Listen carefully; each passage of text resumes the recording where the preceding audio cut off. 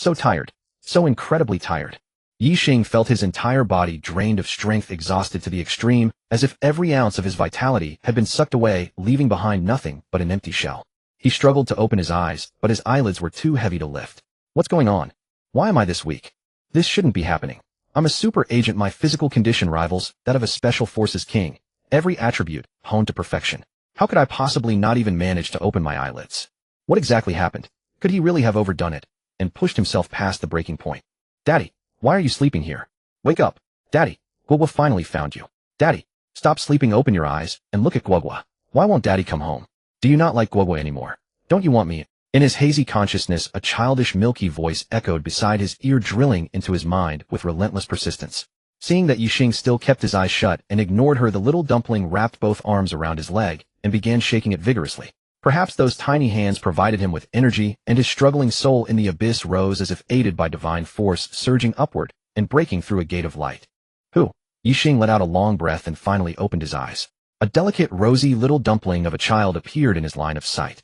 The little girl looked about 3 or 4 years old, a baby bottle in her mouth, eyes wide open as she gazed at him anxiously. The moment she saw Ye Xing finally open his eyes, her face immediately broke into a bright smile. Daddy, you finally woke up. Why were you sleeping on this chair? You'll catch a cold. Ye Xing was dumbfounded. What on earth was this situation? A perfectly adorable little dumpling of a girl calling him daddy. He wasn't even married, didn't have a wife. How could he have a daughter? Although, he had certainly been around the block, but he had never left behind a single child. His mind spun at breakneck speed like a storm had been whipped up inside. Exactly which woman had left him with offspring? But the next moment, a violent pain shot through his head, and then a massive flood of information crashed into him. Several minutes later, he looked up at the sky with an expression of utter despair. He had transmigrated from Earth to this parallel timeline Huan nation into the body of a boy with the same name and a miserable, identical existence. Ye Xing from Shanghai, 24 years old, born in the countryside, average family circumstances. Through hard work, he got into the computer science department of Shanghai University, graduated a year ago, landed a job at a small company, and became a glorious code farming programmer, a corporate drone. To complete the task his boss had assigned, he pulled all-nighters for a week straight. A week later, utterly spent, he finished the job, but because of total physical exhaustion, the moment he sat down on this roadside pocket park bench, he fell asleep. That one sleep exchanged his soul entirely. Now he only wanted to cry. He didn't want to transmigrate. Back on Earth, he was a super agent. Music, chess, calligraphy, painting, military strategy, martial arts, astronomy, and geography. There was nothing he didn't master, nothing he couldn't do. He was a dragon among men, a genius among carbon-based life forms. A jack of all trades. Money, cars, houses, women, he lacked for nothing. Heavens, are you blind? With my incredible conditions, living so carefree and free, why the hell did you give me a transmigration? And into such a miserable body at that? I refuse. Send me back. Ye Xing screamed furiously in his heart. Daddy, why aren't you talking? Your face looks so awful. Are you feeling unwell somewhere? The little dumpling's voice cut through Ye Xing's hysterical internal breakdown. His gaze slowly focused, and looking at the little girl before him, he forced a bitter smile. Well, he had just been about to tell her that he wasn't her daddy, that she'd gotten the wrong person, when a cold mechanical prompt echoed in his mind. Ding. Detected father-daughter relationship between the two individuals. Binding conditions met. Daddy doting system, binding in progress. Binding successful. Ding. Detected that the host is in an extremely weakened state. Novice gift pack automatically distributed. You have acquired Special Forces King Physique. You have acquired Perfect Level 5 Element Fist. You have acquired Divine Level Culinary Mastery. Ye Xing, still reeling from shock, had not yet recovered when a warm current suddenly surged through his entire body. The feeling of utter weakness vanished like smoke, replaced by a body brimming with explosive power. At the same time, information regarding the Perfect Level 5 Element Fist exploded in his mind, was absorbed and formed into muscle memory. As if he had been born knowing this fist technique and had used it tens of thousands of times. It was incomparably familiar. Before his pleasant surprise could fade, another wave of knowledge followed, this time about culinary arts, once again occupying his entire mind. When he had finished absorbing this enormous wave of information, he couldn't help but begin apologizing, mentally apologizing to the heavens for his earlier complaints, accusations, and curses. Having transmigrated and activated a system right away. If the situation weren't what it was, afraid of scaring the little girl in front of him, he would absolutely burst into wild laughter at the heavens. With this heaven-defying cheat in hand, he would surely thrive brilliantly in this world. Combined with his past life's memories, it was as if he had brought all his previous knowledge and skills with him. Add to that this near impossible to counter cheating tool. Who could possibly be his opponent? Who could possibly stand in his way? Wait. The system said he and this little girl had a father-daughter relationship. Ye Xing desperately searched his mind for any related memories, but even if he burned out his CPU, he couldn't find a single trace. Could the system have made an error? Impossible. He had read plenty of system novels. This kind of divine artifact absolutely wouldn't malfunction. Since the system said this little girl was his daughter, then she must be. But the problem was, he genuinely couldn't remember how.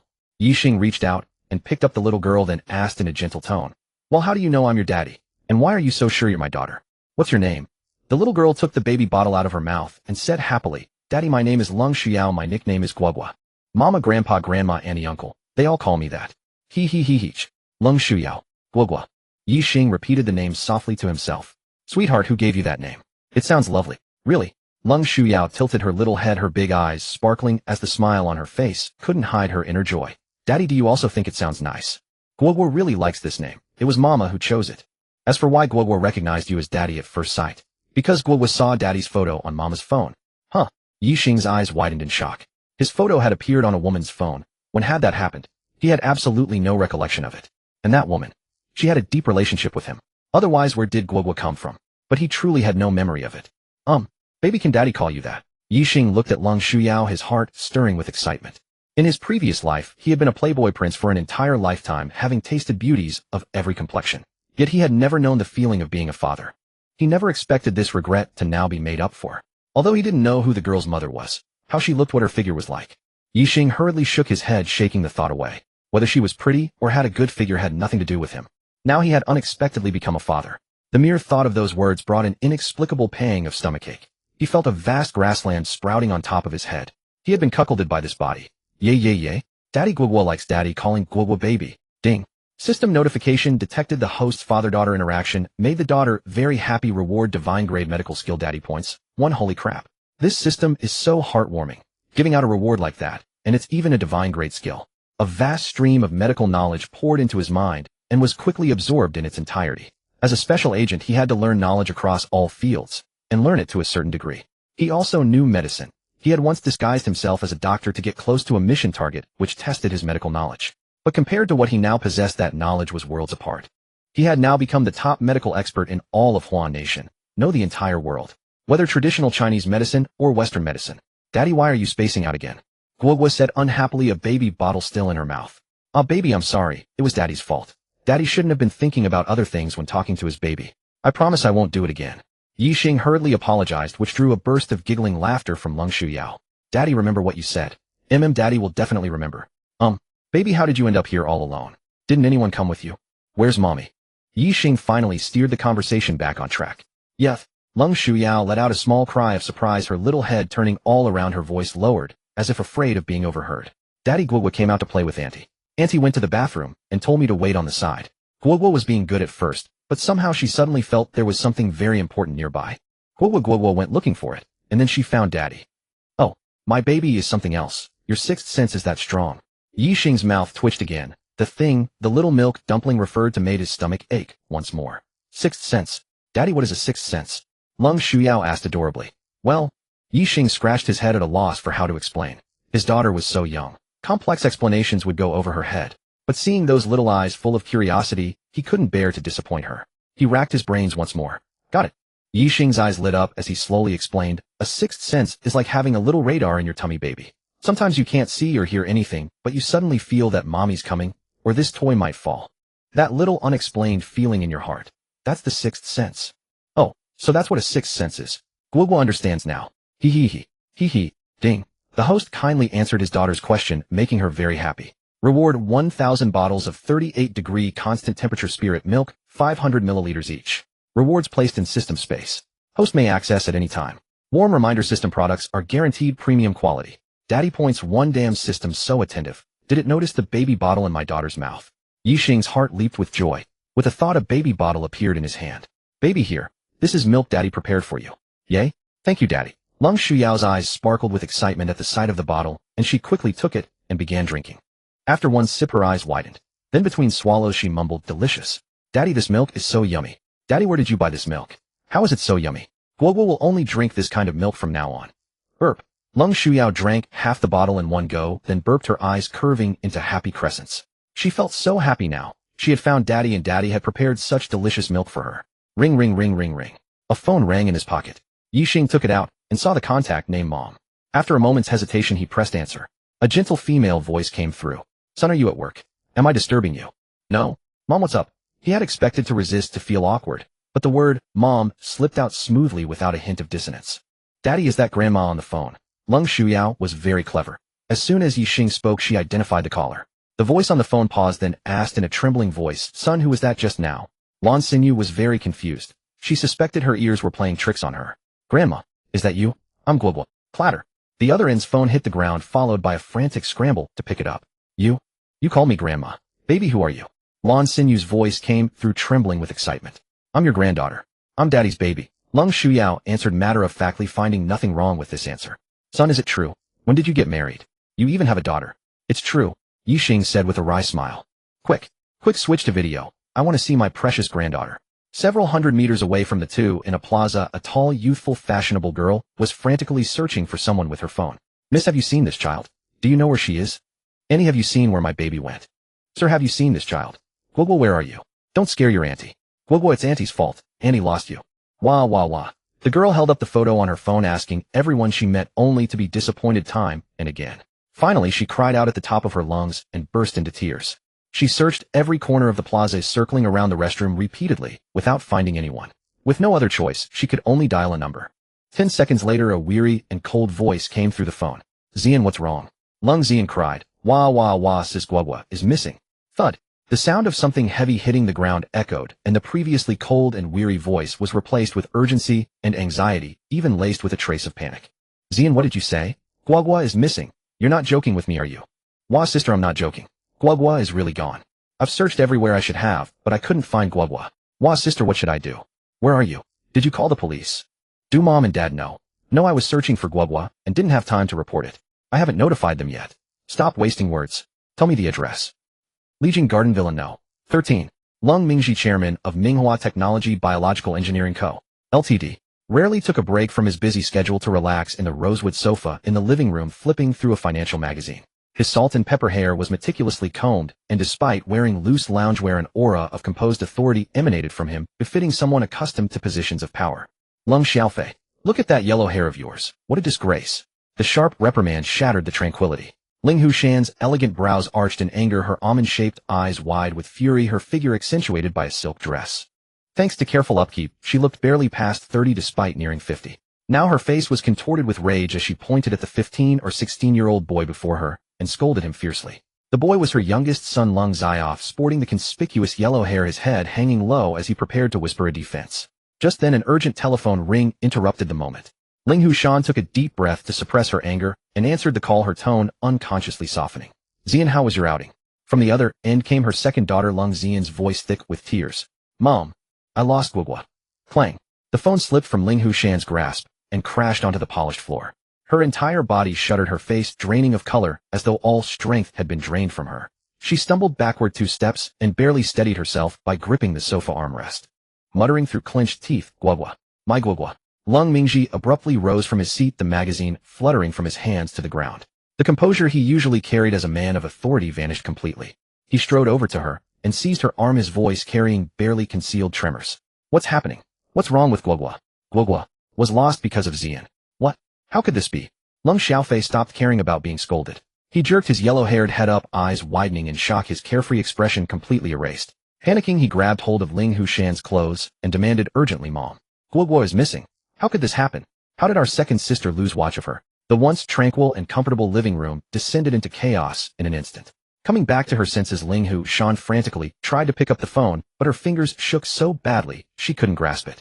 Lung Mingji furrowed his brows and quickly dialed the police, his voice growing slightly hoarse from urgency. Meanwhile, Lung Xiaofei paced restlessly nearby, muttering repeatedly, Guoguo, my sweet niece, wouldn't wander off on her own.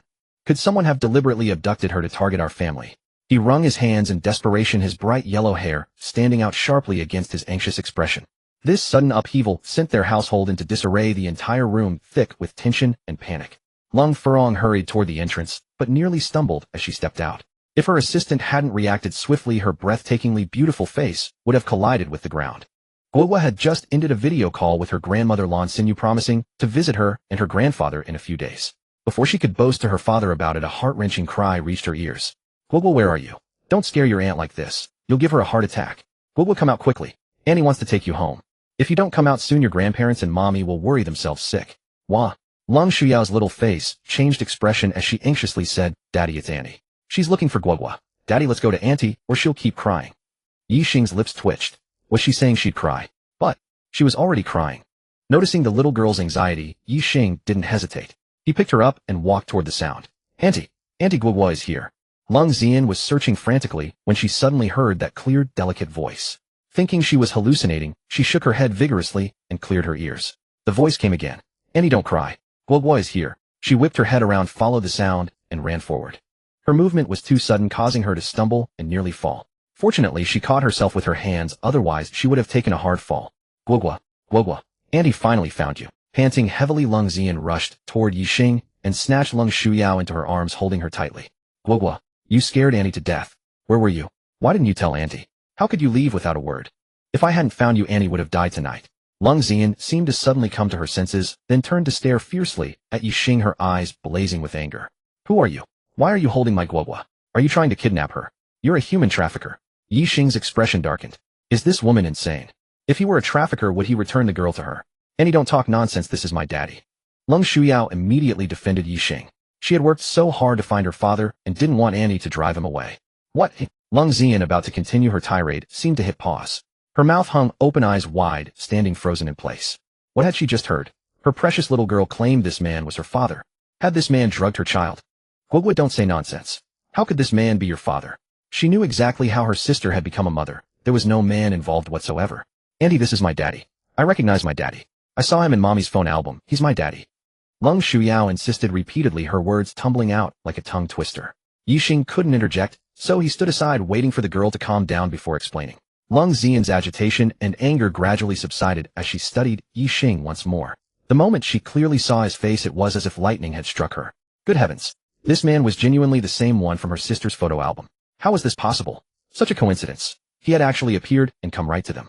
Did this man know something? Or was he harboring sinister intentions with ulterior motives? The commotion drew the attention of many, and gradually the crowd gathered to watch the spectacle. Many exchanged whispers, buzzing with discussion. "Auntie, this kid really has the guts of a lion and the heart of a bear, daring to kidnap a child in broad daylight. Auntie, call the police immediately, have them arrest this rascal. I've always hated traffickers in my life." "Uncle Tsuehua, don't talk nonsense here. Didn't you hear the little toddler say that's her father?" "Short-haired woman, the toddler's clothes are very expensive, clearly from a wealthy family." "Short-haired woman, look at that man, dressed in cheap street stall goods, total cost less than 200 yuan. How could these two be father and daughter? Is the child being coerced by him?" "Four-eyed guy, sister, you make a good point.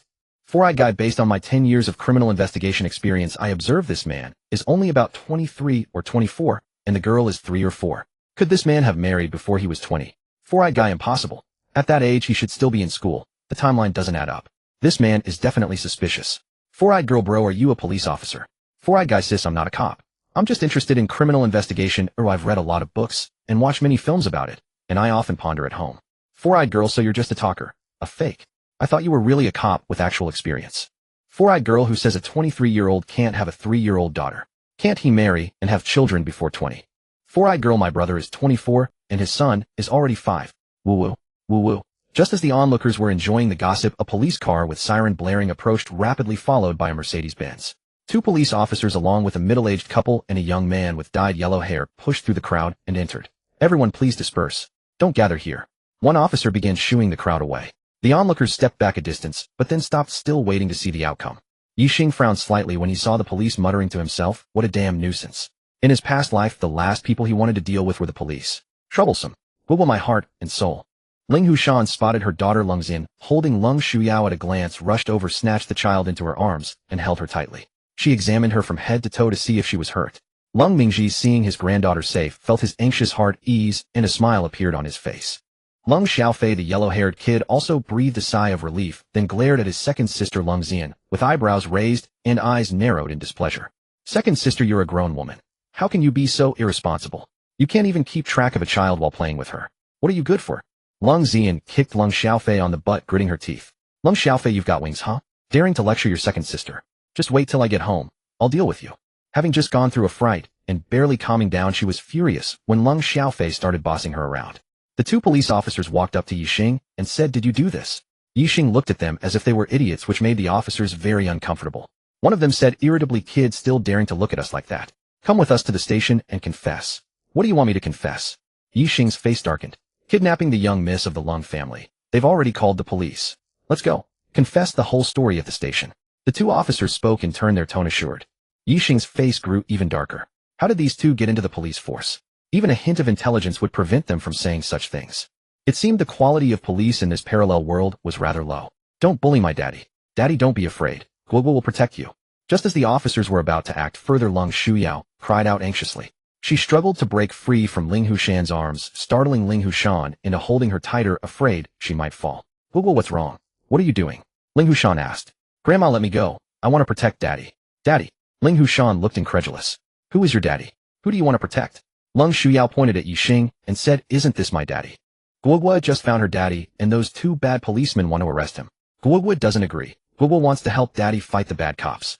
Lung Mingji and his wife finally noticed Ye Xing and frowned deeply. The two officers were startled by Lung Shuyao's voice, stopped in their tracks, and stood dumbfounded.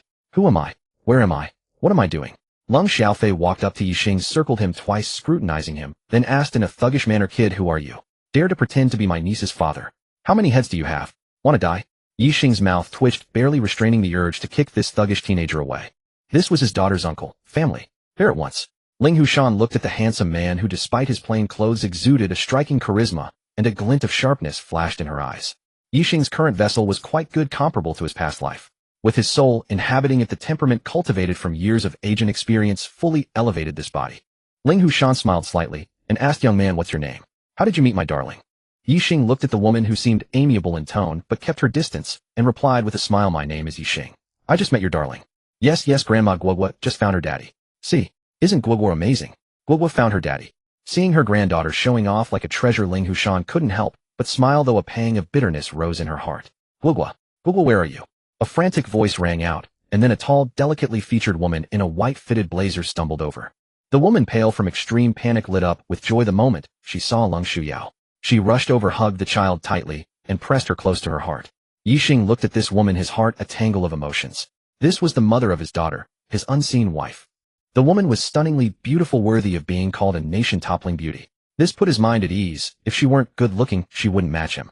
Lung Furong calmed down from her excitement. When she raised her head and saw Ye Xing, she was instantly stunned. At the Four Seasons-themed hotel inside the Summer Lotus Pond private room, the Lung family, Lung Mingji, Ling Hushan, Lung Furong, Lung Zian, Lung Xiaofei, and Lung Shuyao sat gathered around a round table with one additional guest, Ye Xing. The table was laden with an array of sumptuous dishes, yet not a single person reached for their chopsticks. Only Ye Xing was busy peeling braised shrimp for his daughter. This little girl refused to leave Ye Xing's arms for a moment, clinging to him like a patch of medicinal plaster. Watching this scene, everyone in the Lung family, including Lung Furong, her own mother, felt an ache of bitterness deep in their hearts, secretly grinding their teeth. Has our family been poached? Hey, Grandpa, Grandma, Mom, Auntie, Uncle, why aren't you eating? Don't these dishes suit your taste? Lung Shuyao ate with her mouth overflowing, noticing everyone had not yet started, and asked curiously. Mom wiped Guoguo's mouth. Guoguo wants a sip of milk. Lung Furong grabbed a wet wipe and gently cleaned the little girl's face. The child hurriedly shoved the milk bottle into her mouth and greedily sucked several large gulps. Moi. Lung Furong's brows knit together. Guoguo, this isn't your usual bottle. Where did this milk come from? And who prepared this milk for you?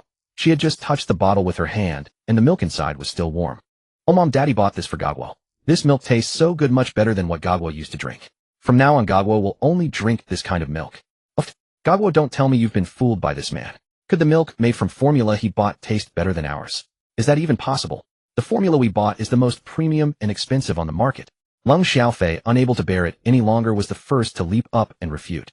Ling Hushan's lip twitched slightly. Her own little treasure had defected, and the price was merely a bottle of milk. How could that milk possibly be better than theirs?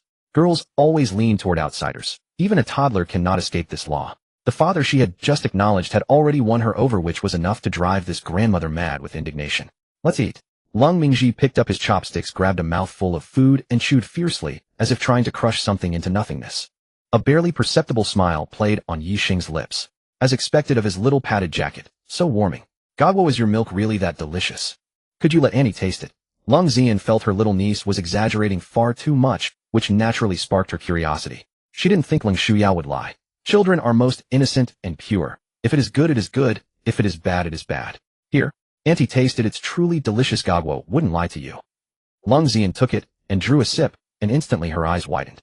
The flavor, fragrant and sweet. That pure milky aroma and superb texture made her feel slightly intoxicated, almost addicted. That morning when she had mixed formula for Guoguo, she had also tasted a drop, and that flavor was simply incomparable to this bottle. Gulp. She drank another mouthful, then reluctantly returned the milk bottle to Lung Shuyao. Anyhow, is it? Does it taste good? Lung Xian nodded vigorously, then closed her eyes and slowly savoring the aftertaste. Her expression was utterly enraptured. The scene stunned everyone, even Lung Xiaofei's mouth hung open. His second sister would never conspire with an outsider like Ye Xing to deceive them. The only explanation was that the milk was truly delicious. Lung Mingji and Ling Hushan exchanged a glance, both seeing astonishment in each other's eyes. The quality of this milk surpassed what they had purchased. But, to their knowledge, no formula on the market was more expensive than theirs. Lung Furong couldn't resist taking the bottle, and also took a sip, then froze. You? Where did you buy this formula? She looked at Ye Xing and asked. Ye Xing momentarily didn't know how to answer. How could he say it was a system reward? That would make these people treat him like a monster. This is a minor matter, I'll tell you later. Let's talk about us. I have no impression of you at all. Did we know each other before? And what about our daughter? Ye Xing finally voiced the question that had been weighing on his heart for a long time. This? Lung Furong's eyes flickered uncertainly, her ICCO aura faltering for a moment, and even a subtle blush crept onto her lovely face. Let's find a separate time to discuss this. Seeing that Lung Furong did not wish to talk about this in such a setting, Ye Xing did not press further. Just as he was about to nod, unexpectedly Lung Xian spoke up. Sis, what's there to hide about this? I'll answer for you. Shut up. Lung Furong's face darkened. Her own sister was so troublesome. Could such matters be spoken of so carelessly? Did she have no shame? And with mom and dad here, was she driving another knife into their hearts? Seeing her sister was angry, Lung Xian stuck out her tongue and promptly backtracked. Her eyes flickered twice, then she held out her hand toward Ye Xing. Give me your phone, let's add each other's contacts. Ye Xing thought for a moment, nodded, and handed her the phone. After a flurry of quick operations, she returned the phone to Ye Xing, a sly smile flashing across her face. You all continue eating, I'll go to the restroom. She immediately rose and ran out. Not long after, Ye Xing's phone chimed with a bubble notification sound. He picked it up and saw a message from the contact saved as Ziwu Yanxia. Ye Xing was puzzled. Who was this? Why send him a message? He had no recollection of such a person, but the next moment realization struck. This was Lung Xian. Opening the message, his eyebrow twitched. Want to know the origin of your daughter with my sister? I can tell you, but it will cost 2 bottles of that precious milk your niece drinks in exchange. So she was after his milk. Nevertheless, he still wanted to know immediately about his daughter's origins and his relationship with Lung Furong, the ice-cold CEO, who kept everyone at arm's length. Sure. He typed 2 characters. Moments later, he received another message. Opening it, he found it quite long. My sister has had an obsession with cleanliness since childhood, especially toward men. She must keep them 3 feet away, or she will feel physically ill and nauseated. But Grandpa had arranged a marriage for her to a young master from a prominent family in the capital. However, that man had a terrible reputation. He was a notorious playboy. My sister, to avoid this arrangement, secretly went to the hospital for in vitro fertilization and publicly claimed she had a boyfriend and was carrying his child. And she happened to select your genetic material, which is how you two came to have a daughter. Ha ha ha, thrilling, isn't it? Exciting, isn't it? So that's it. This explains why no matter how hard I racked my brain, I couldn't find any trace of connection with this woman. Boom. A memory fragment exploded in his mind. In the first year of college, he and a few roommates suddenly went crazy and did something earth-shattering. They went to the medical association to donate sperm. Naturally, they had to leave their personal information. No wonder his little darling had seen his photo on her mother's phone and recognized him at a glance. Ye Xing looked up at Lung Furong, and coincidentally Lung Furong was also looking at him. Their eyes met. Well, no sparks or electricity flew. Ye Xing nodded and gave a faint smile, but Lung Furong's face stiffened, though she still nodded slightly out of politeness. This woman is a bit cold. Ye Xing commented inwardly. Her surname truly suited her. Coming out of the hotel, Lung Shuyao clung tightly to his neck and refused to let go. Even her own mother, Lung Furong's words had no effect. The family tried various persuasions, but in the end it was only when Ye Xing said he had work in the evening and repeatedly promised to take her to the amusement park tomorrow that he managed to calm her down and let her go home with the family. Following his memory, he returned to his rented single apartment. The house was a bit shabby and the furniture was old, but the rent was cheap, $100 a month. For him, a corporate slave earning $400 a month, struggling to make a living in a provincial city, it was barely affordable.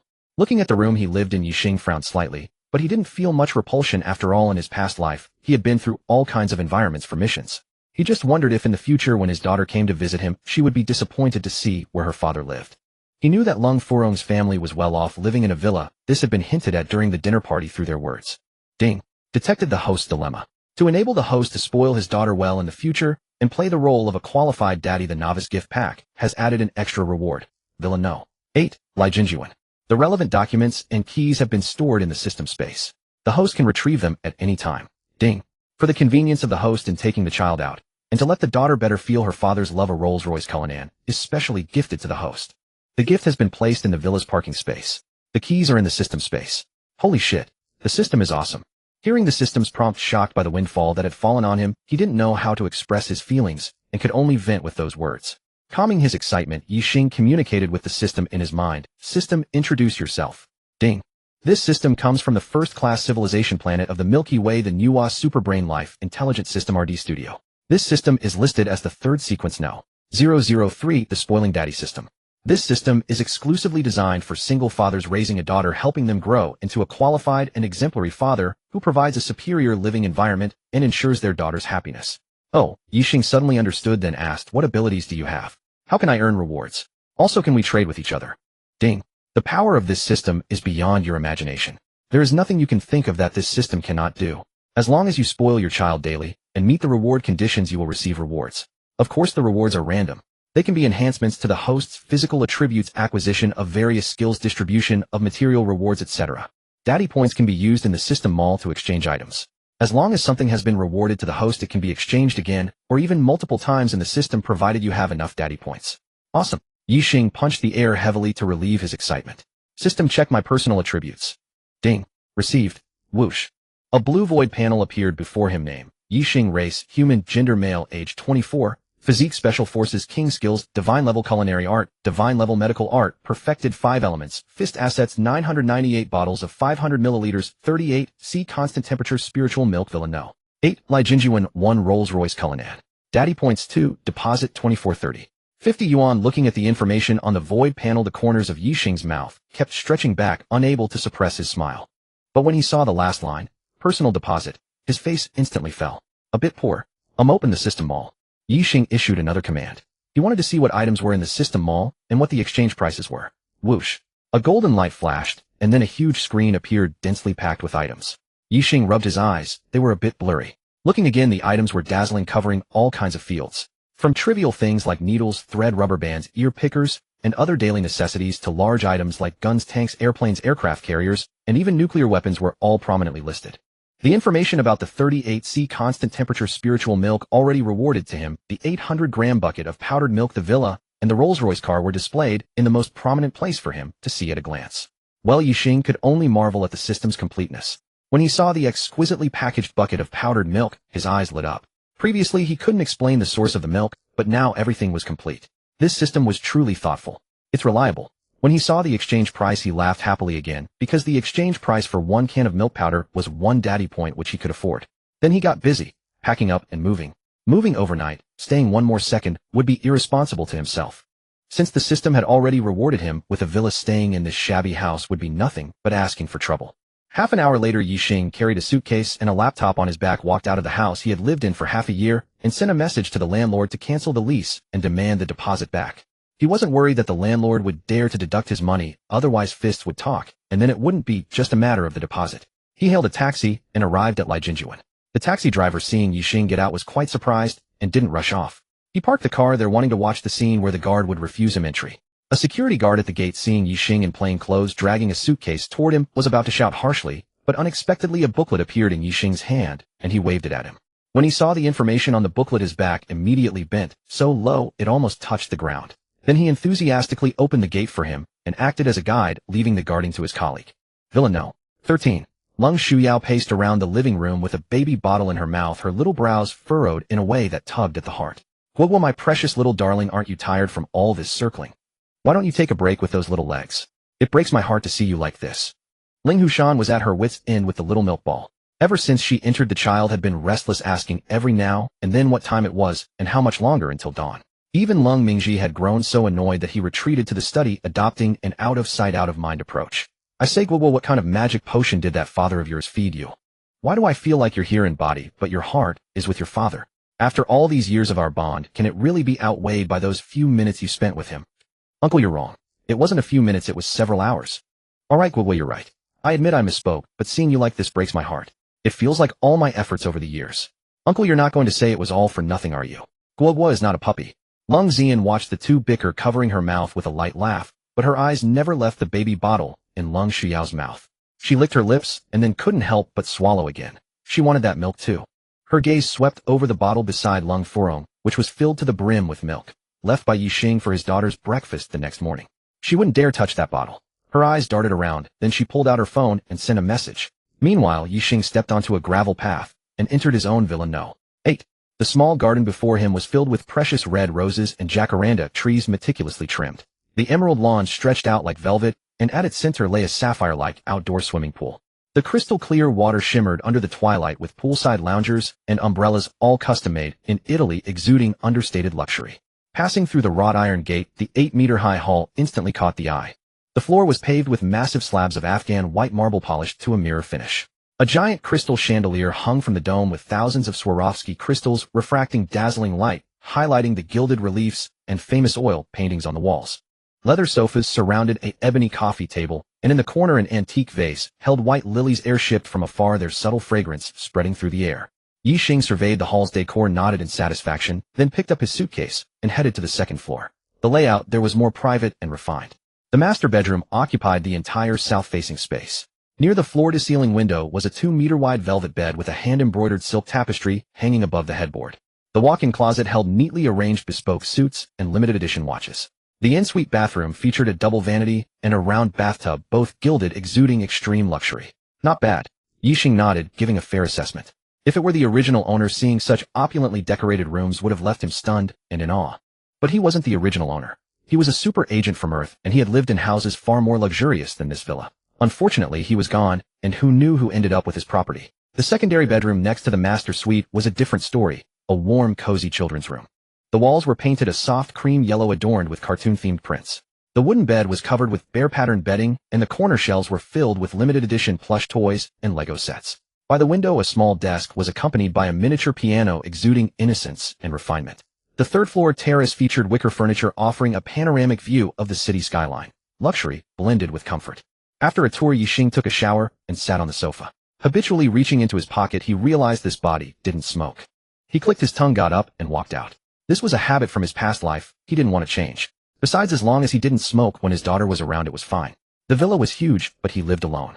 He still needed to stock up on groceries. The fridge was completely empty, and he couldn't even have a midnight snack, unless he ordered takeout at this hour. Takeout, was it sanitary? And more importantly, would it taste as good as what he could cook? He now possessed divine culinary skills. Even a state banquet chef couldn't match his cooking. He went downstairs, got into his Rolls-Royce Cullinan, and drove out of the gate. After registering his license plate at the security booth, he merged into the night, leaving the two guards envious and jealous. An hour later, when he was once again sprawled on the sofa, cigarette in mouth, smoking leisurely, the villa had been filled with many items. The double-door refrigerator in the kitchen was now packed to the brim. Ye Xing picked up his phone and checked his balance. It stung his eyes. In his past life, he had billions. Money was just a number to him. But now, having crossed over, he was dirt poor. His entire net worth was just over $2,000. How was he supposed to live? He had to find a way to make money, or else how could he provide a comfortable life for his daughter? If he took his daughter out and she wanted something, but he couldn't pay because he was broke, that would be utterly embarrassing. He would never allow such a thing to happen. Scrolling to the landlord's contact, he saw the deposit hadn't been returned yet. A smile slowly spread across his face. This was practically handing him money. Well, he'd pay a visit to that landlord tomorrow. Hopefully that stubborn old man could keep up with him. In a cramped mahjong room, cigarette smoke hung thick like a gray veil, mixing with the clatter of tiles, shouts, and the sharp click of dice against the table, a cacophony that grated on the ears. 4 mahjong tables were packed to capacity. The faces of men and women were slick with the grease of all-night gaming, and the cigarettes in their fingers burned long ash flicked carelessly into empty boxes on the table corners. At the innermost table, a greasy man with a big head and thick neck tugged at his collar in irritation. Sweat beads rolled down his fat, gathering at his chin before dripping onto the tiles. He grabbed his tiles, roughly rubbing them with his fingers, cursing under his breath. Damn it, my luck is terrible tonight. I've only won twice, and I've almost lost all my money. This round, please let me win a big one. As his words faded, the phone on the table suddenly lit up with a ding. The man frowned, grabbing the phone impatiently and glancing at the message on the screen. The next second, he slammed the table, sending the mahjong tiles clattering. He roared, "Damn it, you little punk." Suddenly moving out, and still wanting your deposit back. Dream on. The phone rang incessantly. Ye Xing was awakened by the ringing. Opening his eyes, he saw it was just Dawn. Who? Calling him so early in the morning. Could it be something urgent? He reached out to the bedside table, picked up the phone, and saw Lung Xian. He couldn't help but feel bewildered. He didn't seem to know this person, did he? Wait, Ye Xing slapped his forehead, thinking to himself, how could my memory be so poor? Isn't this the contact I just added yesterday? Why was this woman calling him? And at this early hour, could it be his daughter? A bolt of lightning flashed through his mind. He quickly pressed the answer button, and before he could speak, Ling Shuyao's clear, tender voice burst out from the other end. Daddy, are you awake? It's morning. Guoguo missed you so much. Ye Xing felt a warm current surge through his body. Living 2 lifetimes, this was the first time he had been cared for like this. It felt like taking a bite of honey sweet to the bone. The key point was that this person was his own daughter. From this moment on, he cast aside all concerns and silently vowed to cherish this little angel given to him by heaven. Ding. Detected a tremendous change in the host's mentality. You have taken a great step on the path of being a doting father. Rewarding host with a god-level skill, photographic memory. Daddy points 5. This actually works. Ye Xing was struck by a huge surprise, leaving him stunned for a moment. Early in the morning, without doing anything, he had received a reward, and such an incredible one at that. Photographic memory. This was the ability he had dreamed of possessing since childhood. Just imagine in a vast sea of people, thousands of heads crowded together, and with a single glance you can remember all of them and distinguish each one. Isn't that an amazing ability? Pity that this body had already passed the college entrance exam season. Otherwise he would have definitely scored a perfect 750. Daddy, you promised to take Guoguo to the amusement park today, don't forget. Ling Shuyao's voice came again. Ye Xing's thoughts were finally pulled back by his daughter. He quickly said, sweetheart, how could Daddy forget his promise to you? Give Daddy 5 minutes. In 5 minutes Daddy will be right at your doorstep. He put down the phone. He spent 2 minutes on personal hygiene, 1 minute washing up, and then 1 minute picking out a set of clothes. After that he rushed out of the villa gate and ran toward No. 13 nearby. Exactly 5 minutes later he appeared punctually at the gate of Lung Furong's villa. Creak. The villa door opened and Ling Shuyao, dressed like Snow White, walked out, accompanied by Lung Furong and Lung Zian. Daddy. Ling Shuyao spotted Ye Xing standing outside and shouted happily, stretching out her little hands as if to rush forward. Guoguo, what are you doing? There are steps here. Do you want to fly down? Lung Furong grabbed the excited Ling Shuyao, lifted her up, and said with dissatisfaction. Ling Shuyao stuck out her tongue and made a face. Oh mommy, Guoguo didn't mean to. Guoguo just got so excited that she forgot. Lung Zian looked at Ye Xing, who was wearing a sportswear and looked extremely handsome, and her eyes sparkled. She hadn't expected Ye Xing in sportswear to be so handsome. It seemed her elder sister really had good taste, spotting such excellent genes at first glance. Lung Furong looked at Ye Xing standing outside the door. A flicker of surprise passed through her eyes, and her cold face thawed slightly. How did you get here? Ye Xing walked forward a few steps, then reached out and picked up Ling Shuyao. His movements were a bit clumsy. After all, it was his first time doing this. Ling Shuyao's little hands tightly hugged Ye Xing's neck. Her little face rubbed against his, revealing a happy smile. Ye Xing also beamed with joy. He couldn't help but give her a gentle kiss on her little cheek, causing Ling Shuyao to giggle with a series of hee laughter. Lung Furong and Lung Zian, the two sisters, saw this scene and gritted their teeth secretly. They felt extremely jealous, as if their most beloved treasure had been stolen. You haven't answered my question yet.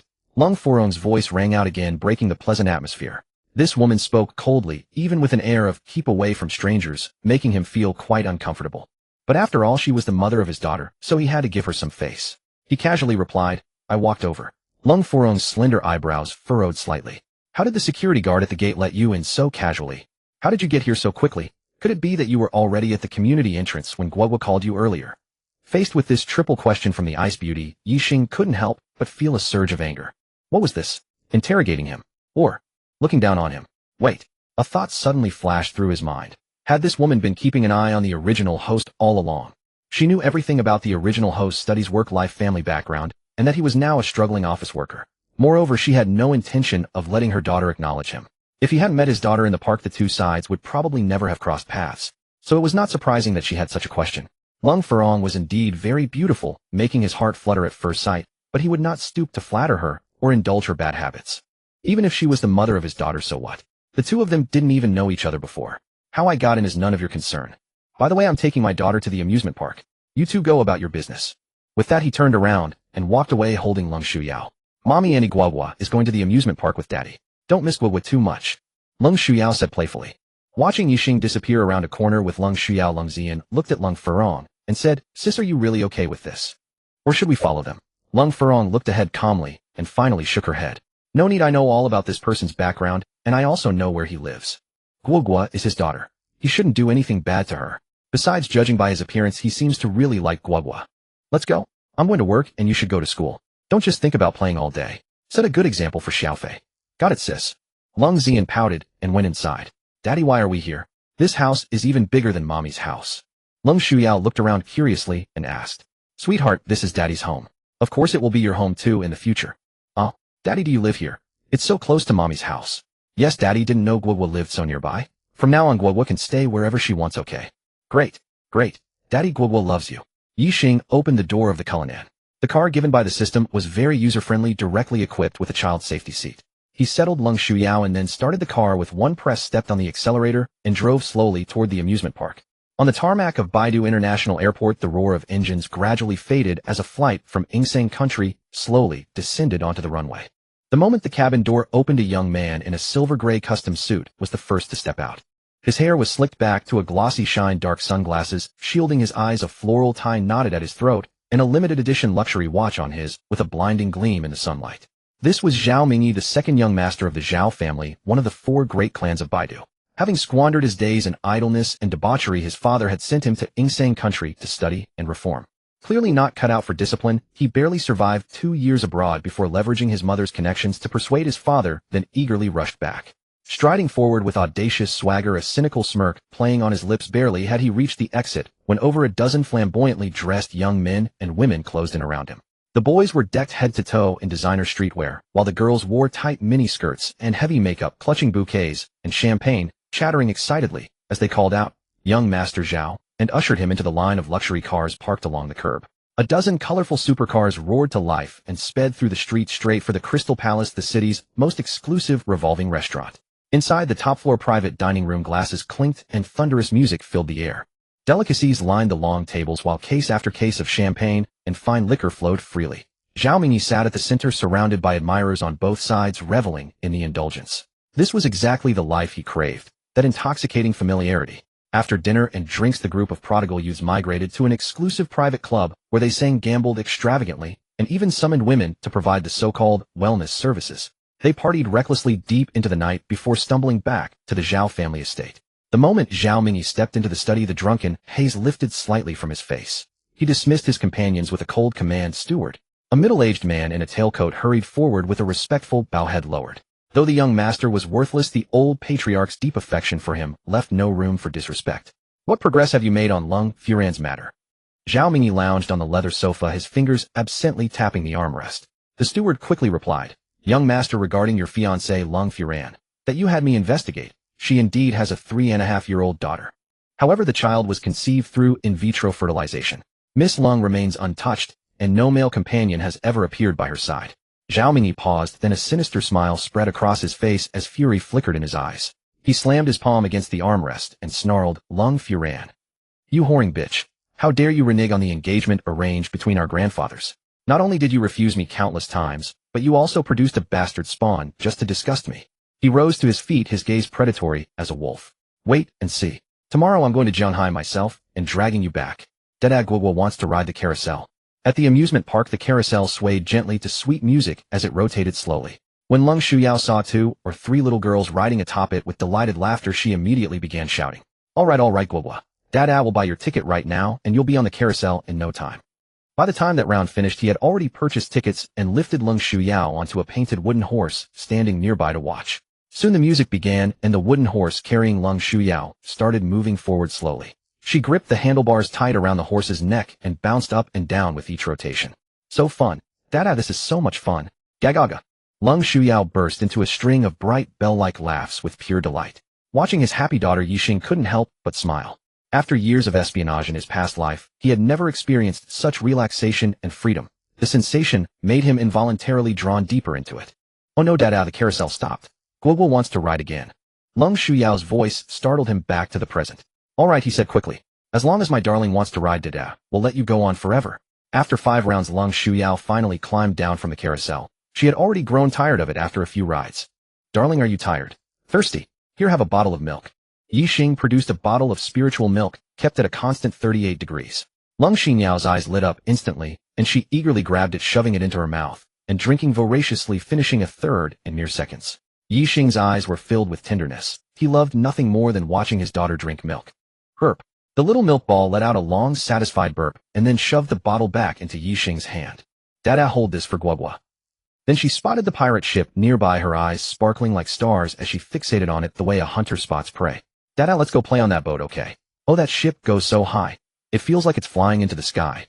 Guoguo wants to go. Guoguo wants to fly up there. Darling, aren't you afraid? Seeing the pirate ship swing to its extreme height, Ye Xing asked with concern.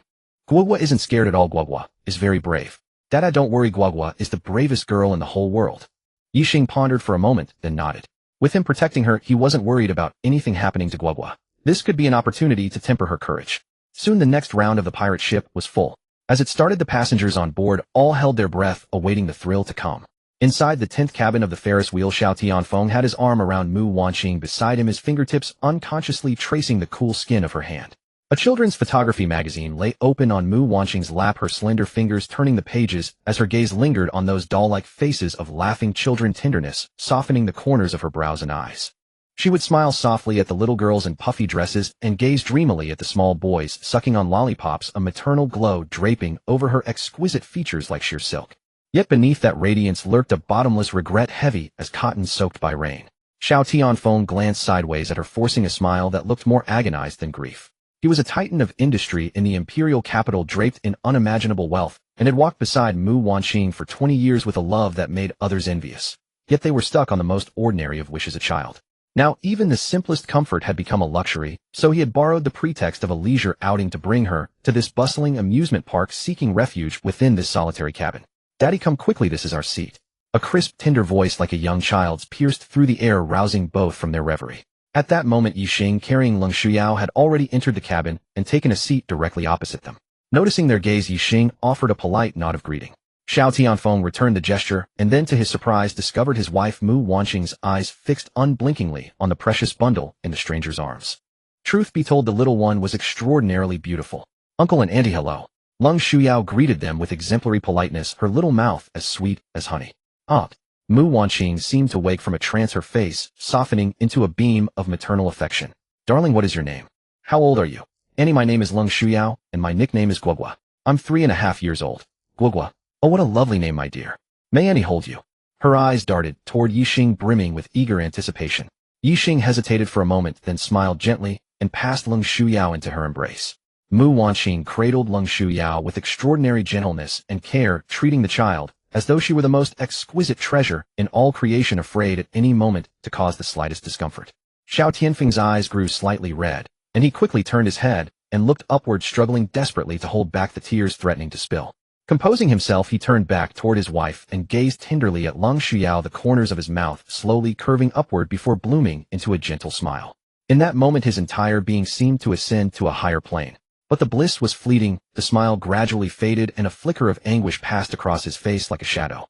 Ye Xing observed every detail of this exchange, and upon studying, Xiao Tianfeng understanding dawned within him. He possessed divine medical mastery. With a single glance, he could discern another's physical condition. Young man, let me introduce myself. I am Xiao Tianfeng, and this is my wife Mu Wanqing. And how should I address you? Ye Xing. Ye Xing.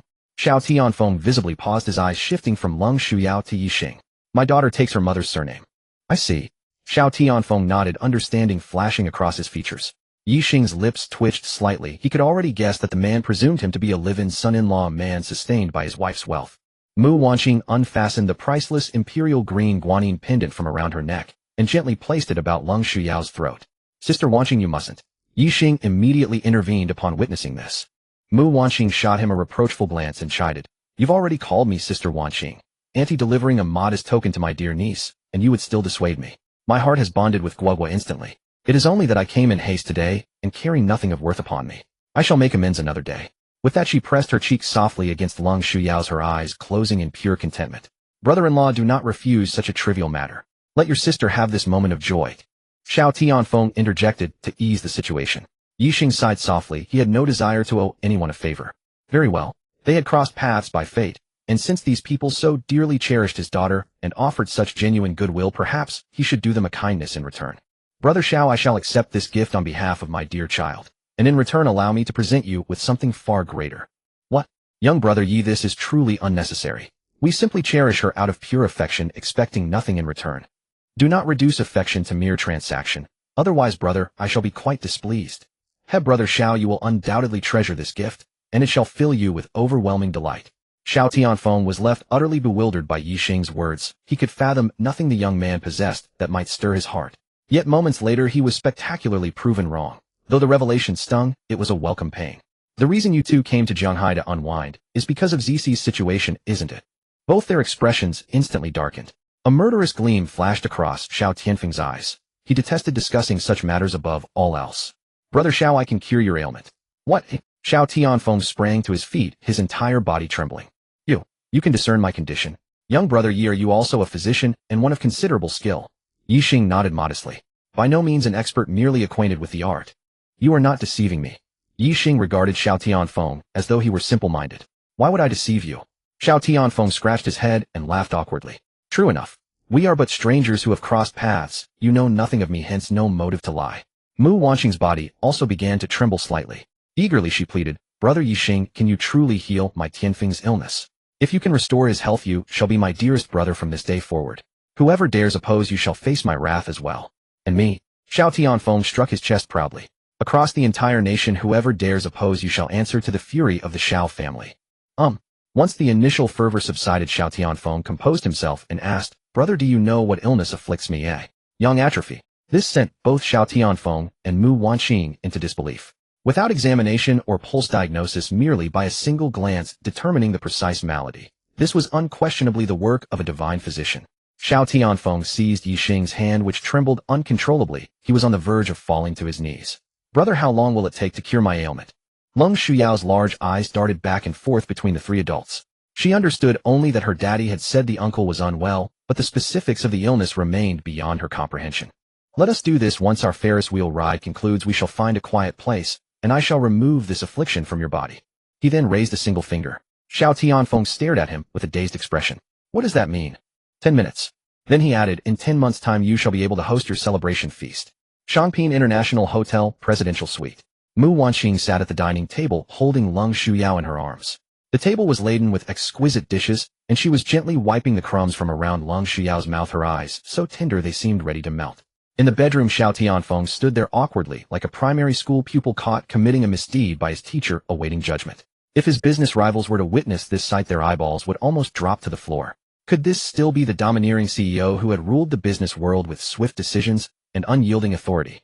Brother Xiao, don't be nervous. It won't hurt. It'll be over in a moment. Ye Xing said with a smile, seeing Xiao Tianfeng's distressed state. Younger brother, it's not the pain I fear. It's the tension. Do you have any idea how many places I've run to, how many people I've sought out, how much suffering I've endured, and how many times I've been disappointed? It was manageable before. Sister's belly simply showed no sign of life. But in the past 2 years I have become completely powerless. Do you know how agonizing that feels? I dare not leave work on time, dare not return home after work, dare not even face sister once I arrive home. Sigh, I've lost even the dignity of being a man. Xiao Tianfeng grew increasingly agitated as he spoke, tears welling up in his eyes. Ye Xing nodded and said, I understand. But soon you will regain your virility and have your own child. Younger brother, I can't express my gratitude enough. From now on my life is in your hands. Ye Xing smiled faintly, then asked him to lie down on the bed. Of course trousers needed to be removed as well. He took out a set of silver needles purchased on the way, already sterilized. Grasping one between his fingertips, the 3-inch needle glinted in his hand, his gaze as deep and still as an ancient well. His fingertip traced the needle's point, his wrist turned slightly, and silver light streaked forward like fireflies threading through a curtain, piercing precisely into Guanyuan and Qihai acupoints below Xiao Tianfeng's navel. Ye Xing's movements were as swift as lightning.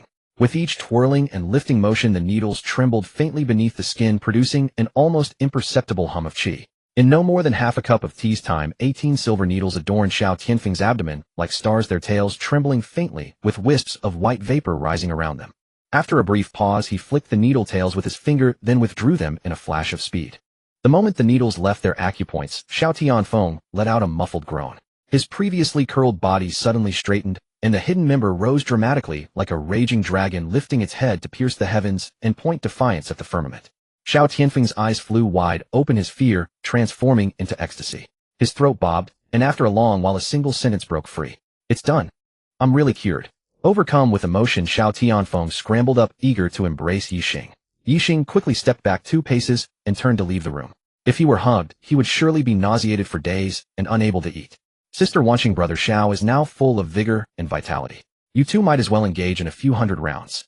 Ye Xing picked up his daughter, raising an eyebrow at Mu Wanqing. Amid her flushed cheeks and stirring emotions, he departed with flair.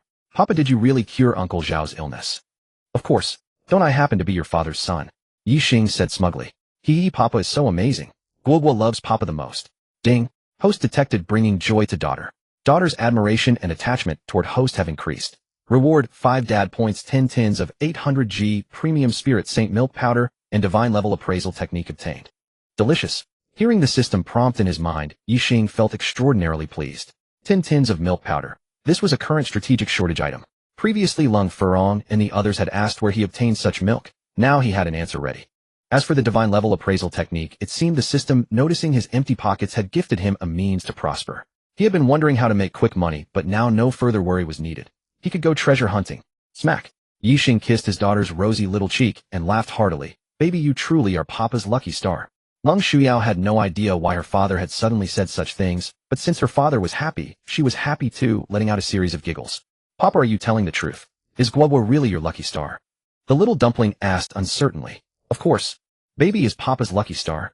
As long as you're by my side, Papa will always be fortunate. Everything I desire shall come true, all wishes fulfilled. Wow, Papa. Guoguo had no idea I had such abilities. I'm so happy. Father and daughter chatted merrily all the way back home in the car. They had hardly sat down when the phone rang. Picking it up, he saw an unfamiliar number. Pressing the answer button, Lung Furong's cold voice came through. Where are you now? How is Guoguo? Did she get tired from playing? Did you take her out for lunch? What did she eat? Did you let her nap? Ye Xing's brow furrowed slightly. He moved the phone away from his ear. The imagined cold and beautiful face issuing these rigid questions through the receiver made his heart uneasy. Did he owe her money? Why did she speak like a debt collector? We've already returned home. Guoguo is doing very well, no need to worry. Also, don't speak to me in that tone. Look at the time. Isn't this call a bit late? Lung Furong had never expected Ye Xing to reply this way. She fell silent for a moment. Before she could say anything else, a busy tone came through the phone.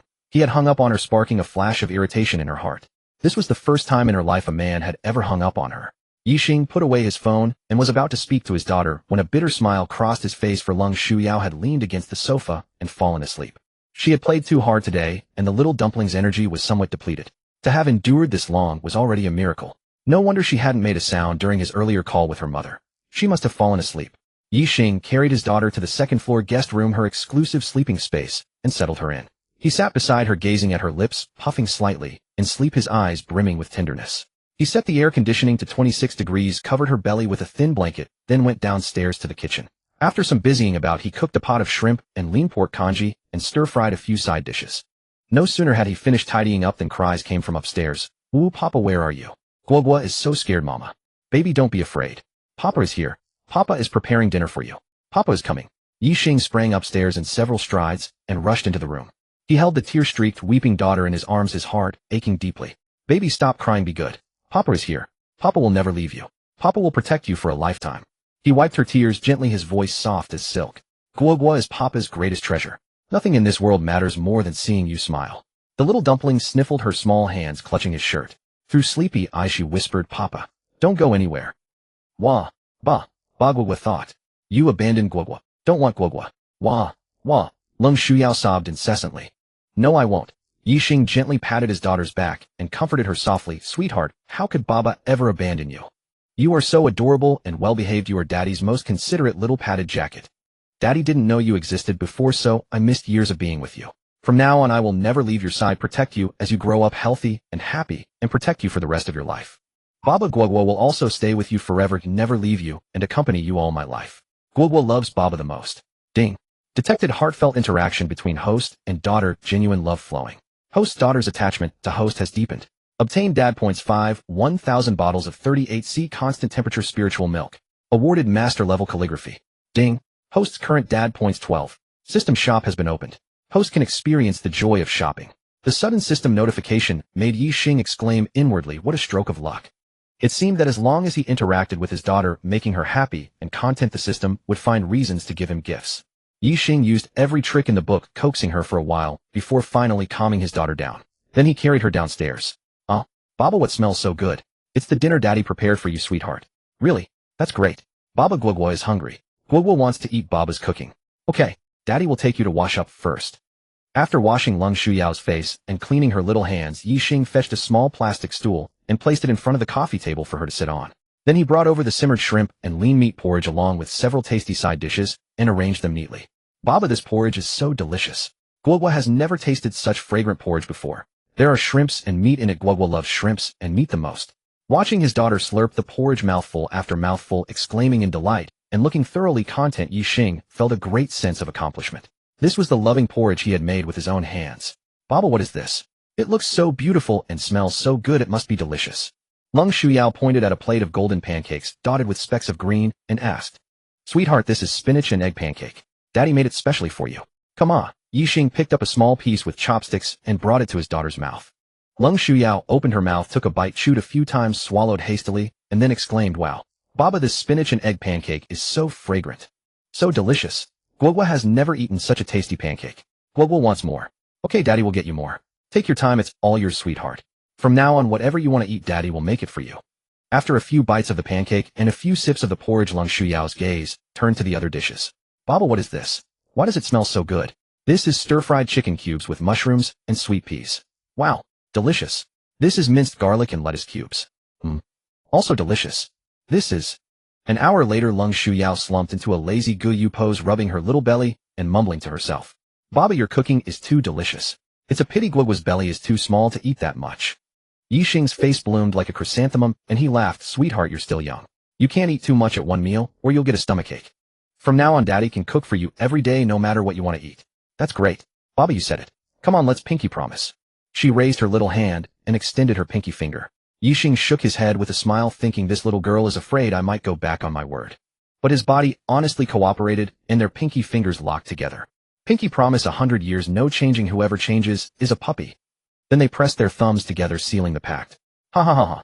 Father and daughter laughed at each other, the atmosphere extremely harmonious. Ring ring ring. A harsh telephone ring shattered the mood. Baba phone. Lung Shuyao quickly reminded. Ye Xing picked up his phone and saw it was Lung Furong calling. He frowned and reluctantly answered because there was a pair of eyes watching him. Ye Xing, where are you? Where did you take my daughter?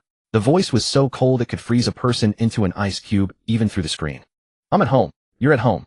Lies. I knocked on the door for a long time and got no response. You deliberately pretended not to hear and didn't open it, didn't you? When did you knock on my door? Why would I pretend not to hear? Scolded by Lung Furong, Ye Xing was very annoyed. A nameless anger slowly rose, and he retorted bluntly. Mommy, are you coming to get Guoguo? Guoguo had so much fun today. Baba even made dinner for Guoguo. Mommy, let me tell you a secret. Baba's cooking is so fragrant and delicious. Guoguo has never eaten such delicious food. Guoguo is so full. Hearing her daughter's voice, Lung Furong's anxious heart finally relaxed.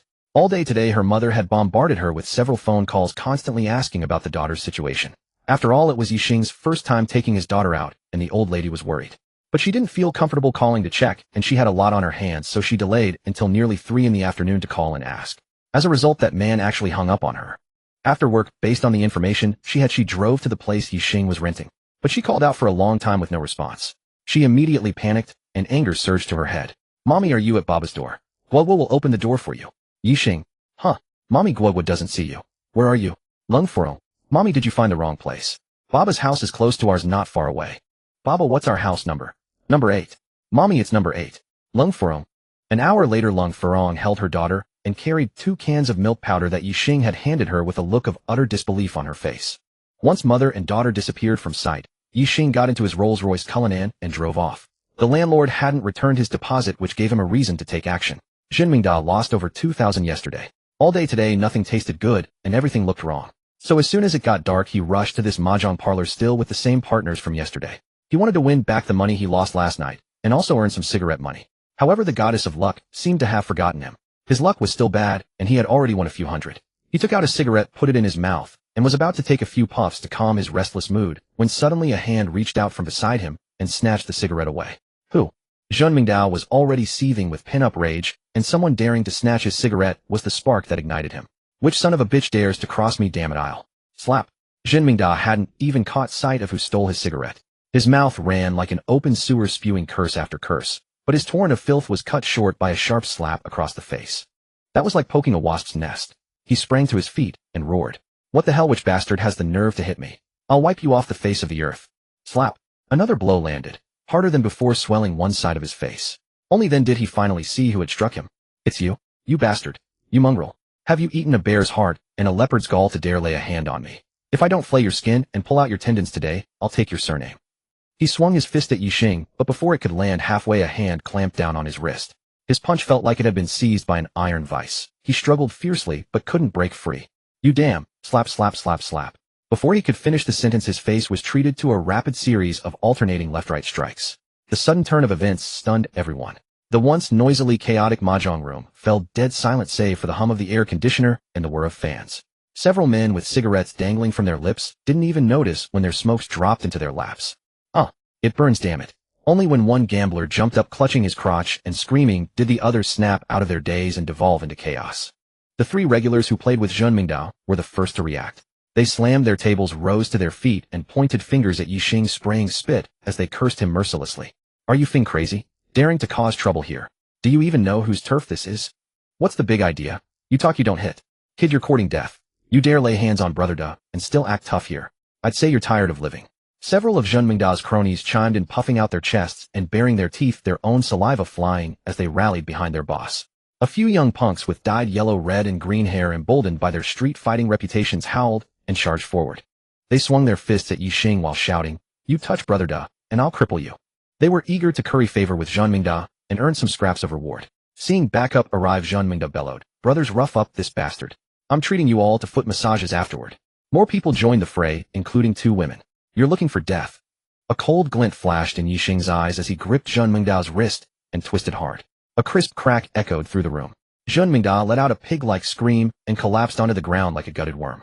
Ye Xing kicked him aside and moved like a tiger fallen into a flock of sheep. Facing the charging punks with dyed hair, his left fist smashed into one man's face, his right knee drove into another's stomach, and his elbow shattered into the third man's ribs.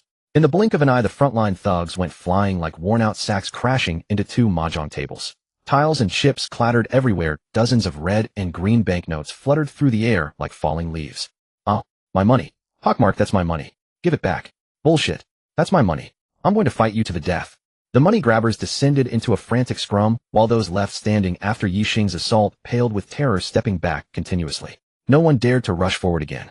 The mahjong room was now filled with overlapping wails of pain, furious curses directed at each other's female relatives, and desperate scrambles for money, an utter mess. Ye Xing ignored the rest and strode forward, grabbing Zhen Mingdao by the hair and dragging him out of the mahjong room. Let go. Let go. It hurts. It hurts. My scalp's coming off, you bastard. Bro. Big brother. How about I call you dad? Is that okay? Just let me go already. My scalp really is about to tear off. Tell me what you want. What do you expect me to do? Ancestor. Ye Xing hurled him to the ground and planted his foot on his chest. The smile on Ye Xing's face made Zhen Mingdao's entire body break out in goose flesh. So terrifying. Just now you were calling me dad and ancestor, weren't you? Weren't you busy earlier calling me bastard, mongrel son of a bitch, little rascal? Slap. Zhen Mingdao backhanded himself. Big brother, please don't stoop to my level. I'm just a degenerated beast. Don't deign to argue with me. It lowers your status. I'm just a fart, so just let me blow away. I'll return the deposit right away. No, not just the deposit. I'll also refund this month's rent. I was wrong before and I accept any penalty. At that moment it finally clicked. This kid was here for his deposit. If only he had known this bastard was this capable, would he have been greedy over a few hundred yuan and take a beating for nothing? The deposit, right? I am here for the deposit. As for the rent, never mind. I was the one who proposed breaking the lease, so I'm the one in breach. Hearing this, Zhen Mingdao's heart relaxed. He thought, this guy's actually easygoing. Then why did he beat me up earlier? Could the man have a split personality? But the next moment he wanted to slap himself again. Still so young and naive. What about compensation for the mental trauma I suffered? Seeing the devilish smirk curling Ye Xing's lips, Zhen Mingdao's heart gave a violent throb.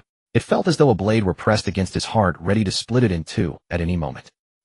Brother, what's the standard for mental compensation? I won't make it too difficult for you. After all, we did share a landlord-tenant relationship once. 10,000 yuan will do. What? 100,000. And you call that easy? Zhen Mingdao clenched his back teeth so hard it seemed as though Ye Xing were sandwiched between them, waiting to be ground to dust. Tear him apart. Bro, this compensation is too high. I don't have that kind of money. Oh really? You own 2 buildings. Your monthly rental income must be well over 10,000. And you're telling me you can't produce 100,000. Oh, I get it now. You think I'm offering too little, don't you? No, brother, please let me go. I truly can't come up with it. Crunch. Zhen Mingdao heard a snap. One of his legs had been broken by Ye Xing's foot. I'll give you one chance to reorganize your language. Bro, you're my real brother. I'll pay, alright. That's more like it. Remember, this money is given willingly as compensation, understood? Understood, bro. I won't play any tricks. This money is my compensation to you, my own fault, my punishment for my earlier insolence. Excellent. A teachable student. Go fetch the money. I only accept cash, no transfers. Zhen Mingdao deflated like a punctured ball, utterly dejected. Even his last sliver of cunning had been crushed. Ye Xing, carrying 100,000 yuan, whistled lightly as he walked toward the car parked by the roadside. Under Zhen Mengda's stunned gaze, he opened the door, got in, stepped on the accelerator, and drove away with effortless grace. Zhen Mengda collapsed onto the ground, his vacant eyes staring at the sky as a few rebellious tears trickled down his cheeks. He had originally planned to teach Ye Xing a harsh lesson and reclaim the money extorted from him. Now that thought was cast to the winds. How could he dare provoke someone who could afford a Rolls-Royce Cullinan? Moreover, that young man's combat prowess was nothing short of bestial. He had no choice but to accept his fate. From that day on, Zhen Mengda's once arrogant and reckless demeanor mellowed considerably. In a way, Ye Xing had done a good deed for the neighborhood. After stashing the money into his spatial storage, Ye Xing was pondering how to kill time when his phone rang. He picked it up and saw the contact name Xiao Laosi. Ye Xing was a little surprised. Why would Xiao Tianfeng call him at this hour? Could that thing be acting up again? Impossible. He had full confidence in his own methods. Hey brother Xiao, what's up? Ha ha ha. Xiao Tianfeng's hearty laughter rang through the phone. Brother, are you free tonight? Let's grab a drink. I'm not busy, but shouldn't you be working right now, eh? How do you have time to hang out? Uh-huh. Xiao Tianfeng laughed it off, but his voice was brimming with barely contained excitement. Your sister is too tired and needs to rest.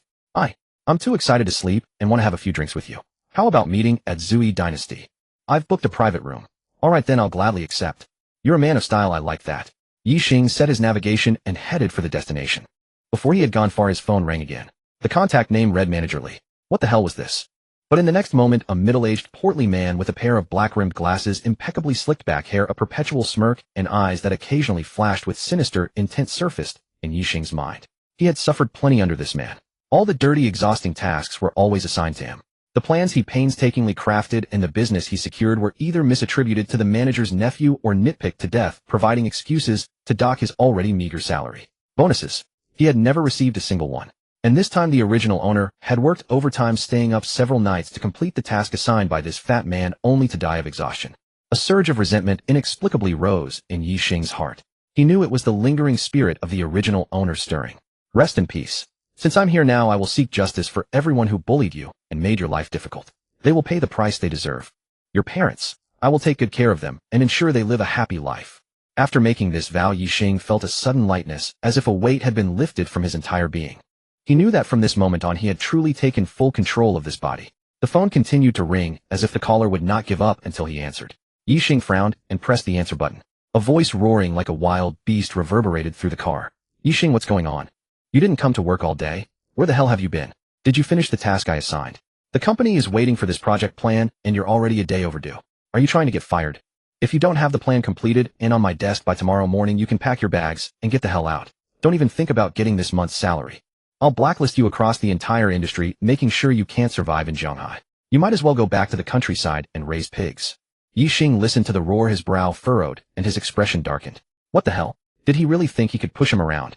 At that moment, he also remembered that although the original body had completed the planning proposal, he hadn't had time to deliver it to the company. On the way, exhausted, he had fallen asleep on a park bench. That sleep had brought him into this body. It seemed he would have to go to the company tomorrow to settle the score. As for working, no way. He would never work for someone else again. He had once been a top-tier special agent on Earth. There were countless ways to make money. Besides, now he had a system backing him. If he still went to work as a wage slave, how could he live up to his identity as a transmigrator? Got it. Ye Xing spat out 2 words impatiently and hung up. Ding.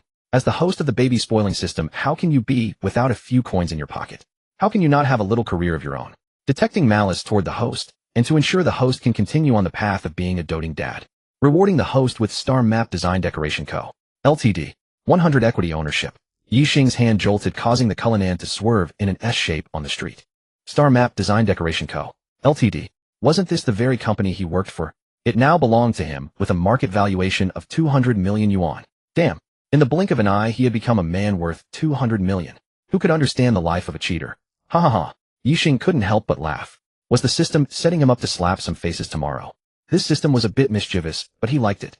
20 minutes later, he parked the car by the roadside and walked toward a dazzling golden building not far away. Brother Ye. Xiao Tianfeng greeted him warmly as he approached. The 2 middle-aged men behind him exchanged a glance and quickly followed. Ye Xing saw Xiao Tianfeng beaming, his hands outstretched. Though he was a little reluctant, he didn't want to offend him. He shook hands, but when he tried to pull away, Xiao Tianfeng held on tightly, not letting go. Come brother, let me introduce 2 people. He pointed to the 2 middle-aged men following behind. One with a slick-back hairstyle, the other with a short crew cut and glasses. This is Xiao Guoguo, the owner of the Zui Dynasty nightclub. And this, he said pointing to the crew-cut man with glasses, is Fu Xingnan, the chairman of Xinghua Pharmaceutical. Both are good friends of mine. Feel free to get in touch with them in the future. If you need anything, don't hesitate to ask. Seeing Xiao Tianfeng's enthusiastic introduction, which seemed intentionally ingratiating the two men, were inwardly shocked. What kind of background did this young man have to warrant such deliberate favor from Xiao Tianfeng? They stepped forward to greet and shake hands with Ye Xing, and then the four of them walked into the Zui dynasty, heading to the Tianhao private room on the third floor. Xiao Tianfeng suddenly leaned close to Ye Xing's ear and whispered, "Brother, I've landed 2 deals for you. Guoguo grandma's precious little darling, what did that dad of yours take you to play at the amusement park today? What did you play? Was it fun? Was it fun? Is your dad good to you? Did you miss grandma and grandpa while you were out? At the Lai Jinjuan villa? No." 13. Ling Hushan held Lung Shuyao in her arms, asking incessantly. Lung Furong sat to the side, her brows tightly knitted, as if pondering an unsolvable mystery. The expression on her face fluctuated unpredictably. Lung Mingji held a newspaper reading, but his ears were perked up listening to the interaction between his wife and their granddaughter. Grandma, Guoguo definitely missed you both. Guoguo was so happy today. Daddy took Guoguo to play lots of fun things. Guoguo rode the carousel, went on the pirate ship, and even rode the roller coaster. What? Guoguo, your dad took you on the pirate ship and the roller coaster? Lung Shuyao nodded. That guy, how could he be so thoughtless? Oh dear, grandma didn't remind him, and he went and caused trouble. Guoguo, you're still so young. How could you go play such dangerous things? Lung Mingji frowned slightly, but said nothing. Lung Furong seemed not to hear her daughter's words, still lost in her own thoughts. No, next time your dad takes you out, grandma will have to go along. He has no sense of proportion, completely clueless about how to care for a child. Grandma, don't scold daddy. Daddy loves Guoguo so much. Daddy even cooked for Guoguo today. Oh grandma, daddy's cooking is so delicious. Guoguo has never eaten such yummy food before. Ling Hushan's expression froze, and a wave of bitterness surged in her heart, even a faint pang of pain. This little dumpling of mine. How come her heart is completely with her father? Truly a daughter's heart turns outward. That guy barely 20-something, a grown man. How good could his cooking be? Can it possibly be better than mine? As fragrant as my cooking? How could it be? Honestly, all these years of effort have gone to the dogs. Pa. How could I call my precious darling a dog? It's all that Ye Xing who popped out of nowhere. He's the cause of this humph. Furong, what are you thinking about? You're like a lost soul. Mom, what do you want? What? Do you know the background of this Ye Xing fellow? His family is from the countryside, his parents are farmers. His family conditions must be poor, right? Well, how do you plan to handle the relationship between you two? Lung Mingji put down his newspaper, looked at his daughter, and his expression gradually turned serious. Well, Lung Furong was momentarily at a loss for words. Well, what? Don't tell me you still want to have anything to do with that guy. Mom, let's talk about this later. She gestured with her eyes toward her daughter. Ling Hushan then dropped the topic. All right, we'll have a good discussion later. At the Zui dynasty.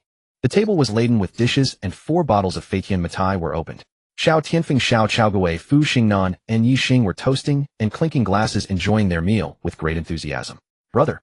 Xiao Tianfeng raised a glass and stood up, addressing Ye Xing. Great kindness needs no words of thanks. From now on we are sworn brothers, closer than blood. No matter what happens, brother, just speak up. If I shall ever hesitate to go through fire and water for you, I'm not a real man. Come, I'll drink to your health. With that he tilted his head back and downed another glass. Ye Xing gave a helpless wry smile, stood up, and accompanied him with a toast. In just a short while, Xiao Tianfeng had used this excuse to drink 3 glasses with him, and the bottle in front of Ye Xing was already 2/3 empty. You see, whenever Xiao Tianfeng drank with him, the other 2 would also find excuses to toast him, so he was effectively drinking against 3 men at once. Brother Xiao, let's get down to business. He was still thinking about how, when they entered, Xiao Tianfeng had quietly mentioned that he had brought 2 business opportunities for him. Although not explicitly stated, he could vaguely guess that they were both about male ailments. After all, he could tell at a glance that both of these men had issues in the bedroom. Alright, I won't be coy. Tonight one reason is that I'm hosting this feast to thank you, and the other. These 2 brothers of mine are also here to seek medical treatment. Xiao Chaoguo and Fu Xingnan exchanged a glance, their faces slightly flushed, but they still turned their gaze to Ye Xing with a hint of anticipation. They all knew about Xiao Tianfeng's condition. It was very serious. He had traveled far and wide, consulted many renowned doctors, all to no avail, yet this young man before them had cured him. If not for Xiao Tianfeng vouching with his chest, and even swearing to the heavens, the 2 of them would have found it hard to believe.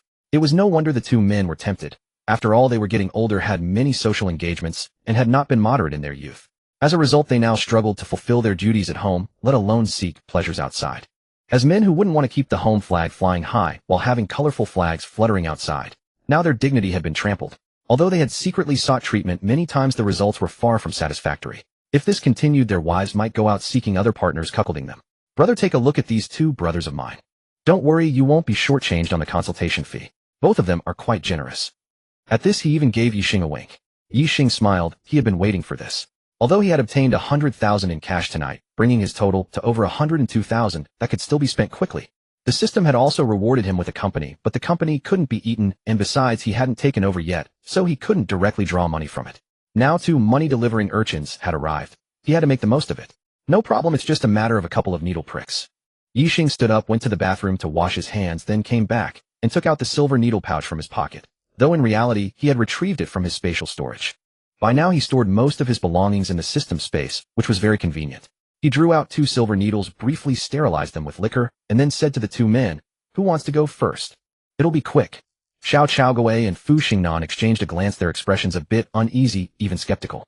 This kid made it sound so easy. Could he be bluffing? "Hey, what are you doing? Acting all shy like a girl. Chaoguo, you go first." Hearing Xiao Tianfeng's words, Xiao Chaoguo steeled himself and stepped forward. He was about to ask if he needed to take off his pants. Ye Xing flicked his wrist, and the 2 silver needles flew out, piercing 2 acupoints on Xiao Chaoguo's lower body. He snapped his fingers, and the tails of the needles vibrated continuously. Xiao Chaoguo's expression constantly shifted, for he could already feel the effect. After a minute, Ye Xing pulled out the 2 silver needles and placed them in the liquor to sterilize. "Wonderful. I'm really cured. That long-lost feeling has returned." Seeing Xiao Chaoguo ecstatic, Fu Xingnan grew anxious. He pulled a gold card from his pocket and handed it to Ye Xing. "Brother Yi, here's 2 million. The password is 6 6s. It's my turn now." Ye Xing pocketed the card, beaming. "Alright, I'll treat you right away." Xiao Chaoguo hastily produced another card and pressed it into Ye Xing's hand. "Brother Yi, forgive my rudeness. Here's 2 million, password 6 zeros. Please accept it." Ye Xing naturally accepted without hesitation. Minutes later, the 2 men, their vigor restored, could barely contain their eagerness as they hurried upstairs to verify the treatment's efficacy. Xiao Tianfeng stayed with Ye Xing, continuing to eat and drink, promising to take him to the underground boxing ring later for entertainment. 20 minutes later, Xiao Chaoguo and Fu Xingnan entered the room, their faces flushed with satisfaction. "Ha ha ha. Awesome. So satisfying. Haven't had this much fun in ages. I'll go back later and teach that old hag a lesson. See if she dares to sulk again." Seeing their demeanor, Xiao Tianfeng knew the treatment had worked wonders. He set down his wine glass. "I've been waiting for you too. Chaoguo, this is your turf. You're in charge of the next act. Easy, brother Xiao. Let's hit the underground boxing ring. If you're interested, you can place a few bets for fun." Xiao Chaoguo led Xiao Tianfeng, Ye Xing, and Fu Xingnan into a black off-road vehicle. The engine growled as it sliced through the thickening night, speeding toward the rustic farmhouse hidden deep in the forested outskirts. The car negotiated a vine-covered fork, and the farmhouse abruptly came into view. The gate with its gray bricks and tiles appeared modest, but once inside the courtyard, the sight struck a chord of awe. The courtyard held a vast open space densely packed with vehicles. Bentleys, Rolls-Royces, Lamborghinis, Ferraris, and Porsches abounded, with Mercedes-Benz and BMWs dominating the crowd. The car bodies gleamed coldly under the dim streetlights. The occasional ordinary sedan seemed like a poor lad straying into a mansion of the wealthy, utterly out of place. Ye Xing clicked his tongue in amazement, thinking to himself how many wealthy people there were in Shanghai City. The 4 crossed the main hall of the farmhouse, where wooden tables and chairs were coated in a thin layer of dust. Clearly a mere facade. Xiao Chaoguo, familiar with the route, turned toward the backyard. At the end stood an unremarkable wooden hut guarded by 4 burly men, each with broad shoulders and thick arms, their black t-shirts stretched taut, revealing fierce tattoos. The moment they spotted Xiao Chaoguo, they snapped to attention, bowed in unison, and their rough voices made the air tremble. "Boss." Xiao Chaoguo nodded impassively. The men immediately pushed open the hut's door, revealing a hidden passage behind it. The heavy stone door slid open slowly, releasing a wave of hot air thick with sweat, smoke, and alcohol. The 4 descended a dimly lit corridor, the concrete floor damp and slippery. The walls on either side were covered in mottled scratches, and the deafening uproar from the end of the passage gradually became audible. Passing through the corridor, the scene suddenly opened up. A massive circular underground space lay before them. The heavy beats of metal music pounded against eardrums, mingling with earth-shaking roars and curses to form a chaotic wave of sound that threatened to lift the dome above. Around them, tiered circular stands were densely packed with spectators, men and women alike, flushed with excitement. Some clenched their fists and howled, others slammed their glasses against the railings, sending liquor splashing, a wild, unrestrained release. Their gazes, like wolves, locked onto the ring at the center of the arena. Inside the ring, 2 muscular men were engaged in bare-knuckle combat. Sweat trickled down their bronze skin. Muscles bulged as fists landed with a whoosh, each dull thud echoing in succession. When one fighter staggered and fell, it instantly triggered a fervent cheer from the stands. But the moment his opponent counterattacked and the tide turned, the shouting and cursing surged even higher. Scantily clad waitresses wove through the crowd, with trays, their heels clicking on the floor. Whiskey and champagne in the trays frothed, occasionally knocked over by excited spectators, drawing only laughter. Betting boards were set up in every corner of the stands. Some with red-rimmed eyes slapped stacks of cash onto the tables, others clutched their companions' arms and screamed, "Bet on no. 3. Bet on no. 3. The shouts of victory and defeat mingled with the grunts from the ring pushed the chaos and frenzy of the underground boxing ring to its zenith. Every inch of air in this underground space reeked of money and violence, a fervent chaotic carnival that never ended and a vast vortex devouring humanity. The group settled into their seats. A waitress promptly served champagne fruit platters and betting slips. "Brother Xiao, brother, ye old foo, care to test your judgment and place a few bets?" "Sure, since Guoguo invites us, I'll join in the fun. I'm betting on no. For 100,000. I'll follow with 100,000 on no. For as well." Fu Xingnan was in high spirits. Everyone turned to Ye Xing, awaiting his choice. Having just earned 4 million, a few thousand for fun shouldn't be a problem, right? Ye Xing looked at Xiao Guoguo, a slight smile curling his lips. Guoguo's eyelids twitched, a vague sense of unease creeping in. "Boss Xiao, are there any rules for betting? Any cap? Brother Ye, why be so formal? Don't call me boss. If you think well of me, Xiao Guoguo, let's call each other brothers from now on." After saying this, he glanced at Xiao Tianfeng, who gave a slight nod, and he silently breathed a sigh of relief. Anyone favored by this man must be extraordinary. By befriending him now, he might reap benefits later. Fu Xingnan secretly regretted his earlier actions, his mind racing to find a way to make amends. "Then I'll bet on no. 3. He placed the 2 cards on the betting slip. The odds for no. 3 were 3 to 1, while no. 4 was 1 to 1. "Brother, are you sure? I wouldn't bet on no. 3 if I were you." Xiao Tianfeng and Fu Xingnan also looked at Ye Xing, but neither tried to dissuade him. After all, it was just for fun. But this guy was going all in, a full 4 million. Could it be? "Brother, you're not reluctant to part with the money, are you? Afraid you'll lose to me?" "Ha ha, brother, you jest. Even if it were 12 million, let alone that, I wouldn't bat an eye." "Hey, good to hear. I was worried you'd welch on the bet." Just as the waitress took the betting slip to register, the situation in the ring suddenly shifted. The previously dominant no. For found himself being pummeled by no. 3. A few punches sent him crashing to the ground, coughing up blood. Second match no. 3 wins. As the no. For boxer was once again sent to the ground by a single punch from no. 3. Thrashing about but unable to rise, the referee initiated the 10-second countdown before ultimately declaring no. 3 the victor. A thunderous roar echoed through the underground boxing ring, causing the iron roof to vibrate with a low hum. As the referee gripped the wrist of the no. 3 boxer and raised it high, the chaos in the stands reached its peak. Gamblers who had won money sprang up from their seats, their eyes reddened. Some flung the drinks from their cups violently into the air, where under the lights the liquid shimmered in a myriad of colors, mingling with flying spittle and dancing wildly. Some embraced complete strangers beside them, laughing heartily, their hoarse shouts filled with the ecstasy of sudden wealth. "Ha ha ha! I won. I knew that kid could win." A coarse voice pierced through the noise, prompting nearby gamblers on the same side to chime in, their cheers rising in waves one upon another. Those who had bet on no. For presented a different scene. Some viciously kicked the iron railing in front, jolting their toes until they ached while clutching their feet and muttering curses under their breath. Their curses ranged from the no. For boxers' weakness to the referee's biased calls, foul language charging through the thick, murky air. Some collapsed into their seats, clutching their hair with both hands, their faces etched with despair. That wager was the savings of half a lifetime. Those with fiercer tempers grabbed water bottles nearby and hurled them onto the ring, the shards of glass splattering against the ropes at the edge of the platform, emitting a sharp, grating crack. The arena was a chaotic mess, with shouts, cheers, and cries all tangled together.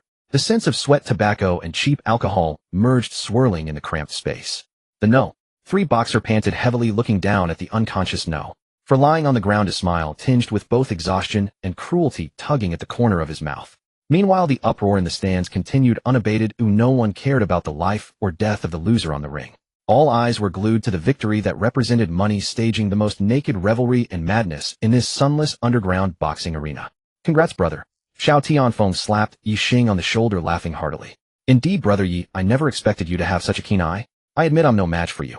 Fu Xingnan chimed in with a flattering remark on the side. Xiao Guoguo's face twitched a few times, his heart aching. At this time, he had lost 12 million.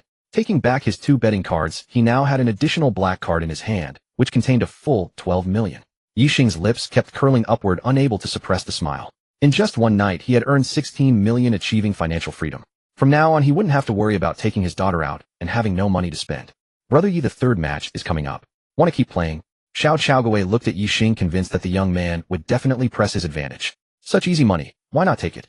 Not taking it would be foolish. But the next moment, he almost slapped himself, because Ye Xing's reply was, "A little gambling is enjoyable, but heavy gambling harms the body." He said he'd just play 1 round and didn't want to make him lose money. "Ha ha. Both Xiao Tianfeng and Fu Xingnan laughed heartily, their respect for Ye Xing rising even higher. Contentment. Knowing when to advance and when to retreat. Strong self-discipline. Such a young man is rare. Now for the third match of the evening, let's welcome the No. 5 and No. 6 boxers. The referee's voice gradually quieted the chaotic and noisy scene. Ye Xing's gaze also turned to the ring, curious to see what kind of people No. 5 and No. 6 were. The first to step onto the ring was a man nearly 1.9 meters tall, bare-chested with his chest covered in thick hair. His limbs were thick, his shoulders broad, and waist-round muscles bulging all over his body. With his ferocious features and dark skin, he looked like a beast straight out of the forest. Wow, it's Black Bear, someone in the audience exclaimed, and then many voices shouted in unison, Black Bear. Black Bear, knock down your opponent, and continue your glory. The man heard so many people cheering him on in the arena, a smug look spreading across his face. He extended both arms horizontally, clenched his fists, slowly retracted his forearms, making his biceps bulge into small mounds, then swung them heavily, flaunting his powerful muscles and strength.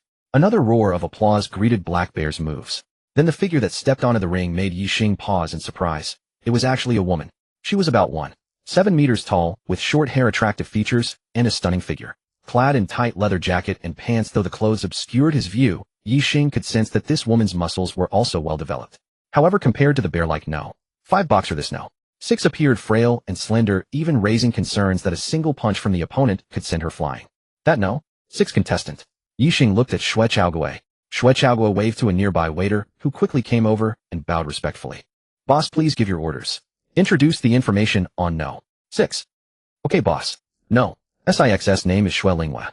She was discharged from the military 6 months ago. Due to a family incident, she needed money, so 3 days ago, she came to our underground boxing ring asking to fight. Oh, a veteran. This. Xiao Chaoguo fell silent. After all, running a business, if someone came to him to help him make money, he couldn't turn them away. That wouldn't align with his merchant principles. Go tell the referee to keep an eye on things, don't let No. 6 suffer too much and call it off when it's close. Okay, boss. Ye Xing's lips curled slightly, and he said softly, Brother Guoguo, you should be worried about that man. That woman is no pushover. Oh. Xiao Chaoguo looked at him. Brother Yi, what makes you say that? Xiao Tianfeng and Fu Xingnan also looked at him. Brother, have you discovered some secret? Not a secret, just intuition. I think that No. 5 boxer is no match for No. 6. Of course you can also choose to bet on No. 5 in case my intuition is off. Ha ha ha, brother, I trust you. I'll bet on No. 6, 10000 just to win back what I lost earlier. Fu Xingnan laughed. I'll follow with 100 on No. 6 2. Brother, aren't you really playing? Xiao Tianfeng asked Ye Xing. Forget it, I've earned so much already. I'd feel bad making Brother Guoguo lose more money. However, I might have to apologize to Brother Guoguo later. Xiao Chaoguo was puzzled and asked, Brother Yi, what do you mean by that? That woman. I have my eyes on her. What? Brother, you've set your sights on that woman. Could it be that you? Xiao Tianfeng's voice rose a notch. No, you already have a daughter, so you must have a wife. Are you planning to find a mistress? Keep a concubine. Ye Xing glanced at Xiao Tianfeng's gossipy expression and rolled his eyes. Brother Xiao, don't be so vulgar. I'm interested in her combat ability, not her body. Ha ha ha, brother, do you think I'm that kind of person? We're all men, I understand. Actually, the stronger a woman's combat ability, the more enjoyable it is, right? Hee. Xiao Chaoguo and Fu Xingnan also laughed, albeit a bit lecherously. Ye Xing suddenly felt he didn't want to talk to Xiao Tianfeng and the other two anymore. The competition begins. With the announcer's command, a fierce wind seemed to sweep across the ring, carrying the acrid tang of blood as it howled through the air. Wei Dongshan, known as the Black Bear, his massive frame resembling an iron tower, trembled violently. His fist, large as a washbasin, surged forward, wrapped in vicious wind, carrying enough force to shatter bluestone, smashing squarely toward Xue Lingyue's face. The fist's force whipped her sideburns wildly. Rather than retreating, Xue Lingyue pressed forward, her waist twisting sharply as she slid sideways like a lithe cat, narrowly evading the world-shattering strike. Before Wei Dongshan could withdraw his fist, Xue Lingyue's feet fluttered like butterflies, unleashing a relentless series of military boxing combos. Her elbow smashed into his soft flesh at the waist, her knee drove toward his knee bend, and her knuckles pounded into the sensitive spot beneath his ribs. Wei Dongshan's skin was thick and his flesh tough, of several hits seemed to register on him not at all. In response, he swept his arm around his palm like a broad fan grasping toward her shoulder. Xue Lingyue ducked low to evade, but his fist's trailing wind caught her back. A wave of sweetness rose in her throat, and she nearly spat blood. Her back felt as though a red-hot branding iron had been pressed forcefully against it, as if a speeding truck had T-boned her head on, her bones cracking and groaning with every impact. Gritting her teeth, she used the momentum to spin, targeting Wei Dongshan's blind spots exclusively. Her fist grazed his neck at a vicious angle, her knuckles prodded his waist aperture, and her knee drove into the inner thigh. Wei Dangshan roared repeatedly, unleashing a wild barrage of punches, yet Xue Lingyue moved like a wraith, evading his killing strikes by mere millimeters, while leaving gory wounds across his body. Gradually Wei Dangshan's movement slowed. His entire musculature ached, his ribs, flanks, and knee bends were all wounded. Each movement felt as though countless needles pierced through him. Xue Lingyue seized the opening, closed the distance, and gathered all her remaining strength into a single punch, precise, merciless, that smashed squarely into his jaw. Bang! Crunch! A sharp crack echoed. Wei Dangshan's eyeballs bulged grotesquely, his mouth full of teeth spraying out mixed with blood. His enormous frame wobbled, then crashed backward onto the platform with a thunderous thud, sending clouds of dust exploding outward. His limbs twitched uncontrollably, his throat producing a gurgling, wheezing sound. After a long moment his body went completely rigid, motionless forever. Xue Lingyue leaned heavily on her knees, gasping violently. A thin trail of blood ran from the corner of her mouth. Gazing at the boiling crowd below the ring, she slowly straightened her bloodstained back. "Brother, you're incredible." Xiao Tianfeng gave Ye Xing a thumbs-up, genuine admiration in his voice. Yes. That brother's eyes rival the fiery golden vision itself. He sees so accurately. Thanks to him, I've made up for all my previous losses, haha. Fu Xingnan held up 2 thumbs. This time his praise came from the heart. Xiao Chaoguo stared at Ye Xing as though looking at some monstrous creature, secretly grateful that the kid knew when to stop. Had he kept fighting, Xiao Chaoguo would have worked half a year for nothing. But from this moment on he secretly resolved to cultivate a good relationship with this young man to keep him close. Perhaps with his help he could rise to even greater heights. "Brother Guoguo, please arrange a private room for Xue Lingyue. I want to see her." "No problem. Consider it handled, brother." He summoned a waiter and whispered a few words into his ear. The girl shot Xiao Chaoguo a strange look, her eyes flickering with something peculiar, then turned and left.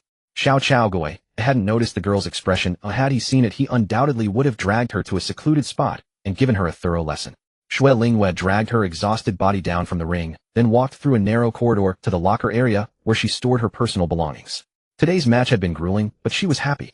With this money, she was one step closer to gathering the full amount for her mother's surgery. A few more fights should do it. Just as she was about to open her locker and retrieve her phone, and car keys, a female waiter ran over. "Miss Xue, our boss wants to see you." Xue Lingyue paused, turning her head to regard the girl. "Your boss wants to see me?" she asked in surprise. "Do you know what it's about?" The girl shook her head. "I'm not sure. Please come with me." Xue Lingyue didn't dwell on it. The owner of this underground boxing ring wanted to meet her. Naturally, she had to go. She couldn't afford to offend him, otherwise she'd lose a quick money opportunity. The female waiter led her to a private room and poured a cup of tea. "Miss Xue, please have a seat. The boss will be right over." A few minutes later the sound of footsteps came from outside the door. Xue Lingyue looked up and saw 4 men approaching, 3 middle-aged and 1 young. Furthermore, those 3 middle-aged men were looking at her with peculiar expressions. She furrowed her brows slightly, but quickly composed herself. "Boss." The waitress bowed deeply upon seeing Xiao Chaoguo, then turned and bowed to the other 3. "Good evening, gentlemen." Xiao Chaoguo nodded satisfactorily, waved his hand, and signaled for the waitress to leave. He then turned to Xue Lingyue, a smile spreading across his face. "Little Xue, your performance today was impressive. You've truly opened my eyes." He then gestured toward Ye Xing. "I asked you here because my young brother wishes to speak with you." Having completed his introduction, Xiao Chaoguo and the other 3 tactfully slipped out of the room, leaving Ye Xing and Xue Lingyue alone.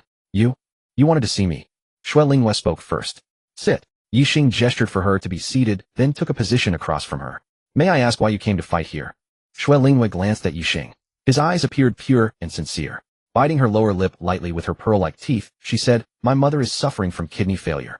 She needs a transplant and urgent funds, so I came here." Ye Xing nodded. Looking at Xue Lingyue, he said, "I'll be straight with you. Since you need money, this is easy to arrange. I have a 3.5-year-old daughter who needs a bodyguard. I'll give you 2 options. First, I'll cover your mother's surgery costs, including post-operative care, and pay you 50,000 a month to serve as my daughter's personal bodyguard 24 hours a day. Second, I'll treat your mother's illness and guarantee her recovery. Likewise, I'll pay you 50,000 per month and you'll stay by my daughter's side 24 hours a day as her personal protector. How does that sound?" Xue Lingyue's body trembled slightly. Had she lit high incense when leaving home today, moved some bodhisattva to tears, and sent this handsome man to help her? You know medicine. Can you really cure my mother's illness?" Ye Xing nodded. "How will the kidney source be resolved?" Xue Lingyue asked. "Since I'm the one treating her, no surgery will be required. No incisions, no operations. Do you think a kidney source would still be necessary? But without a kidney source and without surgery, how can my mother be cured? Are you joking with me?" Xue Lingyue's expression darkened considerably. "We are complete strangers with no grudge between us. Why would I joke with you? Or do you think I have too much free time?" Ye Xing's voice grew cold. Noticing the flicker of impatience in Ye Xing's eyes, Xue Lingyue wanted to slap herself. A memory fragment flashed through her mind. During her military training, the instructor had once said that there existed a group of people in this world who were mysterious and possessed extraordinary abilities. This young man before her might very well be one of them. She quickly spoke up. I choose the second option. They arranged to go to her residence the following afternoon for treatment. After exchanging contact information, Ye Xing and Xiao Tianfeng and the others also returned to their respective homes. The next day, he needed to visit the company and integrate relevant memories, finding a suitable employee to manage affairs in his absence. As for the boss himself, naturally, he would be a hands-off manager. At the Lung family villa, Lung Mingji, Ling Hushan, and Lung Furong sat facing each other. Ling Hushan asked, "Is Guoguo asleep?" Lung Furong nodded, saying, "Yes, she drank half a bottle of milk and has already fallen asleep." Ling Hushan said with a hint of exasperation, "That ungrateful little one won't even drink the milk powder we bought anymore. She only accepts the kind Ye Xing provides. How much better could it possibly taste?" Lung Furong hesitated before suggesting, "Mother, perhaps you should try a cup yourself. I've already sampled it and can confirm the quality is genuinely superior. I'm just unsure where Ye Xing obtained such good milk powder." "No need for me to try it," Ling Hushan replied. "I never cared for milk powder growing up. Since Guoguo enjoys it, let her be. By the way, daughter, what are your plans regarding Ye Xing?" Lung Mingji set down his newspaper and turned to look at his daughter, who had shown such independent thinking since childhood. Lung Furong looked puzzled at Ling Hushan. "Mother, why do you keep bringing this up? I have no connection with him." Ling Hushan's lips twitched slightly as she spoke softly. "Daughter, if Ye Xing had never appeared, we might let it go. But now that he has shown up, you need to think carefully about this. After all, he's the father of your child. You're not young anymore. It's time to think about your future. You can't spend your whole life raising Guoguo alone, can you? Mother, you know my condition. Guoguo and I have been living well on our own." Lung Mingji's face darkened slightly as he raised an eyebrow. "Furong, it's been many years. Perhaps your symptoms have improved. I've noticed that when you're around Ye Xing, there's no strong reaction like before. Have you not considered this?" "This?" Lung Furong furrowed her brows thoughtfully. "Right." Ling Hushan's eyes lit up with excitement. "Husband, you're right. I hadn't thought of that. I noticed how close my daughter gets to Ye Xing. Indeed, my daughter hasn't shown any strong reaction at all. Does this mean she won't be allergic to him? Or at worst it would be mild. If they spend time together, perhaps they could end up together. That would be wonderful. For Guoguo, she could grow up with both her biological parents. Yes, I think the possibility is quite high. Perhaps Furong should spend more time with him." "That works for me. Even if he comes from a modest background, it doesn't matter. We're not short on money. As long as Ye Xing treats Furong well and takes care of both her and the child." Lung Furong felt a flush of embarrassment creeping across her face as her parents' conversation continued. She couldn't help but wonder, did she truly have no aversion to this man? She recalled how Ye Xing had taken her daughter from her arms and how she had received the child back from him. They had stood much closer than a meter apart. This unsettled her. In the past, whether at work or in social settings, any man who came within a meter would trigger a physical reaction. But with Ye Xing, she felt nothing of the sort. It baffled her. "Daughter, why not try getting to know Ye Xing better? It would be best if you moved in together. Might be good for both of you." "Exactly. Furong, listen to your mother. I'll buy you another villa nearby so you can live together for a while and see how things go. Otherwise, your mother and I won't be at peace even when we're gone." Lung Furong was stunned. What was she hearing? Her own parents were urging her to cohabit with a stranger. How worried must they be about her never finding a husband? Yes, Ye Xing was the father of her child, but they were still complete strangers to each other. Hearing they wanted to buy a house for her and Ye Xing, she quickly intervened. "Mother, no need. Ye Xing actually lives in this same community not far from our place. Villa number 8. "What? Villa number 8? Lung Mingji and Ling Hushan exchanged glances filled with disbelief. Villa number 8 was the most prestigious property in the entire complex, beyond the means of ordinary people. He had tried to acquire it himself, but failed. How could he believe his daughter's sudden claim that Ye Xing lived in the coveted Villa number 8? He had personally investigated Ye Xing, just a poor boy from the countryside, a low-level office worker among countless salarymen. "Daughter, you're not joking with us, are you? There's no way Ye Xing could live in Villa number 8. Ling Hushan, still disbelieving, pressed further. "I'm not entirely sure myself. Today I picked up Guoguo from that direction. Why don't you ask her tomorrow morning? Could this young man be hiding some identity we don't know about?" Lung Mingji muttered to himself. "How about we invite Ye Xing over for dinner tonight? Let Sister Wu prepare some good dishes." Lung Mingji nodded approvingly. Meanwhile, Ye Xing had no idea that the Lung family was already unraveling the mysteries surrounding him. That night passed without dreams, and the next morning, he woke naturally. After washing up, he made himself a bowl of egg and tomato noodles. Despite possessing god-tier cooking skills, he still preferred preparing his own meals when time allowed. Honestly, food from outside had lost all appeal for him. He called his parents to check on their health and transferred 1,000 yuan to his mother's account. He didn't dare send more, fearing his parents would worry excessively. True to his concern, his mother Lan Xinyu called within a minute to question the unexpected deposit. Only after Ye Xing's persistent persuasion did they finally accept the money. For two elderly people who had grown up farming in the countryside and lived through hardships, suddenly having 1,000 yuan in their account was enough to throw them into panic. Son, when will you bring Guoguo home? Perhaps your father and I should come to the city to visit you these next few days. Give it another 2 or 3 days. Father's legs aren't in good condition. Please don't trouble yourselves to travel back and forth. I'll bring Guoguo home to see you. After hanging up, Ye Xing rubbed his somewhat stiff face, stepped outside, and drove slowly toward Xingtu Design Decoration Co. Ltd., located on Xingli Road. Parking his car in the designated spot, Ye Xing strolled toward the entrance with his hands in his pockets, whistling casually. Hey, stop right there. This is a restricted area. No unauthorized personnel allowed inside. A security guard with a crooked hat stepped out of his booth to block Ye Xing's path. Nearby, an older colleague called out, Brother Wu, that's Xiao Yi from our company. What are you stopping him for? Ye Xing halted, regarding the security guard before him with an air of arrogance and mockery dancing in his eyes, his brows knitting together involuntarily. How could he not know this individual after working here? Flouting his uncle's position as manager, he strutted around as if he owned the place, completely oblivious to his own status. Worse, he occasionally demanded favors from people, refusing entry if they refused to comply. Of course, if one offered him something, he would grant small conveniences, such as subtly altering records when someone failed to clock in promptly. Originally, he had no intention of dealing with this kid, after all employment was scarce these days. But the fellow had to come barging in of all places. Don't blame him for showing no mercy. Wu Dongbao. Stop. Ye Xing had barely uttered 3 characters before the guard forcefully cut him off. Boy, do you think you have the right to call my name like that? Have you forgotten the rule I established? You are to address me as Brother Wu. Ye Xing's lip twitched, his expression darkening instantly. What was he hearing? Was this guy brain damaged? Just a security guard, yet he demanded that people entering and leaving address him as brother. As if this were his personal territory where he held absolute authority. Kid. Wu Dongbao raised one finger and pointed skyward. Look up. What does that mean? Ye Xing frowned, wondering what scheme this fool was cooking up. Several people coming and going stopped in their tracks. Some knew Ye Xing, others did not, but without exception they all looked upward. They then lowered their gazes and exchanged confused glances. What on earth was that guy trying to do? The older guard standing beside Wu Dongbao also looked up, then asked, Brother Wu, what are you asking him to look at? I can't see anything. The sun. Several onlookers, including the older guard, silently cursed Wu Dongbao's family, realizing they had been toyed with. Wu Dongbao, unaware of the mental curses being directed at him, puffed out his chest in private triumph. Kid, you've been late for so long. Your full attendance bonus this month is gone, and your salary will surely be docked. Company policy states that being 30 minutes late counts as a full day of absenteeism. Go back and stop blocking the entrance. The bystanders exchanged glances, their faces etched with confusion. Xiaoli, does our company actually have this regulation? Brother Wang, I've never heard of such a thing. Xiaomin, what about you? Me neither. That's right, I don't think our company has such a rule. What trick is that guard playing now? What trick? He's just picking on Ye Xing because he's easy to bully, that's all. Sigh, that kid is pitiful. He does all the dirty and exhausting work, yet gets none of the rewards. Moreover, every achievement he produces gets stolen or swallowed by others. I wonder if this kid is cursed with ill fate, having been targeted by that uncle-nephew duo in the management. Heh, and there's also Zhang Xiaoli. Chill. Keep it down, walls have ears.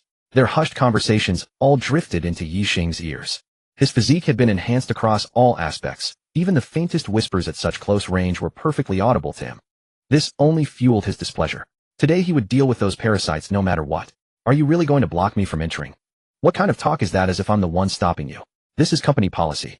As a security guard, it is my duty to faithfully execute orders from superiors and uphold the company's rules and dignity. With that, he pulled a pack of cigarettes from his pocket, tapped it, and lazily placed one between his lips. Sigh. Some people simply lack worldly wisdom. Perhaps they studied too much and became bookworms, understanding nothing of social etiquette. I wonder how such individuals manage to survive in this world. As Wu Dongbao spoke, he shot Ye Xing a sly sidelong glance. Ye Xing nearly laughed in disbelief. This was clearly a hint for him to buy cigarettes and offer gifts. When had a mere gatekeeper gained the power to control company employees, especially those working on the front lines? Ye Xing had no patience for his nonsense. He shoved the man aside and walked straight ahead. Bastard, how dare you lay hands on me and keep walking? You filthy son of a bitch, stop right now. Wu Dongbao lunged forward, grabbing for Ye Xing's neck, intending to throw him backward and teach him the consequences of defiance. Slap. Ye Xing pivoted, seized the outstretched arm, and twisted sharply. Ah, ow, it hurts. You're twisting my arm. Let go at once, or I'll show you what happens next. Oh, and how exactly do you plan to deal with me? I'll beat you until you're on your knees, begging, teeth scattered everywhere. Slap, slap, slap, slap. Ye Xing struck repeatedly, delivering sharp slaps to both sides of his face, then kicked him squarely in the knee. Thud. Wu Dongbao collapsed to his knees, his face swollen like a pumpkin, blood filling his mouth, several teeth lying scattered on the ground. Search for your teeth on the ground and beg on your knees. Right, I've satisfied your wishes. You dare hit me. You bastard, you're in deep trouble now. I'm calling my uncle to handle you. Wu Dongbao pulled out his phone and dialed. Soon a voice answered. Dongbao, what do you need from your uncle? Uncle, I got beaten up right at our company entrance. That bastard surnamed Ye actually hit me. Uncle, you must avenge me. What? Surnamed Ye. Ye Xing came to work. And he dared hit you. The audacity. Wait. I'll come down immediately to deal with him and avenge you. How dare anyone lay hands on my nephew Wu Yoli? I'll make him regret ever being born. Trouble. Now there's real trouble. Ye Xing has truly caused a major incident. We all wanted to beat that kid, but he has an uncle protecting him, so we didn't dare touch him. Ye Xing hitting him is like poking a hornet's nest. I wonder how Manager Wu will deal with him. He's too young. Impulsiveness is its own punishment. Let's go quickly. When Manager Wu arrives and sees us standing by, without helping his nephew, he'll take it out on us. Right, let's scatter and watch from a distance. Don't let that surnamed Wu spot us. Several people hurriedly ran off to hide. The older guard stood frozen, torn between moving and staying, sweat beading on his forehead. Kid, you're finished. You dared hit me. Your life is over. I'll have my uncle fire you and blacklist you across the entire industry. Go back to your village and raise pigs like you belong. Thud, thud, thud. Urgent footsteps approached, accompanied by an enraged voice. Ye Xing, you bastard, I gave you that project proposal, and it's still not submitted. Not only are you late today, but you also had the audacity to assault a security guard. If I don't deal with you severely today, I'm not Wu Yoli. In the executive president's office, Jiang Renjia was stooping low, bowing his head while answering a phone call. The manner in which he did so could not have been more deferential, as if the person on the other end could observe his every move. Gradually his back straightened, and his tone lost some of its reverence. Finally he said, Boss, I understand. I will cooperate fully with the new boss's work. After hanging up, Jiang Renjia's brows knitted deeply, and an unpleasant expression settled on his face. The former boss had quietly sold the company. No, it was more accurate to say the company had been acquired with a complete 100 equity transfer. Who was the new boss? What was his temperament like? Would he be easy to get along with? The most critical question was whether he could still hold on to his current position. He quickly reviewed his actions over the past few years in his mind. He hadn't made any major mistakes. As for minor ones, well, who didn't make those? A person who never made mistakes. Could they even be called human? They'd be a saint. And even saints make mistakes. At the main entrance, Wu Yoli's face was darker than the bottom of a pot, so dark it seemed to drip ink. His nephew had been beaten so badly, his mouth full of blood and several teeth knocked out. Throughout the company, who didn't know that Wu Dongbao was Wu Yoli's nephew? Even Executive President Jiang Renjia, if he caught hold of his nephew's misdeeds, would give him face and turn a blind eye. After all, he was a veteran of the company, having contributed to its growth, and the president also needed a capable lieutenant like him. Of course, only he knew the real reason he frequently gave gifts to Jiang Renjia, and they had enjoyed themselves together at the club several times, forging a bond akin to comrades in arms on the battlefield. If angered with just one word, I can have Ye Xing fired. Even if I need to report it to the president, he'll nod in agreement. And how do you plan to deal with me? Deal with you? Ye Xing, have you finished the proposal I assigned? Bring it over quickly. Also apologize to Dongbao and compensate him for medical expenses, mental distress, lost wages, nutritional supplements, and so on. Then confess and apologize at the departmental meeting. Forfeit your year-end bonus as compensation for assaulting Dongbao. No, that's too little. Deduct half of your salary too. Several employees hiding in the distance to watch the drama were stunned by Wu Yoli's outrageous demands. This was too ruthless. Ye Xing narrowed his eyes, a flash of cold light flickering in his gaze. Too black-hearted. Wu Yoli, your appetite is too big. Why not just give all my salary to your nephew? Fine, that's what you said. You think I wouldn't dare? What wouldn't you dare? All this time haven't you been hijacking the results I achieved and giving them to your nephew? I must say you're truly audacious. The proposals I wrote, the deals I closed, you can attribute them to a security guard. Are the leaders of our company all blind? Has the executive president never suspected? When you went to the finance director to sign for money, didn't they question it? For those who don't know, they'd think you were the boss of this company. Ye Xing, stop your slander here. When have you ever achieved anything? My nephew used his break time to pursue business. Is that wrong? He worked overtime and burned the midnight oil to write proposals. Can't he? You're a useless piece of trash and incompetent nobody. In all this time you've never produced a single decent performance, yet you keep babbling here. If you keep stirring up trouble, maliciously slandering and harming our reputation, I'll have you fired and sent packing. Moreover, I'll blacklist you throughout the entire industry, making it impossible for you to survive in Shanghai. Go back to the countryside and till the fields. A murderous intent flashed in Ye Xing's eyes. This old bastard was not only greedy and ugly in his methods, but also dark-hearted and ruthless. Not only was he firing him, but he was also threatening to blacklist him across the entire industry, leaving him with no foothold in Shanghai. Wu Yoli, I don't believe you have that kind of power. If you've got the guts, fire me right now. Our company's regulations require not only the HR department seal, but also the president's approval to dismiss an employee, right? What? You don't believe me? How fine. Today I'll let you see for yourself. Let you witness the power of Wu Yoli. Then right in front of Ye Xing, he dialed a number. As soon as the call connected, he bent his body to a 90-degree angle. President Zhang, this is Yoli. There's an employee in my department who since joining has produced 0 results, is lazy and negligent, and has an extremely poor character. He has poor relationships with everyone in the department, and many people dislike him. This person's presence not only affects the team's morale, but also tarnishes our company's corporate culture. I strongly recommend firing this employee and sending him packing. That way we can stop him from occupying a spot without contributing, and we can recruit capable people to fill the position. Jiang Renjie was preoccupied with the matter of the company's new owner and had no mind to deal with such trivial issues raised by Wu Yoli. Besides, why should a minor departmental employee's issue trouble him? He immediately said, "Handle it as you see fit. It's just a small employee. If you want to fire him, just fire him. Notify the HR department to issue the dismissal letter, have him hand over his work, and then he can leave directly." Wu Yoli intentionally put Jiang Renjie's words on speakerphone. Not only did Ye Xing hear them clearly, but even the few employees who had craned their necks and pricked up their ears in the distance also heard them distinctly. The slightly older security guard looked at Ye Xing, his eyes filled with sympathy and helplessness. This scene did not escape Ye Xing's notice, and he silently nodded in approval. This security guard had even spoken up for him earlier. "So kid, just wait for the dismissal notice. Get lost now and forget about this month's salary. Of course that's compensation for beating up my nephew. Also take out 50,000 yuan as Dongbao's medical expenses and such. I'll give you 3 days, or else don't blame me for making a move." Ye Xing was truly amused. "So I'm fired just like that. It seems this company really has a lot of problems. Wu Yoli, don't cry later, alright?" Then he strode towards the inside. "Uncle, that bastard just threatened you, and now he dares to go in. Call someone to kick him out." Wu Yoli didn't take Ye Xing's words seriously at all. He just thought it was a young man's last-ditch effort to salvage his dignity and pride by making tough remarks. He patted Wu Dongbao on the shoulder and said arrogantly, "It's fine. He's going in to pack his things. He'll receive the dismissal notice soon and then go through the handover process. Anyone who dares to lay a hand on my family's Wu clan will pay a bloody price." Ye Xing. A voice tinged with a hint of anger stopped his foot as he was about to step onto the 3rd floor. He turned his head to look and saw a woman about 1.65 meters tall, of average to above average looks, heavily made up, her figure accentuated by a slim-fitting suit that highlighted her curves. A name immediately sprang into Ye Xing's mind: Zhang Xiaoli.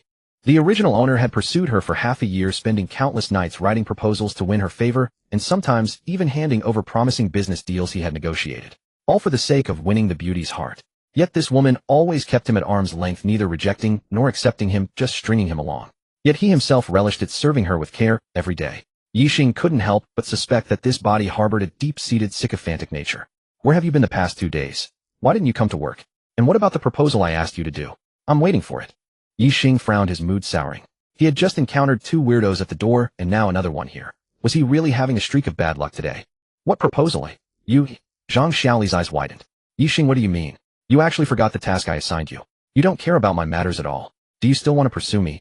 Ye Xing was thinking of a curse word, but didn't know whether to say it. What did she mean by still want to pursue? For the past half year he had been the only one making an effort, a one-sided devotion, while she never took him seriously. But the original owner was immersed in his own self-perception, completely oblivious. "What is the relationship between us?"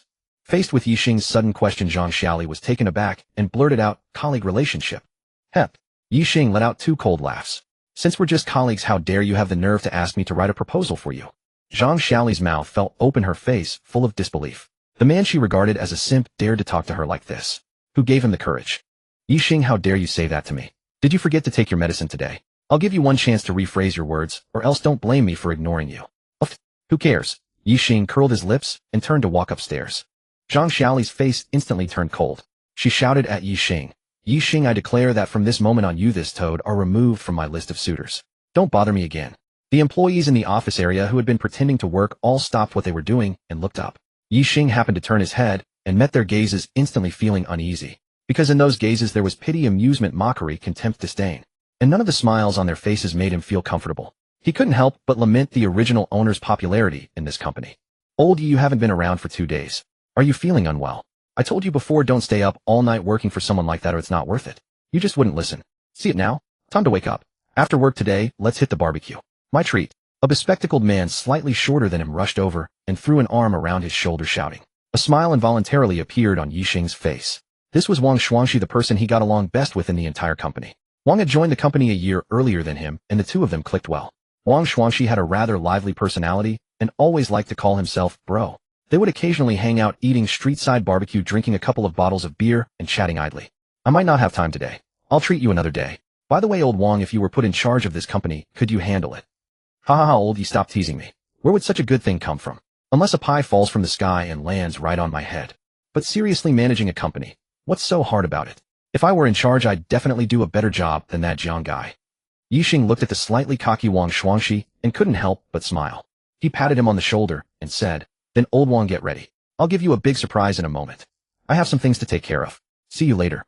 Staring at Ye Xing's figure disappearing around the corner on the third floor, Wang Shuangxi stood there dazed. He felt as if he had gotten the wrong script, or perhaps he hadn't slept well last night, causing him to hallucinate today. He shook his head and walked straight to his own desk, dismissing it as Ye Xing's joke. Zhang Xiaoli stomped her foot and stormed off to her desk. Ever since Jiang Renjie received Wu Yoli's phone call, his eyelid had been twitching uncontrollably, making him feel uneasy, as if some disaster was about to strike. He pinched his eyelid with 2 fingers several times, trying to make it stop, but no matter what he did, it kept twitching. No, he had to do something. He thought for a moment, then picked up the phone to dial the number the former boss had sent him, the new boss's number. He needed to take the initiative to report and seek instructions. Ring, ring, ring. Just as Ye Xing reached the door of the CEO's office, his phone rang. He pressed the answer button and a voice filled with extreme sycophancy came through, a middle-aged man. Is this boss Ye Xing? Yes, I am. Who is this? Boss, I am Jiang Renjie, the CEO of your company. I just received the notification that you are now the owner of the company. Your humble servant Jiang is calling you immediately to report on work. He report. Great, I'm right outside your door. Beep, beep, beep. The line went dead. Jiang Renjie's heart jolted, and he rushed to the door, flinging it open to meet Ye Xing's gaze, their eyes locking. You are the new boss. Ye Xing nodded and walked in expressionlessly. He walked over to Jiang Renjie's exclusive boss chair and slowly sat down. Jiang Renjie stood opposite him, his heart inexplicably racing, especially when he saw Ye Xing's cold expression, which made him even more flustered. Could this young boss be dissatisfied with him? He racked his brains. Even if his CPU were about to smoke, he couldn't figure out where he had offended the other party, or if this attitude was a sign of extreme dissatisfaction. Boss, Ye Xing raised his hand to interrupt him, speaking calmly. Jiang Renjie, I ask you, what procedures and formalities does the company need to follow to fire an employee, and what conditions must be met to dismiss an employee? Jiang Renjie had no idea why Ye Xing threw out this question right away. He felt his legs were about to give way. Could it be that the company had some leverage that fell into his hands? Wait, a flash of insight crossed his mind. He immediately thought of the call Wu Yoli had made not long ago about firing an employee. Had the new boss found out about that? Wu Yoli, you damn bastard, you set me up. Jiang Renjie wailed in his heart. This hurdle today would not be easy to get through. Boss, please enjoy some tea. Jiang Renjie's secretary, with her sleek black stockings and long legs, hurriedly prepared a cup of tea and carefully placed it on the desk. Ye Xing glanced at her and instructed, issue a notification from the president's office. In 30 minutes, convene an all-hands meeting in the company's main conference room. Everyone must attend. No leave request will be accepted under any circumstances, or it will be considered automatic resignation. Yes. Wei Baoxiang bowed in acknowledgement and quickly hurried away on her high heels. Tick-tock, tick-tock. The chat groups were abuzz today. Just a minute prior, everyone had received a notification that the company was terminating Ye Xing, a staff member of the sales department. A minute later, another notification came through, convoking an all-staff meeting. The employees were buzzing with excitement, leaning in close to huddle together and exchange hushed whispers. Who exactly is this Ye Xing? Getting fired? Did he tick off the wrong person? Bro, you don't know him. Should I know him? He was pursuing Zhang Xiaoli, the marketing department's belle. The type who'd do anything for her attention. Oldly, keep it down. Won't you offend someone? Offend who? That guy's already been shown the door. Ye Xing was honest, kind, hardworking. How could they fire him? It's unjust. I saw it with my own eyes. He offended manager Wu, and his nephew even slapped Wu Dongbao. Now I get it. That bastard deserved it. I always wanted to give him what for. Shout out to Ye Xing. He did what I wished I could. An all-staff meeting with no leave permitted. Does this mean something major is unfolding? Who cares? It's not my problem to solve. I'll just come watch the spectacle. Exactly. Think of it as a break from the grind. Wang Shuangxi stared at his phone, the termination notice for Ye Xing blurring before him. His fist clenched repeatedly, tight, then loosening, tightening again, until he exhaled a defeated sigh. The fifth-floor conference room buzzed with nearly 500 seats filled to capacity. Company staff spanned every level, including security and cleaning personnel, all claiming the outermost edges of the space. At 10:30, footsteps echoed from the doorway. Guided by Jiang Renjie, Ye Xing made his way toward the podium. The murmuring crowd froze mid-sentence, the room plunging into sudden silence. Wu Yoli, seated in the front row, looked as though he'd glimpsed a ghost. He nearly leapt from his chair. Behind him, Wu Dongbao's jaw hung open wide enough to swallow a fist. How was this possible? Wasn't Ye Xing terminated? Why was he standing in this room? And Jiang Renjie himself was personally escorting him, moving with such careful deference. Wu Yoli's eyelid began to twitch violently, his face draining of color. Unbidden, a phrase Ye Xing had uttered before departing echoed in his mind, "Don't start crying later." "Wu, are you alright? Something wrong? Who is this young man you're accompanying?" The president's demeanor suggests he's someone important. Finance Director Su Lihua fixated her gaze on Ye Xing, her rose-colored eyes revealing a sense of familiarity she couldn't quite place. Those who recognized Ye Xing fell silent in disbelief. He'd just been terminated. Wasn't the notice posted in the group chat? And yet he was seated on the stage. What script was this? Wang Shuangxi's expression shifted through confusion to shock as he processed the scene before him. Ye Xing hadn't just appeared, he was here accompanied by the executive vice president himself. Now Ye Xing took his seat at the head table, the position of authority. Something monumental was about to unfold. Wang Shuangxi sensed it in his bones. His pulse quickened as he recalled Ye Xing's cryptic words about fortune favoring the bold. Had he finally risen to the occasion? Ye Xing scanned the assembly and furrowed his brow. Jiang Renjia immediately straightened and barked, "Silence," to the crowd below. The murmurs died instantly. Wei Baoxiang approached and whispered into Ye Xing's ear, confirming every employee was present. Ye Xing gave a subtle nod, signaling Jiang Renjia to proceed with the presentation. "Ladies and gentlemen, I have an important announcement to make. Ye Xing has fully acquired our company, holding 100% equity. Please welcome him to address you." The announcement stunned the room into silence. Then Wang Shuangxi erupted from his seat, clapping wildly and shouting, "Ye Ge, you're incredible." His enthusiasm ignited a wave of applause that seemed ready to tear the ceiling apart. Wu Yoli collapsed onto the floor, his world imploding as darkness consumed his vision. He cried out internally, knowing it was over. Behind him, Wu Dongbao swayed unsteadily before also falling to the ground. The older security guard nearby hesitated, his hand half extended in a reflex to help, then pulled it back. Ye Xing raised his hand to halt the eruption of cheers, and the crowd fell completely still, every eye fixed on him. "Now I will announce several personnel decisions. First, Market Department Manager Wu Yoli and Security Guard Wu Dongbao are hereby dismissed. The Legal Department will conduct a thorough investigation into their financial records, and all ill-gotten gains will be recovered. Second, Jiang Renjia is demoted from Executive Vice President to Market Department Manager. Third, Finance Director Su Lihua is stripped of her position and reassigned as a regular employee, with Deputy Director Zhao Min taking her place." Pausing briefly, he glanced across the room toward a familiar figure, then offered a slight smile and a welcoming gesture. "Old Wang, come up here." Wang Shuangxi felt as though struck by lightning. Dazed and disoriented, he climbed the stage amid the envious, jealous, and resentful stares of his colleagues. Ye Xing pointed to an empty seat to his right and instructed, "You sit there." "Huh. Oh." Jiang Renjia's expression darkened as he watched Wang Shuangxi take his place beside Ye Xing. In that moment, he hated Wu Yoli with every fiber of his being, wishing him dead. Wei Baoxiang meanwhile allowed a faint smile to curl her lips, her eyes gleaming with satisfaction.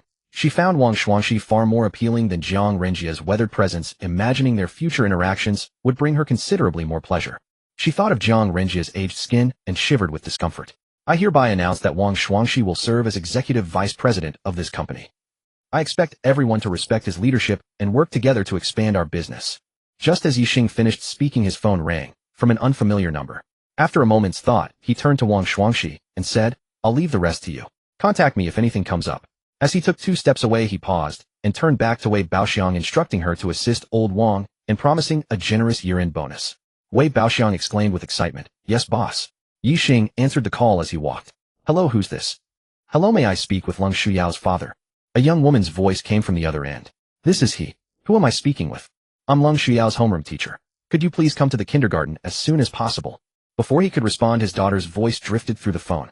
"Daddy, come quick. Someone's bullying Guoguo." "What?" A blood-curdling aura of murderous intent erupted from Ye Xing's body, causing those seated along the aisle to shudder involuntarily. "Baby daddy will be there soon." Teacher, please protect my Guoguo. Damn it, whoever dares to bully my daughter, I'll flay them alive." Lu Ziyuan listened to the busy signal, a wry smile crossing her face. Another difficult person to deal with. How could she be so unlucky? There was this obnoxious little fat boy in her class who bullied his classmates all day long. Whenever he set his eyes on something someone else had, he would simply grab it. Many parents were furious and tried to communicate with his family, but his mother was unreasonable. She blamed everyone else and claimed her own son had been wronged. Today Guoguo, the sweetest and most obedient child in class, was bullied. She had only said a few words to that little fat boy, and that's when his mother got involved. This woman came charging at her, cursing without bothering to understand what happened, and even struck her. Looking at the red handprint on Lung Shuyao's small face, she felt overwhelmed. This incident today was unlikely to end peacefully. She needed to notify the principal immediately. With a roar, the Rolls-Royce Cullinan screeched to a halt at the gate. Ye Xing jumped out, leaped over the electric fence without waiting for the guard to open it, and rushed inside. "Hey, who are you? Who let you in?" Don't block, they move your car. Ye Xing ignored the guards shouting, ran to the teacher's office, and shoved the door open forcefully. Baby daddy's here. The emotions Lung Shuyao had been suppressing erupted the moment she saw Ye Xing. Baba, you're finally here. Wah, Baba, my face hurts so much. Ye Xing picked up his daughter and gently touched her swollen cheek, his heart aching until he could barely breathe. Baby, don't cry. Daddy will make them pay. Who hit you? Lung Shuyao pointed toward a heavily made-up fat woman sitting on the sofa. That mean auntie. Her son grabbed Guoguo's milk, but Guoguo wouldn't give it to him. He tripped over his own feet and fell, then blamed it on Guoguo. When this mean auntie arrived, she didn't even ask what happened and just hit Guoguo. With a thunderous roar, the fury Ye Xing had been suppressing finally exploded. He stepped forward and delivered a fierce slap to the woman's face. The sharp crack echoed through the office, vibrating the windows and doors. Molly could never have imagined someone would dare strike her, let alone across the face. The young man who did it was barely 20, well-dressed, but clearly beneath her notice. Do you know who she is? Her husband is the Education Bureau director, her brother commands a regiment as a lieutenant colonel, and her father runs a major corporation. Her family had money, power, and influence. They ruled this district in Shanghai. You little punk, how dare you hit me? Do you even know who I am? You want to die? Slap. Ye Xing backhanded her across the other cheek. The fat woman's already chubby face swelled up like a pig's snout, and 2 bloody teeth flew from her mouth. 2 screams echoed through the room. Lu Ziyuan pressed her hand over her mouth to stifle another cry, but her flushed cheeks and sparkling eyes betrayed her exhilaration. How heroic. What a satisfying slap. If not for her position and fear of retaliation, she would have wanted to slap that fat woman herself. She was simply too despicable. This woman had come at her, and Guoguo was screaming insults, and even slapped Guoguo. Then she kept berating them both, trying to lay hands on them again. She managed to shield Guoguo, but couldn't escape the woman's grip. She took a slap to the face. Now Guoguo's father had just slapped the woman twice, giving them both the satisfaction they deserved. Molly clutched her throbbing cheeks and wailed in pain. The little fat boy beside her turned pale with terror, his small eyes wide with fear before bursting into tears. I'll kill you. Molly lunged at him with claws extended, one hand aiming for Ye Xing's face, while the other reached for her daughter Guoguo's face. Guoguo's daddy, watch out. Lu Ziyuan cried out in alarm. Looking for death. Ye Xing's anger boiled over. He could forgive someone striking him, but targeting his daughter crossed an unforgivable line. Such ruthlessness demanded no mercy. With a powerful kick to her chest, Ye Xing sent her flying backwards, slamming her against the wall. Blood splattered from her mouth as she cried out in agony. You little punk, beast bastard. How dare you hit me? You'll regret this. I'm calling people. In a large conference room, Director Zhao Mingbo sat at the head of the table addressing a packed audience of principals, secretaries, and kindergarten directors from various schools. His phone rang. Zhao Mingbo glanced at the contact and saw a wife. Frowning slightly at the unwomanly caller, he answered it dismissively. Everyone in the room turned to stare. The very man who had prohibited phone calls at the start of the meeting was now taking one himself. Hypocrisy at its finest. What? Someone hit Xiaobao. Who has the guts to touch my son? All right, I'll be right there. He then stood up and announced, that's all for today's meeting. Make sure to internalize and pass on the key points. As he rushed out, Si Xiaoqin followed quickly. She'd heard Zhao Mingbo's son had been beaten and his son attended her kindergarten. Who the hell would dare strike Zhao Mingbo's son? This could destroy her career and jeopardize her kindergarten if mishandled. Driving back with desperate prayers, Si Xiaoqin found Ma Li raving like a madwoman, hair disheveled, and curses spewing endlessly. Little Zhao Xiaoyang hid trembling behind Ma Li, terrified of Ye Xing, while Ye Xing gently massaged his daughter's swollen cheek until the pain subsided. Finally, Lung Shuyao smiled. Baba, my face doesn't hurt anymore. Ye Xing exhaled in relief, then turned coldly to Ma Li, still spewing abuse. Say one more word, and I'll wreck your mouth. Screech. A sudden brake screech startled Old Man Gung, the gatekeeper. He was just about to go in and find that kid to ask him to move the car blocking the main gate, when another car flew up from behind, nearly giving him a heart attack. Zhao Mingbo had just stepped out of the car when Old Man Gung started lecturing him, pointing and scolding sharply. Who are you? At your age, driving so recklessly, why in such a hurry? Hurrying to reincarnate. Can't you see where this is? This is a kindergarten, a place for children. All these kids are the flowers of the nation and the future of the people. Do you want to scare them to death? Could you be sick in the head coming here to cause trouble? Kid, if you don't give me an explanation today, I Gung Dahai will never forgive you. Gung Dahai walked over and grabbed Zhao Mingbo's arm. Let go. Zhao Mingbo was already anxious and furious, being stopped by an old man, and scolded only added to his anger. He shook off Gung Dahai's grip and glared at him. Old man, have you lost your mind? Don't you know who I am? I don't care who you are. If you cause trouble on my turf, I'll make you pay. Gung Dahai grabbed Zhao Mingbo's other arm. Screech. Another sudden brake screech. Si Xiaoqin quickly pushed open the car door and ran down urgently, saying, Uncle Gung, what are you doing? Let go quickly. This is Director Zhao from our Education Bureau. Huh. Hearing this, Gung Dahai hurriedly let go and smiled awkwardly. Director, see, why are you back? Weren't you in a meeting? This is Director Zhao from our Education Bureau. Oh my ha, truly like the Dragon King's temple flooded. Family not recognizing family. Director Zhao, Director C, are you going in? Nonsense, if we don't go in, shall we stand here sunbathing? Si Xiaoqing glared at the old man angrily. This car can't go through, it's blocked ahead. Si Xiaoqing's expression changed. Whose car is this? Tell him to move it. Zhao Mingbo saw the car, and his face changed instantly. Rolls-Royce Cullinan, how could he not recognize it? Who parked the car here? Could it be? A bad feeling arose in his heart. Director Zhao, Director C, why don't you enter through this side gate first? Wait for me to catch that kid, and have him move the car. That kid? What do you mean? Si Xiaoqing asked puzzledly. Director C, you don't know. Just now some kid through the car here jumped in and rushed towards the classroom. I couldn't stop him even if I tried. Si Xiaoqing's eyelid twitched, thinking, oh no. The person who could afford such a luxury car was not someone she could afford to offend. Director Zhao, why don't we go in and check on Xiao Bao first? Zhao Mingbo nodded, his face dark, and walked in through the side gate. Thud, thud, thud, a series of hurried footsteps came from outside the door. Molly suddenly looked up, saw Zhao Mingbo, and immediately, as if she had found a savior. Mingbo, you're finally here. Quickly arrest this little rascal. He dared to hit your wife, and Xiao Bao was scared to tears by him. Ye Xing saw the man and woman entering, but his face showed no expression change. Bullied his daughter, even if the king of heaven himself came, it would be useless. What's going on? Zhao Mingbo's voice was authoritative, but his eyes were fixed tightly on Ye Xing. In this room only he was the man, and he was holding a baby like carved jade in his arms. Who else but this kid could be the one who hit his wife, as his wife said. Little rascal, weren't you quite fierce just now? Oh, try hitting me again if you have the guts. Now my husband is here, he's the director of the local education bureau. Try touching me again if you dare. Little rascal, kneel down and kowtow to apologize to your mother, then pay 500 yuan to compensate my medical expenses and mental distress. Otherwise I will definitely not let you have a good outcome. Otherwise I'll have the director expel your daughter. No, in all of Jianghai City there is no school that will accept her.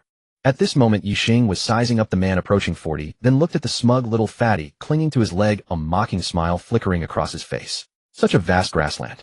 Ma Li's vicious words, especially the latter sentence, made his rage surge directly from the soles of his feet to the crown of his head. The smile disappeared from his face, replaced by a coldness. A killing intent flashed in his eyes as he looked at the woman. Ma Li was venting shamelessly, but Ye Xing's glance froze her. Her whole body trembled uncontrollably, her throat felt as if choked by iron pincers, and her voice abruptly stopped. What kind of look was that? She felt that if she dared to speak another word, the other party would definitely kill her. Zhao Mingbo was also a bit annoyed by his wife's words. How could such things be said randomly? If it got out and reached certain people's ears, would he still be able to keep his position as director? Si Xiaoqing hurriedly stepped forward to mediate. Director Zhao, this parent, let's sit down and talk slowly. It's just small disputes among children, nothing serious. Bullshit. Molly wouldn't have it, pointing at Si Xiaoqing and cursing. Are you blind? Can't you see I've been beaten like this, and you want to sit down and talk? Talk what talk, my ass. I order you to expel this little rascal's daughter now, and make her scram out of this campus. Zhao Mingbo, your mother is like this, and you haven't acted yet. First beat that kid up to vent my anger. You need to understand your position. How did you become director? If you can't satisfy me, I'll make you suffer the consequences. Zhao Mingbo's face turned black. This crazy woman dares to say anything. For this matter, even using his, but he knew it was caused by his own irresponsible kid. Previously, when his son bullied other classmates, he received many calls from those parents, but this woman recklessly shut them down and even counter-accused them. Those parents, fearing his status, eventually let it drop. But today he encountered a rash young man who actually hit people directly. Even if he disliked this fated wife in his heart, but hitting his wife was slapping his face, not respecting him. How could this be tolerated? This bad trend cannot be allowed to grow, it must be stopped. Zhao Mingbo's face was so dark it could drip water. That damned woman had gone too far, completely disregarding his dignity, stomping his pride into the ground. She was domineering at home, but now they were in public, and he was a bureau chief. Screaming and cursing like that. Where was he supposed to put his face? He itched to slap her twice to shut her up. But the moment he thought of his brother-in-law, a regiment commander in the military, he chickened out immediately. He couldn't win a fight against that guy. That bastard would really throw punches when provoked. And the worst part was he doted on his sister. Can you keep it down? Remember your status. We can't just deny others the right to appeal, can we? The Zhao family isn't unreasonable. Zhao Mingbo decided to take a more tactful approach, safer that way. The young man opposite was driving a Rolls-Royce Cullinan, and judging by his clothes and demeanor, he was no ordinary person. He didn't want to kick an iron plate and stir up huge trouble. Ye Xing raised an eyebrow. He had expected the man to be as arrogant and irrational as that fat woman blasting him without reason. Clearly he had been wrong. Those who climbed the leadership ladder were all shrewd and calculating. Daddy, I want the milk in Guoguo's hand. Daddy, snatch it from me. The chubby boy clinging to his leg suddenly blurted out. Zhao Mingbo instantly understood the situation. His little brat had set his eyes on the milk in someone else's bottle and wanted to take it for himself. At that moment he felt the urge to kick the little fatty all the way to the clouds. Goddamn it, what kind of formula milk did they lack at home? What kind of bottled milk didn't they have? Was he missing a mouthful? And he wanted to drink milk someone else had already drunk. Was this really his seed? The bloodline of the Zhao family. For some reason, that thought flashed through Zhao Mingbo's mind, startling even himself. What terrible karma had he accumulated in his past life to deserve such a creature? Xiao Bao, we have all kinds of milk at home. You can drink as much as you want after school, okay? Zhao Mingbo said. No, Daddy. I want the milk in Guoguo's hand. I want it. Daddy, snatch it for me. I want to drink it. Si Xiaoqin and Lu Ziyuan exchanged glances, helplessness written all over their faces. This little fatty was notorious in their kindergarten for being tyrannical and reckless, and they dared not scold him harshly, or else once he complained at home his mother would storm in and make a huge scene. Every time she had to tread carefully, explain over and over, and finally offer some compensation to calm things down. Xiao Bao, there's milk in the principal's office. I'll get it for you, okay? Si Xiaoqin quickly intervened. No, I want the milk in Guoguo's hand. I want to drink her milk. Si Xiaoqin pressed her hand to her forehead, speechless. Zhao Mingbo's lips twitched. Even he found his own son utterly embarrassing. You little brat, didn't you hear my son? Give the bottle in your daughter's hand to my son. Let him drink. Zhao Mingbo, are you deaf? Can't you hear what your son said? Ma Li's shrill and annoying voice rang out again. Shut up. Zhao Mingbo roared, suddenly shocking Ma Li so much that her mouth fell open. Then with a voice even louder like a volcanic eruption, she bellowed from her chest, Fine, Zhao Mingbo. You've grown some balls daring to yell at me in front of outsiders. I got beaten up, and instead of defending me you side with them. You damned Zhao Mingbo, you ungrateful bastard. I'm not going to live anymore. Ma Li plopped down on the ground and started rolling around, throwing a tantrum. Zhao Mingbo, you useless piece of shit. You don't dare to go after others, so you take your anger out on me. Just wait. I'll have my big brother teach you a lesson. I'll tell my father. When he finds out you've bullied me, he won't let you off. Oh Daddy, this bad Annie has no shame. A grown-up rolling on the floor? Guoguo would never do that. The floor is so dirty, how can she roll on it? Lung Shuyao whispered in Ye Xing's ear, her voice soft, but clear enough for everyone in the small office to hear. Lu Ziyuan covered her mouth, struggling not to laugh. Si Xiaoqin managed her expression perfectly, but her heaving chest betrayed her. Zhao Mingbo's face was as black as the bottom of a pot. That damned woman had no shame at all. Ye Xing patted his shoulder sympathetically. Brother, I suggest you get a paternity test. Zhao Mingbo jerked his head up, glaring at Ye Xing. What do you mean? Ye Xing carried his daughter to the side and beckoned him over with a finger. Zhao Mingbo didn't want to move, but his body betrayed him. When he came close, Ye Xing lowered his voice. I know a bit of Chinese medicine. From your physiognomy, I can tell you lost your manhood 5 years ago. You've been infertile ever since. Do you really think that little fatty is your seed? Fisk. Ye Xing shook his head with mock pity. The grassland on your head is very lush. Bastard. Are you insulting me? Have you considered the consequences? Zhao Mingbo's face turned red, veins bulging on his forehead. Old Zhao, do you think I have any reason to insult you? We have no grudge. Why would I make an enemy for no reason? Take a look yourself. Does that little fatty look anything like you? Ye Xing's words struck his heart like a heavy hammer, causing a sharp pain. He had suspected it before, but quickly extinguished that spark. Now with Ye Xing's words, the spark flared up again, burning stronger. Molly, still rolling on the floor, saw the two men whispering, and a flicker of panic flashed in her eyes. Undeniable. How could that escape Ye Xing's notice? The corner of his mouth curled up as he walked toward Molly. What are you going to do? Molly, traumatized by the beating, instinctively scooted back. Are you going to hit me again? Zhao Mingbo, are you dead? Are you just going to watch him beat your wife? Fatty, which eye of yours saw me about to hit you? I have a word for you. Want to hear it? Why you? What do you want to say? Ye Xing leaned in and whispered. You're quite the player. Last night you hooked up with 2 black men only coming out of the hotel this morning. You? Molly's body went rigid, then she stared at him as if she'd seen a ghost. Why you? Ye Xing gave her an innocent smile, then walked over to Zhao Mingbo and gently patted his shoulder. Brother Grassland, may the rest of your journey be smooth. Zhao Mingbo desperately wanted to land a couple of punches on Ye Xing's face. The kid's words were simply infuriating. Now let's talk about compensation. Zhao Mingbo's eyes widened, thinking he was hallucinating. This brat was trying to extort him, and right under his nose. However, Ma Li's thoughts ran on a completely different track. A smug grin spread across her pig-like face. Kid scared now. Good, you know what's best for you. If you don't pay me compensation today, this isn't over. I won't ask for much. Just give me $1 million and I'll drop the matter of you hitting me. What the hell? Every single person present felt as if struck by lightning. $1 million. And she says not asking for much. How much would be asking for much? $1 million. Are you insane? Zhao Mingbo was startled by her demand and immediately rebuked her. If this got out, his political career would be over. In broad daylight, to brazenly and blatantly extort, such behavior would inevitably be pinned on him because he was the director of the Education and Sports Bureau. His political enemies could easily fabricate charges claiming he encouraged his wife to engage in rampant profiteering. A woman daring to have such an appetite must be relying on her backer. And who was that backer? This was a Damocles sword that could easily destroy him. Besides, he himself was not clean, once investigated. He dared not think further. You spineless coward, who gave you the nerve to yell at me? If you shout at me again, I'll skin you alive. Molly unleashed her full fury, showing him no respect. Ye Xing laughed. $1 million. Fine. Since you're so eager to hand me money, I'll gladly accept it. He walked toward her. You? What are you doing? Molly involuntarily stepped back. Are you going to hit me in front of the principal and my husband? I'm not hitting you. I'm here to collect compensation for your hitting my daughter. 2 million minus your 1 million, that's 1 million left. Pay up. What?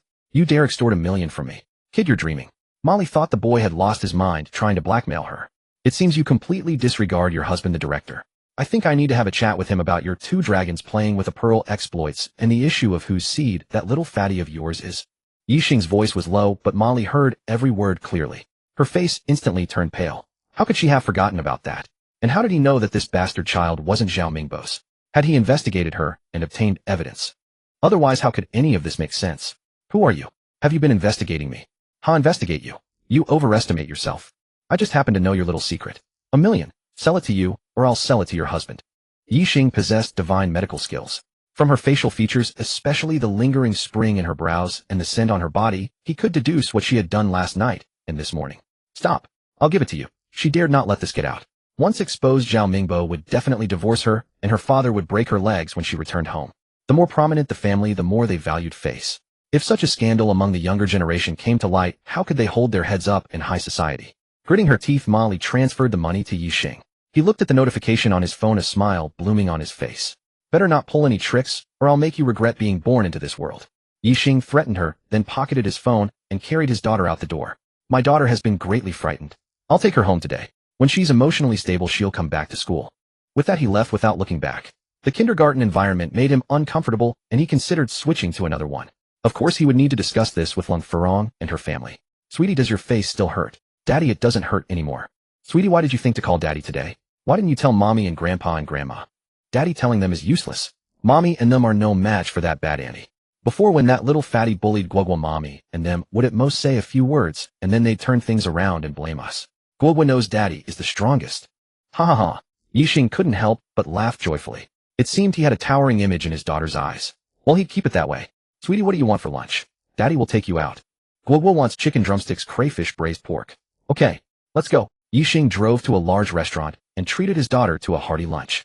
After Lung Shuyao had eaten her fill and they left the restaurant, Ye Xing said, Sweetie, how about Daddy takes you somewhere fun this afternoon?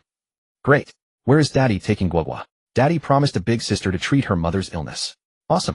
Guoguo will watch Daddy heal people. When I grow up, I want to heal people too. Haha, sure. When you're a bit older, Daddy will teach you the healing arts. Then my little princess will be a miracle doctor. Giggle giggle. Lung Shuyao let out a clear, crisp laugh, delighted. Guoguo is going to be a miracle doctor. Ding. Host stood up for his daughter, making her feel full of security and happiness. Reward: 10 cans of premium holy milk powder, 1 Bugatti Veyron, 100 property rights of Shulan International Bilingual Kindergarten. Ye Xing was startled by the sudden system voice in his mind. This system was too considerate. He had just been thinking about switching his daughter to another kindergarten, and now it directly rewarded him with a kindergarten with full ownership, completely his private property. He even wondered if, when his daughter entered elementary school, it would give him a fully owned elementary school and middle school. Also, the Bugatti Veyron, a luxury car worth 25 million. Actually, he didn't care much about cars, as long as it ran and was convenient for travel. But he still disliked this kind of sports car, small space, low roof, uncomfortable for his daughter inside. He would find time to exchange it for a roomier, higher-ceilinged car. A Mercedes-Benz. That could be considered. Ring ring ring. The phone interrupted his thoughts. He picked it up and saw it was Xue Lingwei calling. This girl seemed really anxious. Boss, when will you be coming over? I'm all prepared. I'll be right there. Ye Xing put away his phone, settled his daughter into the child's safety seat, and said, Sweetie, let's go. Shanghai Road, Weiman Alley, an old corridor-style apartment building. 3rd floor. An 80-square-meter room, simply furnished, yet undeniably cozy. Several people sat in the living room. A middle-aged couple in their 50s and a young man in his mid-20s with a crew-cut, a resolute face, and a muscular, burly physique. Perhaps from years of outdoor labor under the sun, his skin was deeply tanned and his palms rough. Beside them sat a sprightly, elderly man in his 60s, dressed in casual cotton clothing and carrying a faint herbal fragrance. Xue Lingwei wore casual clothes with a bare face, yet her natural beauty and gracefully curvaceous figure remained unmistakable. The woman beside her had a sallow complexion and looked thoroughly exhausted, slumping weakly in her chair, with wrinkles etched around her eyes and brows. The old man's brows furrowed, his expression darkening. Brother Xue, how could you indulge your daughter's folly? A child may not understand, but surely you do. Your sister-in-law's illness is no trivial matter. I've already mobilized my connections to find a kidney donor. I'm confident we'll locate and match one soon enough. As for the surgical costs, I can arrange for a hospital reduction, and if your family can't cover the remainder, I'll advance the difference. Just listen to me. Get your sister-in-law admitted to the hospital for proper treatment right away. A pained expression crossed Xue Dashan's face as he sighed inwardly. Only because his family was truly penurious and powerless would he resort to this option. According to his daughter, this person was extraordinarily confident in his medical skills, even guaranteeing a cure for his wife's illness. Moreover, he had offered his daughter a position as her daughter's bodyguard with a monthly salary of 50,000 yuan. Though he didn't know what kind of person this individual was, someone who dared make such claims must possess genuine ability, and that alone sparked a flicker of hope in him. Yet the hospital's so-called kidney matching, even if the transplant succeeded, might still face rejection reactions. And the follow-up treatments, medications. All of it amounted to an astronomical sum. He already knew his daughter had been fighting underground boxing matches. Though he disapproved, what choice did he have when he couldn't produce the money? Their family was too poor. All their savings and his daughter's retirement pension had been poured into her mother's treatment, yet they still fell short by a considerable margin.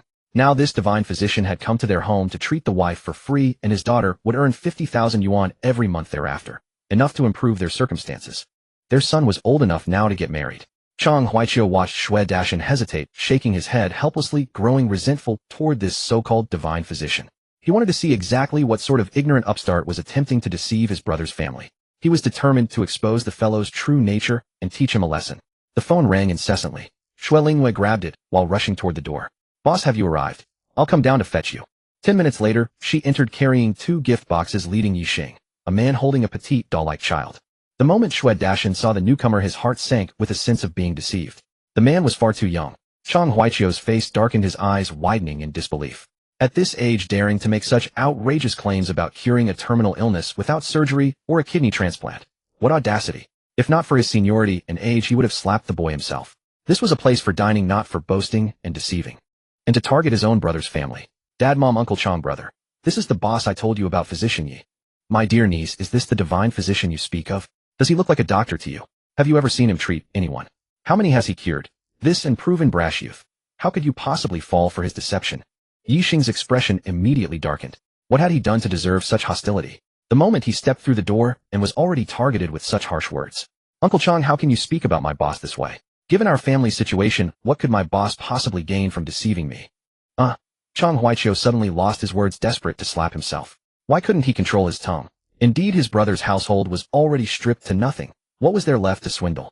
Mom, please trust me. Trust my boss. He will definitely cure you. Brother, why are you still standing there foolishly? Go brew tea for our boss. All right.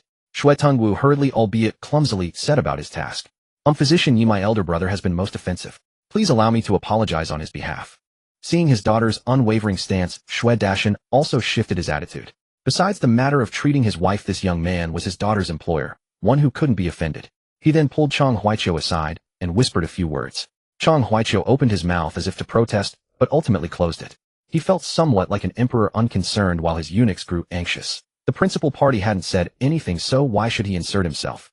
Moreover, his brother had made a valid point. A kidney transplant was astronomically expensive, and the subsequent recovery and treatment would require substantial funds. His brother's family simply couldn't afford it. He would watch from the sidelines and intervene if anything went wrong. Ye Xing glanced at Chang Huaiqiu, and upon seeing no further resistance, dismissed him. Baby, play with Sister Lingwei for a while. Daddy needs to treat a patient. Okay, Daddy Jiayu. Guoguo believes in you.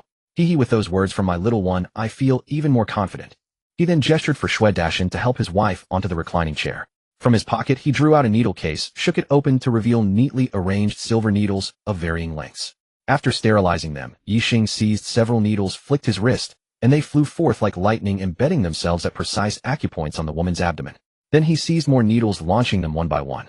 Chang Huaiqiu's eyes widened like bells, his mouth gaping wide enough to swallow 2 fists.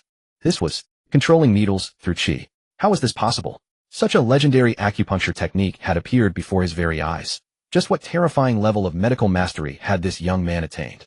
Wait, this needle technique. This was the long-lost return to Origin's spring revival needling.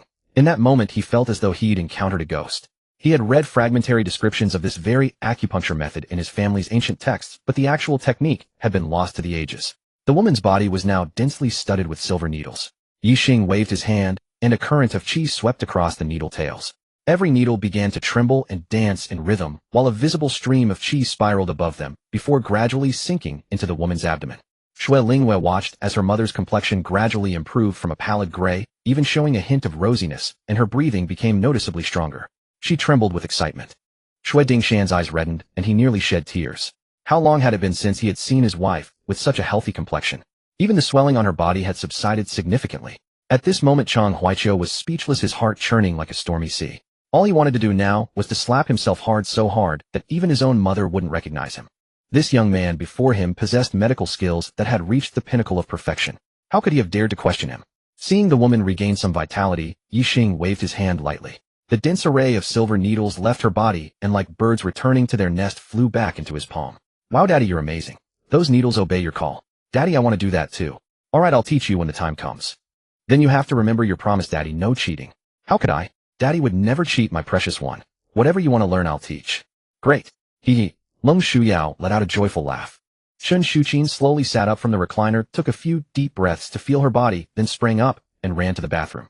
She hadn't felt the urge to urinate in a long time, and even when she did, she couldn't. Then everyone heard the sound of a rushing waterfall from the bathroom.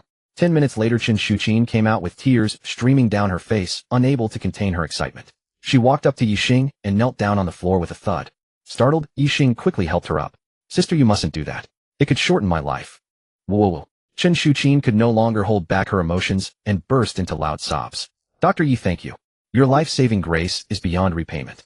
From now on, whatever you need, just say the word and my family will do it, even if it means going through fire and water. Thud, thud, thud. Several more heavy sounds of bodies hitting the floor came, and Ye Xing had to help Xue Dingshan, Xue Tongwu, and Xue Lingwei up from the ground one by one. There's no need for this. It was just a small favor, and besides, I need Lingwei to protect my daughter. If you keep this up, I'll get angry. However, before his words faded, another person knelt down with a thud. Ye Xing looked at Chang Huaiqiu and asked suspiciously, Old man, what are you doing? Their kneeling to thank me for saving a life is understandable, but what's your problem? Dr. Yi, this old fool was blinded by greed and ignorance. I repeatedly questioned and offended you earlier. I beg you, great sir, to overlook my past transgressions and forgive me.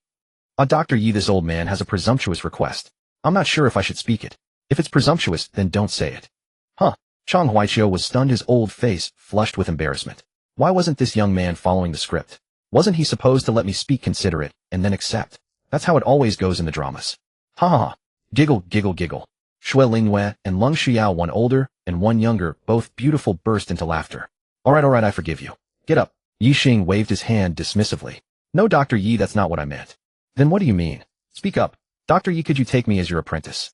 This old man's skills are shallow. I wish to learn medicine under your tutelage. If I could inherit even a fraction of your mastery, I could benefit the people in the future. I don't take apprentices. Ye Xing said expressionlessly. Oh, please don't, master. Your disciple has been reckless with words and has offended you. I know my mistake. Master, please forgive me. Your disciple truly wishes to become your apprentice and learn your medical skills. Chang Huaiqiu pulled out a black card from his pocket, crawled forward on his knees a few steps, and raised it with both hands. Master, this is my apprentice gift. It contains 1 million. Please accept it. When I return, I will prepare another generous gift. Boss Uncle Chang. He is the director of Jianghai Third People's Hospital. His medical skills are excellent, and he has a good reputation. Xue Lingwei whispered softly in Ye Xing's ear. After a moment's thought, she added, Uncle Chang has a wide network of connections and considerable influence in Jianghai City. If you ever have matters that are inconvenient for you to handle personally, you can have him run errands. Ye Xing glanced at Xue Lingwei, a faint knowing smile curling on his lips. Xue Lingwei's face flushed, aware that her little scheme had been seen through. Chang Huaiqiu shot Xue Lingwei a grateful look. This girl hadn't been spoiled in vain, as she knew how to subtly speak on his behalf. I don't have time to teach. Ye Xing was about to refuse again, but a soft, sweet voice interrupted him. Daddy, this old grandpa is pitiful, and he's sincere. Please take him in. Alright, since my precious daughter has spoken, I'll reluctantly accept you as my disciple. Ye Xing changed his tune immediately. Chang Huaiqiu was ecstatic. He knelt and kowtowed 9 times before getting up, his forehead slightly red and swollen. Then he scurried over to Leng Shuyao, his old face beaming with flattery. Little senior sister, thank you for your kind words. I'll prepare a gift for you as soon as we get back. Hee hee. Leng Shuyao couldn't help but laugh again. You call me little senior sister. Yes. From now on, I am your junior brother. I will obey your every command, little senior sister. If you tell me to hit someone, I will hit them. Giggle, giggle, giggle. Leng Shuyao let out a chicken-like laugh. Daddy, I have a little junior brother now. A faint twitch appeared at the corner of Ye Xing's mouth. He thought to himself, as long as you're happy. Dr. Yi, please sit for a while. I'll go buy groceries and cook. Tonight, let my husband toast you a few times. Chen Shuqin said excitedly. No, sister-in-law, don't bother. You've just recovered, so take it easy. Tonight I'll treat everyone to a feast at the Bright Moon Pavilion. I want to toast my master and my little senior sister. Shuqin, let's listen to Brother Chong. He's got the money anyway. Master, shall we? Head out now. Let's go. Ye Xing nodded. Oh, we're going for a feast. Lung Shuyao cheered with joy. Ye Xing carried his daughter surrounded by the group and walked downstairs. Suddenly his brow furrowed. A 5 or 6-year-old boy with a runny nose trailing from his nostril was using a sharp stone to scratch a drawing on his car door. Daddy, the car. Someone scratched our car. Lung Shuyao immediately cried out upon seeing the little boy's action. Whoosh! Shui Lingyue transformed into a cheetah darting over in a flash. She grabbed the little boy by the collar and lifted him up. What are you doing? What are you doing? Put my grandson down this instant. You wretched wench, how dare you lay a hand on my Shun Suihua's grandson? Looking for a beating, are you? The woman who had been sitting nearby playing on her phone while watching the boy draw immediately became frantic and lunged at Shui Lingyue.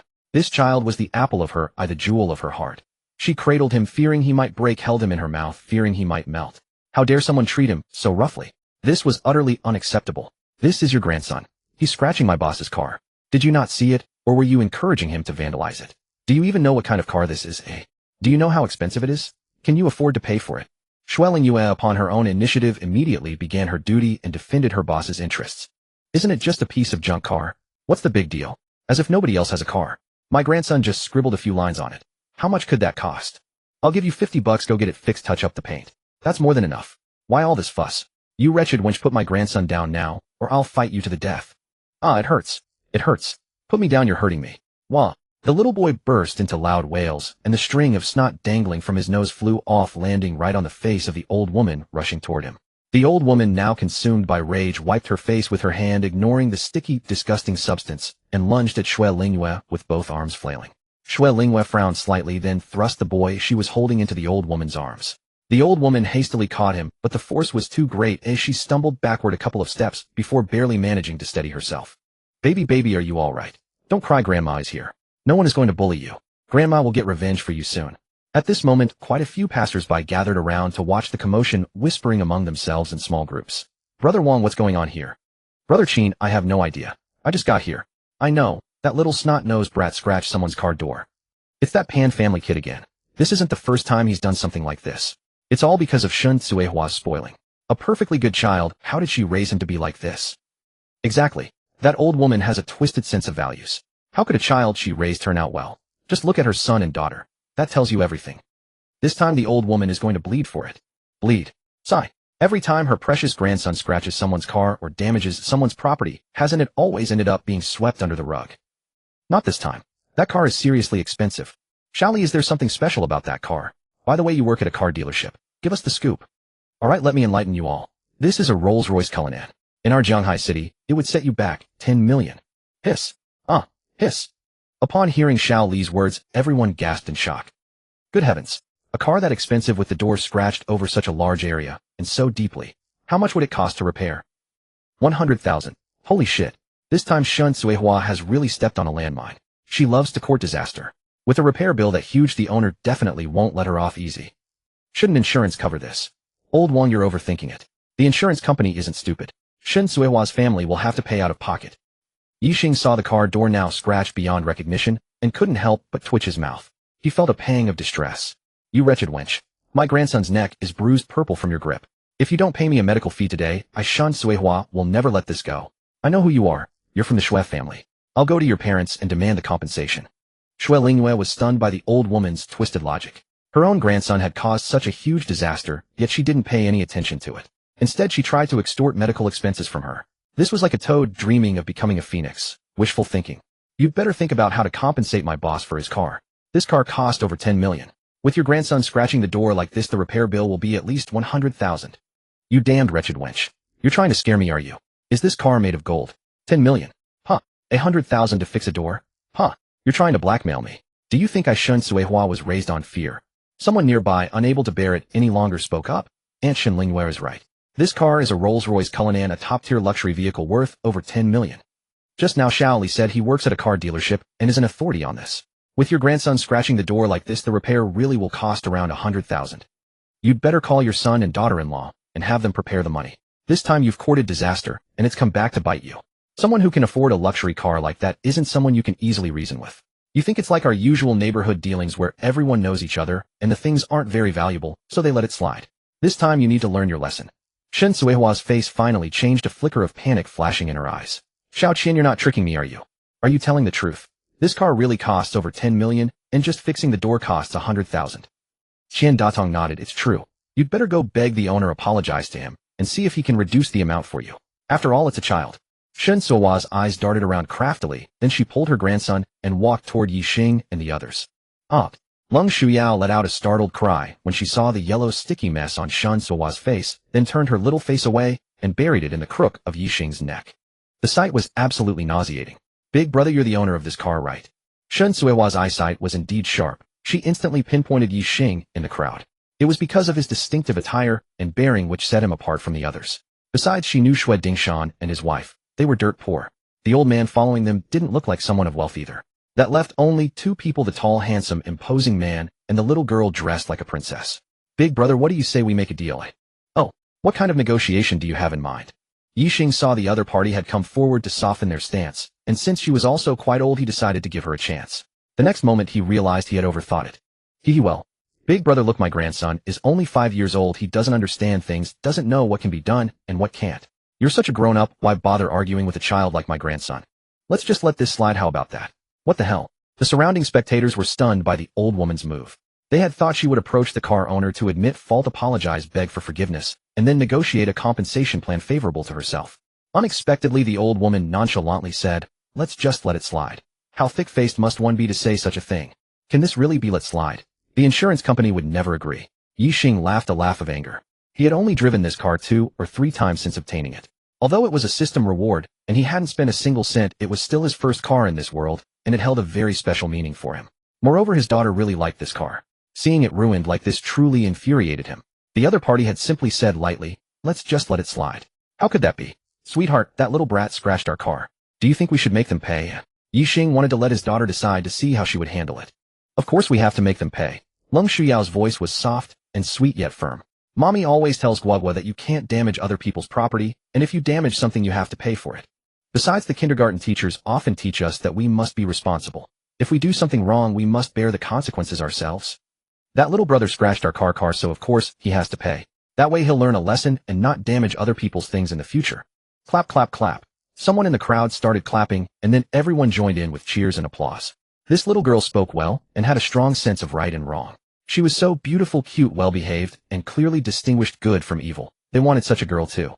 Some women even immediately pulled their husbands and ran home, saying they wanted to go back and make a little bun.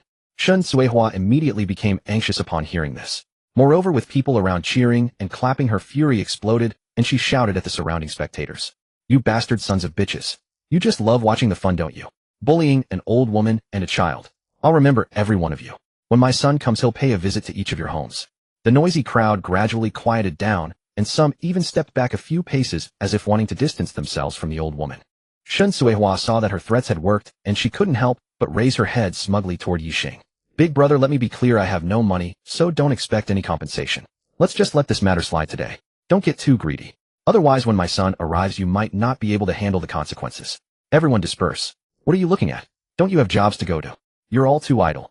Shen Suihua swept her gaze around once more, then pulled her grandson and turned to leave. Ye Xing's face darkened instantly. She was trying to play tricks and even threatening him. Sister Shin, you think you can just leave like that? Your kid scratched someone's car. How can you just walk away? Xue Dingshan couldn't help but speak up. Xue Dingshan, if you want to stand up for others, you'd better weigh your own worth. How dare you meddle in my affairs, Shen Suihua? If you keep yapping, don't blame me for being rude. Hep. Xue Lingwei sneered twice. Old woman, you dare speak to my father like that? Try being rude to my father. Do you really think you can act arrogantly and recklessly just because of your thug son? If he dares to come, I'll break his legs. Master, shall I handle this? Chang Huaiqiu couldn't stand it either and said softly to Ye Xing. Let's wait and see. Yes. Upon hearing Xue Lingyue's words, Shen Suihua immediately became furious and humiliated. You little bitch, remember what you said. I'll call my son to bring his men right now. I'll see him tear your house down. Then she took out her phone and dialed a number. 10 seconds later, a voice full of menace came through. Mom, what's the matter calling at this hour? Lao Air, your mother, and Air Bao have been bullied. What? Someone dares to bully my Pan-Hu's son. Who is it? Where are you? I'll bring my men over now. Damn it, if I don't skin him alive today, my surname isn't Pan. Shen Suihua put away her phone and swept her gaze across the crowd, exuding the air of a triumphant return. Then she looked at Shui Dingshan and his wife and finally glanced at Ye Xing. Aren't you asking for compensation? When my son arrives you can discuss it with him. At this moment the little boy who had been cowering at her feet seemed to have been injected with adrenaline and jumped out. With one hand on his hip and the other pointing at Ye Xing and the Lung Shuyao in his arms, he said, "You want me to pay for your car? Dream on. When my dad comes I'll have him beat you up. And you little brat dare to meddle in my Pan Xiaobing's affairs. From now on I'll beat you every time I see you. Didn't you say I scratched your car? I'm going to scratch it again. What can you do about it?" With that he picked up a stone from the ground, rushed back to Ye Xing's Rolls-Royce Cullinan, and vigorously scratched large circles, overlapping small circles on the car door. Not satisfied, he then kicked the door several times with his short legs. Afterward he threw away the stone, dusted off his little hands, and walked over smugly, a small trail of snot constantly stretching and retracting from his nose. "I scratched it again, so what? If you have the guts, come hit me." Seeing her grandson's audacious move, Shun Soan not only failed to stop him, but a glint of approval even flashed in her eyes. This is truly a seed of the Pan family. The onlookers looked at each other with expressions of amusement, and then people began to whisper among themselves. This is dancing on the edge of death. Children don't understand, but doesn't the old woman have any sense? Such provocation. Even a clay Buddha would have a temper, let alone a rich man. How could he let it go? Now we have a good show. The Shun Suihua family has been arrogant for so long, and finally someone will teach them a lesson. That young man looks gentle and is holding his daughter. When Pan Hu and his gang arrive, will he be at a disadvantage? Brother, someone who drives a car of this level surely has connections on the road. He can probably mobilize both legitimate and illegitimate forces. Pan Hu only bullies in our neighborhood. There are plenty tougher than him. And today we'll see how this family ends up dead. Boss. Shui Lingyue glanced at Ye Xing, worry clouding her gaze. She feared that if Pan Hu brought too many people, she would be unable to protect him and his daughter in the ensuing chaos. It's fine, Ye Xing replied with unshaken calm. Go ahead and show them what you've got. Don't worry about us. Take them down first. Yes. Divine Dr. Yi, perhaps we should retreat for now. Those thugs are no pushovers. Shui Dingshan and his wife looked at Ye Xing with anxious faces, their eyes brimming with concern. No need. Master, let me call the police to deal with them. Chang Huaqiu reached for his phone. Wait. Let them clean up the aftermath later. Upon hearing this, Chang Huaqiu immediately stopped. He obeyed every word his master spoke. Someone capable of guiding needles with chi possessed formidable martial cultivation. How could these street thugs ever threaten their master's safety? Rumble, rumble, rumble. A sound like a beast's roar approached from afar. Screech, screech, screech. Harsh brakes pierced the tranquility of the street. 3 gray-brown vans skidded to an unyielding halt at the intersection, the acrid smell of burning tires mingling with dust drifting through the air. Clang, clang, clang. The doors were kicked open, and over 20 burly men with heavily tattooed arms hopped out. They wore matching expressions of feral menace. The leader, a man with a close-cropped haircut, bore a vicious scar running from his brow bone to his jaw. He was none other than Pan Hu, the notorious gang boss of the district. Hands on his hips he bellowed, "Move aside. All useless onlookers get lost. Don't block my path." Before finishing, his voice rose even higher, his fury nearly igniting the air around him. "Who bullied my son and my mother? Today I'll flay him alive." With this roar, the thugs produced steel pipes and iron rods from behind the vans. The cold gleam of the metal stung the eyes. They drummed their weapons against their palms, charging forward with bloodthirsty intent. The terrifying aura sent the crowd screaming backward, desperate not to be caught in the crossfire. Good heavens, it's Pan Hu and his crew. We're done for. These guys fight dirty, beating people to near death. That young man is in trouble. Pan Hu brought so many people, this won't end well. The crowd scattered so quickly that an open space appeared before Ye Xing in moments. Shun Suihua held her precious son Pan Xiaobing, a smug, sinister grin on her face. Seeing his father had brought back up, Pan Xiaobing's eyes brimmed with malicious glee. Facing the sight, Shui Lingyue showed no fear whatsoever. Without waiting for Ye Xing's command, she pushed off the ground and charged toward the pack of ferocious thugs like an arrow loosed from a bow. Her slender figure seemed fragile among the hulking men, yet radiated a chilling, killing intent. She's asking for death. Pan Hu laughed upon seeing her daring to attack alone, his eyes blazing with savage light. He raised the arm-thick steel pipe, veins bulging in his arms, and brought it down with all his might toward Shui Lingyue's head.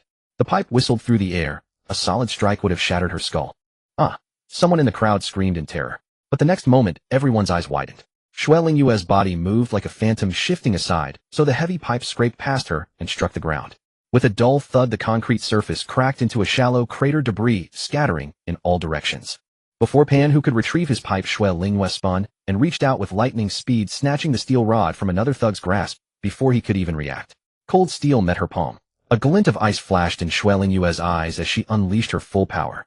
With a flick of her wrist, the pipe swept outward with a whoosh, striking the nearest thug squarely in the knee. A sickening crack echoed, The thug collapsed to his knees wailing as he clutched his misshapen limb rolling on the ground in agony. His face turned ashen cold sweat, drenching his clothes in an instant. One strike, one down, someone shouted and the crowd watched in stunned silence.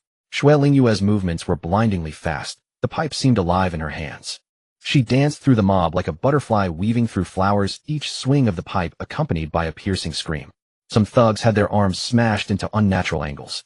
Others were swept off their feet when their ankles were struck. A few attempting a sneak attack from behind were knocked unconscious with a single blow to the back of their heads. These 20-odd fighters reduced to helpless chickens and dogs had no chance against her.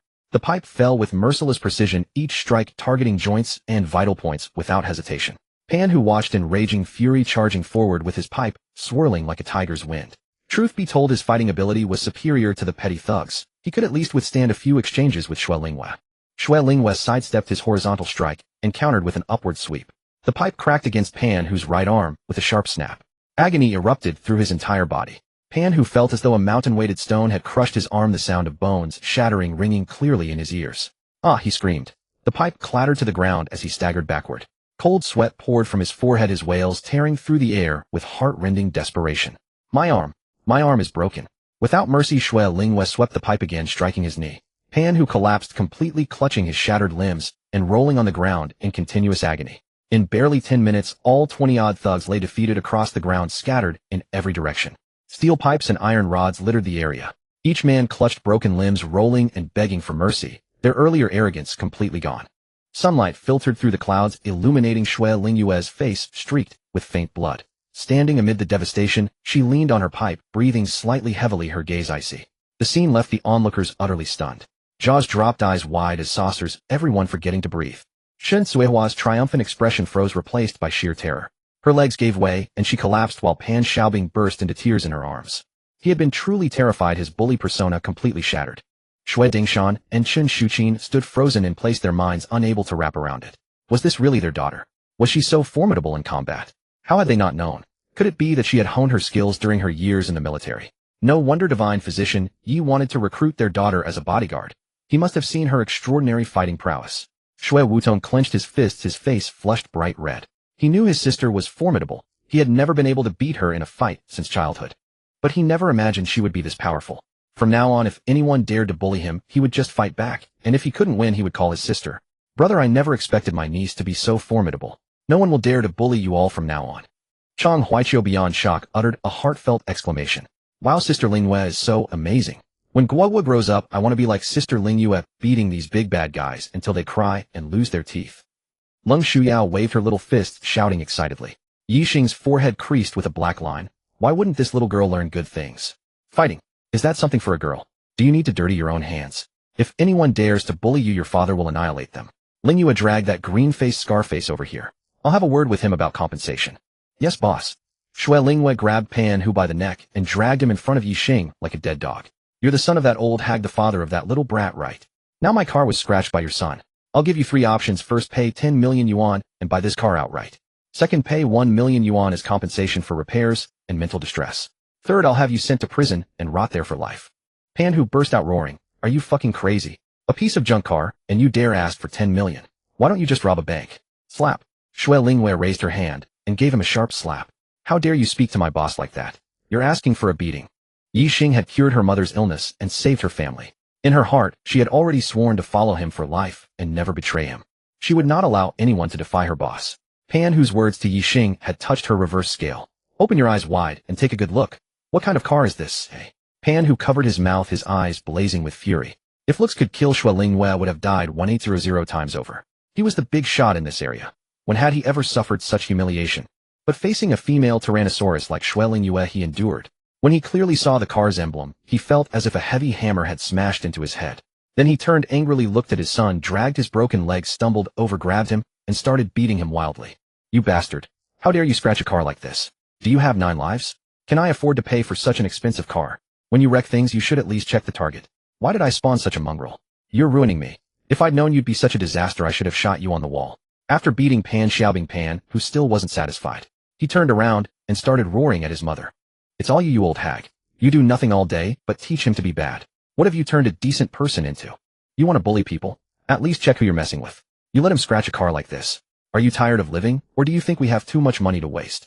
This little bastard doesn't understand, but don't you? You've lived so many years in vain. Why don't you just die? The surrounding onlookers were stunned and began whispering among themselves. How could he be like this? How can he curse his own mother like that? Even if she was wrong, you can't curse her like this. It's utterly unfilial. Don't you know who this guy is? This is Pan, who the local gang leader. He spends his days bullying merchants, fighting, and forcing women into prostitution. If you expect kind words from him, the sun would have to rise in the west. Evil needs to be countered by evil. Seeing Shun Suehua like this, why do I feel a strange sense of satisfaction? This old woman is truly despicable. Oh, probably no one dares to provoke her except her bastard son. Seeing the little boy beaten like that, I feel inexplicably sad. After all, he's just a child. How can you beat him like that? You should reason with him, teach him right from wrong. This way of discipline is wrong. Brother, you're speaking without feeling the pain, aren't you? If your child scratched someone else's car and they asked you to pay 1 million for repairs, I bet you'd want to kill him too. And he don't talk nonsense. My family wouldn't produce such a scoundrel. Huh, getting defensive. You should never advise others to be kind without experiencing their suffering. Besides, this family is a plague. 10 million. 1 million. Rot in prison. Shun Suehua didn't hear a single word of her son's curses.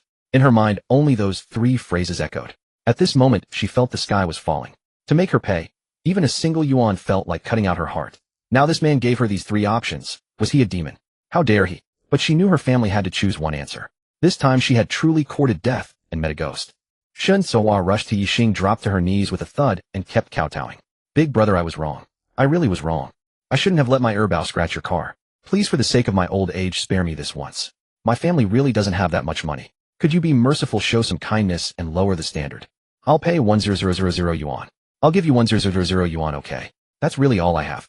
Hiss. The onlookers burst into jeers. This old woman was thinking too well. She made such a huge mistake and wanted to settle it with 100 yuan.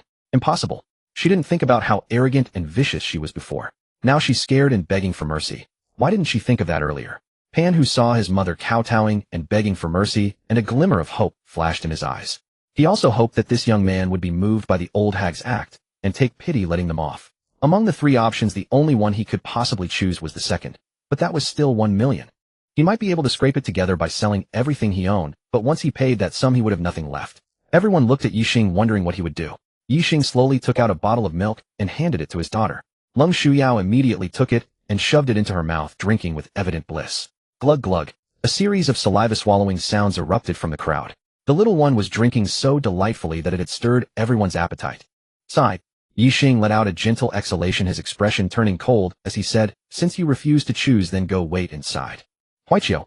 At your service, master. Make arrangements. Get him locked up first, then gather evidence of his countless crimes. Let him spend the rest of his days reforming behind bars. Yes, master. Chang Huaqiu picked up his phone, about to make a call. Ah, wait, don't. I'll choose the second option. I'll pay 1 million. I don't want to go to jail. Pan, who was so terrified his soul fled his body, and he immediately started shouting. Only now did he notice Chang Huaqiu standing beside the Shui Dingshan couple. The director of the Third People's Hospital, an old man with extensive connections across Jianghai City, and even more formidable backing at home. If this man used his influence to have him sent to prison, he'd never see freedom again in this life. Panic seized him, and he frantically made calls, pleading and bargaining until he scrounged together 1 million yuan and arranged for it to be delivered. Lung Shuyao threw herself at the box, overflowing with crimson bills, overjoyed. Papa, so much money. Guoguo has plenty of formula money now. That's right, these are all for your formula fund. From now on, Papa will earn even more so you can grow up comfortable and happy living as a little princess. Moi. Lung Shuyao planted a fierce kiss on Ye Xing's cheek. Papa is the best. Guoguo loves Papa the most. Ding. The system has detected an increase in the host's daughter's happiness index and a deeper attachment to the host. The host has taken another significant step forward in the journey of doting on his daughter. Reward: top-tier armored Mercedes-Benz God-tier driving skills. Daddy points 5. Ye Xing was startled by the sudden system notification in his mind, but a faint smile soon curled his lips. The system had noticed his car was vandalized and immediately rewarded him with another, one that perfectly matched his tastes. The onlookers' eyes turned bloodshot with envy and resentment as they stared at the box full of money. They longed to snatch it away, carry it home, and hide it under their beds. Against Chang Huaqiu's persistent insistence, the group went to a 5-star hotel for a grand feast. Meanwhile, Lung Shuyao received a plush panda figurine, which she hugged tightly, her little face alight with joy. She patted Chang Huaqiu's shoulder in her infantile voice and declared, "Junior brother, you're quite capable. Your senior sister will look after you from now on." The words filled Chang Huaqiu with such delight that were it not for the inappropriate setting, he would have jumped 3 feet high. He had quickly realized that his master was utterly devoted to his daughter. every request she made was met with unconditional compliance. If his junior sister spoke well of him, he might just coax some treasures from Ye Xing's hands. Ring ring ring. The phone in Ye Xing's pocket rang abruptly. He glanced at the screen and saw Lung Furong's name, then casually swiped to answer. Where are you? Is Guoguo with you? Her voice carried its usual chill, and Ye Xing's brows furrowed slightly. This woman spoke in such a tone. Didn't she worry about having no friends? Guoguo is with me. What is it? Since she was the mother of his daughter, he gave her the courtesy of a calm reply. How could you take Guoguo away from school? Doesn't she need to attend classes? Lung Furong's voice, laced with anger, came through the receiver. Just moments ago her mother had gone to pick up Guoguo only to be told the child had been taken away by her father that morning. She immediately called to complain. All this fury boiled within her. What was this man trying to do? Ye Xing's brows knit once more, and he asked lightly, Do you know why I brought our daughter back? There was a pause on the other end before she asked why. Ask Guoguo's teacher first, he replied, then hung up. Papa, was that Mama's call? Is Mama looking for Guoguo? Oh no, Guoguo skipped school today. Mama will scold me when we get back. A conflicted expression clouded Lung Shuyao's petite face. It's all right. With Papa here, your mom wouldn't dare scold you. Ye Xing quickly reassured her. Really? Of course. Ye. Seeing his daughter's smile return, Ye Xing's mood lightened too. But before long the phone rang again. The moment he answered, Lung Furong's urgent and furious voice poured through. After something this major happened, why didn't you tell me? You've offended the Zhao Mingbo family. Have you considered the consequences? If they secretly work against us, it could affect Guoguo's education and school choices in the future. Have you thought about that? Ye Xing, you've gone too far. Listening to the accusations and even reprimands coming through the phone, Ye Xing's face gradually darkened. Let's talk when we meet. He hung up and addressed the group. We've eaten and drunk our fill. That's all for today. Ling Yue, I'm giving you 3 days to rest. Report for work after that. Yes, boss. Shui Lingwen nodded promptly. Ye Xing then turned to Chang Huaqiu and said, If you have any questions about medical techniques, feel free to consult me. As for the Guiyuan Huichun needles technique, I'll give it to you once I've organized it. Thank you, Master. Chang Huaqiu's voice trembled with excitement, and he quickly added, Master, I plan to hold an apprentice ceremony 10 days from now. Is that acceptable? Now that he had formally taken a master, he wanted to make a grand announcement to the world. A correct name lends legitimacy. Moreover, he hoped this would help establish his master's reputation, which would greatly benefit Ye Xing's future endeavors. Ye Xing nodded. Very well. After parting with everyone, Ye Xing and his daughter returned home. Once he parked the car, he carried his daughter toward villa number 13. He felt certain there were matters he needed to discuss with them. At Lung Furong's residence, Lung Mingji was still at the company, while only Ling Hushan had just arrived home and was cooking in the kitchen. As for the second daughter and youngest son, both were still at school. Furong, is it true what you're saying? Our Guoguo was bullied at school. Yes. Lung Furong nodded. Damn it, it must be that chubby boy surnamed Zhao again. Our Guoguo has been bullied by him multiple times. Every time we try to negotiate with them, that shameless fellow from his family twists and turns completely unreasonable. I truly don't want to deal with her. This time she actually had the audacity to lay hands on my precious granddaughter. Even if I have to sacrifice my dignity, I'll fight this to the bitter end. Lung Furong's expression was equally grim. The other party had pushed things too far. Mom, Ye Xing. Hit Molly. What? That's wonderful. This is absolutely satisfying. Today I must praise him properly. Grandma opened the door quickly. Guoguo is back. The conversation between the two was interrupted by a voice from outside the door, and Ling Hushan immediately rushed over to open it. My grandma's little treasure, I missed you to death. Lung Xiao, with a baby bottle in her mouth, held a panda in one hand and reached out her other hand toward Ling Hushan. Ling Hushan hugged her tightly, rubbing her chubby cheeks against her own face, her eyes brimming with affection. Your mommy is back too. Why is mommy off work so early today? As she spoke, Lung Shuyao buried her little head into Ling Hushan's neck as if trying to hide herself. Lung Furong found this both amusing and frustrating. Was she really that scary? Xiao Yi is here. Come inside and sit. Dinner will be ready soon. You'll have dinner at Annie's house tonight, and taste her cooking. Ling Hushan grabbed Ye Xing's hand and pulled him inside, extremely enthusiastic. Auntie, I've already eaten. Ye Xing, feeling a bit overwhelmed by Ling Hushan's warmth, quickly replied. How is that possible? It's only this early and you've already had dinner. Grandma, it's true. Guoguo and Daddy already ate. We had it at a 5-star hotel. Ling Hushan looked at Ye Xing reproachfully. Xiao Yi, Annie has to scold you for this. Guoguo is so young and can't eat many things. It's not worth it to take her to such a place to dine. Grandma, someone treated Daddy and Guoguo to a meal. And Daddy earned a lot of money today. Daddy said all of it is for Guoguo's milk formula money. Lung Furong had originally wanted to question Ye Xing about his simplistic and reckless handling of the matter without considering the consequences, but was drawn away by Guoguo's words. Guoguo, who treated you to a meal? And who bought you this panda doll? It was Guoguo's junior martial brother. He also gave this to Guoguo. Junior martial brother. Ling Hushan and Lung Furong exchanged a glance, both looking utterly bewildered. Guoguo, what's going on? Tell Grandma everything. Lung Shuyao looked at Ye Xing and asked, Daddy, can Guoguo tell them? Ye Xing smiled. Baby daddy has no secrets from you. Just do whatever makes you happy. Daddy is the best. Lung Furong's willow leaf eyebrows furrowed slightly. She felt as though her most precious possession was being stolen, and a hint of vigilance flashed in her gaze toward Ye Xing. Here's how it happened. Daddy cured a patient today, and then an old man named Chang Huachio knelt on the ground and begged Daddy to accept him as a disciple. Daddy originally didn't want to accept him, but Guoguo felt sorry for him, so Daddy took him in. And now Guoguo has a junior martial brother. Xiao Yi, you know medicine? Ling Hushan's eyes widened in disbelief, while Lung Furong stared at him, tightly, a trace of astonishment appearing on her usually cold face. According to the information she had collected, Ye Xing did not possess skills in this field. How could this be? Just a little familiarity, Ye Xing said modestly. Just a little familiarity. Ling Hushan's expression turned rather peculiar. Just a little familiarity. Could that enable Chang Huachio to humbly beg to become his disciple? Joking aside, Chang Huachio was the director of the Third People's Hospital and quite well known throughout Jianghai City. His medical skills were superb, his character upright, and he was highly regarded in the industry with excellent interpersonal relations and extensive connections. It seemed she needed to re-evaluate Ye Xing. Turning to glance at Lung Furong, the corners of her mouth curved upward slightly. This son-in-law she wanted. By the way, Guoguo, you said your father earned a lot of money today? How much? How did he earn it? Hearing her grandma's question, Lung Shuyao immediately became excited. She slipped out of Ling Hushan's arms, stood on the ground, and began to narrate. Today that annoying fat boy wanted to snatch Guoguo's milk. When Guoguo refused, he tried to grab it. He lost his balance and fell, but then falsely accused Guoguo of bullying him and even called his mother over. That mean Annie was so nasty. She came and immediately scolded Guoguo and even slapped Guoguo. Guoguo then called Daddy over. When Daddy arrived, he immediately slapped that mean Annie. Then left, right. As she spoke, Lung Shuyao waved her small hands as if she were slapping Ma Li, beating her face into a swollen mess. That mean Annie also tried to extort Daddy, but Daddy made her pay for Guoguo's medical expenses and compensation for mental distress. Then he earned one. She held up a small finger and blinked her eyes. 1 million. Wow. Ling Hushan and Lung Furong both exclaimed simultaneously. 1 million. This number was quite startling. Lung Furong's gaze toward Ye Xing softened. He was avenging his daughter. Even if the other party had power and strong backing, he dared to take decisive action, which stirred a sense of gratitude in her heart. Previously, she had reprimanded him in such a tone which was truly inappropriate. She wondered if he might be angry. As for Ling Hushan, a glint of sharp light flashed in her eyes as she looked at Ye Xing. She preferred a son-in-law who was so brave and domineering. Lung Shuyao took a few more sips of milk, smacked her lips, and continued her enthusiastic narration.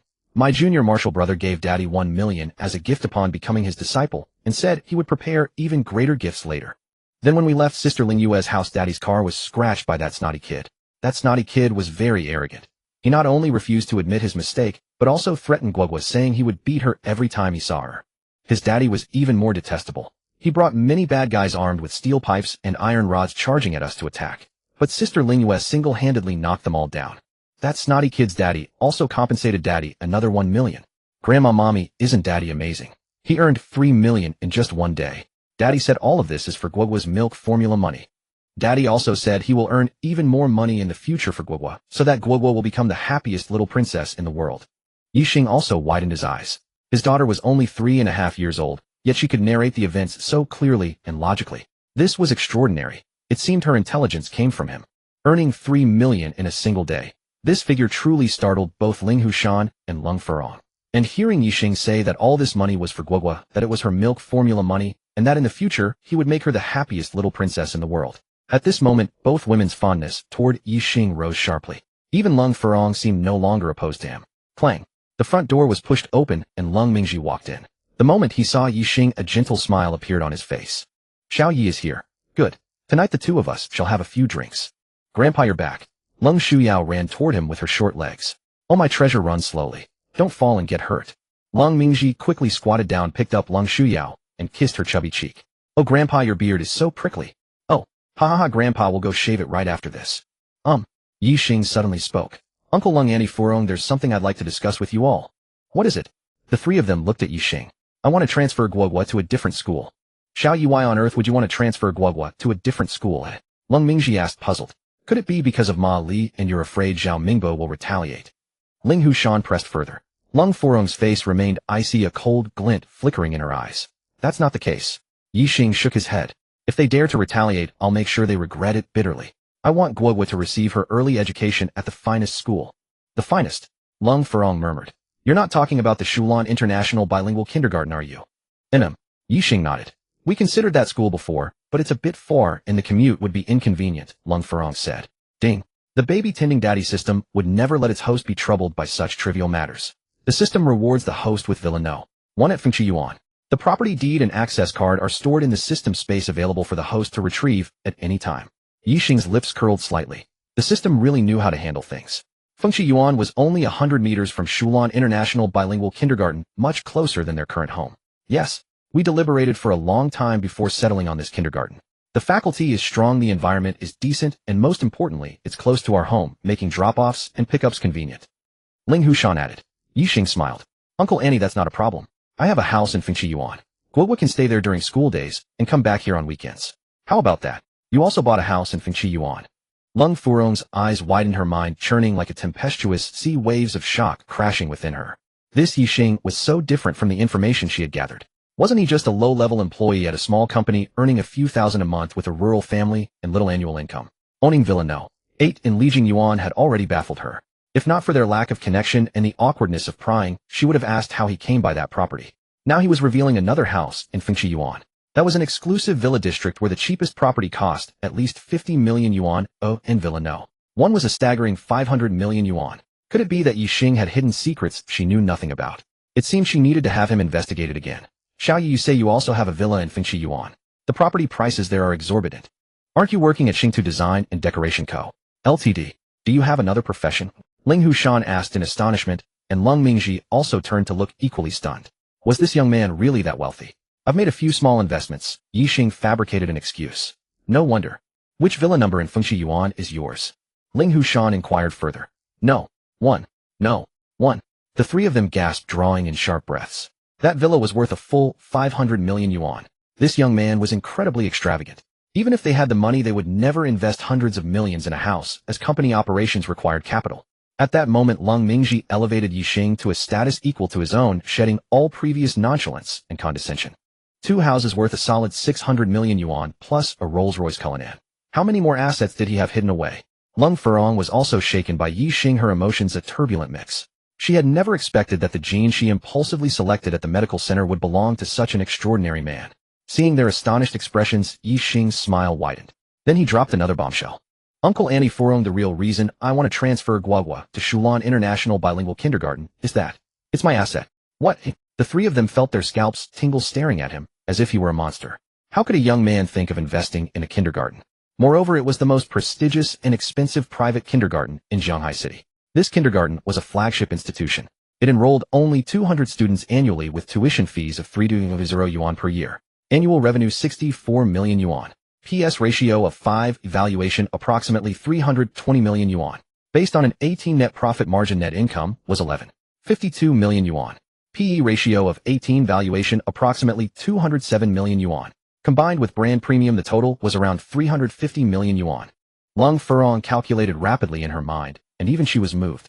She didn't think Ye Xing would lie about this. It would be meaningless. If this kindergarten was truly his, then sending her daughter there would be the best option.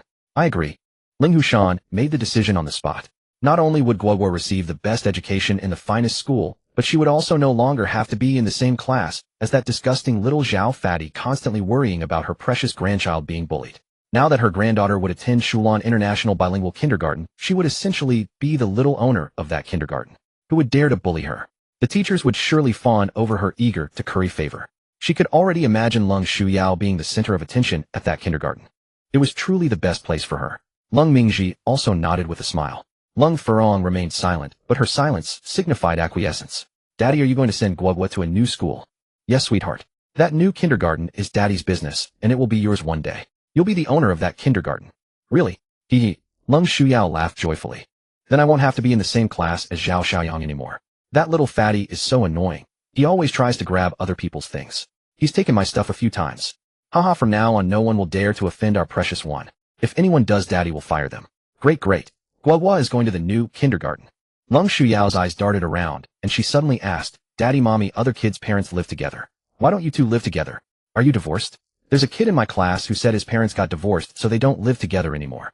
They exchanged glances, all stumped by Lung Shuyao's question. Lung Furong's face stiffened, then flushed with embarrassment as she quickly turned away. Ye Xing hadn't expected his daughter to ask this either.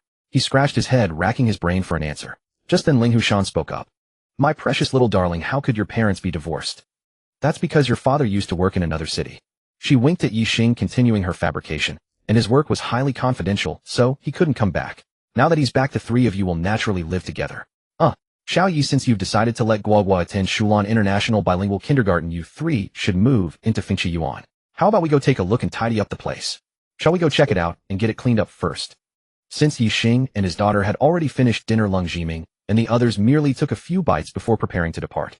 Leng Zhiming drove a Mercedes-Benz, but when they saw Ye Xing pulling up in a Bugatti Veyron, their eyes widened in astonishment. This young man is quite prodigal. He already owns a Rolls-Royce Cullinan worth tens of millions, and now he has purchased a Bugatti Veyron for 25 million. One car should suffice for daily use. These machines cannot be eaten, yet he treats them as if they were clothes, constantly swapping them out. Leng Furong, holding her daughter, gazed at the flamboyant supercar and frowned slightly. However, she said nothing. Between them, there was little tie, and what right did she have to pass judgment? Moonlight cascaded over the single-family villa spanning nearly 2,000 square meters. The 50 million mansion lay like an ancient behemoth, eyes closed in serene slumber. The wrought iron gates bore intricate carvings, while warm golden light from the copper lamps on the pillars softly illuminated the misty fountain before the entrance. Through the rose garden, the bluestone path beneath their feet gleamed under the moonlight. At the end lay a shimmering outdoor pool, its surface reflecting the star-strewn sky. Velvet cushioned lounge chairs lined the edge, and a barbecue station with a fully stocked wine cabinet stood nearby. The lawn was trimmed as smooth as emerald jade, the night breeze carrying the sweet fragrance of grass and flowers. Pushing open the villa's heavy solid wood door, a 7-meter-high grand hall rushed into view, its luxury so opulent it stole one's breath. The floor was paved with seamless Italian white jade marble polished to a mirror sheen, reflecting the crystal chandelier hanging from the vaulted ceiling. Thousands of Swarovski crystals refracted brilliant light, bathing the entire hall in luminous brilliance. In the center of the living room stood a group of dark brown leather sofas with sleek, elegant lines.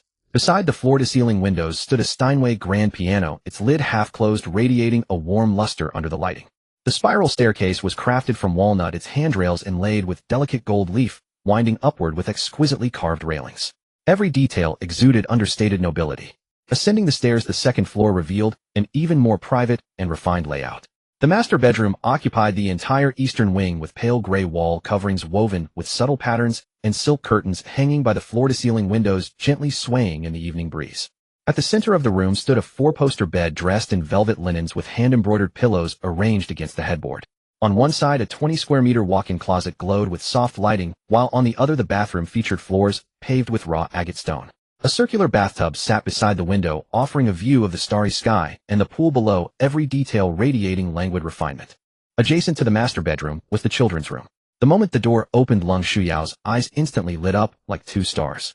The room was painted in dreamy macaron blue with murals of clouds and unicorns adorning the walls. The ceiling featured a starry sky design with twinkling points of light flickering gently.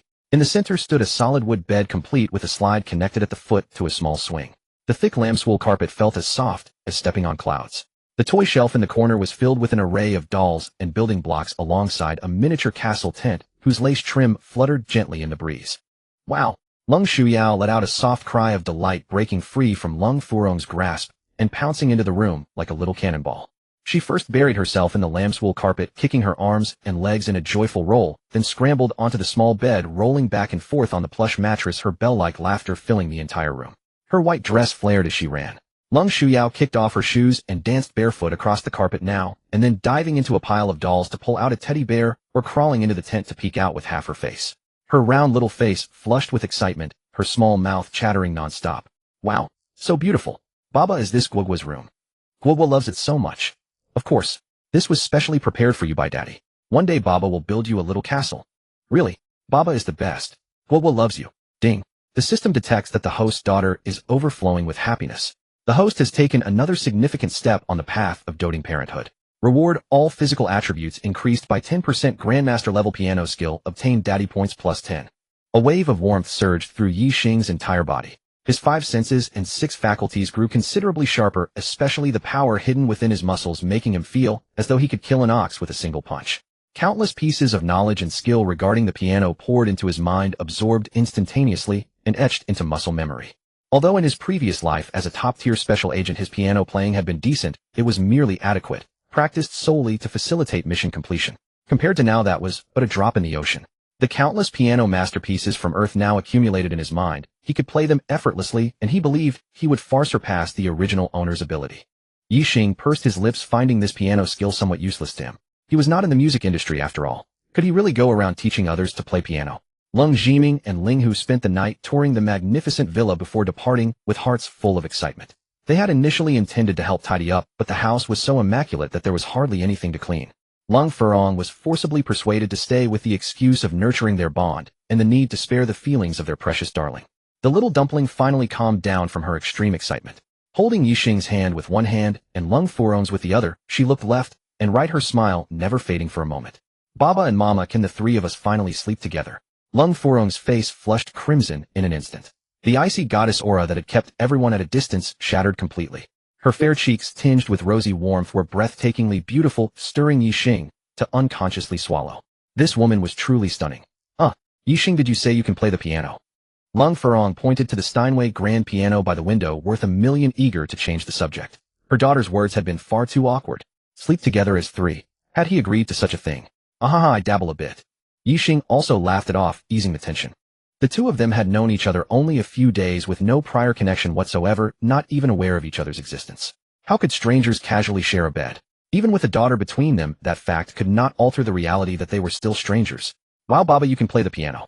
Guoguo wants to hear Baba play. Oh, since my treasure wishes to listen, then Papa shall show off a little. Quick, Daddy, come here. Lung Shuyao grabbed a finger of Ye Xing and took short strides toward the piano. Lung Furong hesitated for a moment, then shuffled after them. There was nothing in her research about Ye Xing knowing how to play the piano. Given his family background, and even his major at school, he would never have had the chance to come into contact with the instrument. His claim that he could play left her deeply skeptical. She assumed he was merely trying to please his daughter and make her happy, hoping he wouldn't play too horribly.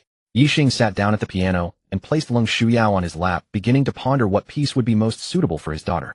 His eyes lit up as an idea struck him. Looking at his daughter with boundless affection, he spoke in a gentle tone, "My precious one, you are heaven's most treasured gift to me. I pray you remain as carefree as you are now, with starlight in your eyes and warmth in your heart, and that I shall forever stand as your steadfast support. My darling, this piece was composed solely for you. Exclusive, one of a kind.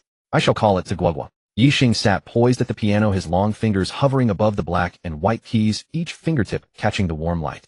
In the next instant, his fingertips descended gently, and the first crystalline note flowed forth like the initial meltwater breaking through ice in early spring, sending ripples across the quiet room. 3.5-year-old Guoguo nestled against him, her small head resting on his arm, chubby hands clutching the hem of his shirt. Though she couldn't grasp the tenderness woven through the melody or understand its deeper meaning, she knew this was a composition her father had created solely for her. Each succession of notes resembled tiny bells chiming against her heart, so soothing that her eyelids drifted shut. Her beautiful dark eyes curved into crescents, a sweet smile playing on her lips as she hummed along in a soft, breathy voice.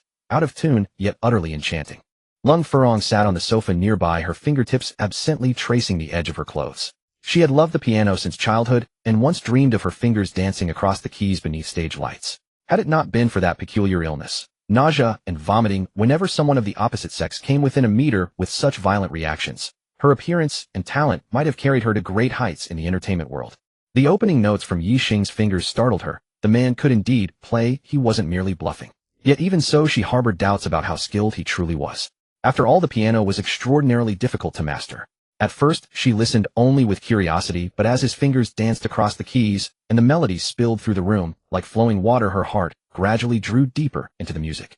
The melody shifted between the lightness of butterflies chasing fruit and moments of tender warmth that held all of Ye Xing's deep affection for his daughter. Closing her eyes, Lung Furong began to see images unfold. Ye Xing bending to tie Guoguo's shoelaces, holding her up to watch the stars fussing in the kitchen preparing food for her. All those small moments of tenderness were woven into the music. When she opened her eyes again, her gaze rested upon Ye Xing. The soft light traced the sharp lines of his profile, enhancing his features, and there was a focused gentleness in the way his fingers moved, so much so that even the curve of his lashes seemed to radiate warmth. As Lung Furong watched, her previously detached expression unconsciously softened. She remembered how she used to play, how her dreams had been trapped by illness, and a complex emotion welled up within her. It occurred to her, then, that music played without spotlights or audience solely for someone beloved was the most moving of all. When the final note fell, silence held the room for a moment. Lung Shuyao clapped her hands and cheered. "Daddy, it sounds wonderful. Your piano playing is so beautiful. Is this really a piece for Guoguo?" "Yes. Guoguo now has her own piano piece. Daddy, I love you the most." Ding. The host has played a piano piece for his daughter, filling her with boundless happiness. The host has achieved a minor milestone on his journey as a doting father, earning the martial arts technique Lingbo Weibu, 10 cans of premium Holy Spirit formula milk Roji each, and 10 dad points. Ye Xing nearly jumped. Lingbo Weibu, that was Duan Yu's signature escape technique from Jin Yang's novels, wasn't it? Was this some kind of hint that he'd need to rely on it for escape later? Despite the surprise, Ye Xing was delighted by the system's reward. He bent down and pressed a kiss to his daughter's forehead. She truly was his little angel, his lucky star. Lung Furong watched the intimate moment between father and daughter, and a faint smile quietly touched her lips. At that moment, she didn't even notice her own transformation. Lang Xingzhou paced back and forth along the tree-lined path of the residential community, his brow knotted tightly. As chairman of the Chinese Music Association and a towering figure in the musical world, he should have been composed. Yet now the usually calm elder seemed like a man pressed against a hot pan. With the World Youth Piano Exchange to be hosted in China in just over half a month, the burden of responsibility as host weighed heavily upon him. Several foreign young competitors had already established reputations for their demanding techniques and incisive style. Meanwhile, Li Dan, the domestically nurtured prodigy, who could have competed on equal footing, had injured her hand during practice before the event and was completely ruled out. Yet that was not the most pressing difficulty. Each foreign contestant arrived with original compositions tailored to their strengths, while Lang had mobilized nearly every prominent composer in the country, burning through sleepless nights only to produce nothing capable of holding its own. As a great nation, they simply could not lose face at this exchange. Lang scratched his head in agitation, and more thinning gray strands loosened from his already sparse crown. Lost in his worry, he walked on without direction until a sudden burst of piano music caught his attention, like sunlight filtering through the trees, piercing straight through his melancholy. The melody was joyful and resonant, now flowing like a clear stream over stone, now like a young swallow taking flight, graceful and light. Lang Xingzhou's steps halted abruptly. His clouded eyes flared with sudden light as he followed the sound hurrying toward Villa No. One with ears pricked like radar. With decades immersed in piano music, what compositions had he not encountered? Yet this piece, utterly unfamiliar yet breathtaking, sending shivers through him. The melodic arrangement was ingenious, the performer's technique masterful, the subtle variations in weight and pacing, the contrasts between forte and piano, all suggesting an artistry that transcended even his own mastery. Lang Xingzhou listened entranced, breathing so softly he feared disturbing the celestial music. Only when the final note dissolved into silence did he snap back, his chest swelling with barely contained excitement. Dashing forward with urgent steps, he pounded the doorbell without hesitation. Ding dong, ding dong. A sharp ringtone echoed through the hall, shattering the pleasant atmosphere. Baba, someone's at the doorbell. Let's see who it is. Lung Shuyao dashed to the coffee table and tapped the smart display, which revealed an elderly man with snow-white hair. Oh, it's a grandpa. Baba, mama, come look quickly. Do you know him? Ye Xing glanced over and didn't recognize the man, but Lung Furong was taken aback at the sight of him, then grew somewhat excited. This was an influential figure in Chinese music, a titan in the field. How could he have come here? You know him? Noticing Lung Furong's reaction, Ye Xing couldn't help but ask. Lung Furong nodded. He's no ordinary man, though I wonder why he's visiting. Baba, should we ask who he is and what he wants? Ye Xing nodded, a faint smile appearing at the corner of his mouth. His daughter hadn't rushed to open the door immediately. Instead, she wanted to ask who he was and what he wanted. Her awareness was commendable. Good. Lang Xingzhou saw no response inside and was about to press the doorbell again when the display suddenly lit up, revealing a charming little girl. Grandpa, who are you? What brings you to my house? Lang Xingzhou was momentarily stunned. The tone was unexpected, but moments later he was completely charmed by the little girl, his face breaking into a warm smile. Little one, hello. May I ask, who in your family was playing the piano just now? Piano. Lung Shuyao raised an eyebrow and said proudly, Baba played it. Little one, could you let Grandpa in? I'd like to pay respects to your Baba. Well, I need to ask my Baba and Mama first. She then turned around to look at Ye Xing and Lung Furong. Ye Xing glanced at Lung Furong as if seeking her opinion. Lung Furong hadn't expected Ye Xing to act this way. Though her expression remained cold, a trace of tenderness flickered in her eyes. She offered a slight smile and said, let's see what the old gentleman wants. That smile illuminated the entire room. Ye Xing's heart gave an involuntary jump. He lifted his daughter and headed toward the front door. Lang Xingzhou watched the courtyard gate open and stepped into the villa's grounds, immediately struck by the interior layout. This was certainly a wealthy household. But he had no inclination to appreciate the rockeries, flowing streams, blossoms, manicured lawns, or swimming pool. His steps were hurried as he made directly for the main house. Ye Xing stood at the doorway with his daughter in his arms, watching the elderly man rush toward him. A flicker of confusion passed through his eyes. The man clearly seemed in a hurry. The old man came to a halt at the doorway, gasping for breath twice before introducing himself. I am Lang Xingzhou. Forgive my unannounced visit. Pray tell, how should I address you, young friend? Ye Xing. I'm Guoguo. Lung Shuyao quickly interjected. Hello there, little Guoguo. Ye Xing, was that you playing the piano just now? Ye Xing nodded. Lang Xingzhou grew visibly excited, his tone urgent. Then what was the title of that composition? Could it have been composed by a master? Might you introduce me to them? Zixixi. Lung Shuyao burst into bright musical laughter. Grandpa, that piano piece is called To Guoguo. Baba wrote it specially for me. He said it belongs only to me, unique throughout the world. What? This piano piece was written by you, Ye Xing. You created it especially for your daughter. Yes. Ye Xing nodded once more. Lang Xingzhou stumbled slightly, and Ye Xing immediately stepped forward to support him, lest the old man collapse to the ground. Grandpa, are you not feeling well? No. Grandpa was simply too overwhelmed with emotion. Might we discuss this inside? Certainly. As the three entered the house, Lung Furong had already prepared tea. This must be the young friend's wife, correct? She's breathtakingly beautiful. You're a fortunate man, young friend. Lang Xingzhou offered the compliment naturally. A blush spread across Lung Furong's cheeks, yet she made no effort to correct him. Ye Xing glanced at her in surprise, and she quickly turned her head, pretending not to notice. Had this occurred even 2 days earlier, anyone linking her to Ye Xing would have been met with icy rebuke. But now, after being so repeatedly astonished by Ye Xing, she couldn't quite explain why she felt no repulsion. In fact, a faint sense of quiet delight had begun to bloom within her chest. I am Lung Furong. It's an honor to meet Chairman Lang. You know me? Lang Xingzhou was momentarily taken aback, then grew animated. If she recognized him, the conversation might proceed more easily. Lung Furong nodded. You're a titan of China's music scene, the preeminent authority on piano. I grew up listening to your compositions. Ha ha ha. Lang Xingzhou laughed heartily. Who would have guessed this old man would have such a beautiful admirer? It was truly a remarkable fortune. After some light-hearted banter, he turned to Ye Xing. Young friend Ye, who would have imagined that at your age you'd possess such profound piano mastery? I've devoted decades to the craft, and still find myself inferior.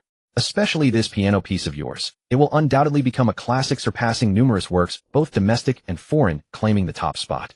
Chairman Lang is far too generous. Ye Xing offered a modest response. Lang Xingzhou appeared displeased, his eyebrows knitting together. Young friend Ye, we've not had the opportunity to know one another well, so you may not understand me. I, Lang Xingzhou, never speak untruths, nor would I ever act against my conscience. To be honest with you, I've come here today with a request. Ye Xing raised an eyebrow, wondering if the old man was being overly forward, perhaps relying on his seniority to make such a plea. Two strangers shouldn't be discussing this. Perhaps sensing his own impetuosity, Lang Xingzhou's weathered face flushed slightly. Young friend Ye, I've been rash. But the matter is urgent, otherwise I wouldn't have lost my composure like this. Let me be straightforward. Our nation will host the International Youth Pianist Exchange Competition in half a month. This time many nations had dispatched their finest performers accompanied by original compositions of extraordinary caliber. Our country had originally hoped Li Dan, a promising young pianist, could contend with them. But he was injured and unable to compete. We face a dilemma. With no available pianist, it would be humiliating for a nation of our stature to send no one at all. I haven't been able to eat or sleep. I've lost count of how many hairs I've pulled out.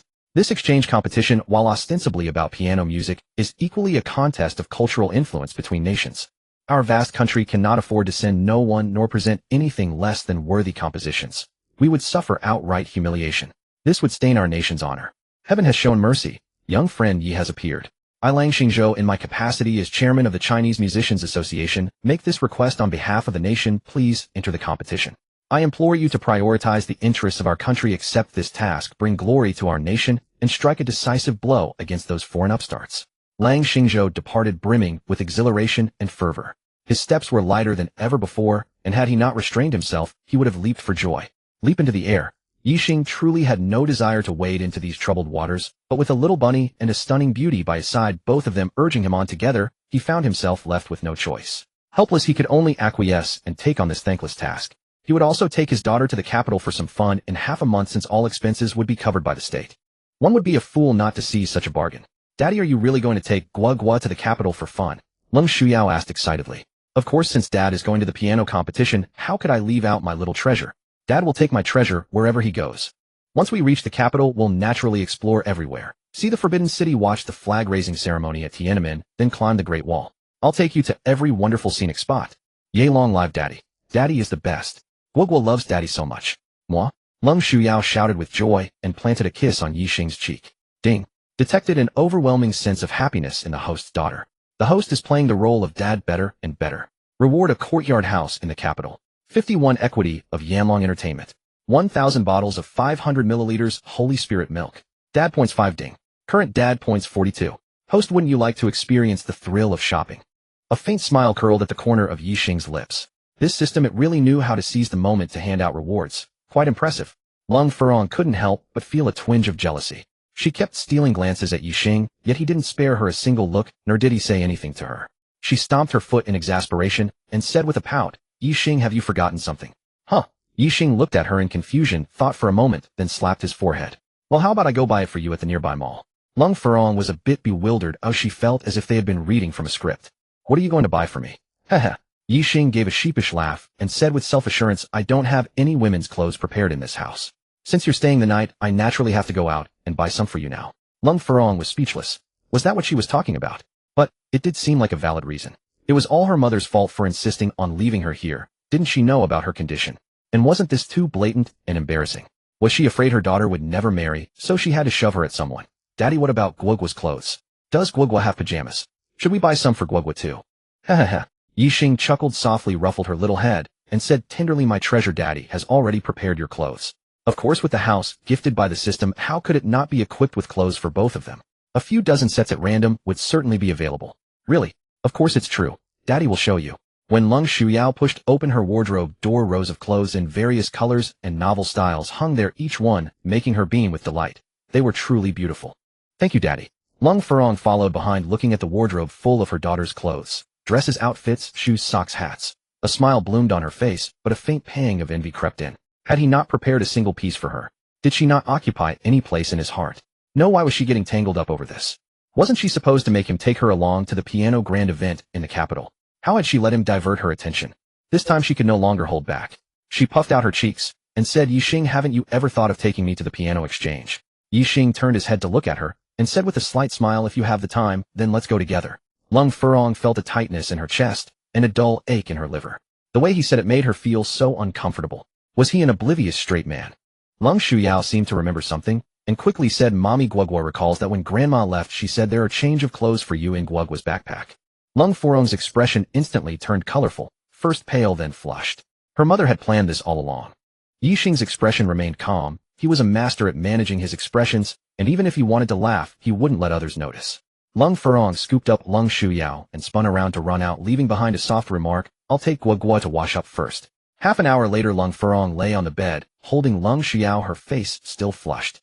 This was the first time she had shared a room with a strange man, and she wished she could bury herself entirely under the covers. "Daddy, hurry up and wash up, come to bed. Tonight our family will sleep together. Guoguo will sleep in the middle with Daddy and Mommy on either side. Daddy, hurry up, Guoguo wants to hear Daddy tell a bedtime story." Ye Xing was a bit stunned. Was this daughter of his setting up her dad or her mom? How could he and Lung Furong, who had no relationship whatsoever, sleep in the same bed without any reason or clarity? That would be irresponsible to himself and disrespectful to others. Ye Xing was not that kind of person. Even though Lung Furong was indeed very beautiful and made his heart flutter, that didn't mean he could be so casual. "Well, my treasure, how about Daddy tells you a story first? Daddy has a habit of exercising at night. He needs to build up strength and vigor so he can protect my treasure in the future." "Really? And you have to protect Mommy too?" Yes, and your mother too." The corner of Ye Xing's mouth twitched involuntarily. Lung Furong buried her face behind her daughter's back, her cheeks so red they seemed ready to bleed. This bastard, he actually said he wanted to protect her. "All right then, after the story, Daddy, remember to hurry. Don't let Guoguo fall asleep while you're still not in bed." "Okay, my treasure." Ye Xing sat down by the bed.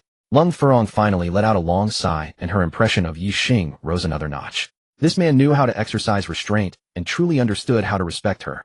"Daddy will tell my treasure the story of little tadpole looking for Mommy." Great, great. Daddy, tell it quickly. Guoguo has never heard such a story before." Lung Furong searched her memory, but found no recollection, so she pricked up her ears as well. Ye Xing's voice came slowly. Spring had arrived, and the pond was warm. The round eggs on the water plants burst open one by one with a pop, pop, pop, revealing a swarm of little creatures with big heads, black and sleek, and thin tails. "Oh, Daddy, what are these?" Lung Shuyao asked. "My treasure, these are the main characters of our story, little tadpoles." "Oh, Daddy, go on." "Okay, my treasure." The little tadpoles wagged their tails and spun in circles in the water, bumping into each other, having a wonderful time. Just then Mother Duck swam over with a brood of ducklings. The ducklings quacked, "I have my mother with me, where is your mother?" The little tadpoles looked at each other and realized they had never seen their mother, so they decided to go and find her. They swam and swam until they spotted a carp, immediately calling out, "Mom, Mom." The carp wiggled its tail and chuckled, "Children, I'm not your mother. Your mother has 4 legs and a wide mouth. Go look over there." "Thank you, Auntie." The little tadpoles thanked the carp and continued swimming. Lung Shuyao couldn't help but giggle. These tadpoles are so adorable, mistaking their mother. Lung Furong's lips also curved upward slightly, a beautiful smile appearing on her face, though Ye Xing didn't notice. Ye Xing continued his tale. They swam, and several days later the little tadpoles grew 2 hind legs. A large turtle appeared ahead, leisurely paddling with its 4 legs. The little tadpoles immediately chased after it, shouting loudly, "Mom! Mom! Hee!" Lung Shuyao couldn't help laughing again, while Lung Furong buried her face in the blanket, trying hard to hold it in. This is so amusing. The tadpoles have mistaken their mother once again. Daddy, your storytelling is wonderful. Is that so? Do you enjoy listening to it, precious one? We love hearing it. Guoguo wants to hear more, Daddy. Please continue. Very well, my dear. The turtle chuckled heartily. Children, you've made a mistake. I'm the mother of these little turtles. Your mother wears a green coat, has a white belly and large eyes, and sings croak, croak, croak. The tadpoles felt somewhat embarrassed, thanked the turtle, and swam onward. They swam and swam. Several more days passed, and their front legs emerged as their tails gradually shortened. They reached the lotus pond, where a large frog in green clothing with a white belly and big eyes sat on a lotus leaf, croaking melodiously. The little tadpoles timidly asked, Have you seen our mother? Mother Frog looked down and chuckled. My darlings, I am your mother. The tadpoles were perplexed. But we don't look anything like you. Mother Frog leaped into the water and gently nuzzled them. You're growing up. Wait a bit longer, and your tail will disappear. Then you'll become little frogs like your mother, able to jump onto land and catch pests. Before she finished speaking, the tadpoles pushed off with their hind legs and leapt onto the lotus leaf. Their tails had truly vanished, transforming them into little frogs cloaked in green. The little frogs followed their mother, croaking songs on the lotus leaves as they bid good night to the stars and moon. Ye Xing paused for a moment, then spoke softly. Darling, growing up is like an exciting adventure. As long as you are brave and persistent, you will meet the best version of yourself. Good night, my darling. Lung Shuyao closed her eyes and said softly, Good night, Daddy. Watching his daughter fall asleep, Ye Xing exhaled deeply, then rose and walked toward the door, murmuring, Let's talk, the 2 of us. 10 minutes later, they sat face to face with more than a meter between them. Lung Furong had reverted to her aloof demeanor, radiating an air of unapproachability. Ye Xing silently wondered to himself, Isn't this tiring? What are your thoughts? Ye Xing spoke first. How should I think about it? Lung Furong furrowed her brows slightly. What do you want to ask? Ye Xing chuckled twice. Naturally, it's about the relationship between us. Lung Furong fell silent, a complex expression flickering across her face. After a moment's thought, she said, Tell me your thoughts first. All right. Ye Xing agreed without hesitation. We're tied together because of our daughter. You're unmarried, and I'm unattached. To prevent our daughter from carrying emotional burdens in the future, I suggest we give dating a try. If neither of us objects to the other, we can form a family together. How does that sound? Lung Furong hadn't expected Ye Xing to be so straightforward. Her eyes locked onto his, searching for his true intentions. Was he simply attracted to her body? Ye Xing didn't flinch, meeting her gaze directly. Perhaps it was the sharpness and purity of Ye Xing's gaze that made her retreat first. Lung Furong withdrew her eyes and blinked her long lashes twice. I have mysophobia. Whenever someone of the opposite sex comes within 1 meter, I experience severe physiological reactions, nausea, vomiting, and hives all over my body. I don't know why this happens, and I've consulted many doctors, but this condition remains unresolved. How are we supposed to get along under these circumstances? The most pressing issue is that my grandfather arranged a marriage for me with a playboy from one of the 4 great families in Beijing.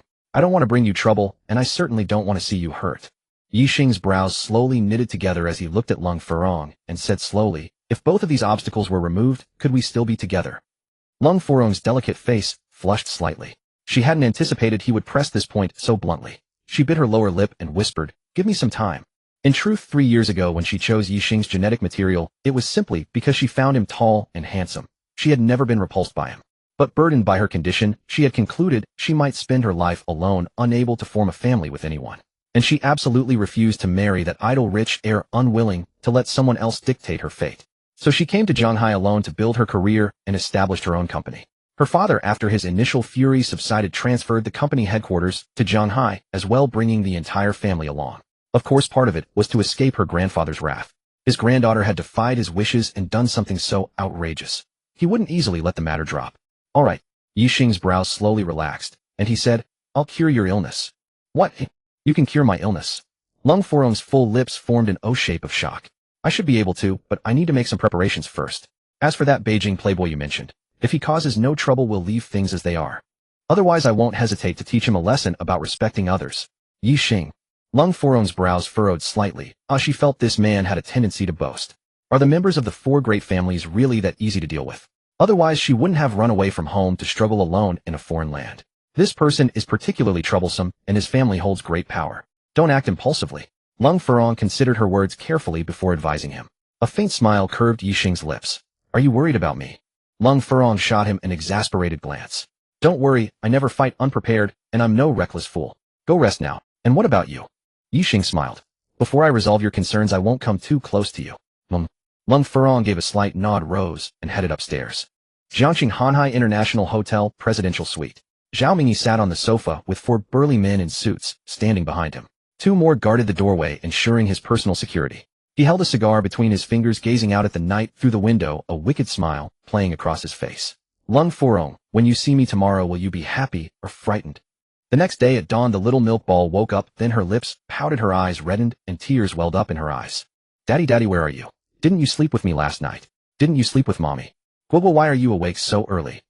Lung Furong was startled awake by Lung Shuyao's voice rubbing her drowsy eyes as she asked. Mommy, did Daddy lie to me? He didn't sleep with us last night. Lung Furong was at a loss for words. Just then Ye Xing pushed the door open and walked in, still wearing an apron. Sweetie, Daddy was with you last night.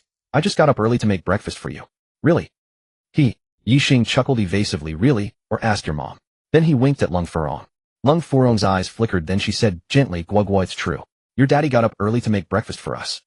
Oh. Hearing this, Lung Shuyao stopped dwelling on the issue and immediately became excited. Breakfast made by Daddy himself. How exciting. Lung Furong held her stomach as she walked into her office. The breakfast had been so rich and delicious that she had eaten too much. President, here is this month's performance report. Please review. Fan Siki walked in with a document. Just leave it here. Lung Furong said, gently rubbing her belly. President, are you feeling unwell? Should I get you some medicine? Fan Siki asked with concern. Lung Furong's cheeks flushed slightly, and she said softly, it's nothing, just ate a bit too much at breakfast. Fan Siki's lips twitched as she struggled to suppress her urge to laugh, then turned and withdrew. Stuffed from eating. What kind of delicious food could make their ice-cold president make such a mistake? Daddy, when are we going to the new school? Sweetie, in a couple of days. Daddy wants to take you back to our hometown to see Grandma and Grandpa first. Then when Sister Lingyue comes to work, she'll take care of you the whole time. Really? We're going to see Grandma and Grandpa. Great, great. Guoguo wants to see them too. Shanghai First People's Hospital. Zhao Mingbo came out holding an A4 sheet of paper that felt heavier than 1,000 pounds. The son he had treasured as his own was not his blood. He had raised another man's child for years. Suppressing the rage within, he quickly got into his car and slammed his fist against the steering wheel. Molly, you bitch, you really cuckolded me. Someday I'll skin you alive. Zhao Mingbo's heart was in agony, and a wave of fear surged through him.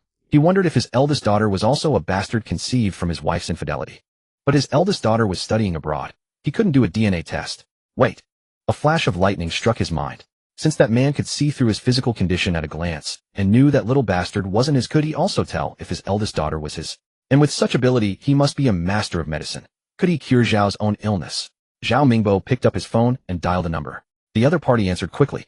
Director Zhao, what are your instructions? Director C, please find me a phone number, Lung Shuyao's father's. Send it to me as soon as possible. I need to talk to him. Well, we don't have his number registered here, but I can ask around. All right, please hurry. Yes. A few minutes later, Zhao Mingbo's phone rang again, and he obtained the set of data he wanted. Ring, ring, ring, ring. Ye Xing was about to take his daughter out shopping. Since they were going back to his hometown, he definitely needed to prepare gifts for his parents. Daddy, your phone is ringing. Daddy, let me answer. Lung Shuyao trotted over on her short legs and picked up the phone from the coffee table. Hello, who's this? Do you need my daddy? Zhao Mingbo was taken aback. Why was a little girl's voice on the line? But he quickly realized it must be Ye Xing's daughter, Lung Shuyao. Little sweetie, could you let your daddy take the phone? I need to talk to him. Okay, hold on. Daddy. Ye Xing took the phone and said calmly, I'm Ye Xing. Who are you? Hello, Ye Xing, I'm Zhao Mingbo. Zhao Mingbo. Ye Xing's eyebrows furrowed slightly, and his tone turned cold. Calling to settle scores after the fact. No, you misunderstand. I'm not calling about them. Then what's the matter? Go ahead. Zhao Mingbo hesitated, then said, Ye Xing, are you free now? Can we meet? I have something to ask you. A flicker of doubt passed through Ye Xing's eyes. This guy wants to ask me something. Or is he up to something? But it piqued his interest. Location. How about the Jingxin tea house? I'll wait for you there. Fine. Sweetie, daddy is taking you somewhere to play. Great. Guoguo is going to play. Lung Shuyao became excited at the prospect of fun. At Huayu Tower, 2 Mercedes-Benz sedans flanked a Lamborghini as they sped in and stopped at the entrance. The security guards, seeing such luxury cars, shrank back and dared not chase them away. The car doors opened and 6 thugs in suits stepped out, then bowed to welcome the young master from the middle car. Zhao Mingyi, clad in a high-end custom suit and sunglasses, strode with an arrogant gait, flanked by the 6 men as he headed into the building. A guard started to say something. Get lost. Zhao Mingyi walked to the front desk and leered at the receptionist. Find out which floor Lung Furong's office is on. Sir, do you have an appointment? Stop blathering. Our young master told you to look it up, so do it. A thug in a suit slammed the counter hard, making the receptionist flinch. Sir President Lung's office is on the 18th floor, room 1806. Another receptionist quickly said. Smart move. Zhao Mingyi turned and swaggered toward the elevator, the 6 thugs close behind. Others who wanted to take the elevator quickly stepped aside upon seeing their intimidating presence. Zhao Mingyi was pleased with their reaction. Bang! The office door was suddenly pushed open. Fan Siki immediately stood up and said angrily, Don't you know to knock before entering? Keep yapping, and I'll slap you across the face. Zhao Mingyi tossed the words and strode toward the inner office. Bang! He kicked the door open. Lung Furong, you made me look all over for you. Lung Furong's face darkened when she saw Zhao Mingyi and his gang kicking the door in. This bastard. How did he find her here? Zhao Mingyi, what are you doing here? Hell what? Naturally I'm here to see my fiancé. Who is your fiancé? Lung Furong's heart skipped a beat. This bastard was here to cause trouble. Had the elders of our 2 families arranged this marriage? You want to renege? Lung Furong, you have truly infuriated me. Not only did you flee from our engagement, but you also bore a bastard child. If this young master had not been abroad these past 2 years, would you dare to live so freely? Today I am here to take you back to complete this marriage. Complete the marriage. Zhao Mingyi, give up that idea. I, Lung Furong, do not acknowledge this betrothal, nor will I ever marry you. I suggest you leave, or I will call the security guards. Call security. Zhao Mingyi lounged back onto the sofa and extended 2 fingers. Immediately one of his bodyguards handed him a cigar and lit it for him. Zhao Mingyi took a drag and exhaled a plume of smoke. Call for help, go ahead and try it. Do you think the bodyguards I brought are amateurs? You refuse to acknowledge this marriage, Lung Furong, but this is not something you can simply refuse. Today, out of respect for my future father-in-law and mother-in-law, I will not lay a hand on you. I give you 1 day to pack your belongings and return with me to the capital. Otherwise you will know the consequences. I'll be waiting at your place at noon. Don't be late. Zhao Mingyi took another drag of his cigar and blew the smoke toward Lung Furong. Then he rose to his feet and strode away in a show of arrogance. Remember, I'm giving you 1 day. You know my temper.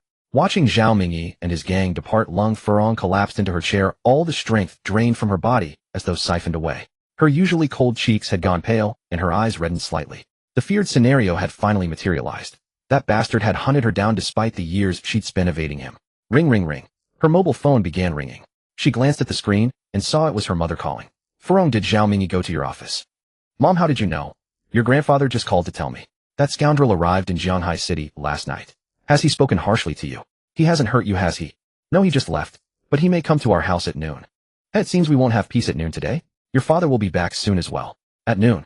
I'll be coming back at noon. Furong, don't worry too much. Your father and I will help you handle this matter. That grandfather of yours is truly despicable. To arrange such a match for you. That old man cares nothing for family bonds. Only profit. Amen. Zhao Mingyi sat in his car and ordered those outside. Find out which kindergarten that little bastard attends. Also, who is that man? Find him. I want to make him suffer. How dare someone defile my woman? Even though he knew Lung Furong had conceived this daughter through in vitro fertilization, he could not accept this reality. He felt as though he had been cuckolded. Damn it, weren't you allergic to men? This time I'll make you thoroughly experience what it's like to be touched by a man up close. At the Jingxin tea house, Lung Shuyao was fully immersed in her battle against the cream cake before her. Zhao Mingbo and Ye Xing sat facing each other. Zhao Mingbo's expression was deeply uncomfortable, much like a prisoner awaiting sentencing on the way to execution. Ye Xing observed Zhao Mingbo's facial features, then a smile appeared on his face. Well, young brother Yi, what about my daughter? Director Zhao, regrettably your eldest daughter is not of your bloodline either. What? Zhao Mingbo's face went through a spectrum of colors as if a dye house had exploded upon his countenance. A towering rage surged within his heart. He clenched his teeth and forced out the words through gritted enamel. Molly, you whorish bitch, how dare you deceive me thus? Ye Xing frowned slightly and said coldly, Director Zhao, watch your language. Zhao Mingbo's face was flushed red and his neck was thick with anger, his chest heaving rapidly as though he were about to explode at any moment. Ye Xing tapped his slender fingers on the table and then said, actually, there is also some good news. Good news. Zhao Mingbo forcibly suppressed his fury and fixed his eyes deathly upon Ye Xing. Young brother, Yi, are you mocking me? Both of my children are another man's offspring. All these years I've been raising someone else's kids, and you're telling me there's good news. Actually, you have a son as well. Zhao Mingbo was completely bewildered. What did these words mean? Did he not already have one daughter and one son? How could there be another? Ye Xing raised a single index finger and stated, 1 million, and I will tell you about that son of yours. Of course, if you wish to have your ailment cured, add another 5 million. Zhao Mingbo immediately became excited. Do I truly have another son? Can you really cure my illness? Of course. Very well. I will transfer the 6 million to you immediately. I owe you a favor, young brother Yi. In the future, should you have any needs, just let me know. As long as it is within my capabilities, I will ensure it is done properly for you. Zhao Mingbo showed great decisiveness and transferred the money on the spot. Seeing the string of zeros, a faint smile graced Ye Xing's face. This money was damn easy to earn. Your eldest son is 24 years old this year. He was born to you by your first love. Possessing divine medical arts, he seemed to have glimpsed a fragment of the way of fate. Through the observation of physiognomy, he could perceive the conditions of one's descendants. He even felt he was becoming something of a charlatan and had contemplated setting up a fortune-telling stall in the square someday. What? Was it Hong Mei who bore my child? She actually carried my child, and yet she never told me. Ye Xing pursed his lips slightly. Old Zhao, you abandoned your first love in pursuit of a higher branch. I trust that with your abilities you can find her, can you not? Yes, I can. Very well, then let me treat your illness first. 10 minutes later, Zhao Mingbo departed with a face full of astonishment and delight. Daddy, did you earn lots of formula money for Guoguo today again? Although she had been eagerly devouring the cake before her, her ears had not stopped listening, and she had heard every word of their conversation just now. That was 6 million. Although she had little concept of its value, she knew it represented an enormous sum of pocket money. Yes, Daddy, earn more formula money for my precious baby again. Are you full? Once you're done eating, we shall go shopping. Baby can buy whatever she desires. Ye, Guoguo has finished eating. I'm exhausted as a dog. Ye Xing carried his daughter out of the tea house and walked toward the car parked by the street. His brows furrowed, he halted his steps and then cast a casual glance at the 4 suited thugs approaching him. Kid, come with us. Our young master wishes to see you, said a suited thug in a cold voice. Who is your young master? If he wants to see me, let him come himself. Ye Xing's expression gradually darkened. It seemed someone had come to cause him trouble. From these 4 suited brutes, he could already sense hostility, even killing intent. Episode 44, Rolling Balls. Daddy, what do these people want to do? They're so fierce. Lung Shuyao's small hands tightly embraced his neck, her expression somewhat nervous. A nameless fury erupted within Ye Xing. These people had frightened his own daughter. Damn them. Baby, don't be afraid. These few are here to perform rolling balls for you to see. Rolling balls? Lung Shuyao asked curiously.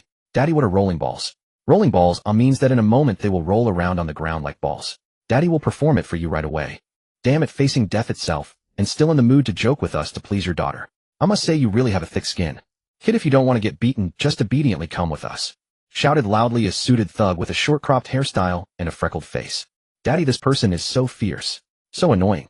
The scene unfolding here attracted the attention of passersby.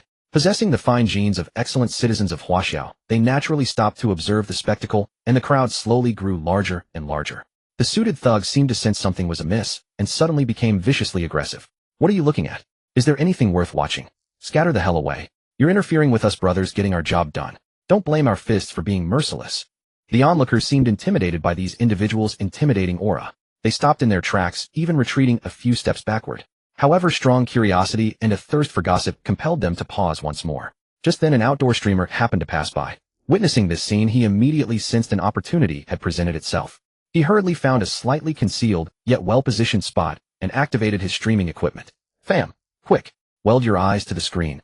Xiao Yuer has definitely struck gold today. I've just camouflaged myself in this hidden corner, and the view is absolutely incredible. Family, look quickly.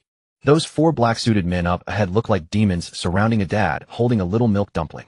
The little milk baby in that dad's arms seems quite frightened. Those black suits look like they're here to cause trouble for the dad. Look, the dad is fiercely protecting the child while confronting those suited thugs.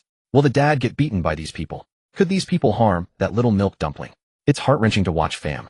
This situation is definitely not simple. New family members, hit that follow button so you don't get lost. Brothers, start sending those gifts. Streamer Xiao Yuer is about to take you straight to the scene. This will definitely satisfy your viewing cravings. Miss this today, and you'll wait a whole year to see such a grand spectacle again. The number of viewers in the live stream was rapidly increasing, and the crowd on site was also pointing and whispering among themselves. Where did these people come from? They all look like fierce demons. They don't seem like good people at all. These people are all wearing suits with bulging muscles. Aren't these the suited thugs from movies and TV dramas? These kinds of people are all used as guard dogs and thugs by powerful and wealthy families. Oh my, the young man is still holding a milk dumpling. He's going to suffer. These people dare to block the road and commit violence in broad daylight. Is there no justice? Is there no law? Justice. Law. Brother, at your age you still haven't figured it out. Those are all there to swindle ordinary folks like us. That milk dumpling is so pretty, so cute. I'm really afraid she'll get hurt. Oh, this old woman's heart is aching. Bastard, you scared my daughter. You're asking for death. Damn it, you little bastard, you dare to speak arrogantly and provoke me. Watch me slap you to death. The short-haired thug raised his hand and slapped toward Ye Xing. This slap carried tremendous force, and the palm wind enveloped both Ye Xing and the daughter he was holding. Ye Xing was furious. This bastard had a vicious nature and wouldn't even spare his daughter. His body leaned slightly to one side, evading the palm strike, and he delivered a lightning-fast kick. The short-haired suited thug never dreamed that Ye Xing would counterattack. Furthermore, due to its incredible speed, he was utterly unable to dodge it. Crack! A crisp sound came from his knee and intense pain shot straight to the crown of his head. Oh! He let out a blood-curdling scream and collapsed to the ground, clutching his knee. Ye Xing delivered a kick and the short-haired suited thug's body uncontrollably rolled several times. Originally, while clutching his knee, his body was curled up. When rolling, he truly resembled a ball of human flesh rolling along. Ye Xing activated Lingbo microsteps. His body appeared as if teleporting, always landing ahead of the short-haired man's rolling trajectory. The short-haired suited thug rolled ceaselessly beneath Ye Xing's feet. Yeah? Daddy, is this what you called rolling balls? So much fun. Lung Shuyao's eyes caught sight of this scene, and she immediately began shouting excitedly. The sense of oppression and fear these few had previously caused her vanished completely. Daddy! Ball rolling ball, there are 3 more over there. Lung Shuyao's little finger pointed toward the other 3 black-clad men, who were still in a state of bewildered daze. What was going on here? They felt their intelligence was insufficient. The short-haired man was the strongest fighter among the 4, yet in a single encounter, he had fallen to the ground, and was being kicked around like a ball. Excellent. Daddy will have those people perform rolling balls for you too. Ye Xing activated Lingbo microsteps. A lingering image remained where he had stood, and then these 3 tall men in black clothes only felt a sharp pain in their knees. Thud thud, they all fell to their knees, clutching their knees and wailing in agony. Ye Xing then continuously kicked back and forth, sending them rolling endlessly across the ground. They instantly resembled 4 black flesh balls rolling about, leaving onlookers tongue-tied with astonishment. Ha ha ha, so fun, so fun. Lung Shuyao clapped her hands while excitedly calling out, for rolling balls they roll, so cutely, Daddy, keep going. Let them roll a few more times, so they won't like bullying people anymore. Humph, how dare they bully Guoguo's daddy. Make them roll into balls. Xiao Yuer gazed at his exploding live stream, the corners of his mouth grinning, as wide as an AK-47, impossible to suppress. Holy shit. What kind of divine scene am I witnessing? Isn't this some kind of film shoot? I originally thought this stay-at-home dad would get beaten. I guessed the beginning, but never anticipated the outcome. It was actually those 4 suited thugs who got beaten. This shift in tone is too eye-searing. For big burly men, yet they're being overpowered by a stay-at-home dad. The dad is surprisingly so powerful. Kung Fu. This stay-at-home dad definitely knows Kung Fu. Each of those suited thugs should be quite formidable, yet they're completely defenseless before this dad. Love it. Oh my god, the martial arts of Guoguo. So the legends are true. I want to go to Guoguo. I want to learn Guoguo's martial arts. Nanny, this is Guoguo's martial arts. Is that all? We Japanese are the most formidable. Our karate. If this stay-at-home dad were to face our people, he'd definitely be KO'd with a single palm strike. To the guy above, KO your grandmother. Roll as far away from me as you can. You fucking octopus from Japan daring to hide behind a screen and spray nonsense. If you've got any guts, come out. Next time I see you, I'll beat you up. Bastard, you scared my daughter. You're asking for death. Damn it, you little bastard, you dare to speak arrogantly and provoke me. Watch me slap you to death. The short-haired thug raised his hand and slapped toward Ye Xing. This slap carried tremendous force, and the palm wind enveloped both Ye Xing and the daughter he was holding. Ye Xing was furious. This bastard had a vicious nature and wouldn't even spare his daughter. His body leaned slightly to one side, evading the palm strike, and he delivered a lightning-fast kick. The short-haired suited thug never dreamed that Ye Xing would counterattack. Furthermore, due to its incredible speed, he was utterly unable to dodge it. Crack! A crisp sound came from his knee and intense pain shot straight to the crown of his head. Oh! He let out a blood-curdling scream and collapsed to the ground, clutching his knee. Ye Xing delivered a kick and the short-haired suited thug's body uncontrollably rolled several times. Originally, while clutching his knee, his body was curled up. When rolling, he truly resembled a ball of human flesh rolling along. Ye Xing activated Lingbo microsteps. His body appeared as if teleporting, always landing ahead of the short-haired man's rolling trajectory. The short-haired suited thug rolled ceaselessly beneath Ye Xing's feet. Yeah? Daddy, is this what you called rolling balls? So much fun. Lung Shuyao's eyes caught sight of this scene, and she immediately began shouting excitedly. The sense of oppression and fear these few had previously caused her vanished completely. Daddy! Ball rolling ball, there are 3 more over there. Lung Shuyao's little finger pointed toward the other 3 black-clad men, who were still in a state of bewildered daze. What was going on here? They felt their intelligence was insufficient. The short-haired man was the strongest fighter among the 4, yet in a single encounter, he had fallen to the ground, and was being kicked around like a ball. Excellent. Daddy will have those people perform rolling balls for you too. Ye Xing activated Lingbo microsteps. A lingering image remained where he had stood, and then these 3 tall men in black clothes only felt a sharp pain in their knees. Thud thud, they all fell to their knees, clutching their knees and wailing in agony. Ye Xing then continuously kicked back and forth, sending them rolling endlessly across the ground. They instantly resembled 4 black flesh balls rolling about, leaving onlookers tongue-tied with astonishment. Ha ha ha, so fun, so fun. Leng Shuyao clapped her hands while excitedly calling out, "For rolling balls they roll, so cutely daddy keep going. Let them roll a few more times, so they won't like bullying people anymore. Humph, how dare they bully Guoguo's daddy. Make them roll into balls." Xiao Yuer gazed at his exploding live stream, the corners of his mouth grinning, as wide as an AK-47, impossible to suppress. Holy shit. What kind of divine scene am I witnessing? Isn't this some kind of film shoot? I originally thought this stay-at-home dad would get beaten. I guessed the beginning, but never anticipated the outcome. It was actually those 4 suited thugs who got beaten. This shift in tone is too eye-searing. For big burly men, yet they're being overpowered by a stay-at-home dad. The dad is surprisingly so powerful. Kung Fu. This stay-at-home dad definitely knows Kung Fu. Each of those suited thugs should be quite formidable, yet they're completely defenseless before this dad. Love it. Oh my god, the martial arts of Guoguo. So the legends are true. I want to go to Guoguo. I want to learn Guoguo's martial arts. Nanny, this is Guoguo's martial arts. Is that all? We Japanese are the most formidable. Our karate. If this stay-at-home dad were to face our people, he'd definitely be KO'd with a single palm strike. To the guy above, KO your grandmother. Roll as far away from me as you can. You fucking octopus from Japan daring to hide behind a screen and spray nonsense. If you've got any guts, come out. Next time I see you, I'll beat you up. Bastard, you scared my daughter. You're asking for death. Damn it, you little bastard, you dare to speak arrogantly and provoke me. Watch me slap you to death. The short-haired thug raised his hand and slapped toward Ye Xing. This slap carried tremendous force, and the palm wind enveloped both Ye Xing and the daughter he was holding. Ye Xing was furious. This bastard had a vicious nature and wouldn't even spare his daughter. His body leaned slightly to one side, evading the palm strike, and he delivered a lightning-fast kick. The short-haired suited thug never dreamed that Ye Xing would counterattack. Furthermore, due to its incredible speed, he was utterly unable to dodge it. Crack! A crisp sound came from his knee, and intense pain shot straight to the crown of his head. Oh! He let out a blood-curdling scream and collapsed to the ground, clutching his knee. Ye Xing delivered a kick, and the short-haired suited thug's body uncontrollably rolled several times. Originally, while clutching his knee, his body was curled up. When rolling, he truly resembled a ball of human flesh rolling along.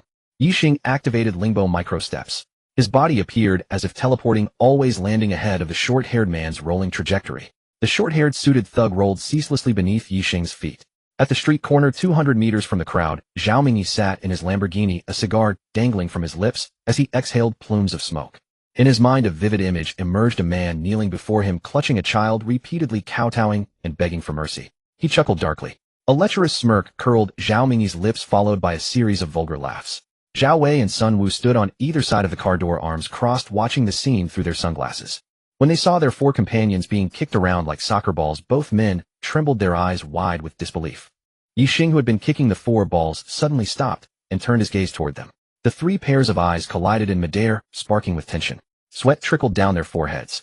That look is terrifying. They turned and urged, "Young master, we need to get you out of here. That guy is dangerous." By then, Zhao Mingyi had witnessed the scene. Shocked, the cigar slipped from his mouth, burning 2 holes in his crotch. What the hell? He frantically threw away the cigar and patted his smoldering pants. Useless. All of you are useless. I spend a fortune on you each month, and this is what I get. 4 men can't take down 1, and he's kicking you around like balls. You're all fired when we get back. Hurry, get me out of here. Zhao Wei and Sun Wu gritted their teeth, their faces dark as they scrambled into the car. The driver floored the accelerator, swerving the wheel and speeding away. Ye Xing's gaze followed the departing car. A faint smirk touched his lips. With such little courage, they dare to come after me. But he wasn't one to take a beating without retaliation. He needed to find out who they were and why they targeted him. Danger must be nipped in the bud. He kicked each of the 4 men into a corner of the street and sealed their acupoints. This acupressure technique was something he had learned by chance during his former life as a spy, and it came in handy now. The 4 were terrified out of their wits. They couldn't move. Their eyes were filled with dread, as if standing before a demon. They had truly bitten off more than they could chew. Ye Xing picked up his phone and dialed. Soon Xue Lingyue's voice answered. "Boss, is there something you need? Do you want me to start work today? Have you taken care of things at home?" "All settled, boss. Come to the Jingxin tea house about 200 meters ahead. I'll be waiting." "Okay, boss, I'm on my way." "Daddy, who were you calling? Did you ask someone to come help with the ball kicking?" The little one was still buzzing with excitement over the 4 balls rolling around. "Sweetheart, you'll play with Sister Lingyue for a while. Daddy has some things to handle." "Okay, Daddy." Leng Shuyao obediently agreed. 20 minutes later, Xue Lingyue got out of a taxi and rushed over to Ye Xing and his daughter. Boss, Xue Lingyue reporting for duty.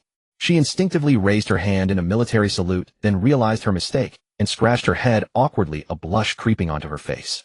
"Sister Lingyue," the little girl waved happily. "Hello, Guoguo. Come, let me carry you." Ye Xing handed his daughter to Xue Lingyue, gave a few instructions, then interrogated the 4 men. Soon he obtained Zhao Mingyi's details and current whereabouts.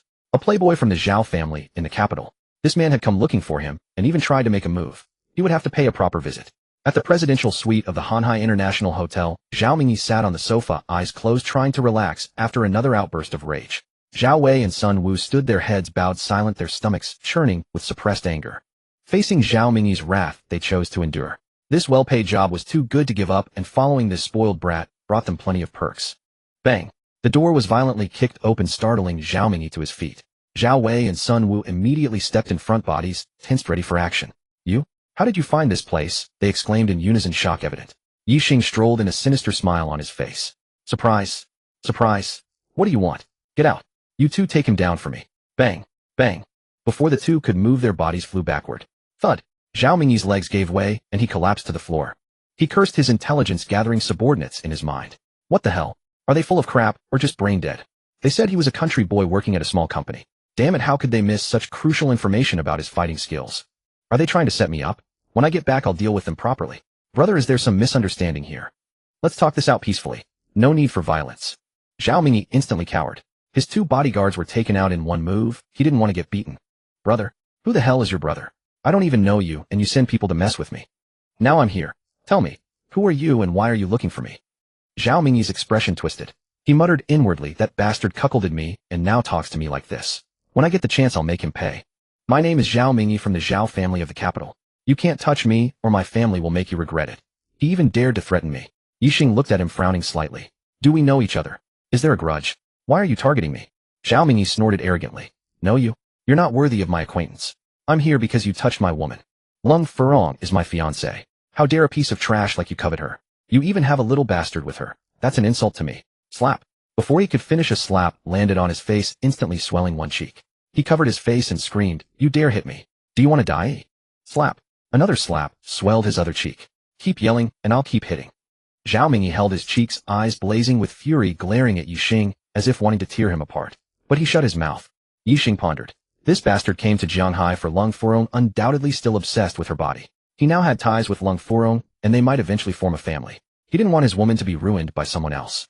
He wasn't yet strong enough to contend with a powerful family, nor did he want to put his daughter in danger. Since this guy couldn't control his lower half, he'd just confiscate the tool. With a flick of his wrist, a silver needle flew like lightning. Zhao Mingyi felt a slight sting in his groin, then numbness. In his state of extreme anger and fear, he didn't think much of it, assuming it was just a mosquito bite. Zhao, let me warn you once, stay away from me. If you bother me again, I'll make you understand the true meaning of worse than death. Zhao Mingyi watched Ye Xing walking away toward the door, his teeth grinding loudly as he screamed wildly inside. You bastard. You illegitimate fool. I will kill you. Little brother, what are you doing here? Haha, I was just about to invite you out for lunch drinks. What a coincidence. Your sister has been missing you these past 2 days. We must have a proper drink at noon. A voice made Ye Xing's steps halt. He looked up to see Xiao Tianfeng approaching with dark circles under his eyes and an unsteady gait. Brother Xiao, what happened to you? Xiao Tianfeng let out an awkward laugh and scratched his head embarrassedly. I've been fighting hard for the continuation of our Xiao family line. Little brother, I finally understand what they mean by only the ox dies from overwork, never the plow. Your sister keeps getting more energetic the more we do it. I'm really not keeping up anymore. Little brother, do you happen to have that thing? Xiao Tianfeng's old face turned red as he laughed awkwardly again. Ye Xing knew immediately. He was asking for something to boost his vitality. Xiao Tianfeng had reached Ye Xing's side and immediately spotted Zhao Mingyi getting up from the ground along with 2 men in suits. Seeing their miserable state, the sharp-eyed Xiao Tianfeng could guess exactly what had happened. Well, if it isn't Mingyi. Little brother, when did you return? What brings you to Jianghai? Does your old man know? Mingyi Ye Xing is a brother. I acknowledge my benefactor, Xiao Tianfeng's guest, and even your sister-in-law's sworn sibling. There aren't any grudges between you two, are there? Mingyi, you know my temper. I can't stand seeing my brothers wronged. You can play in Jianghai, but don't cause trouble. Zhao Mingyi's face cycled through white, red, green, purple, and blue all at once. He could clearly hear the warning hidden in Xiao Tianfeng's words. Dare to lay a hand on Ye Xing, and Xiao Tianfeng would make sure he suffered greatly. In the capital circles, who didn't know the ruthless reputation of the fourth master of the Xiao family? Even as a legitimate heir of the Zhao family, Zhao would never burn bridges with the Xiaos for a spoiled playboy like him.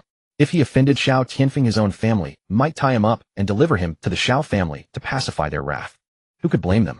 The Xiao family's power far exceeded his own, and with the Mu family involved, the Zhao family stood no chance. The naked threat between the lines made Zhao Mingyi feel blood rising in his throat, nearly spitting it out. Though a playboy, he could still read the room.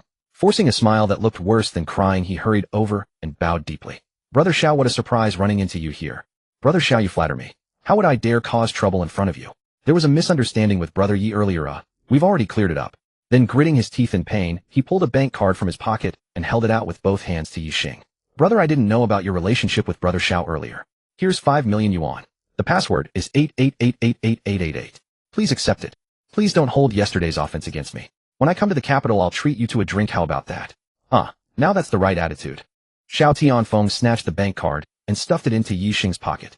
Then he threw an arm around Ye Xing's shoulder and patted Zhao Mingyi on the head twice. Zhao Mingyi barely restrained his rage. Was he being treated like a child? Or a fool? Young people who hasn't been impulsive at some point. This is what they call becoming friends through conflict. Whatever grudge you had, I'll witness it and let it go. Today my wife and I are treating my brother to drinks. Mingyi, let's gather again when we have the chance. Arm around Ye Xing, he headed toward another presidential suite. After 2 steps, he turned back and tossed over one more remark. Mingyi, I'll be in Shanghai for a while longer. I don't want to hear any bad news, ha ha ha. Xiao Tianfeng left behind a string of laughter as the two entered the other presidential suite. Bang! Crash! The sound of glass shattering against the wall echoed through. Insolence! Zhao Wei and Sun Wu's faces turned ashen. They never imagined the person they were targeting had such immense backing. Standing in the room, they had been subjected to several piercing glares from Xiao Tianfeng. They knew they were firmly on his blacklist, and even back in the capital, they might face trouble. Their hearts were in turmoil, sinking with dread. Zhao Wei. Young master, what are your orders? Contact Blood Shadow for me. I want someone's head. Young master, they. Are you here to serve me, or them? I tell you to do something, you do it. Stop rambling. Want to lose your job? Go quickly. I want an answer tonight. Zhao Mingyi gritted his teeth, his eyes turning bloodshot red. He'd been cuckolded, his men beaten, himself slapped, and threatened and forced to pay 5 million in compensation. In all his life, he had never endured such humiliation. Unless he killed the other party, the rage would suffocate him. Ye Xing had no idea that someone was hiring an assassin to murder him. Meanwhile, Xiao Tianfeng and his wife had taken Ye Xing to a 6-star hotel. Naturally, their daughter Leng Shuyao was present, and so was Xue Linghua. Learning that this girl served as a 24-hour personal bodyguard for Ye Xing's precious daughter, the couple naturally extended some warmth toward her. Otherwise, she would never have caught their attention. The little dumpling showed off her foodie nature, eating until her mouth was slick with oil and her small belly rounded out. Of course, her signature milk bottle was always in hand. 2 bites of food, a sip of milk. What bliss! Mu Wanqing grew envious watching the little one drink, and when she tasted a sip herself, her eyes practically glowed green. It was truly delicious. She eagerly asked Ye Xing where he had bought the milk, since she would need it once her own child was born. Ye Xing didn't know how to answer, so he simply said he had developed it himself. After all, the milk came from the system, and claiming he made it wasn't entirely wrong. It certainly couldn't be purchased anywhere else. Mu Wanqing's eyes grew even brighter. She grabbed Ye Xing's arm and said, "Brother, let's partner up and produce this milk together, then sweep the entire world." No. 13 Li Jinjuan, the atmosphere hung heavy in the air. Leng Mingji had left his company affairs early that morning and returned. Leng Furong also rushed over from the office, and Leng Ziyuan along with Leng Xiaofei had both come back from school. There was also Ling Hushan, who stayed at home full-time to care for the little one. The 5 family members gathered in the living room, seated on the sofa, gazing at one another, while each lost in their own thoughts. Dad, mom, eldest sister, second sister. Finally, Leng Xiaofei could no longer contain himself. He shook his golden hair and declared, "If that playboy comes here today to talk properly and shows a friendly attitude, then we shall negotiate with him in good faith. Otherwise, I'll throw him out. That playboy thinks he can lay eyes on our sister. Keep dreaming." Leng Furong looked at her 15 or 16-year-old younger brother. Though usually frivolous, he stood firmly by her side at this critical moment, warming her heart. Leng Ziyan gave him a thumbs up and gently ruffled his golden hair. "Little brother, who would have thought you could say something so reasonable? Second sister has not misjudged you." Leng Mingji cleared his throat. "Xiaofei, just sit aside later and keep quiet. The moment you open your mouth, even if there's nothing to worry about, you'll cause some trouble. Dad, am I really that unreliable in your eyes?" Leng Xiaofei complained. "Hey, are you really that unreliable? Don't you know yourself? How many troubles have you caused over the years? How many times have I had to clean up after you? Have you forgotten? Old man, when has it become appropriate to dredge up all this old nonsense? Let us instead think about how Zhao Mingyi will act when he arrives, and what we should do to counter him. That old fossil of yours is actually standing on their side." Leng Mingji closed his mouth, his expression darkening. The reason his family had fled to Shanghai in the first place was thanks to his own father. Every year when they returned home for the new year, it felt like torture. Enduring the complaints and accusations from his siblings, the disappointment in his father's eyes, and the scolding about an unfilial son. Ding dong, ding dong. The doorbell rang, the guests had arrived. Leng Furong's face instantly drained of color. Her delicate brows knit together, and her hands involuntarily gripped the hem of her dress. She pulled so hard that her knuckles turned white. "Sister, don't worry. Our whole family stands by you. No matter what, he cannot create waves. Grandfather may have arranged the engagement, but we do not recognize it. What can they possibly do?" Would they dare to snatch a bride? We've already been labeled as disloyal and unfilial. At worst, we simply never interact with them again for the rest of our lives. Lung Xian's words gradually eased Lung Furong's tension, and her fingers slowly relaxed. I'll go open the door. Lung Xiaofei sprang to his feet and walked to the front door. He threw it open to find a face grinning without warmth. A young man dressed in flashy playboy attire flanked by two suit-wearing bodyguards carrying several gift boxes. Xiaofei, haha, it's been a long time since we last met. Your future brother-in-law has brought a small gift for your first visit. He took a gift box from the bodyguard beside him and offered it to Lung Xiaofei. Lung Xiaofei took 2 steps back and did not accept the gift. Brother Yi, indeed it has been a long time. Please come in and make yourselves comfortable. After all, he had been raised in a prominent family. Regardless of how much he disliked the person before him, he still possessed basic breeding. A dark shadow crossed Zhao Mingyi's eyes. This kid dared to speak to him with such ambiguity. I'll find an opportunity to deal with him later. He then walked into the living room and bowed slightly to Lung Mingyi and Ling Hushan. Father-in-law, mother-in-law, your son-in-law has just returned from overseas and came to pay his respects immediately. Then his gaze fell upon Lung Furong. Her celestial beauty made him momentarily lost in thought. This woman was simply too stunningly beautiful. Over the years he had indulged with many women, celebrities, models, even foreign beauties, but none could compare to Lung Furong. That icy goddess aura, that domineering businesswoman's presence, both were utterly irresistible. I must have her. Back then, in order to form an alliance with the Lung family and win Lung Furong, he had gone to great lengths, acting coquettishly, being shameless, and throwing tantrums with his grandfather. In the end, his grandfather could no longer endure it and humbled himself to negotiate the marriage alliance with the Lung family patriarch. But he never expected that this woman would run away. She had run away from the wedding. Meanwhile, he himself had been sent abroad by his father to avoid some trouble, or rather to undergo training for 2 years. Thus he had missed those crucial years with her. Seeing Lung Furong now, his heart burned with desire. He wanted nothing more than to claim her right then and there. Lung Furong felt a shiver run down her spine under Zhao Mingyi's openly possessive gaze. She turned her head away, suppressing her disgust, and replied coldly, "What are you doing here? I do not welcome you." "Sister Furong, how could you say such a thing? It breaks my heart. We have an engagement contract. You are my betrothed. If you had not abruptly left without a word, you would be my wife by now. Is it wrong for me to come looking for you?" Then he turned his attention to Lung Mingyi and Ling Hushan. "Father-in-law, mother-in-law, I have come to finalize the wedding date and hold the ceremony with Furong. I trust you will not disappoint me again, will you? My grandfather is watching." Lung Mingyi's face fluctuated between pale and crimson. He barely held back his fury. Damn it, this playboy actually dared to threaten him with words. My grandfather is watching. Does he think the Lung family is afraid of offending the prestigious Zhao family of the capital? The Lung family was indeed a prominent family in the capital, albeit a second-rate one. They could not compare with the top-tier Zhao family. If that had not been the case, his father would never have eagerly accepted their olive branch and sold out his own granddaughter.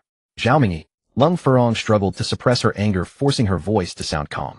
"I will never marry you. Give up this absurd notion. Moreover, I am already married. I even have a child." "Ha ha ha." Zhao Mingyi chuckled softly and took a few steps forward. Looking at Lung Furong, he said, "Furong, of course I did my research before coming.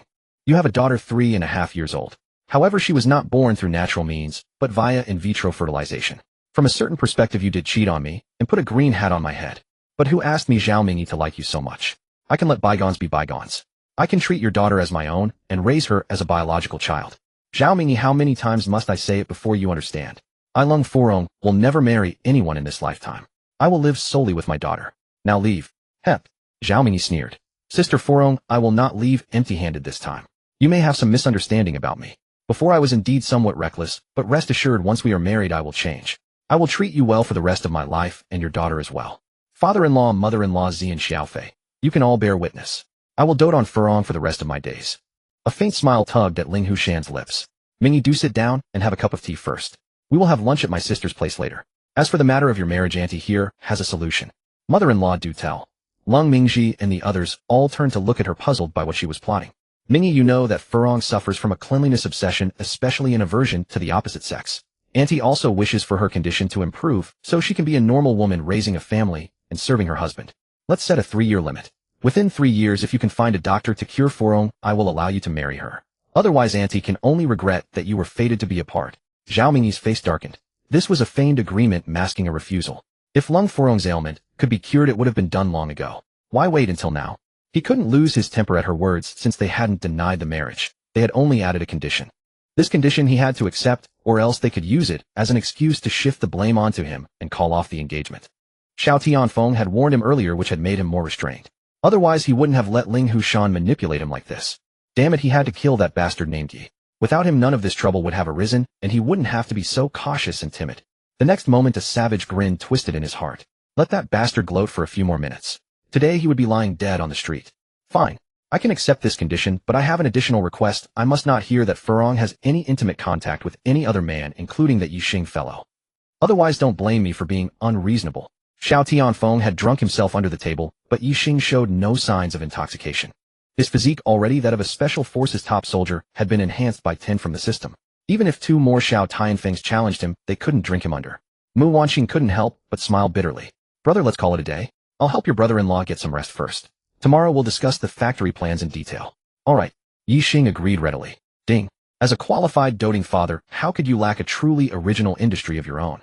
Detecting the host's strong desire to establish the Holy Spirit milk powder factory, with Mu Wanqing, the system rewards the host with a milk powder formula. Rewarding the host with a spiritual spring placed in the system space, inexhaustible in supply. Friendly reminder: to produce Holy Spirit milk powder, you must use the spiritual water from the spring. Only then can it achieve such a milky aroma and taste. The host need not worry about the formula being leaked or imitated. Doting father points 5. Indeed, he had bet correctly. As long as it involved spoiling his daughter, the system would generously grant relevant rewards. Ye Xing felt he had found the right way to milk the system. Leaving the hotel, Ye Xing hailed a taxi for Xiao Tianfeng and Mu Wanqing. Since everyone had been drinking as law-abiding citizens, they naturally remembered the traffic rule: don't drink and drive. Ye Xing carried his daughter, while Shui Lingwei stayed close by, vigilantly scanning their surroundings, playing the role of a qualified bodyguard. Daddy, there's a crowd up ahead. Let's go see what's happening. The little girl loved to join in the excitement, and Ye Xing naturally obliged. The 3 of them walked toward the crowd. In the center of the crowd lay an old man with white hair and a beard. His cotton-padded jacket was stained with dust, and his exposed wrists were so thin they were just skin over bone. His eyes were tightly shut, his face as pale as paper. His chest rose and fell weakly, each breath accompanied by a faint tremor, like a candle flickering in the wind ready to be extinguished at any moment. "Tisk, this old man looks pretty bad," said a middle-aged man in a leather jacket, clicking his tongue as he rolled a pebble with his toe, his voice barely a whisper. The woman beside him quickly tugged at his arm, frowning. "Don't talk nonsense and don't go near. Don't you remember what happened in the neighboring community 2 years ago?" Old Zhang's son kindly helped an old lady who had fallen, and her family cornered him, demanding money, claiming he had knocked her over. In the end, he had to pay 30,000 yuan to settle it. The man withdrew his gaze, his Adam's apple bobbing, and said nothing more. He knew in his heart, who wouldn't want to do a good deed? But these days good deeds were like hot potatoes. His second uncle back home had helped an old man who collapsed in a vegetable market, only to be blamed by the old man's son, who insisted the uncle had caused the fall. Although surveillance footage was reviewed, it wasn't clear. In the end, the uncle sold his small house on the outskirts to pay the compensation, and now lived in a shack that used to be a pigsty. The thought sent a chill down the man's spine, and he unconsciously stepped back. A murmur of hushed discussion rippled through the crowd like a swarm of mosquitoes. Should we call 120? If we wait any longer, he might not make it. A young woman with glasses, looking like a student, her eyes filled with anxiety, pulled out her phone to dial the emergency number. Her companion quickly grabbed her hand and whispered, "Don't be foolish. Do you have proof that you didn't hit him? There are plenty of blind spots on this street. If his family pins it on you, can you afford it as a student? Remember the news last year? A student called an ambulance, and the family claimed he was the one responsible. He almost lost his schooling." The girl's shoulders slumped, her eyes reddening, but she could only put the phone back in her pocket and look away, unable to bear the sight. Her heart felt heavy, as if a stone were pressing down on it. Her grandmother was about the same age. If it were her grandmother lying there and no one dared to help, how desperate would that be? But rationality, like a cold knife, pressed against her throat, forcing her to retreat. Alas, what a sin! An old woman leaning on a cane sighed, her cloudy eyes filled with reluctance. She wanted to step forward, but her feet felt as heavy as lead. Her husband had fallen in the park last year, and lay there for half an hour before being found by a cleaner. By the time he reached the hospital, the optimal treatment window had passed, and he was still bedridden. She had once resented the indifference of passers-by, but now that she faced the same situation, she understood the helplessness behind that coldness. Her son had repeatedly warned her not to meddle in other people's affairs lest she be extorted. Her meager pension wouldn't even cover the cost. The murmurs in the crowd grew fainter until only the howl of the wind remained. Some stared at the old man's chest, counting the rise and fall of his breaths, silently praying, "Wake up, wake up." Others pulled out their phones to take photos, not to call for help, but to leave evidence that they were just passers-by. Still others shook their heads, sighed, and turned to leave, their footsteps hurried, as if something were chasing them. Sunlight filtered through the branches and fell in fragments on the old man, but it brought no warmth. He trembled again, like a dying butterfly fluttering its wings for the last time. Outside the circle, the bustling traffic continued unabated. Horns honking, vendors hawking, laughter mingling. Yet no one would spare an extra minute for the life within that circle. In that moment, the warmth of humanity was scattered by the chilly wind left on the cold concrete road, unclaimed by anyone. Nightstar carried his daughter to the edge of the crowd, and he could hear every word of their discussions perfectly. He shook his head inwardly. Human nature in this parallel world was much the same as Earth in his past life. At that moment, a scene from the comedy sketch, Should You Help or Not, surfaced in his mind, especially that classic line. Brother, he used to drive a Mercedes.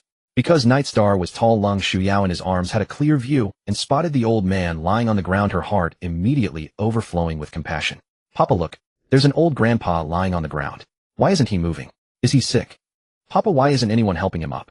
The ground is so cold. He'll get sick if he lies there. Papa, let's go help him. The old grandpa looks so pitiful. Nightstar's lips twitched slightly, his gaze toward his daughter brimming with affection and a touch of quiet satisfaction. His daughter was so sensible and kind-hearted. It was truly a blessing. As for the darker sides of society, he would gently teach her about them over time, so she would always maintain a sliver of vigilance. But with him around, who could ever harm his daughter? If anyone dares to frame or extort him, I'll smash their heads to pieces. Excuse me, making way. Shui Linyan pushed through the crowd, parting the throng to create a path, and Nightstar and his daughter slipped through effortlessly. Since his daughter had asked to help this elderly man, he would gladly oblige. After all, he couldn't bear to see her disappointed. Seeing Nightstar wading into this messy situation, some well-meaning onlookers spoke up to dissuade him. Young man, don't act on impulse. Having compassion is admirable, but don't get extortionate yourself. That would only bring trouble. Exactly, don't be impulsive. Impulse is the devil. Think about your lovely daughter. Don't end up with no money left to buy her formula. Maybe his family is rich and doesn't care. You young man, why speak with such a cynical tone? No wonder this society keeps declining. It's people like you who are responsible.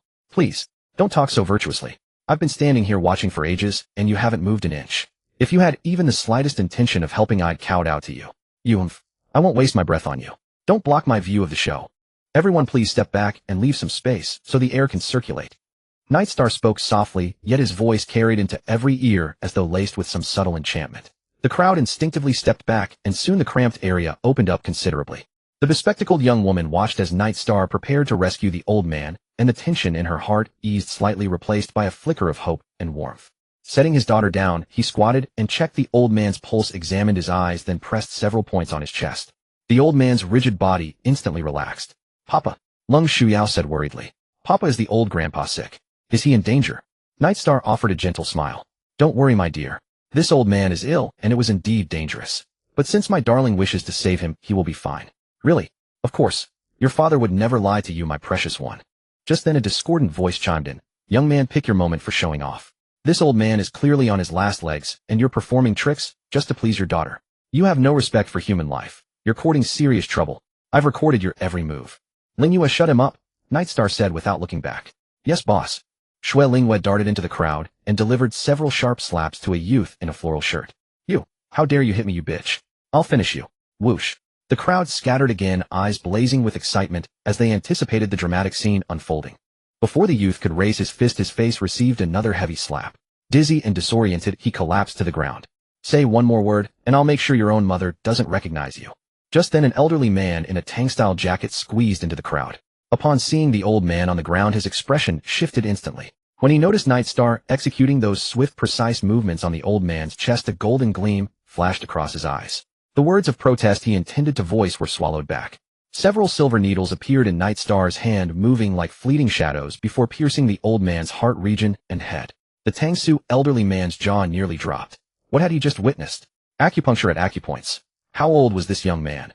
Early 20s perhaps. How could he wield such an extraordinary and unfathomable acupuncture art? Accurate location, swift insertion, decisive execution. Even after decades of immersion in this field, he could never reach such a level. Which Grandmaster's disciple was this? The old man's ashen face gradually regained a trace of color, and his nearly ceased heartbeat slowly resumed its rhythm. Lung Shuyao exclaimed excitedly, Papa, look. The old grandpa seems like he's about to wake up. As if on cue, the old man's eyelids fluttered, and he slowly opened his eyes, letting out a heavy breath. The Tangsu elderly man rushed over and carefully helped the old man sit up. Oldly, you've had another episode. Collapsing right on the road. Do you have any idea how dangerous that is? Oldly regarded the Tangsu elderly man with gratitude. Old Wang, thank you for saving me. Without you, today would be my death anniversary. The Tangsu elderly man's expression turned slightly awkward. He pointed toward Nightstar. Oldly, don't put words in my mouth. It was this young man who saved you. I don't have that kind of skill. Thank you, young man. Oldly said sincerely. If not for you today, my family would have suffered a tragedy. Nightstar smiled faintly. There's no need to thank me. If anyone deserves thanks, it's my darling. Otherwise, I might not have intervened. 9 out of 10 onlookers cursed inwardly at these words. What a blockhead. Didn't he realize he was offending people? He had taken a noble deed and coated it in darkness. The Tangsu elderly man looked momentarily stunned, then a smile gently spread across his face. This young man's straightforward nature suited him perfectly. Old Li paused, then turned eagerly to Lung Shuyao to express his gratitude. Little one, thank you. Without you, this old man might be attending his own funeral feast today. Lung Shuyao let out a sweet childlike laugh, a touch bashful. Grandpa, you're welcome. This is what Guoguo should do. Hearing the little cutie's words, both old men's faces bloomed with delight. Young man, might I ask your name? The favor of saving my life shall never go unrewarded. After the excitement subsided, the crowd gradually dispersed, some murmuring that there were still good people in the world, and not every elderly person who fell down would try to blackmail others. Ye Xing was pestered by Old Li to the point of no alternative, so he had to leave his name and phone number. Meanwhile, Old Wang introduced himself as the owner of the Xinglin Chinese Medicine Clinic, forcefully shoved a business card into Ye Xing's hand, added his contact information, and warmly invited Ye Xing to visit him sometime, so they could discuss acupuncture together. After bidding farewell to the two old men, Ye Xing carried his daughter, and along with Shui Lingyue headed toward a shopping mall. He needed to equip his daughter's bodyguard with daily necessities and uniforms. He had not taken a few steps when the system's notification tones sounded in his mind. Ding! The host has fulfilled his daughter's request by treating a critically ill patient, accumulating good karma for his daughter. Her happiness level has reached the standard. Reward obtained: perfect level martial art, kidney deficiency palm. A set of milk powder production line equipment. 1,000 bottles of 500 milliliters, 38°C constant temperature, Holy Spirit milk. Daddy points 10. A quaint book with the 3 words, kidney deficiency palm, appeared in his mind. The next moment, the book disintegrated into countless particles. Within seconds, he absorbed it all, forming muscle memory. Holy crap. The system was truly generous, giving him another reward. This time, even a martial art. This increased his capital to stand firm in this world by another 10%. There was also a set of production line equipment. It seemed that his milk powder factory was due to be prioritized. The 3 of them strolled around the mall and ended up with 3 shopping carts full of bags. Inside were not only Shui Lingyue's belongings, but also his precious daughter's, as well as gifts he had prepared for his parents. As for himself, he needed nothing. He left an address for the mall staff to deliver the goods, and then the 3 of them headed toward the children's play area. 2 hours later, under the slanting rays of the setting sun, Lung Shuyao, exhausted from playing, finally knew it was time to go home. As soon as they walked out of the mall entrance, Ye Xing's brow involuntarily furrowed. He looked up toward a certain spot, and a flash of ferocity flickered briefly.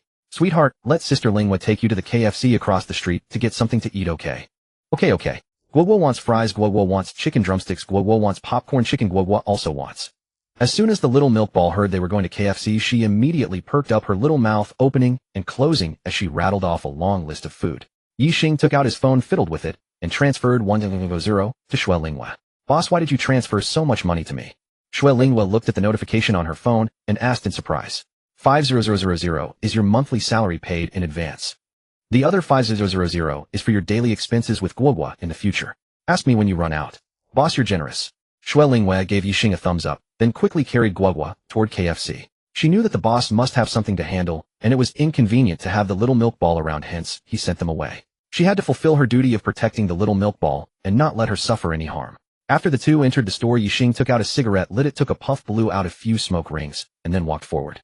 After walking 200 meters, he stopped and stared at a woman leaning against a roadside lamppost, dressed in a black little suit that hugged her figure, accentuating her curves. The woman wore a navy blue baseball cap on her head, paired with a pair of bug-eye sunglasses, which effectively concealed her face.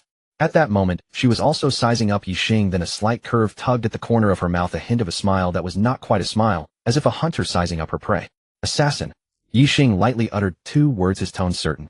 Yue, whose body stiffened, her eyes fixed on Ye Xing, her face full of disbelief. She had been exposed. How could that be? She was a silver-level assassin, 3 years in this trade, having completed multiple missions flawlessly, never once failing. She was even more confident in her stealth techniques. This young man, according to intelligence, was just a minor clerk in a company, a member of the corporate slave army. She had originally thought he was attracted by her stunning figure and wanted to come over and hit on her, but never expected that he had discovered her. For a moment, Yue couldn't help but wonder if she had revealed a flaw somewhere, or if she had the word assassin written on her face. She had just completed a very difficult mission, received a sizable payment, and came to Shanghai to relax and also visit a friend. At noon, she opened the dark web and saw a bounty from Shanghai. Someone offered 10 million for a person's head, and that person was just an ordinary man. This made her couldn't help but feel delighted. She never expected that while she came to relax, she could also pick up an easy bonus. Naturally, she accepted the mission, but now the situation seemed a bit off. Handsome, what are you talking about? Are you joking with me? This kind of joke is not fun, you know. Or do you think this method of hitting on a girl is novel? Ye Xing took another drag of his cigarette, and then blew out a long smoke dragon. Who issued the mission? How much did they pay you to kill me? Ye Xing ignored the woman's words, his eyes coldly fixed on her, and his tone even colder. As if, in front of him, a super agent still trying to quibble. He could identify anyone's identity with just one glance, otherwise all these years would have been a waste. An agent in a certain sense was also an assassin. Since you've discovered me, I won't pretend anymore. Sorry, handsome, but the other party offered 10 million. Guoguo stomped her right foot on the ground, leaped into the air, and turned into a black lightning bolt as she pounced on Ye Xing. A dagger with a cold gleam suddenly appeared in her hand, and it was about to stab Ye Xing's throat. A beautiful curve formed at the corner of Guoguo's mouth. She seemed to be waiting to enjoy the sight of her dagger slicing across, creating a picture of bright red blood on his neck. She believed that he couldn't dodge this fatal strike. This move had reaped many mission targets for her. Ye Xing curled his lip. The opponent's speed appeared fast, but in his eyes it was as slow as a snail. He put the cigarette back to his mouth, took a fierce drag, and just as the woman's dagger was about to cut his neck, Ye Xing blew out a puff of smoke, dodged sideways with a strange movement, and then slapped his palm against the woman's abdomen.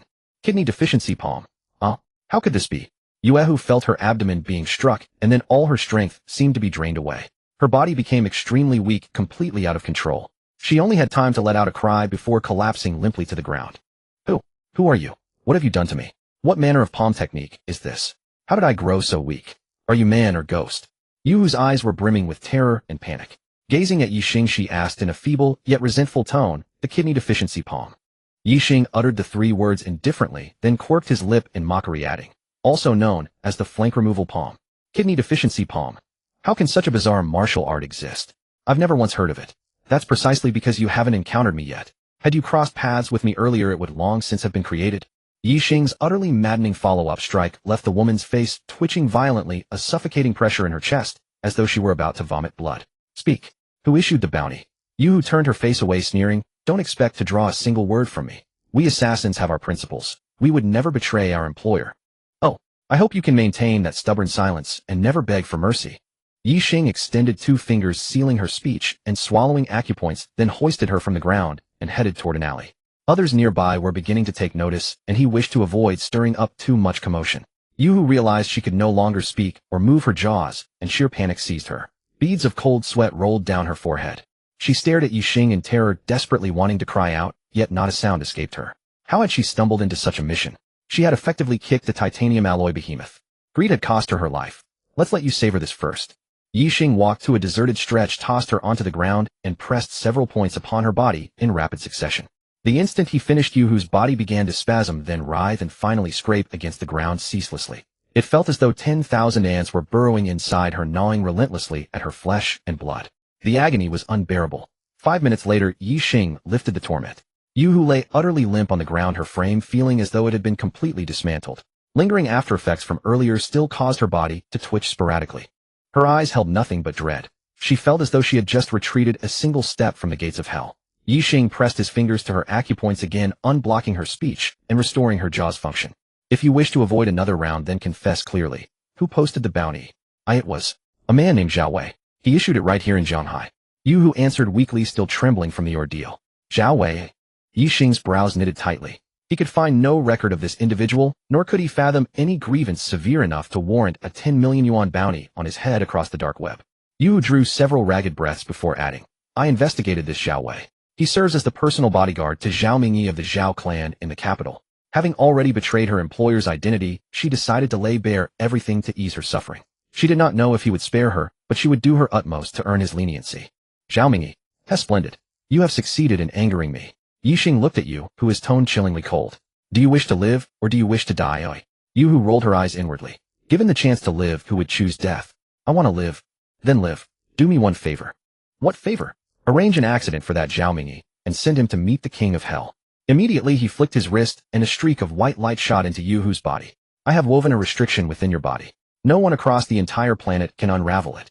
Do not harbor thoughts of escape, or you will suffer a fate worse than death. When you have completed your task, return to me, and I will remove it. Remember, you have only one day. Yuhu slumped against the wall, utterly hopeless. Watching Ye Xing's retreating silhouette, 2 trails of humiliated tears finally spilled from her eyes. She was a dignified silver-rank assassin, a standout within the Blood Shadow organization, a true darling of heaven. For 3 years, she had never once faltered on a mission. Yet today she had fallen to such a wretched state, her very life held in another's grasp. Reaching up, she wiped the tears from her face, slowly rose and vanished into the darkness. Papa, come eat quickly. Guoguo ordered so many tasty things. Papa, this is specially saved for you. Sister Lingwei and I are both stuffed. Seeing a chicken wrap, a hamburger, a whole roasted chicken, and a large cup of cola, a profound sense of happiness washed over Ye Xing's face. His daughter was merely 3.5, yet she already knew how to dote on her father. She truly was his little padded jacket. Baby Papa loves you. Papa, Guoguo loves you too. Ye Xing sat down and devoured everything in moments, leaving not a single crumb behind. These were all prepared with his daughter's overflowing love. Absolutely nothing could be wasted. Seeing that her father had finished every item she had ordered for him, a blissful smile bloomed across Long Shuyao's little face. Witnessing the interaction between father and daughter, Xue Lingwei was overwhelmingly envious. Secretly, she resolved that someday she would also bear a daughter, ideally one exactly like Guoguo. She stole a glance at Ye Xing, then quickly lowered her head, feeling a warm flush rise to her cheeks. To acquire the same model, they would need matching genetics, which essentially meant she would have to. Alright, I'm satisfied. Let's head back. Ye Xing carried his daughter and walked ahead, while Xue Lingwei scanned her surroundings and softly inquired, "Boss, is everything settled?" Ye Xing couldn't help but cast a glance at her silently, noting how sharp and quick-witted the young woman was. It seemed his judgment had been sound. He trusted that his daughter would be in no danger under her protection. Ye Xing gave a soft affirmative. The trio stepped outside and walked toward the Rolls-Royce Cullinan he had parked by the roadside in the distance. The vehicle had previously been vandalized to a grotesque extent, but it was ultimately a car rewarded by the system. Upon retrieval and redeployment, it had already been restored to pristine condition. When Xue Lingwei laid eyes on the massive villa before her, her heart pounded with astonishment. Just how incredibly wealthy was her boss indeed. She already knew he possessed a villa in Lijiang Yuan, and now in Fengqi Yuan, he owned another. A villa this grand must have cost hundreds of millions. The lifestyle of the ultra-wealthy was truly beyond her comprehension. Yet the mere thought that she might one day reside in such a luxurious mansion brought a swell of contentment to her heart.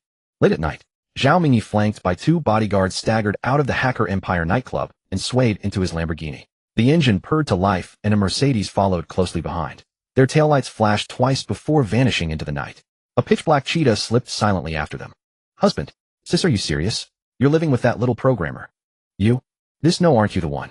Lung Xiaofei, upon learning that his eldest sister Lung Furong had spent the previous night at Ye Xing's place, leaped 3 feet in the air, his excitement rendering him momentarily incoherent. "Did you have any physical reactions?" He finally grasped the key issue. Lung Furong, feeling 4 pairs of eyes fixed intently upon her, shot Lung Xiaofei a fierce glare. Then somewhat bashfully she said, "I slept with Guoguo. Ye Xing. He didn't stay with us." Lung Furong's voice grew softer, and a faint, barely perceptible blush crept across her fair cheeks. "So that's how it is. No wonder." Lung Xiaofei let out a long sigh. Lung Mingji exchanged a glance with Ling Hushan, their faces revealing a mix of disappointment and regret. Lung Zian suddenly spoke up, "Sis, are you going back to Ye Xing's place tonight?" "This? I." Lung Furong hesitated. Ling Hushan quickly interjected, "Of course you should go. Guoguo is still there. Do you expect a man to take care of her alone? Besides, Guoguo is a girl. There are things a man can't handle, and you as her mother need to do them. You finished dinner, so pack up and head over now. I haven't seen Guoguo all day, and I've been feeling lost. When you get there, have Guoguo video call me, got it? Oh, right, about Zhao Mingyi's visit today and the 3-year agreement I made with him. You should let Ye Xing know." "Mom, there's no need for him to know that. There's nothing between us." Lung Furong frowned. "What do you mean nothing? He's Guoguo's father, he should know. If you won't tell him, then I will." "No, Mom, let me handle it." Lung Furong quickly stopped her. How could she let someone else deliver such news? Wouldn't that be mortifying? "Big sis, I'll come with you to play. I haven't seen Guoguo in days and I miss her." "I'm coming too," Lung Zian hastily added. Someone had yet to fulfill a promise to her. When Lung Furong's Maserati pulled into Villa No. 1 at Fengqi Garden, Lung Xiaofei's eyes widened. He muttered under his breath, "How can this little programmer afford to live in a place like this? This villa must cost hundreds of millions, right?" 500 million. Lung Zian blurted out. "Second sis, how do you know it's 500 million? Lung Xiaofei asked in surprise. "You should know what I study. I've looked into the real estate prices of some neighborhoods in Zhanghai." "Second sis, aren't you studying performing arts? How does that relate to real estate?" That's not the point. We're about to see Guoguo. Aren't you happy?" Lung Zian quickly changed the subject. It was hard to explain. Had she just checked the information online? Lung Furong stepped forward, unlocked the door with her fingerprint, and walked inside, calling out, "Guoguo, mommy's here." Lung Xiao, who had been sitting on the living room sofa sucking on a baby bottle while watching cartoons, immediately sprang up and ran toward the three on her short little legs pattering along. Mommy, you're back. Auntie, uncle, you're here too. Lung Xian quickly stepped forward, scooped up the little bundle, and planted 2 enthusiastic kisses on her cheek. Guoguo, did you miss Auntie these past few days? Auntie missed you so much. Yes. Auntie Guoguo missed you every day.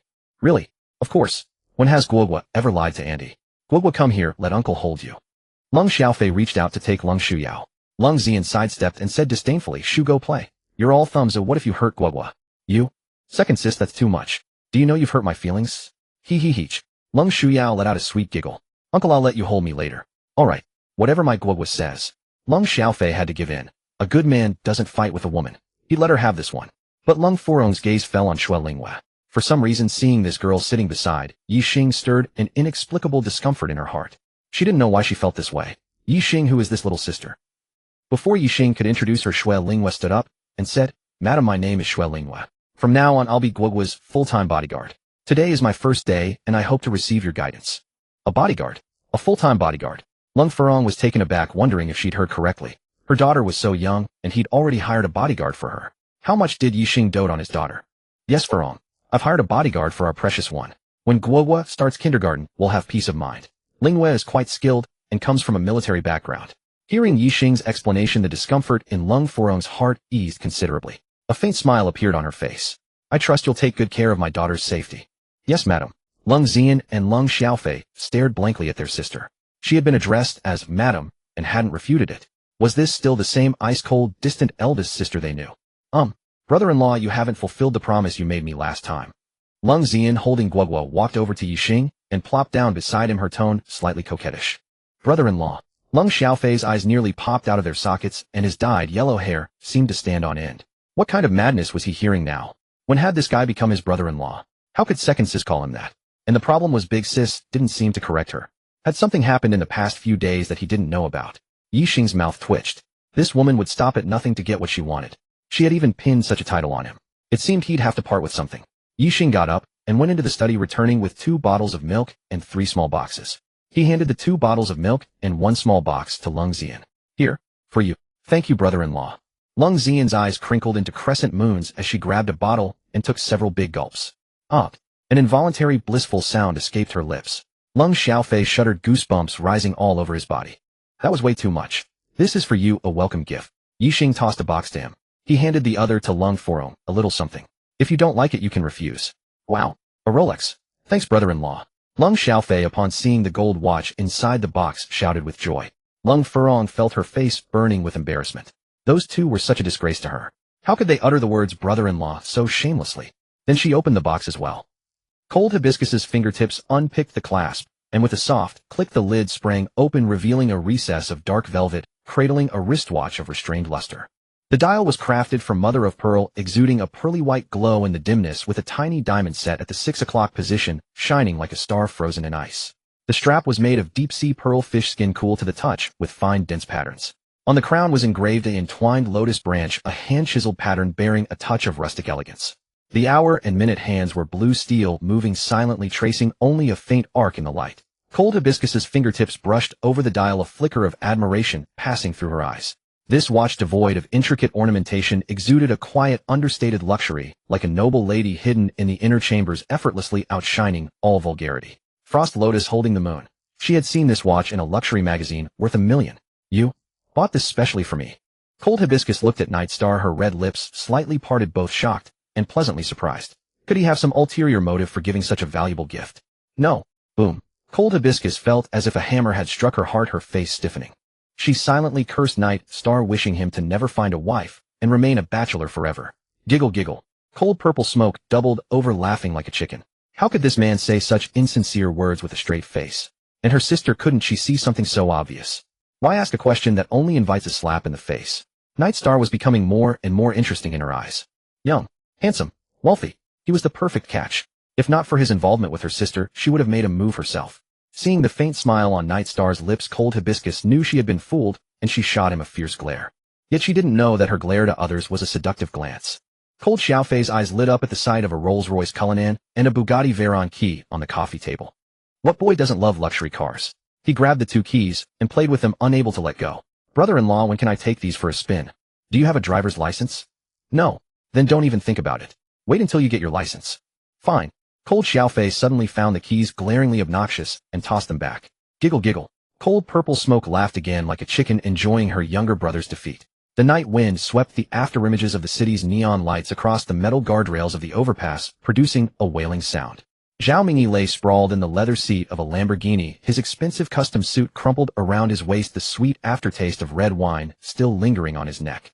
He tilted his head, eyes bleary with drink, fingers unconsciously rubbing the condom in his pocket, a hint of lingering satisfaction on his lips. Chen Shijing, his driver of 10 years, held the steering wheel steady, keeping the car smooth as a boat on calm water despite the thickening traffic.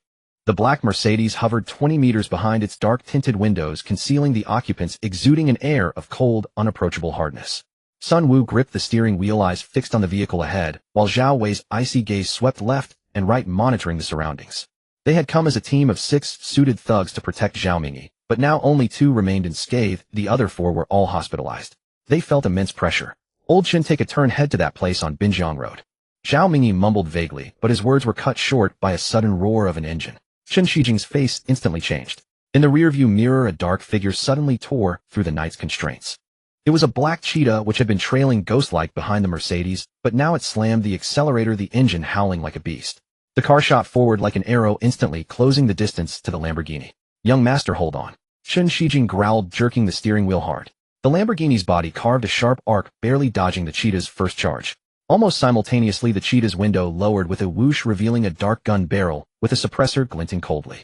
Bang, bang, bang. Muffled gunshots rang out, shattering the peace of the overpass. Bullets grazed the Lamborghini's body, leaving a trail of sparks and scars on the metal. Chen Shijing reacted swiftly, flooring the accelerator.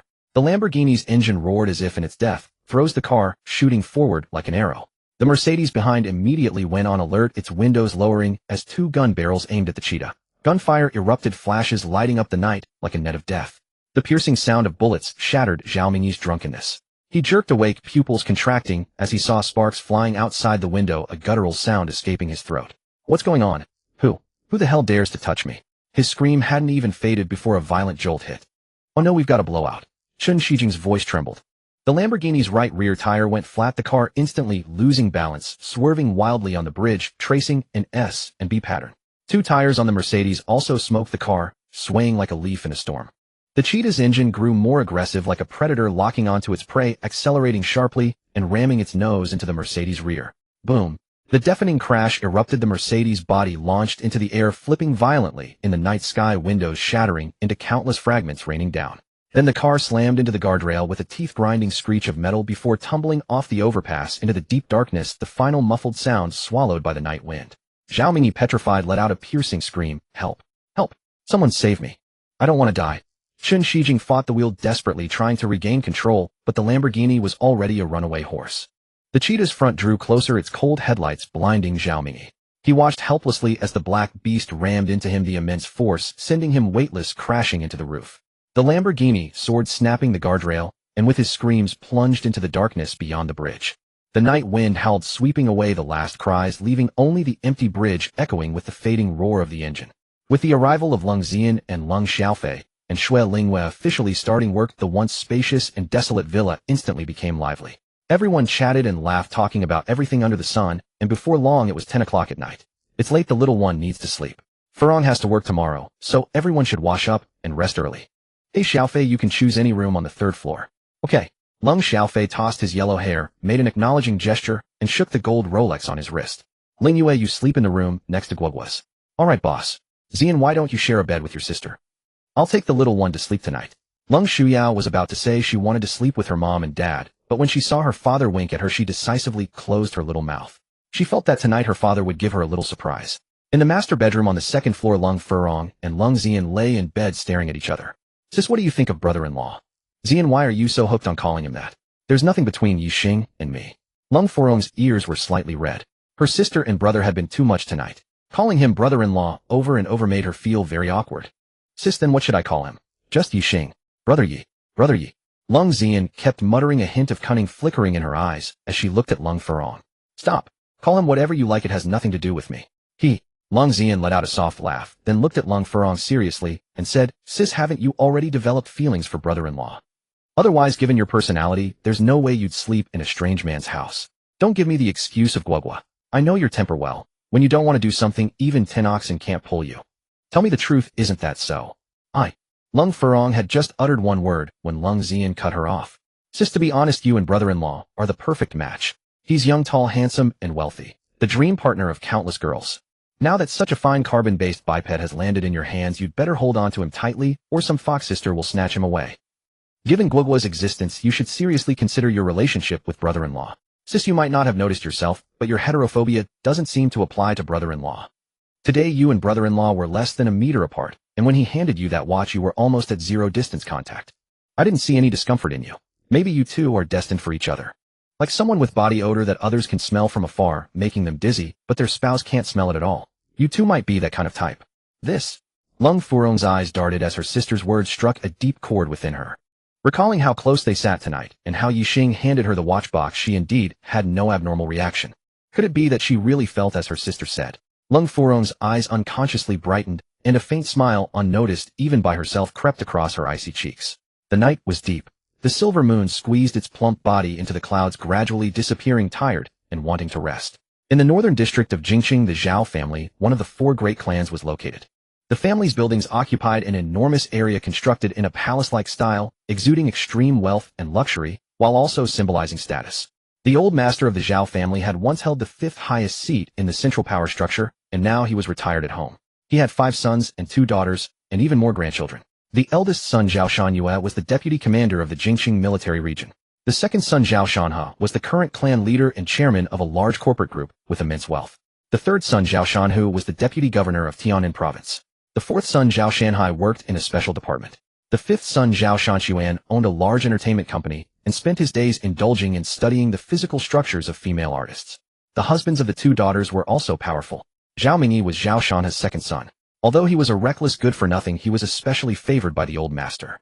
At this moment, Zhao Shanhe was like an enraged lion, smashing everything in his study to pieces. The steward had just reported that his second son, Zhao Mingyi, was dead. The cause was a car accident plunging off an overpass. But he didn't believe it. He was certain someone had murdered his son. Steward, Zhao Shanhe roared. The middle-aged man standing by the wall quickly bowed and said, "Master, please give your orders. Mobilize all forces. Find out how Mingyi died and who did it as fast as possible. I will tear that person limb from limb." Zhao Zhong's body trembled with cold, and cold sweat instantly beaded on his forehead. This master, whom he had served for 20 years, was a ruthless and merciless man. In such a rage, who knew how many would suffer. "Rest assured, master. I will mobilize all the Zhao family's hidden lines. Even if I have to dig 3 feet into the ground, I will drag out the culprit who harmed the second young master." Zhao Shanhe kicked over the rosewood desk in front of him. The inkstone rolled off and smashed onto the brick floor, splattering ink everywhere in a mess.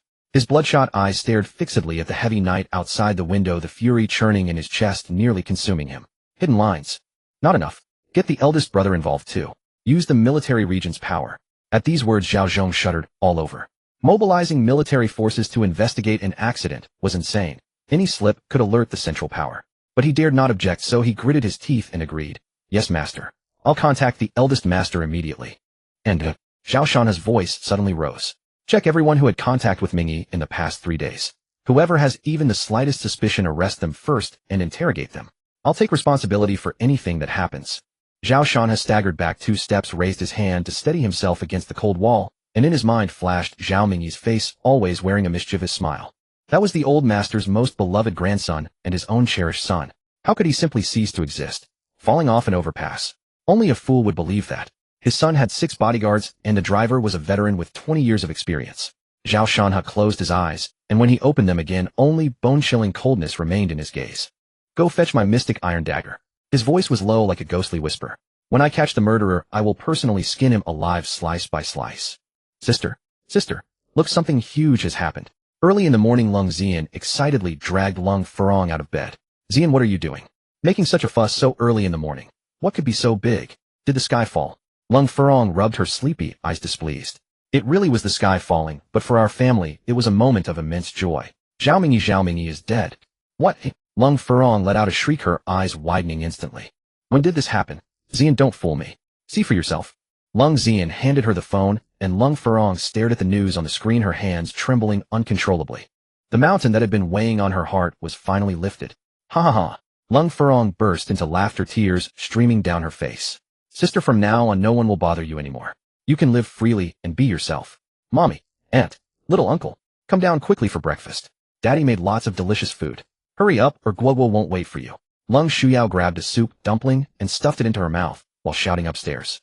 Last night she was so happy. It was the first time she slept with Daddy, and he even told her a wonderful fairy tale. What made her happiest was that today Daddy would take her back to the countryside to see Grandma and Grandpa. Wow, so fragrant. Lung Xiaofei was the first to rush downstairs, grabbing a large meat bun and shoving it into his mouth. Delicious. Really delicious. I've never had such a tasty meat bun. Brother-in-law, where did you buy these meat buns? Little Uncle Daddy made them himself? My daddy is super amazing. Daddy's cooking is the best, and Guoguo loves it the most. Lung Shuyao grabbed another crystal dumpling and stuffed it into her mouth, looking utterly proud. Thump thump thump.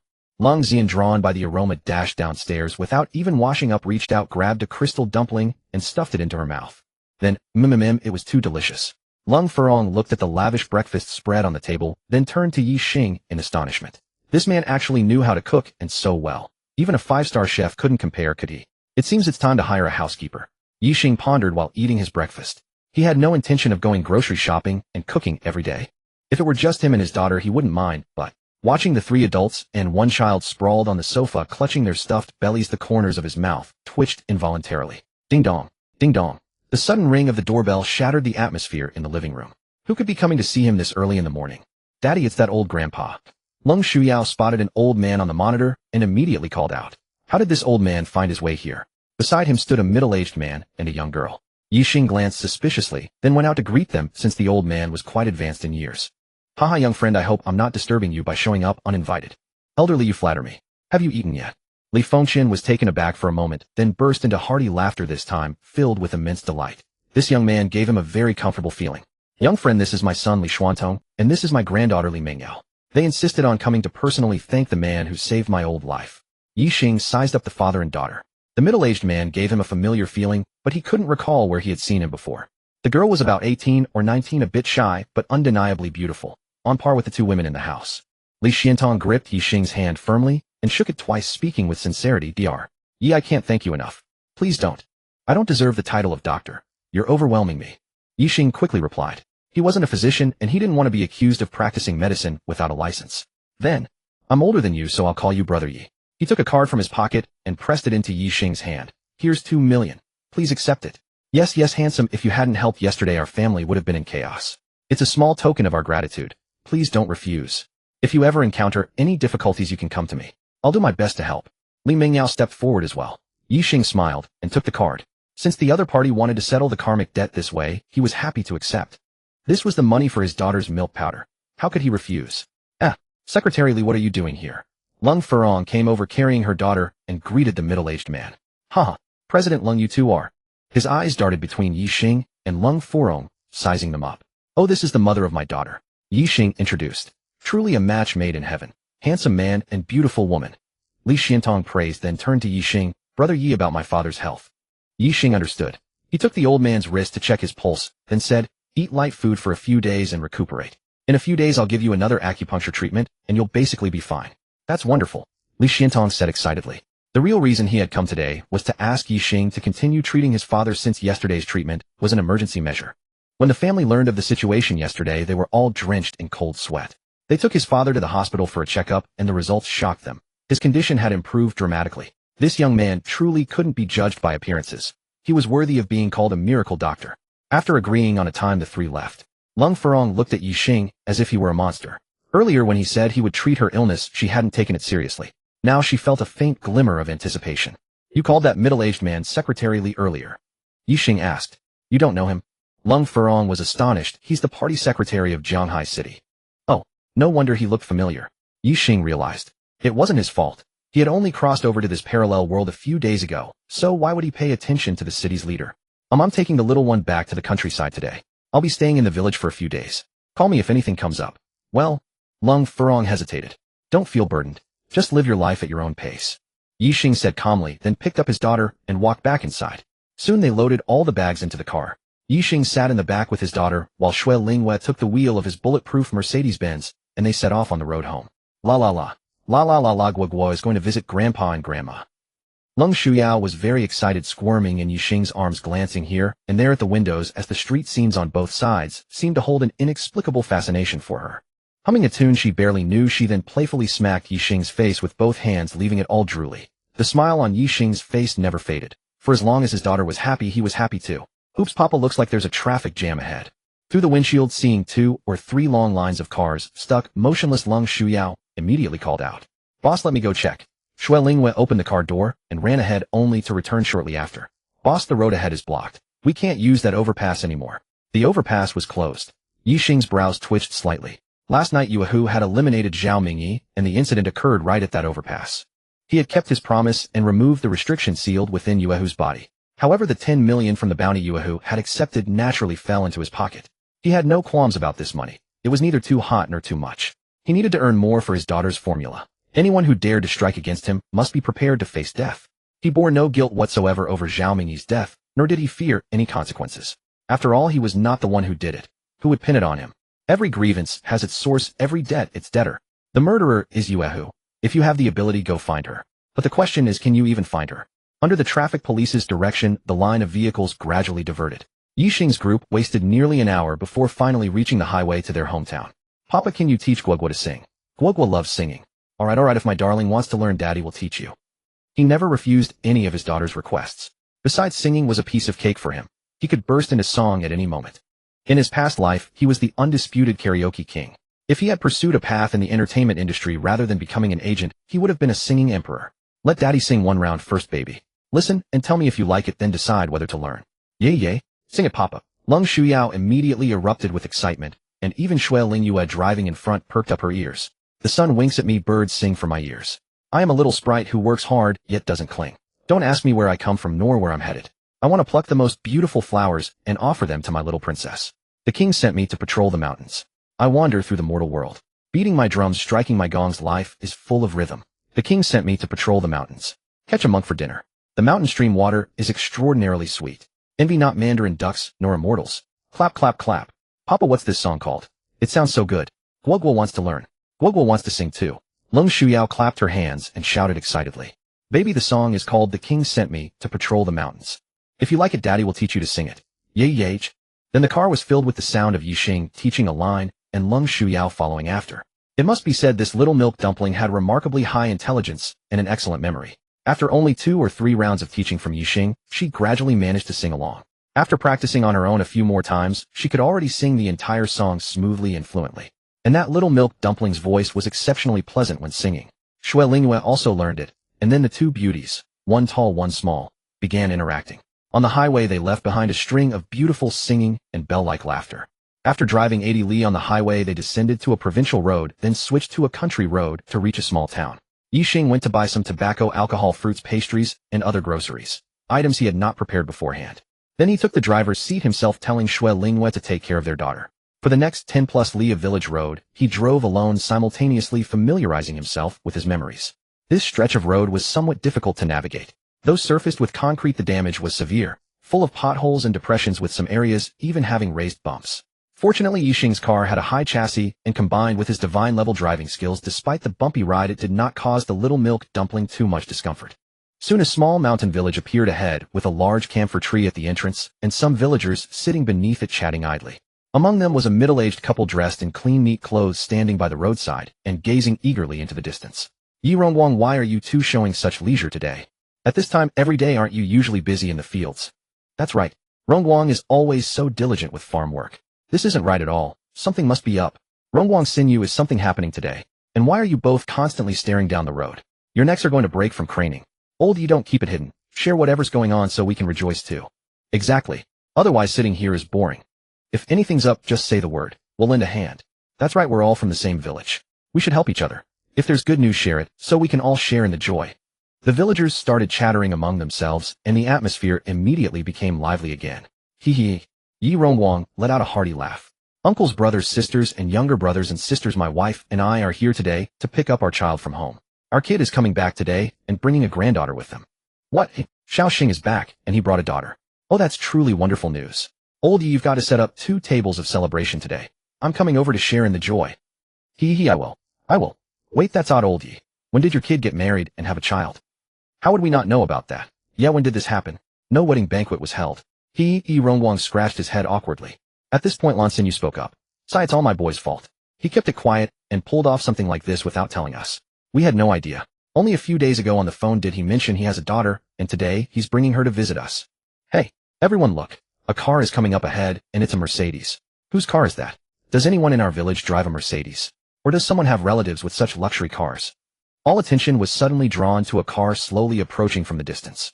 Ye Xing and Lan Xinyu stared at it, their hearts suddenly racing for reasons unknown. Could this be their son's car? Dad? Mom?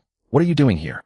Ye Xing's car pulled up in front of Ye Xing and Lan Xinyu. Then he opened the door and stepped out. Xiaoxing's son, it really is you. Where's Guoguo? Where's my precious granddaughter? Grandma Guoguo is here. A crisp, sweet voice came from inside the car. Then the door opened and Shui Lingyue stepped out, holding Leng Shuyao. Ah, Grandma's good granddaughter, let Grandma hold you. Lan Xinyu rushed over in one step and gently took Leng Shuyao into her arms, holding her as if she were the most precious treasure in the world. Ye Xing looked at this exquisitely delicate little dumpling, wrinkles spreading across his face like chrysanthemums, his smile never fading for a moment. Xiaoxing, it really is you. You've made a fortune these past few years buying such a brand new luxury car. This car must cost at least several $100,000, right? Yes, Xiaoxing has definitely struck it rich. This car is not something ordinary people can afford. It's a big Benz. I've seen it on TV, only the rich can drive such a car. Xiaoxing is indeed a college graduate from our Auto village, and he's got real skills. It shows that kids should study more and venture out to the big cities. Xiaoxing, I've watched you grow up since you were a child. How could you get married and have a child without coming back to the village? Didn't even give us a heads up. Are you afraid we'd ask you for a wedding drink? That's right. Xiaoxing, you didn't do this properly. Auntie is a bit angry. The villagers, who had been somewhat stunned, snapped out of it and crowded around, chattering with greetings and scoldings. But to Ye Xing's ears it was warm. This was pure hometown affection. Ye Xing smiled and greeted everyone, then took out several packs of huazi and a large bag of candy from the trunk of his car. He handed a pack of cigarettes to every smoker and distributed candy to the non-smokers. This move left the villagers grinning from ear to ear. The old smokers clutched their huazi tightly, their eyes shining with happiness. This cigarette was expensive, they couldn't afford it usually. It wasn't that they couldn't buy it, they just couldn't bear to. Dear uncles, aunties, and elders, I'll go back with my parents now. Tomorrow I'll set up a few tables and invite everyone for a feast. Please come. After bidding farewell to these enthusiastic villagers, he invited his parents into the car, and Ye Xing drove the big Benz toward their 1.5-story house. Once the car was out of sight, the villagers started chattering again. It's incredible, truly incredible. The Ye family has produced a dragon. Yes, this Ye Xing has been smart since childhood with good grades and sensible behavior. Now he's made a fortune. The Ye family has really risen. Is that girl beside Ye Xing his wife? Not quite. That girl is very respectful to the Ye family. Something feels off. Old Tian, you're starting to get superstitious again. Have you been watching too many detective dramas? Believe it or not, I've learned a lot from them. Trust me, my judgment is right. Alas, my kid has been working outside for a few years after graduation, but can't save a dime year after year. Look at Xiaoxing. He's only been out for a year or two and already bought a big Benz. Sai people really can't be compared. Uncle Ni, you could actually ask Xiaoxing if he can help your kid out. Well, that's not proper. What's improper about it? What if Xiaoxing has connections and can get your kid a good job? Then your family could buy a big Benz too. Right, I'll go ask him tonight. Everyone. Xiaoxing is treating the whole village to a feast tomorrow. Let's all get up early and go to his house to help out. Don't let old Yi and his wife collapse from exhaustion. Right. Let's bring some local specialties from home. When Xiaoxing leaves, he can take them back. They can't get this in the city. All right, let's disperse. Do you have no farm work to do? Ye Xing's car had just reached the yard gate when Ye Xing and Lan Xinyu called him to stop. The two quickly got out and ran to the village shop to buy a roll of red silk and a large string of firecrackers. They draped the new car with red silk and set off the firecrackers. This is a custom in many places called blessing. Of course, they also gave a big red envelope to their precious granddaughter. After the firecrackers finished, they let Ye Xing drive the car into the yard and park it by the gate. Then they unloaded large bags and small bundles repeatedly. Ye Xing and Shui Lingyue made several trips back and forth before finishing. Looking at the piles of items on the table and sofa, Lan Xinyu kept complaining that Ye Xing had wasted money. Ye Xing turned a deaf ear, took out a Rolex, and put it on his father Ye Xing's wrist, then took out a pair of emerald bracelets and slipped them onto Lan Xinyu's wrists. As for the rest, he left them to slowly digest. After moving everything away, Ye Xing quickly went to the kitchen to bring out the dishes. Everyone took their seats. Lan Xinyu didn't eat a bite, completely absorbed in tending to her precious granddaughter, feeding her. Shui Lingyue naturally helped on the side. The old couple now knew that this girl was a 24-hour personal bodyguard hired by Ye Xing for their precious granddaughter. She was a retired soldier with excellent skills. They had no objection to this. The granddaughter's safety was paramount, and no amount of money was too much to spend. The father and son finished off 3 bottles of Feitian Mitai. Lan Xinyu looked at the 3 Mitai bottles, her heart bleeding. That was several thousand yuan down the drain. After eating and drinking their fill, Ye Xing spoke up. He had already thought about this on the way back. Dad, Mom, I have something important to discuss with you this time. The two immediately sat up straight. Xiaoxing's son, what is it? I'm planning to invest in building a milk powder factory. The site will be on the open hillside outside our village. Dad will be the factory director. I want to lead the whole village to prosperity. Great. Ye Xing stood up excitedly. Son, your father supports this decision, but I can't do the job of factory director. Don't worry, Dad. You just be the director. The technical stuff will be handled by others. Our village has a lot of wasteland very suitable for planting pasture and raising dairy cows. Together with the large mountainous areas of nearby villages, we can solve the raw material supply locally. Son, I know a saying to get rich, build roads first. The road from our village to the outside is not very good. Don't worry. With such a big factory here, the town and county will surely allocate money to fix the road. You don't need to worry about that. Tomorrow, when the whole village comes to our house for the feast, I'll announce the news and finalize the plan. Son, a milk powder factory costs a lot of money, right? Lan Xinyu looked at Ye Xing, her eyes full of hesitation. Mom, don't worry. Money is not a problem. I have a partner who has plenty of money. From now on, you don't have to work so hard in the fields. Just sit in the office and manage our business well. Ye Xing smiled happily. His son had grown up, become sensible, and knew how to care for them. It was time for their Auto village to hold its head high. Is the village chief at home? Ye Xing approached a 2.5-story building at the center of the village and walked straight through the gate. A sturdy man in his 40s hurried out to greet him. Oh, it's old Ye. Aren't you at home, keeping your son and grandchildren company? What brings you all the way here? Is something the matter? I was just about to head to your place to see your son's new car. Wanted to catch a bit of that good fortune. A grand occasion. Chief, our village is about to take off. Ye Xing's voice carried a noticeable excitement. What? Old Ye, I don't understand. Our village is about to take off. Could it be an earthquake? Village Chief Dong Jijun looked utterly bewildered. What earthquake? My son is coming back to build a factory, and it's landing right here in our village. He said he'll lead all of us to prosperity. Really? Old Dong, is Xiaoxing really going to start a factory in our village and lead everyone to prosperity? Don't tell me you're pulling my leg. Dong Jijun's entire body trembled. Their village consistently ranked near the bottom of the township's GDP. Many young people had been forced to leave for migrant work, leaving the family fields untended and overrun with weeds. As village chief, he had watched this decline with a heavy heart. Now hearing this news, it felt as though a pie had fallen from the sky and landed squarely on his head. Chief, how can you say that? Do you really think I deceive you? Would my son risk such a monumental matter on a lie? Old Dong, come with me. Take me to confirm with your Xiaoxing himself. If this is true, I'll head straight to the town government office. Whatever policies and support they can offer, I'll secure for him. 10 minutes later, Dong Jijun sped toward the town on his motorcycle, kicking up dust in his haste. Huangtan Town, the town government building. 3rd floor, the mayor's office. Mayor Dong Mingji sat slumped in his leather chair, frowning at the documents spread across his desk. It was already May, yet the county's investment target assigned to the township had barely reached 1/10 completion. Huangtan Town suffered from poor geographic location and inconvenient transportation, lacking any distinctive industries. Its economic development lagged far behind, and the people's living standards remained low, ranking dead last among all towns in Lantian County. He had held this position for 7 years. If he couldn't deliver standout results, any chance of climbing higher seemed impossible. At 45, if things continued on this trajectory, he would likely retire at best to some minor bureaucratic post in the county. But he refused to accept fate. He wanted to advance further. No several steps. Bang. The door was flung open violently, and Dong Jijun burst in, drenched in sweat and gasping for breath. Dong Mingji's brows furrowed slightly, his expression calm. Dong Jijun, are your eyebrows on fire, or does a tiger chase you from behind? At your age, shouldn't you carry yourself with more composure? Take it easy. Dong Jijun rushed to the desk, grabbed an unopened bottle of mineral water, twisted off the cap, and gulped. Gulp. Gulp. Downing half the bottle in one go.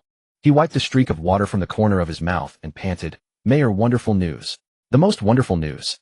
Then he raised 2 fingers and waved them before Dong Mingji's eyes. 2. Dong Mingji tapped the desk lightly with his finger. Catch your breath first. Breathe evenly, then tell me. 2 what? 200 million. 200 million. What 200 million? An investor is coming to our village to build a factory. A 200 million yuan investment. What? Dong Mingji shot up from his seat with such force that his leather chair toppled over backward. He seized Dong Jijun's hand, his breathing ragged, his eyes reddened. Old Dong, you're not pulling my leg, are you? Someone is investing 200 million to build a factory in your village. Watching Dong Mingji's agitated state, even more frantic than his own, Dong Jijun couldn't help but let out a chuckled grin. Mayor, weren't you just saying I'm too restless for someone my age? Seems like you're no better. You scheming old dog, waiting for this moment, weren't you? Restless? So what? With 200 million on the line, who needs to stay composed? Tell me everything. What exactly is going on? Dong Jijun immediately recounted everything that had happened in Auto village that day from beginning to end. Old Dong, have you truly verified it? Ye Xing really intends to return home and build a factory to lead the entire village out of poverty. Yes, it's true. Absolutely true. We watched this boy grow up. He never tells a single falsehood, much less deceives anyone. And that car of his, conservatively estimated to be worth over 1,000,000 yuan. That, old Dong, do you have Ye Xing's phone number? It's not that I don't trust you, but I'd like to speak with him directly to verify. If it's genuine, I'll head to the county magistrate right away. If we secure this project, old Dong, I'll record your merit as the primary contributor. Next term's restructuring. You'll come to town and I'll secure you a vice mayor position. 10 minutes later, Dong Mingji hurried down the stairs and climbed into a Santana sedan.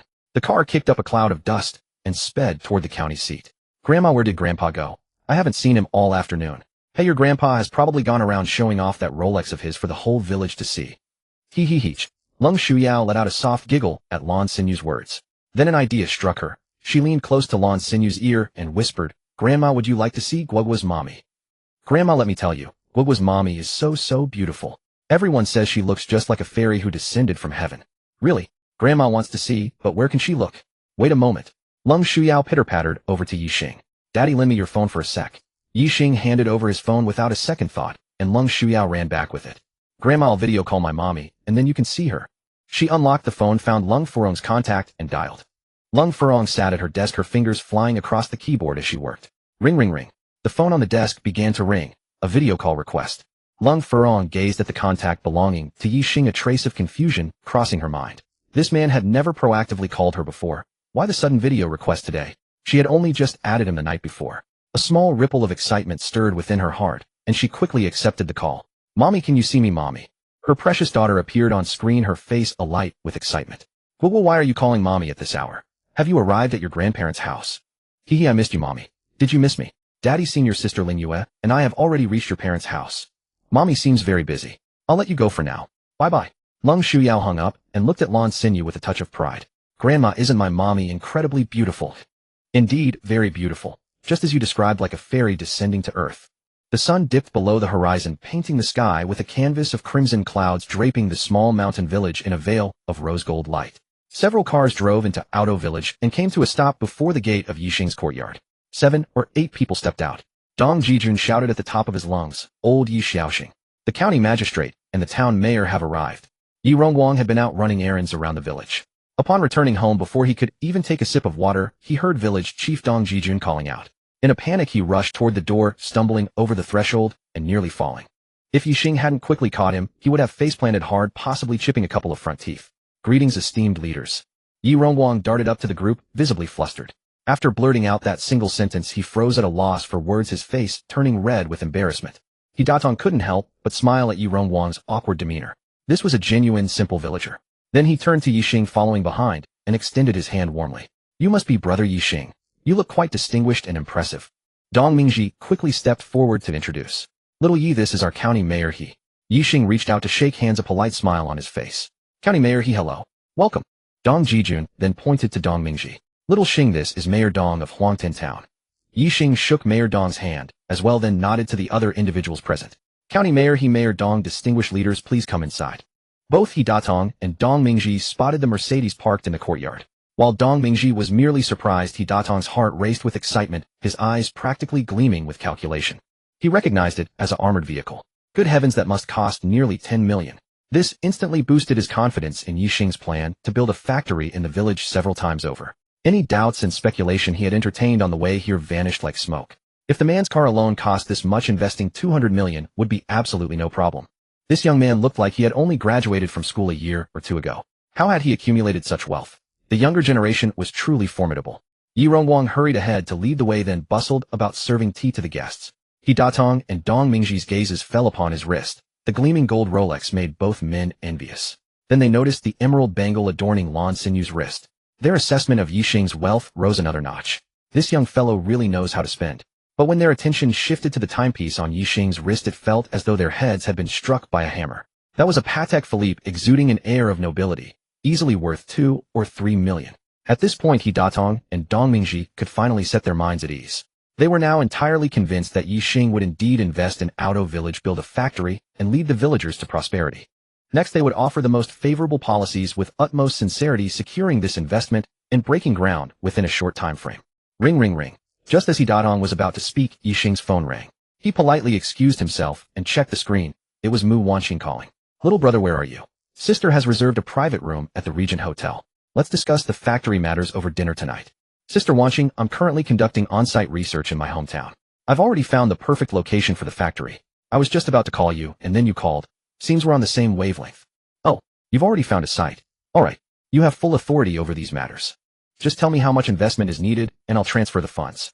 If there's anything I need to handle, list it out, and I'll get it done as quickly as possible.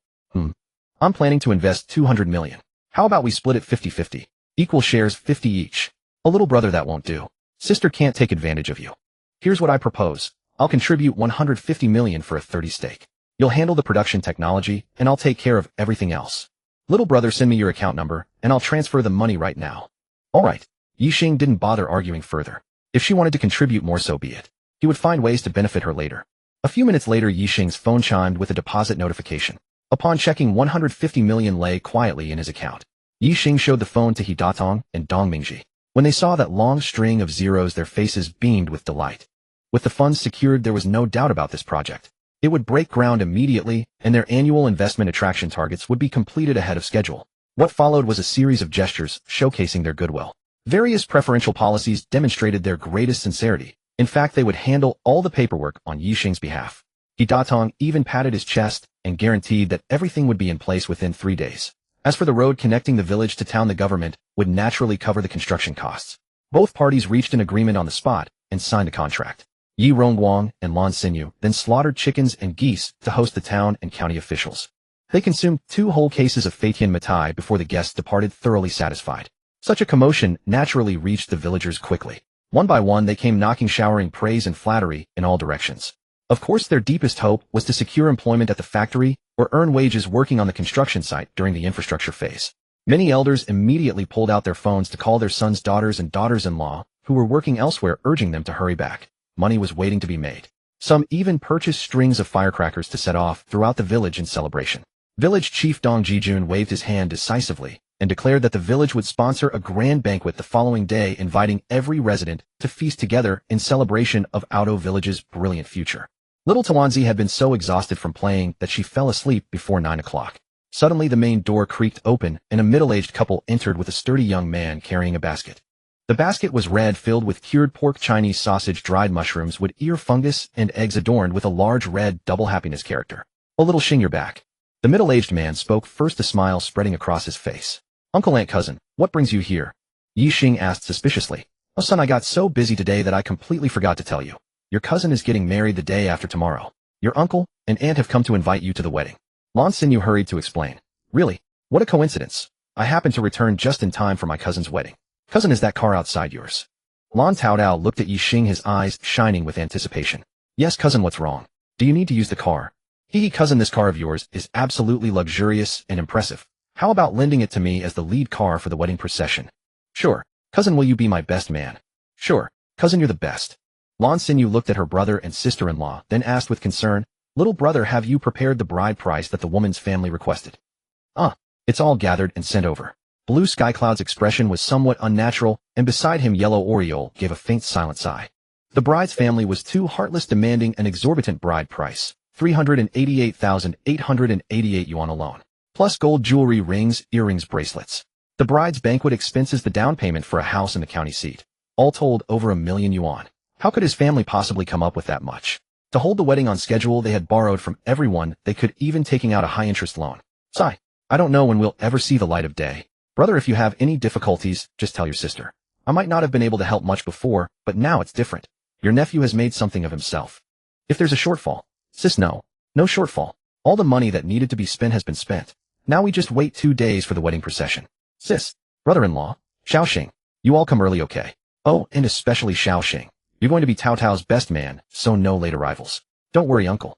I'll be there first thing the day after tomorrow." He patted Blue Tao Tao on the shoulder and smiled. "Cousin, congratulations. From now on, you'll have a wife. Take good care of her and be good to your parents." I know?" Blue Tao Tao nodded heavily, a flicker of reluctance flashing in his eyes before vanishing. Cloud Palace, the top-tier club in River Sea City. Its gilded dome and crystal chandeliers cast a lavish, dreamy glow, making the exquisite dishes on the table even more enticing. Imported Shine Muscat grapes, plump and glistening slices of New Zealand kiwi fruit coated in a thin layer of honey, and a salmon sashimi platter, arranged like a peacock spreading its tail adorned with caviar the size of a thumbnail, each bead shimmering with a deep blue luster. On both sides of the table a row of Lafite Romani Conti and Burgundy white wines stood in line. The labels on the bottles gleamed with understated luxury under the light. Any single bottle enough to squander half a year's salary for an ordinary person. On the round stage at the center of the private room a few girls in strappy mini dresses and high heels writhed wildly to the heavy bass of the dance music. As their skirts fluttered, snow-white skin dazzled the eyes. They tossed their long hair, casting seductive glances at the men on the sofa, drawing a few flirtatious whistles from the surroundings. In the main seat on the sofa, Cheng Huayu leaned back against the leather cushion, a cigarette between his fingers. Amid the swirling smoke his handsome, slightly indifferent face appeared and disappeared. At that moment a man in a pure black bespoke suit raised a glass of swirling red wine. He lifted it, his voice tinged with flattery and persuasion. "Brother Yu, your opportunity has come. That Zhaomingyi kid is dead and gone. From now on we have nothing to worry about. Let me toast you first, wishing Brother Yu an early victory in winning the heart of cold hibiscus, the most beautiful woman in River Sea, that coveted ice goddess." Hearing this, Cheng Huayu's eyes immediately flashed with a sharp glint. He raised his glass and clinked it lightly against the black-suited man's, producing a crisp sound. The crimson liquid slid down his throat, his Adam's apple bobbing. He exhaled a breath of wine-scented air. His gaze gradually grew dazed and feverish, as if he could already see cold hibiscus shedding her icy demeanor, blushing as she melted into his arms. Zhaomingyi has held the spotlight for too long. Now finally it's my turn, Cheng Huayu, to make my move. He set down his glass and tapped the table heavily with his fingertip, his tone brimming with arrogant confidence. With my status as the crown prince of River Sea, that Ice Queen CEO, who looks down on everyone, I'm determined to have her. As soon as he finished speaking, the men and women in the private room instantly raised their glasses in unison, their faces plastered with ingratiating smiles, and chorused, "Then we wish Brother Yu beauty in his arms, wealth and pleasure both in hand." For a moment, the crisp clinking of glasses mingled with the sweet laughter of the girls, echoing through the opulent private room. Lean Mountain Village got its name because the houses were built against the mountain like a group of children leaning against a giant's embrace. A small river wound past the village with a 50-meter-long stone arch bridge linking the village to the outside world. Ye Xing drove the car with Xue Lingwei in the passenger seat, while Yi Rongguang and Lan Xinyu sat in the back dressed in the new clothes Ye Xing had bought for them, holding Lung Shuyao. The little milk ball wore a pink princess dress and a pink sun hat, white lace-trimmed ankle socks, and a pair of golden leather shoes. Set against her fair, delicate skin and exquisite features, she truly looked like a little fairy who had stepped out of a painting. Unbelievably beautiful. One glance at her, and you'd want to go home and make a copy of your own. Lung Shuyao gnawed on a milk bottle, her big eyes twinkling as she constantly took in the scenery on both sides of the mountain road, her smile never ceasing. Grandma, are we going to a wedding?" "Yes, sweetie. There must be a lot of people at the wedding, right?" "Of course. The whole village gathers together. There will be plenty of people. So it'll be very lively. Extremely lively. Guoguo is going to enjoy the wedding feast." Soon the Mercedes arrived in front of a house in Lean Mountain Village that was decorated with lanterns and streamers brimming with joy. "Cousin, you're finally here. We've been waiting for you." Blue Taotao's eyes narrowed into slits at the sight of the spotlessly clean, gleaming Mercedes. As soon as the people got out of the car, someone immediately began decorating it. "Wow, whose little milk ball is this? She's so beautiful. So adorable. I just want to eat her up." Everyone who saw Lung Shuyao couldn't help but praise her loudly, their eyes glued to her, unwilling to look away. "Cousin, is this your daughter?" Blue Taotao's eyes widened. How could he not know that his cousin had a daughter? When did his cousin get married and have a child? "Yes, sweetie, call him uncle." "Hello, uncle." Lung Shuyao called out obediently. "Hey, good sweetie is so well behaved. Uncle will go get you some wedding candy." With that he turned and dashed into the house. Blue Sky Cloud and Yellow Oriole rushed over upon hearing the news. Seeing the exquisitely carved little milk ball, their eyes nearly glowed green. They wished their son and daughter-in-law would produce one of their own right away for them to play with. They used every flattering word they could think of praising Lung Shuyao, until she giggled non-stop. Seeing that the time was about right, Ye Xing's Mercedes led the way, followed by a few other festively decorated cars, all heading toward Yellow Pool Town. Blue Taotao's girlfriend was the daughter of a modest family in the town. The two had been classmates in middle and high school, and neither had gotten into university. Blue Taotao worked in the county seat, and by a twist of fate they met again and became a couple. Lean Mountain Village was only about 15 li from the town. The convoy soon entered the town, winding through the streets until they arrived in front of his girlfriend's house. It was a residential building belonging to a lumber processing factory. In front of the building was an open space with a large canopy set up under which a dozen or so tables were arranged. Many people were bustling around preparing the banquet. Ye Xing and the others parked the car, and then he accompanied Blue Taotao dressed in the groom's attire up to the third floor to a door adorned with red couplets and red lanterns. "Taotao." A somewhat suppressed voice made Lan Taotao, who was about to knock on the door, freeze. He then turned around staring in disbelief toward the corner of the hallway where a girl stood, her expression weary, yet her eyes gleaming with excitement mixed with sorrow. 1-1. Why are you here? When did you get back? A faint smile of desolation appeared on the girl's face. Tao, congratulations on your wedding. The girl left her blessing, then turned and slowly descended the stairs, her steps unsteady. Ye Xing frowned slightly, then looked at Lan Tao and asked, did you two have some history? Lan Tao's face turned awkward, and he scratched his head in embarrassment. That's all in the past. Ye Xing patted his shoulder and shook his head. What a pity. Cousin, it's my big day today. Let's not talk about other things.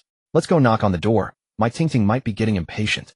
At the westernmost end of the town, room 306 of Junyao BB, a man and a woman were playing cards. Perhaps overcome with passion, the room was in utter disarray with clothes and socks scattered all over the floor, and even the quilt had fallen on the ground without anyone bothering to pick it up. Finally, after a bomb ended the card game, the two lay on the bed drenched in sweat. Brother Qing, it's getting late. I need to wash up and then go do my makeup, otherwise we'll be late. The bare-headed man lit a post-coital cigarette, looking thoroughly satisfied, and nodded with half-closed eyes. Go ahead. I'll attend your wedding banquet later and watch that fool happily take you home, then raise our son for us. Brother Qing, you're so bad. The woman gave him a feigned annoyed glance, then got up and headed to the bathroom. Touching the deep bite mark on her neck, the woman frowned and muttered sweetly, that bastard doing it on purpose. How am I supposed to face people? She turned on the shower and washed herself from head to toe. Gazing at her slightly rounded belly and complicated expression filled her eyes. Then she rubbed the bite mark repeatedly with her hand, trying to erase the evidence. After rubbing for a long while, her skin grew warm and the bite mark finally faded. Zhao Yuding finally breathed a sigh of relief. That mark couldn't be hidden by the wedding dress, and if someone discovered it, it would cause a major scandal. At 2:30 in the afternoon, a look of anxiety appeared on Lan Tao's face. At the noon banquet, his fiancée Zhao Yuding failed to show up, and his future parents-in-law gave the answer that the bride was doing her hair and makeup. He had tried calling several times, but got no response. When he finally reached her, she merely said casually, doing my hair. Cousin, tell me the truth. Did you two sleep together? Ye Xing pulled Lan Tao aside and asked quietly. Lan Tao scratched his head and chuckled foolishly, then nodded. How long? He held up 2 fingers and said proudly, 2 months ago. I nailed her. Ye Xing's expression grew peculiar. And then you rushed into marriage and set today's date. Yes. Cousin, don't you think I'm irresistibly charming? My Tingting couldn't wait to marry into my family. From now on, I'll make her feel like a bride every day. As long as you're happy. The reason Ye Xing asked was that he had noticed from Lan Tao's countenance that he was being cheated on. However, today was undoubtedly a joyous occasion, and he didn't want to stir up trouble. As long as she treated him well in the future, he was fine with it. He was about to walk to a quieter place for a smoke when his gaze caught Wenwen sitting alone in the corner of the greenhouse with a deeply dejected expression. He shook his head. What a love-struck fool. He wondered what had happened between his cousin and that girl named Wenwen that led his cousin to end up with this Zhao Yuding. At precisely 3 o'clock, Zhao Yuding finally appeared wearing her wedding dress with her hair styled in a bridal updo, accompanied by another girl. My. The moment Ye Xing glanced at Zhao Yuding's brow, a surge of nameless fury rose within him. This woman had gone too far. She was getting married today, holding her wedding ceremony, yet she had still gone off to cheat on him with another man. How could such a woman enter his uncle's family? Was she worthy of enjoying the blessings of their lineage? Tingting. Seeing the radiant Zhao Yuding, Lan Tao immediately rushed forward excitedly. Ye Xing grabbed him and pulled him aside, his expression grave. Cousin, what's wrong? Why so serious? Did something happen? Lan Tao asked in confusion, completely bewildered. I'm asking you, how much do you love this woman? Cousin, why are you asking this? Answer me. I love her very much. What if she made a mistake? I can forgive her. What if she played you for a fool? What? Lan Tao's face flushed red with rage, his fists clenched tight. Impossible. Tingting is not that kind of person, cousin. Cousin, don't get excited. Are you certain you've only known her for 2 months? Yes. One day we got drunk together at a roadside barbecue stall, then went back. Half asleep, I just passed out. Later, Tingting told me we had relations.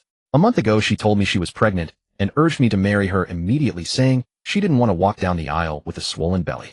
So they rushed into the engagement. Even when her family made unreasonable demands, his parents gritted their teeth and agreed, borrowing money from loan sharks in the process. So you two only got together 2 months ago. And you broke up with that girl named Wenwen for this reason, right? Lan Tao lowered his head in silence, a trace of guilt flashing across his eyes. Cousin, what would you do if I told you she's already been pregnant for over 2 months? What? Lan Tao felt as though lightning had struck his head, his expression turning grim. Ye Xing threw another bomb. This morning that woman went to bed with someone else. Cousin H, how do you know? Ye Xing patted Lan Tao's shoulder. Cousin knows medicine. I can tell just by reading faces. Moreover, there's a bite mark on her neck. Even though she tried hard to cover it up, traces remain. Go check for yourself if you don't believe me.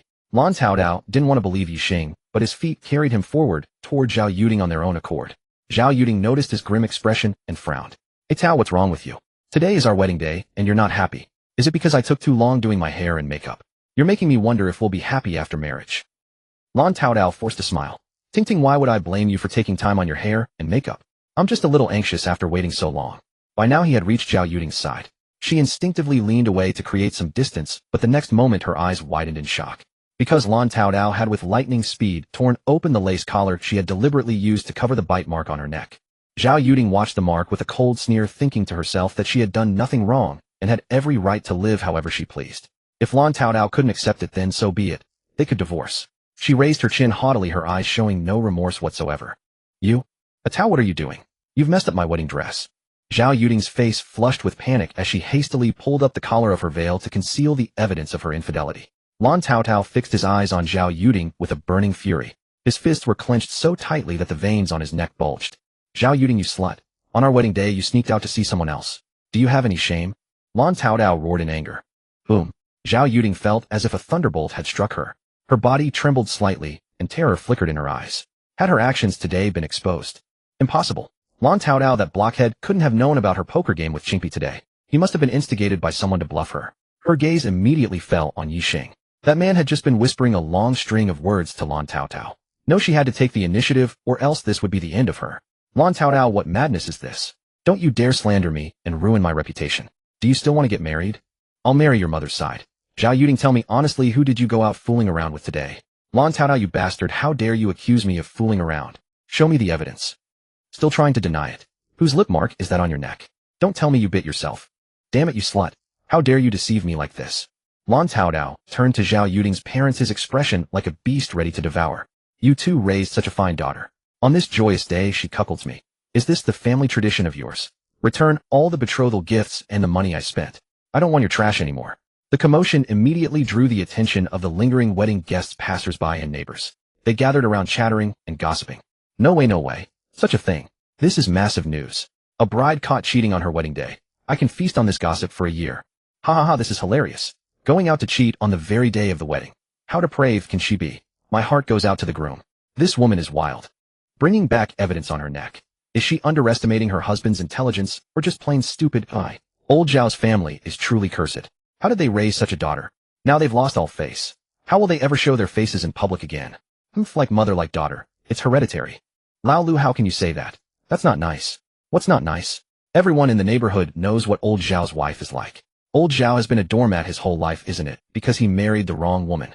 This woman is ruthless. She demanded a betrothal gift of 388 yuan. What a huge appetite. And gold and silver jewelry, plus a house in the county. I heard the groom's family spent over $1 million just to marry her, even borrowing from loan sharks. Tisk tisk, thank goodness this isn't my son caught in such a mess, or I'd be ready to kill. The groom is about to go mad. Exactly. Who wouldn't go mad in this situation? Hehehe. Zhao Yuding is pregnant. I wonder whose child is in her belly. If it were me, I'd ask who the father is. As soon as the words were spoken, Lan Taotao's roar echoed through the crowd. Zhao Yuding, you slut. Tell me whose bastard is in your belly. Lan Taotao, stop spouting nonsense here. Isn't this child yours? How dare you humiliate me like this today? If you don't give me an explanation, I'll never let it go. Zhao Yuding's eyes reddened as she continued to bluster. Ha ha ha. Lan Taotao laughed bitterly. You're still lying to me. Zhao Yuding, do you take me for a fool? We've been together for less than 2 months, but you're already over 2 months pregnant. Who gave you that extra time, damn it?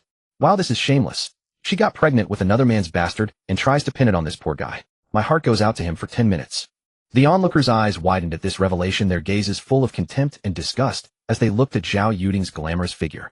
In that moment, the beautiful bride had transformed into a venomous snake in everyone's eyes. Zhao Tianshan's chest heaved violently as he gasped for air. Last night, he had warned his daughter to stop seeing that thug. How could she be so careless? On her wedding day, she had to go mess around with someone else.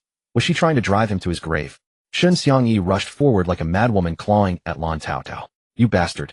How dare you ruin my daughter's reputation in front of so many people? I won't let you get away with this. Lan Taotao, I'm telling you right now, if you don't come up with another 200 yuan today, don't even think about taking my daughter back to finish the wedding. Let's see where your family can hide their faces then. The crowd erupted in jeers, and some people muttered curses under their breath. How shameless. Even in this situation, they're still trying to extort money. How despicable can they be to say such things? Are they even human? A man in a brand new suit rushed forward and punched Lan Taotao in the face. Damn it, Lan. I was kind enough to marry my sister to you, and you dare to ruin her reputation and disgrace my family. I'll kill you. Caught off guard, Lan Taotao took the punch to his cheek, his face swelling instantly, with a trickle of blood at the corner of his mouth. Zhao Mengzi, your sister did something even beasts wouldn't do, and you dare come after me. Fuck you. Lan Taotao swung back, landing a punch on the man's face, and the two immediately tumbled into a brawl, chaos erupting. Some onlookers cheered from the sidelines, while others more sensible rushed in to separate them. Zhao Yuding, I'll give you 3 days to return every single cent of the betrothal gifts and the money I spent, down to the last coin. Otherwise I'll die with your whole family. With his clothes disheveled and blood trickling from his mouth, Lan Taotao roared in fury. At that moment he felt like dying. He had ended up with such a worthless woman, and had even abandoned such a good girl for her. Now he regretted so much he wanted to bang his head against the wall. What should he do?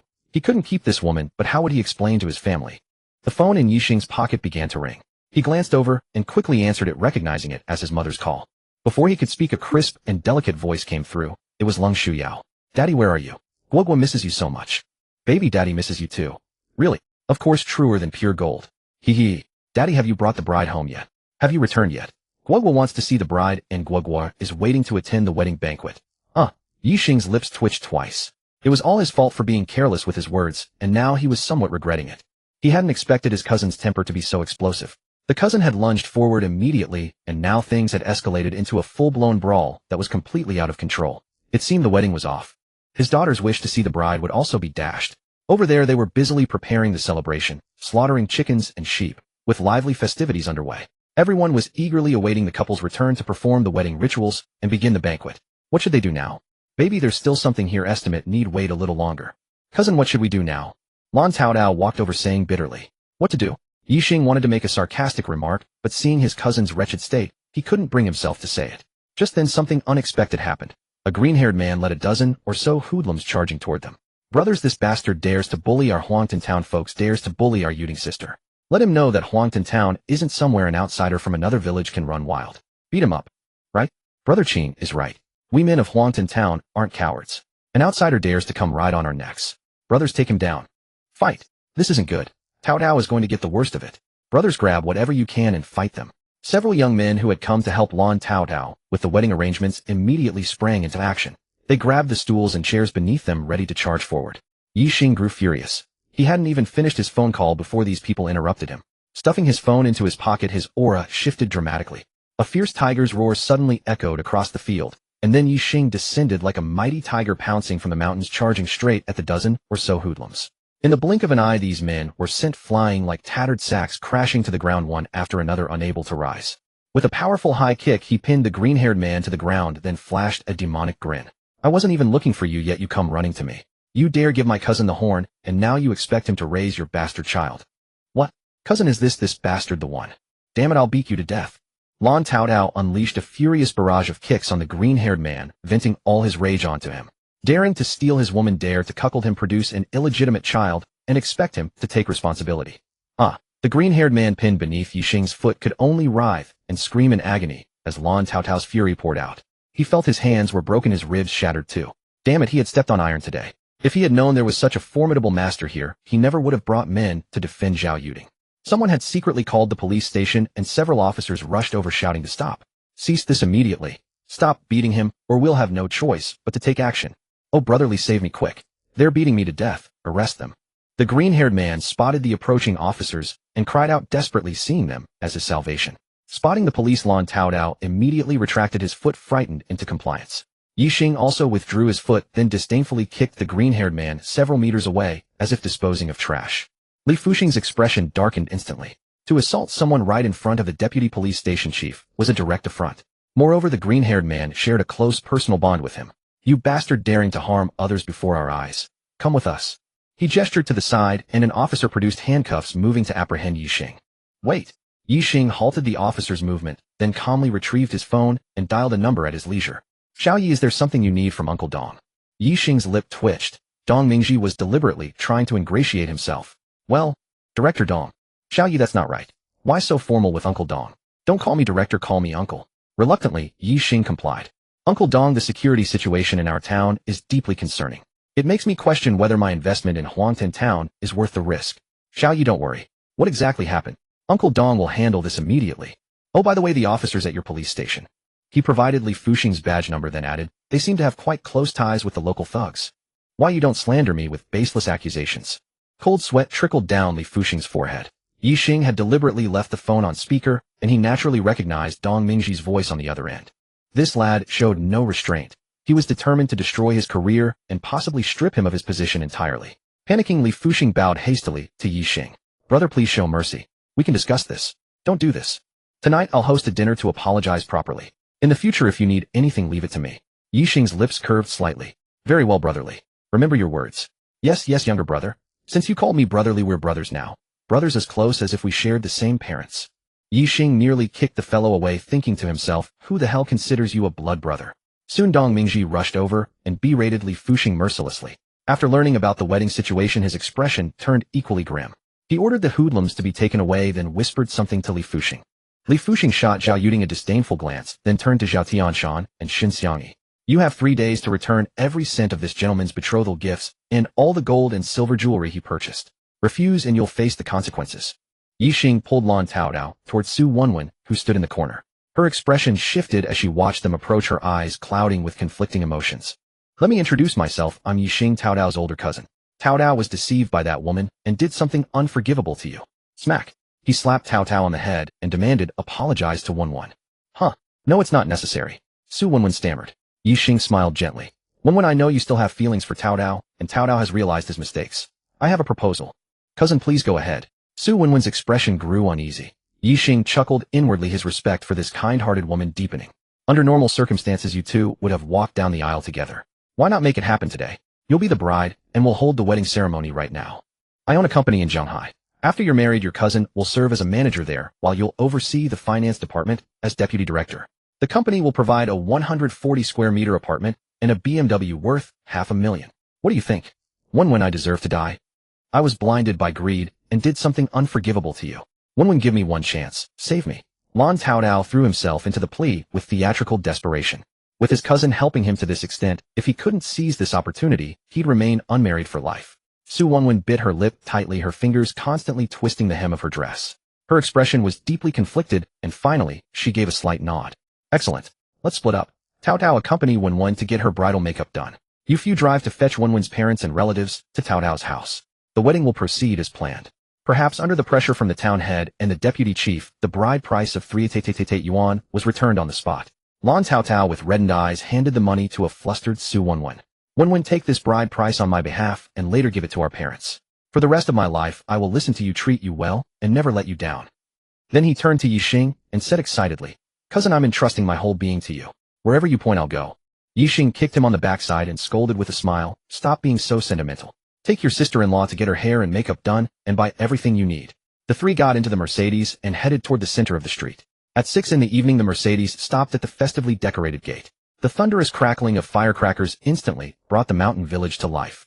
As Ye Xing stepped out of the driver's seat, Leng Shuyao's voice reached him. "Daddy, Daddy, you're finally back. Hug me." Ye Xing looked up and was taken aback.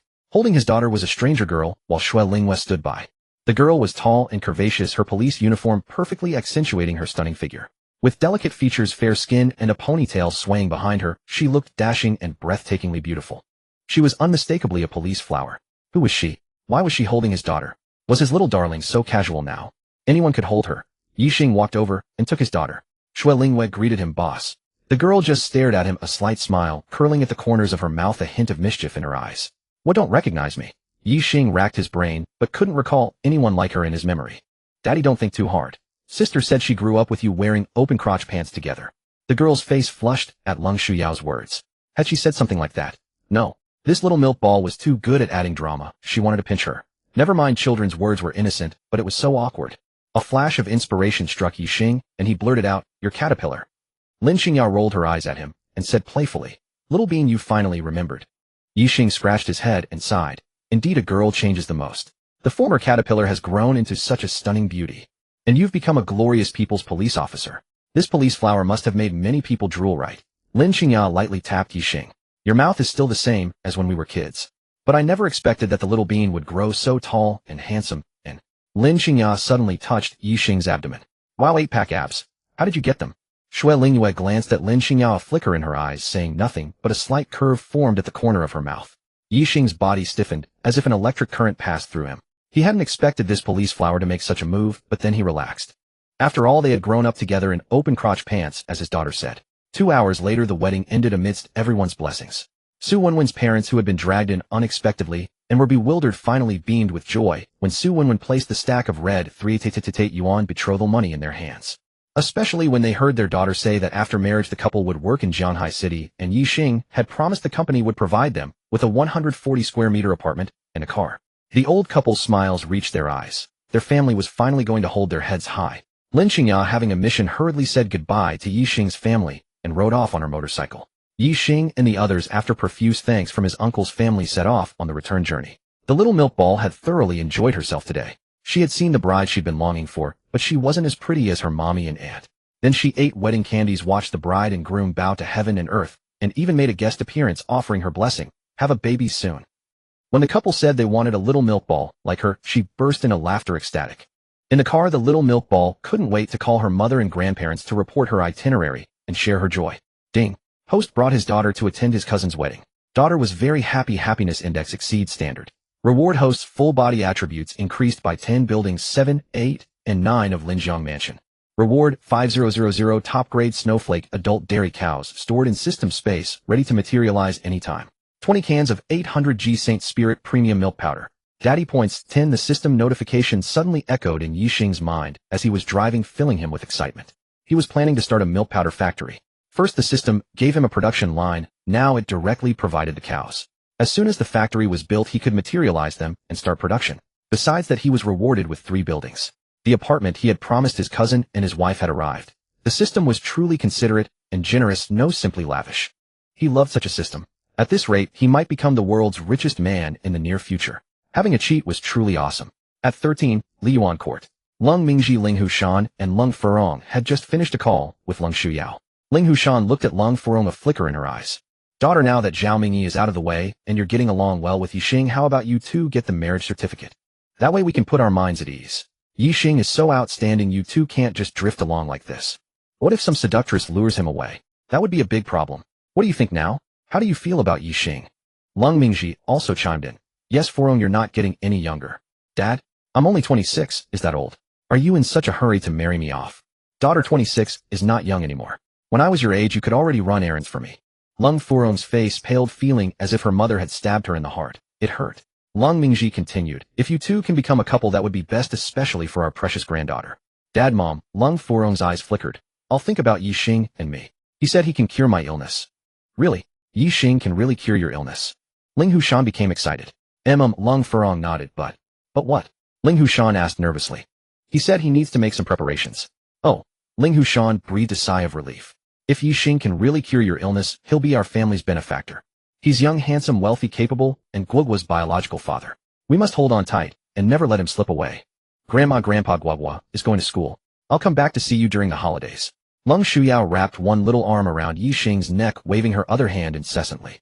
The little milk bun's eyes were slightly reddened as she bid farewell to the elderly couple with reluctance. Yi Rongwang managed to hold himself together, being a grown man, but Lan Xinyu kept wiping away tears, deeply saddened by her granddaughter's departure. Dad, I've left the blueprints for you. You can start hiring workers now and build the factory according to my plan. I've already transferred 20 million yuan to you. Let me know when you run out. Remember to delegate tasks. Don't overwork yourself. Just remember you're the factory director, the manager. Let your subordinates handle the work. Technicians and construction supervisors will arrive in a couple of days to guide the process. Dad knows. Yi Rongwang nodded heavily and added, son, rest assured, I'll keep a good watch. Ye Xing smiled wryly. Dad, you're not a gatekeeper, you're the factory director. If you need a gatekeeper, find someone else, preferably a retired soldier from the village or nearby. If there's none, you can talk to the town mayor. That'll be a favor to him. Okay. Shui Lingyue slowly started the car, and the little bun waved out the window. Grandma, goodbye. Grandpa, goodbye. The Mercedes-Benz drove out of the village, gradually accelerating. Auto Village shrank in the rearview mirror until it vanished. Daddy Guoguo misses Grandma and Grandpa.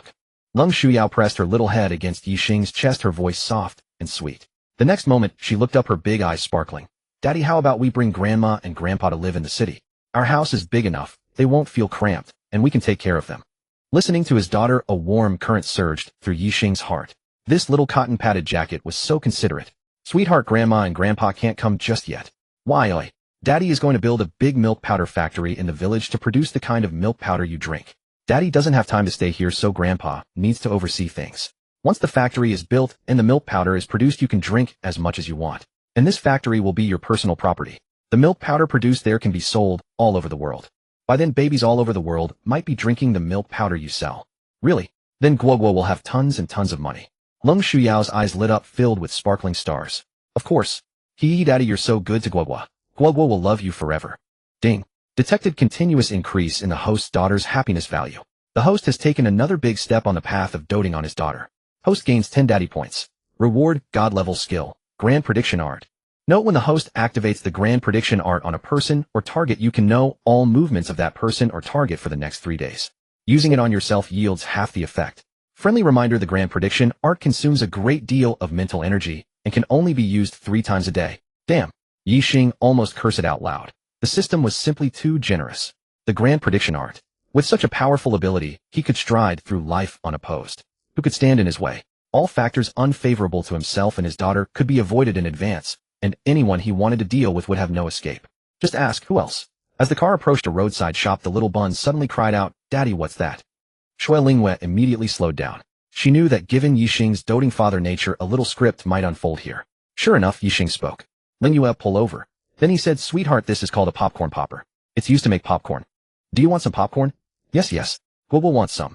"All right, let's go pop a batch." Shui Lingwei parked the car, and Ye Xing got out holding his daughter. At that moment, the old man making popcorn stopped turning the handle, stood up, removed the fire, gripped the long rod on the machine, muscled his arms, and pulled the scorching machine off its stand. Ye Xing quickly pressed his daughter's little face against his cheek, covering one of her ears. "Sweetheart, watch the old grandpa. It's about to pop." He then covered her other ear with his hand. Lung Shuyao stared wide-eyed at the old man, who deftly aimed the machine's opening at a large bamboo basket covered with a thick canvas, pressed the basket's rim firmly with his left hand, gripped the switch on the machine with his right, and twisted his wrist sharply. Boom! A deafening explosion. White steaming air burst forth, with fluffy popcorn gushing out of the machine and falling heavily into the bamboo basket. The air was instantly filled with a sweet charred aroma. "Wow, Daddy! Amazing! So fragrant! Is this the popcorn you mentioned? Guoguo wants some." Lung Shuyao clapped her little hands and shouted, a trace of drool escaping the corner of her mouth. The old man filled a small paper cup with popcorn and walked over to hand it to Lung Shuyao. "Little one, have a taste." Lung Shuyao looked at Ye Xing, who smiled and nodded. She then reached out to take it sweetly, saying, "Thank you, Grandpa." The old man's face creased in a smile. "Such a well-behaved child. You've raised her well." Ye Xing pulled out a cigarette for the old man, who quickly accepted and carefully tucked it behind his ear. "Young man, want a batch?" "Make it 2 batches. 1 plain popcorn, 1 with some lye rice cake." "Coming right up." The old man hustled back and started operating. Ye Xing carried his daughter into the roadside shop, bought a case of bottled water, took 1 bottle out, and asked Shui Lingwei to put the rest in the trunk. He unscrewed the cap, and with a thought, the bottled water was replaced with water from the spatial spirit spring. He took a sip. It was slightly sweet with an excellent texture, refreshing his mind and sweeping away all fatigue. Truly, products from the system were top-notch. He should prepare a batch of empty bottles, fill them all with that water, and have them handy to drink. "Boss, give me a pack of Kiem and Lizzie 2 bread rolls and a bottle of water." A middle-aged man of medium build, wearing a tweed cap and looking travel-worn, placed a 50-yuan note on the counter. The man kept his head down as if unwilling to show his face. Ye Xing glanced at him and walked toward the old man making popcorn as another batch was about to pop. The man in the tweed cap bought his things and quickly left. Half an hour later, Ye Xing and his daughter continued their journey. As the car approached the highway entrance, sharp-eyed Lung Shuyao pointed at several police officers at the checkpoint and shouted, "Daddy, it's the police, sister." Lung Shuyao lowered the car window and called out loudly, "Sister! Sister!" Lin Xingya and her teammates were checking a vehicle about to exit the highway. Hearing Lung Shuyao's call, she quickly turned back, her eyes lighting up as a faint blush crept onto her cheeks. This smile caused the other male officers to momentarily lose their composure. Indeed, this woman was too beautiful. That smile could captivate one's soul. "You all continue." Lin Xingya left these words and hurried over to the vehicle where Ye Xing was. "Sweetheart, are you heading back?" "Yes, Sister. Guoguo needs to go back to school." "Wow, our little darling is so obedient and diligent." Hee hee. Lung Shuyao let out a sweet, coquettish laugh. "Xingya, what are you all doing? Pursuing a wanted fugitive?" "A wanted fugitive?" Lin Xingya nodded softly and added, "This criminal is extremely vicious, having fled across 5 or 6 provinces. He has over 30 lives on his hands." She then produced a wanted poster.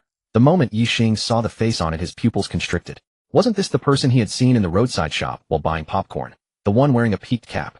He instinctively activated the Great Prediction Art on the fugitive's portrait. The next moment, the man's movements unfolded in his mind. Late at night in a small town called Huangliang, the fugitive crept into the home of a construction contractor. Only the mistress and her 5-year-old daughter were home. He assaulted the woman, then killed both of them, and ransacked the house for money and valuables. 2 days later in the evening, he attempted to steal a motorcycle from a roadside repair shop for transportation, but was cornered by police, leading to a shootout. Wait, he couldn't help but glance at Lin Xingya. In this gunfight, 3 officers were shot, one of them being Lin Xingya. The vision ended there. Looking at this vibrant and beautiful policewoman, knowing that she would be shot in 2 days with an uncertain fate, Ye Xing rubbed his jaw and felt a pang of unease. For this childhood friend from his memories, he couldn't bear to see her fate 2 days later. The vision had ended, and he didn't know if her life would be in danger. Xingge, why are you staring at me? Is there something on my face? Lin Xingya instinctively touched her face, but found nothing. Well, since we've met, it's fate. I'll give her a hand. Xingya, I encountered this fugitive just an hour ago. What? You saw the fugitive? Yes, at a roadside shop. I bought a case of bottled water, and he happened to be buying some food there. Lin Xingya excitedly grabbed Ye Xing's hand. Xingge, quickly tell me, what were the distinctive features of his clothing, and which direction did he head? Wang Weichun Pai Laonyo, come here quickly. There's new information. The 3 officers named immediately abandoned their inspection of the vehicle and rushed over in a flurry. Captain, what's the situation? Xingge saw the fugitive an hour ago. What? Really? Where? The 3 grew instantly excited, their voices rising. Ye Xing recounted the details of his encounter at the shop to them. The 3 officers' faces flushed with excitement, as if injected with adrenaline, and they were practically vibrating with anticipation. This was a colossal opportunity. If they captured this fugitive, they would absolutely receive commendation from superiors, with promotions and wealth within reach. The direction he was heading should be toward Huangliang town. He said to Lin Xingya, you can set up an ambush there. He probably doesn't have much money, so he'll have to find a way to get some there. Focus on the wealthy families in the town, especially the more prominent ones. Bring plenty of backup and lie in wait. At this point, Ye Xing paused. He thought for a moment, then leaned close to Lin Xingya's ear and whispered, there's a major construction contractor in Huangliang town. You should pay special attention to that household. He gently patted Lin Xingya's shoulder, stay safe. Then he nodded and smiled at the other officers. Shui Lingyue stepped on the accelerator, and the car drove toward the highway entrance. He could only help this much. If this still couldn't avert the disaster, he was powerless. Daddy. Lung Shuliao ate popcorn while asking, are the police sisters going to catch the bad guys? Yes, they're going to catch the bad guys. It's a pity Guoguo is still young. If I were older, I could help the sisters and catch the bad guys. Haha, sweetheart, then you need to eat more and drink more milk so you can grow up quickly. Guoguo wants another cup of popcorn, and then Daddy, Guoguo wants milk. Well, she had been aiming for this all along. Ye Xing found it both amusing and exasperating. He pretended to pull a bottle of milk from his bag and handed it to his daughter. He always carried this bag with him, otherwise suddenly producing a bottle of milk would be hard to explain. Shui Lingyue listened to the exchange between father and daughter, a graceful curve forming on her lips. Ring, ring, ring, ring. Ye Xing's phone rang again. Daddy phone. Okay, sweetheart, Daddy will answer now. He took it out and saw it was Lung Furong calling. He raised an eyebrow, puzzled. Why would she call him? Hello, Ye Xing. As soon as he answered, Lung Furong's voice came through, though this time the icy, aloof tone was slightly less pronounced. Are you back yet? Where are you now? Mommy. It's Mommy's call. Daddy, let Guoguo talk to Mommy. Ye Xing quickly handed the phone to his daughter. Mommy, it's Guoguo. We're back now on the highway, and we'll be home soon. Lung Furong's voice immediately softened. Sweetheart, Mommy will ask Grandma to make good food. Come to Grandma's house for dinner when you get back, and Mommy will come too. Great. Guoguo hasn't seen Grandma and Grandpa for days. Guoguo wants Grandma's braised pork and big lobster. Oh, and Guoguo loves Grandma's Buddha jumps over the wall the most. Okay, Mommy will tell Grandma to prepare everything. Sweetheart, give the phone to your daddy. Mommy wants to say a few words to him. Ye Xing took the phone, deeply suspicious. Had this woman changed? Furong, is something the matter? There was a pause, then her voice turned cool again. Have you heard about that Zhaomingyi matter? Zhaomingyi? Which Zhaomingyi? Ye Xing feigned ignorance. The one. The engagement my grandfather arranged for me, the playboy from the Zhao family in the capital. Him? What happened? He's dead. Died in Zhonghe. When 3 days ago. Why are you telling me this? After a moment of silence on the other end of the line, a voice tinged with grievance came through. Don't you care about me at all? Ye Xing also felt that his previous remark was somewhat inappropriate, so he let out an awkward chuckle. Beautiful lady, congratulations, you are one step closer to me. Ye Xing, would it kill you not to be so full of yourself? After a brief silence, Lung Furong's voice came again. How are things at home this time? Is everything all right? How are your parents doing? Ye Xing glanced at the sun outside, wondering if it was rising from the west. Why was this woman suddenly asking about his parents? After a moment of thought, he replied, they're both doing well. Lung Furong hesitated again. Did you mention anything about me to them? No. Ye Xing answered without a second thought. His parents had asked, but he didn't dwell on it. After all, the two of them really had nothing going on now, so there was nothing to say. Click. The call ended, followed by a busy tone. Lung Furong sat in her executive chair, gnashing her teeth. She pressed a small hand against her chest lest the rabbits inside leap out. This blockhead, no wonder he's still single. Ye Xing had no idea the critical hit his words had inflicted on someone. He didn't have time to think about it. Because his daughter was pestering him to teach her to sing. Ye Xing always granted his daughter's requests, and besides, her love for singing was a good thing. After a moment's thought, Ye Xing said, "Sweetie, Daddy will teach you a song called Dig, Dig, Dig." "Great, great. Daddy, sing it first so Guoguo can hear it." "Okay. Ready. Here we go. In what kind of garden? Dig, dig, dig. Plant what kind of seeds? Grow what kind of flowers? In a tiny garden. Dig, dig, dig. Plant tiny seeds. Grow tiny flowers. In a big garden. Dig, dig, dig. Plant big seeds. Grow big flowers. In an extra large garden. Dig, dig, dig. Plant extra large seeds. Grow extra large flowers. Ye Xing sang, while doing hand gestures and dance moves, making Lung Shuyao's eyes sparkle with stars. As soon as he finished, she clapped her little hands vigorously and said, "Daddy, so nice. So fun. Guoguo wants to learn." "Okay, sweetie. Daddy will sing one line, and you repeat after me." "Okay." Then the big and the little ones sang together, doing hand gestures, and the car was filled with a thick atmosphere of happiness. Ding. Detected that the host's daughter is enveloped in happiness. The host has become a qualified doting dad. Rewarding the host with a perfect physique. Rewarding the host with 1 charisma, current charisma 86. Rewarding the host with god-level hacker skills. Rewarding the host with Victoria No. 1 Sky Villa in Hong Kong. Dad points 5. Ye Xing listened to the system's voice in his mind, and his face was nearly creased with smiles. Here it comes again, here it comes. As long as he interacted with his daughter and gained emotional value, the system would give rewards. This perfect physique and charisma, did he need them? Yes. Whatever the system gave, he wanted it all. A perfect physique was the ultimate pursuit of every man. A nuclear-level weapon for luring wealthy women and picking up girls. Charisma wasn't the higher the better. He wished the system would max out his charisma, so that when he walked the streets there would probably be car accidents. As for the Sky Villa the system rewarded him, he didn't have much emotional reaction. A house, one that's livable, is enough. Why would he need more? Leaving it empty would incur property management fees. Renting it out for a pittance wasn't worth his notice. Since the system gave it to him, he naturally accepted it. Perhaps when his daughter had summer vacation, he could take her to Hong Kong Disneyland, and then it would come in handy. As for the dad points, he felt the system was a bit stingy, giving them out sparingly each time. But for now he had no intention of spending them, so he just let them sit. Soon the car exited the highway and headed toward Lijiang Garden. His daughter had promised to go to her grandmother's house for dinner. Now presumably the whole family was eagerly waiting for the arrival of their precious little girl. Less than 100 meters west of Fengxi Garden was Shulan International Bilingual Kindergarten. This private institution, unmatched in Shanghai City, exuded an elegance distinct from the surrounding buildings just from its facade. On the light beige stone veneer walls the gilded school name was set against the climbing ivy on both sides, imposing yet refined.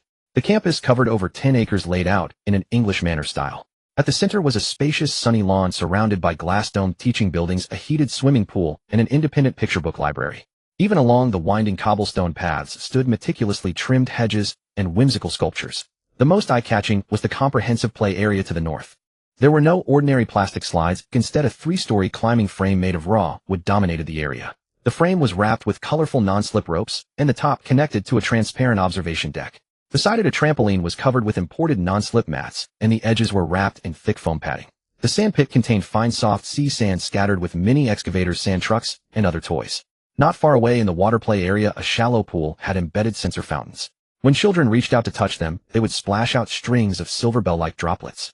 The entire set of facilities was imported from Europe with maximum safety standards and thoughtful design everywhere, enough to make children so happy they'd forget to go home. The principal's office was located on the southeast corner of the 3rd floor of the teaching building, with floor-to-ceiling windows facing the play area. At this moment, Principal Zhang Xiaolan sat in a large ebony office chair, her fingertips unconsciously stroking the smooth desk surface. She wore a smoke gray business suit, the tailored fabric accentuating her upright posture. Her neat short hair was combed immaculately, but her tightly furrowed brows betrayed her inner anxiety. A phone call 2 days ago had completely thrown her off balance. Shulan International had been completely acquired by a full buyout. As the top-tier private kindergarten in Shanghai City, Shulan's value was self-evident. Its strong faculty, high tuition fees, and coveted spots that parents fought over allowed her as principal to not only earn a salary far above peers, but also enjoy considerable hidden gray income. But who was the new boss? How influential was he, and would he adjust the management? These questions tangled like a mess of yarn, leaving her unable to eat or sleep. Her phone screen lit up and dimmed repeatedly. The number labeled "New Boss" in her contacts had been tapped countless times over the past 2 days, yet she never dared to press the call button. Ha ha ha ha.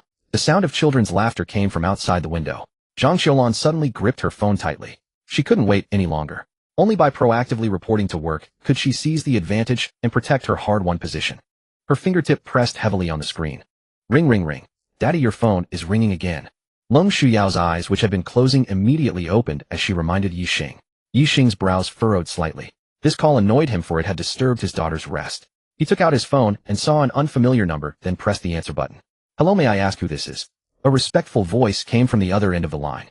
Hello, may I ask if you are Mr. Ye Xing? Yes, that's me. Who is this? Hello, boss. I am Zhao Qiulan, the principal of Shulan International Bilingual Kindergarten. I was wondering if you might have a moment. I would like to report to you in person. Ye Xing's furrowed brows slowly relaxed. These were his subordinates.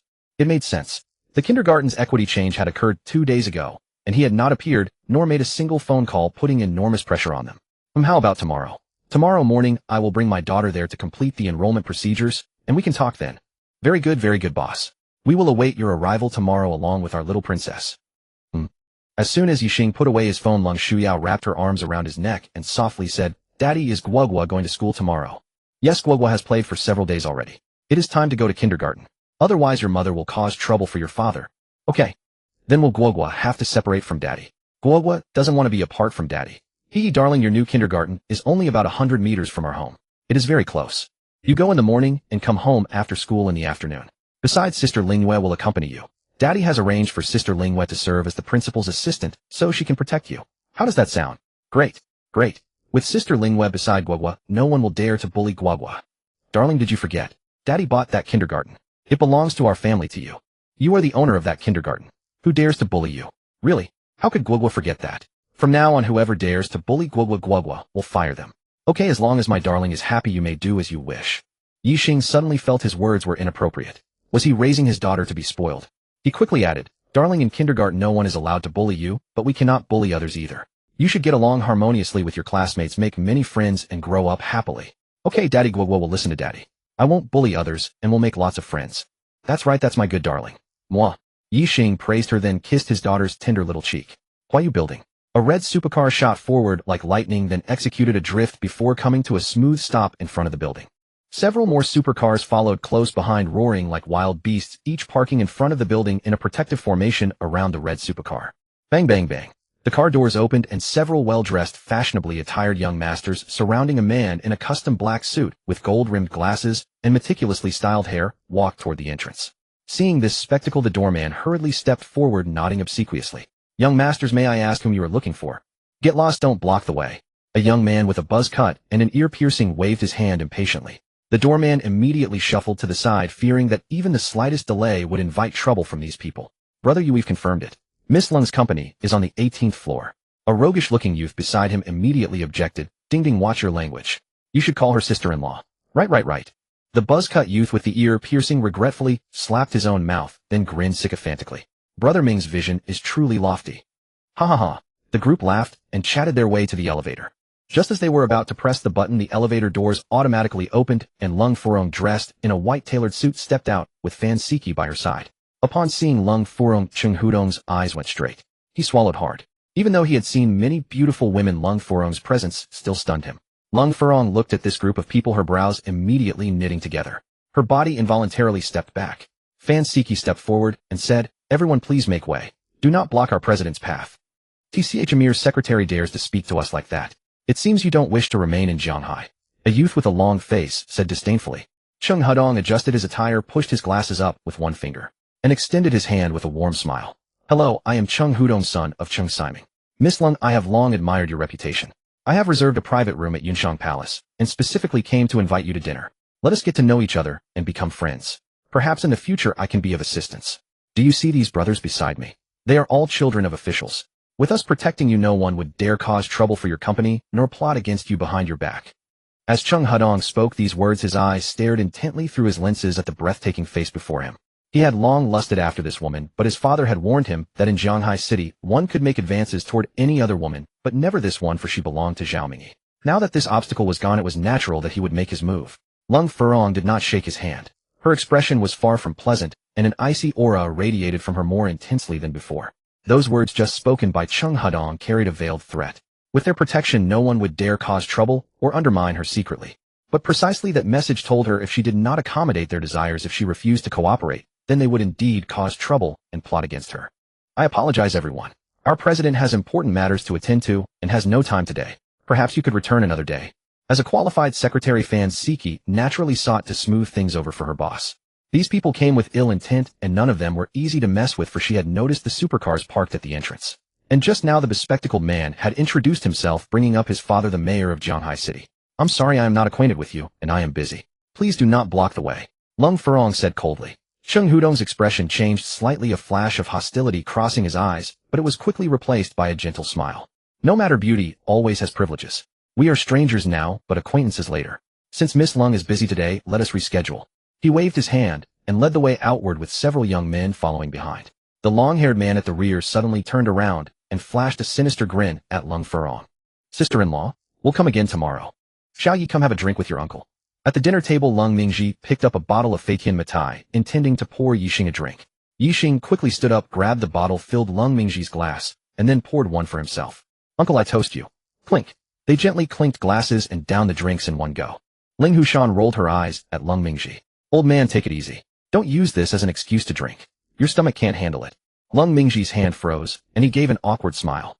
Isn't it just a happy occasion today? My little darling has been away from home for a few days. Shouldn't we celebrate?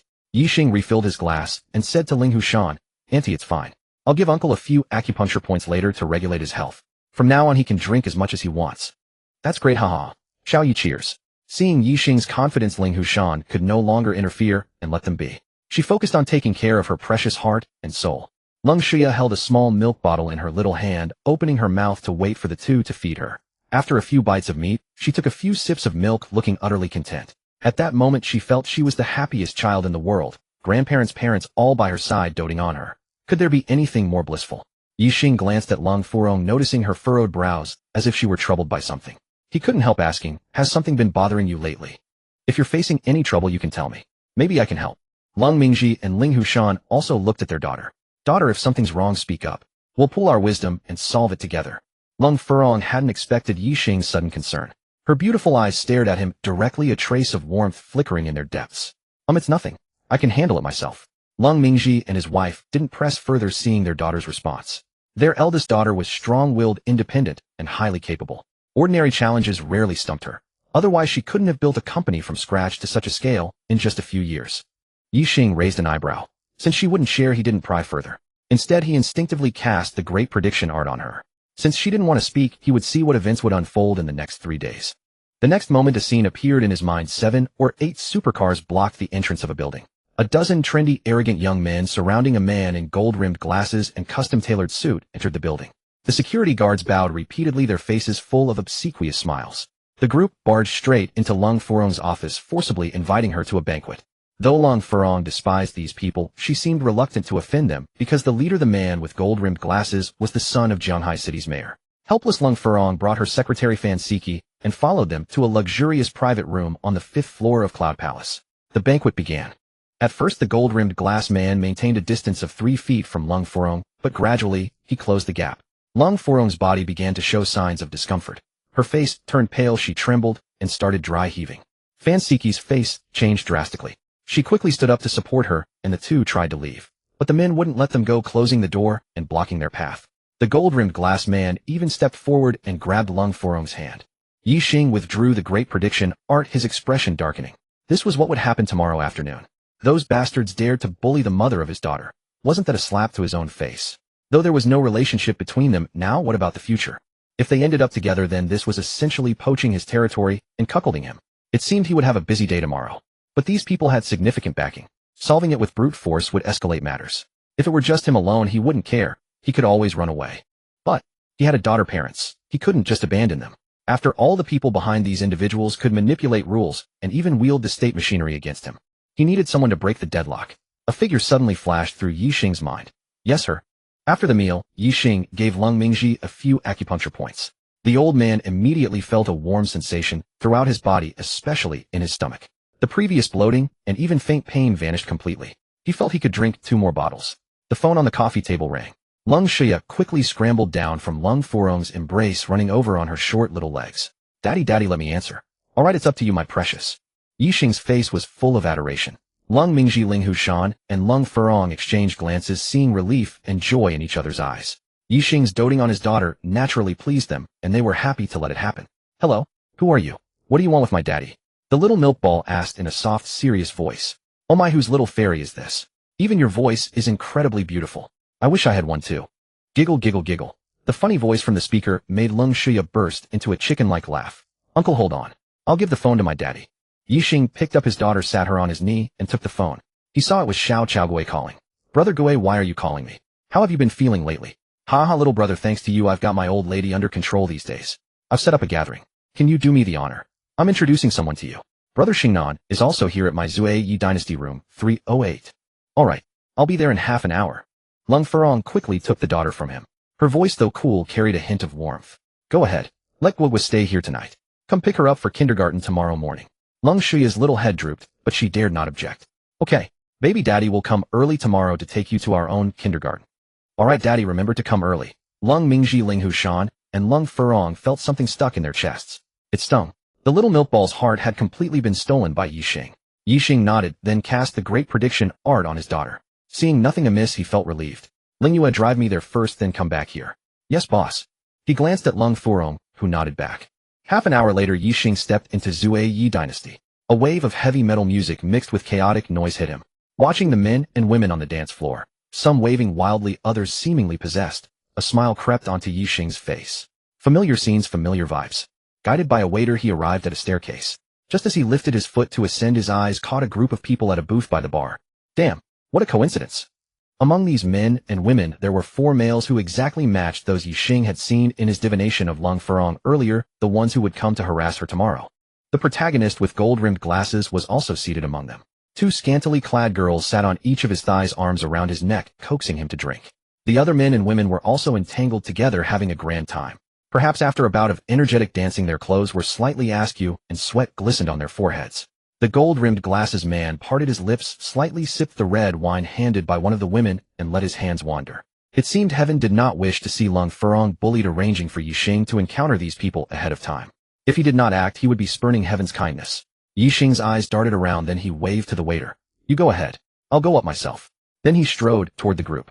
Fond of playing were they, unable to control their lower halves. Well, then he would take away their tools of mischief and see how they could play. A wicked thought crossed Ye Xing's mind. When these men discovered their brother could no longer rise, what a chaotic scene that would be. This gold-rimmed glasses man would certainly have no mood to pester Lung Furong anymore. Just as Ye Xing approached the large booth, a more explosive, upbeat dance track blasted from the speakers.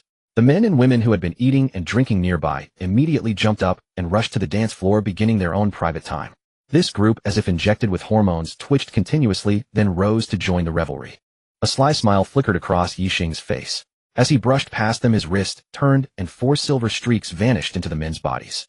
The 4 felt a mosquito-like sting somewhere in their bodies, but it vanished in an instant. They paid no heed, and continued to hold the scantily clad girls as they entered the dance floor. Ye Xing rubbed his chin, watching their retreating figures, his smirk deepening. Was this not self-defense? No, it was preemptive prevention. Then he turned and walked toward the staircase leading to the 2nd floor. Having promised someone, and this being his first rendezvous, he did not wish to keep them waiting too long.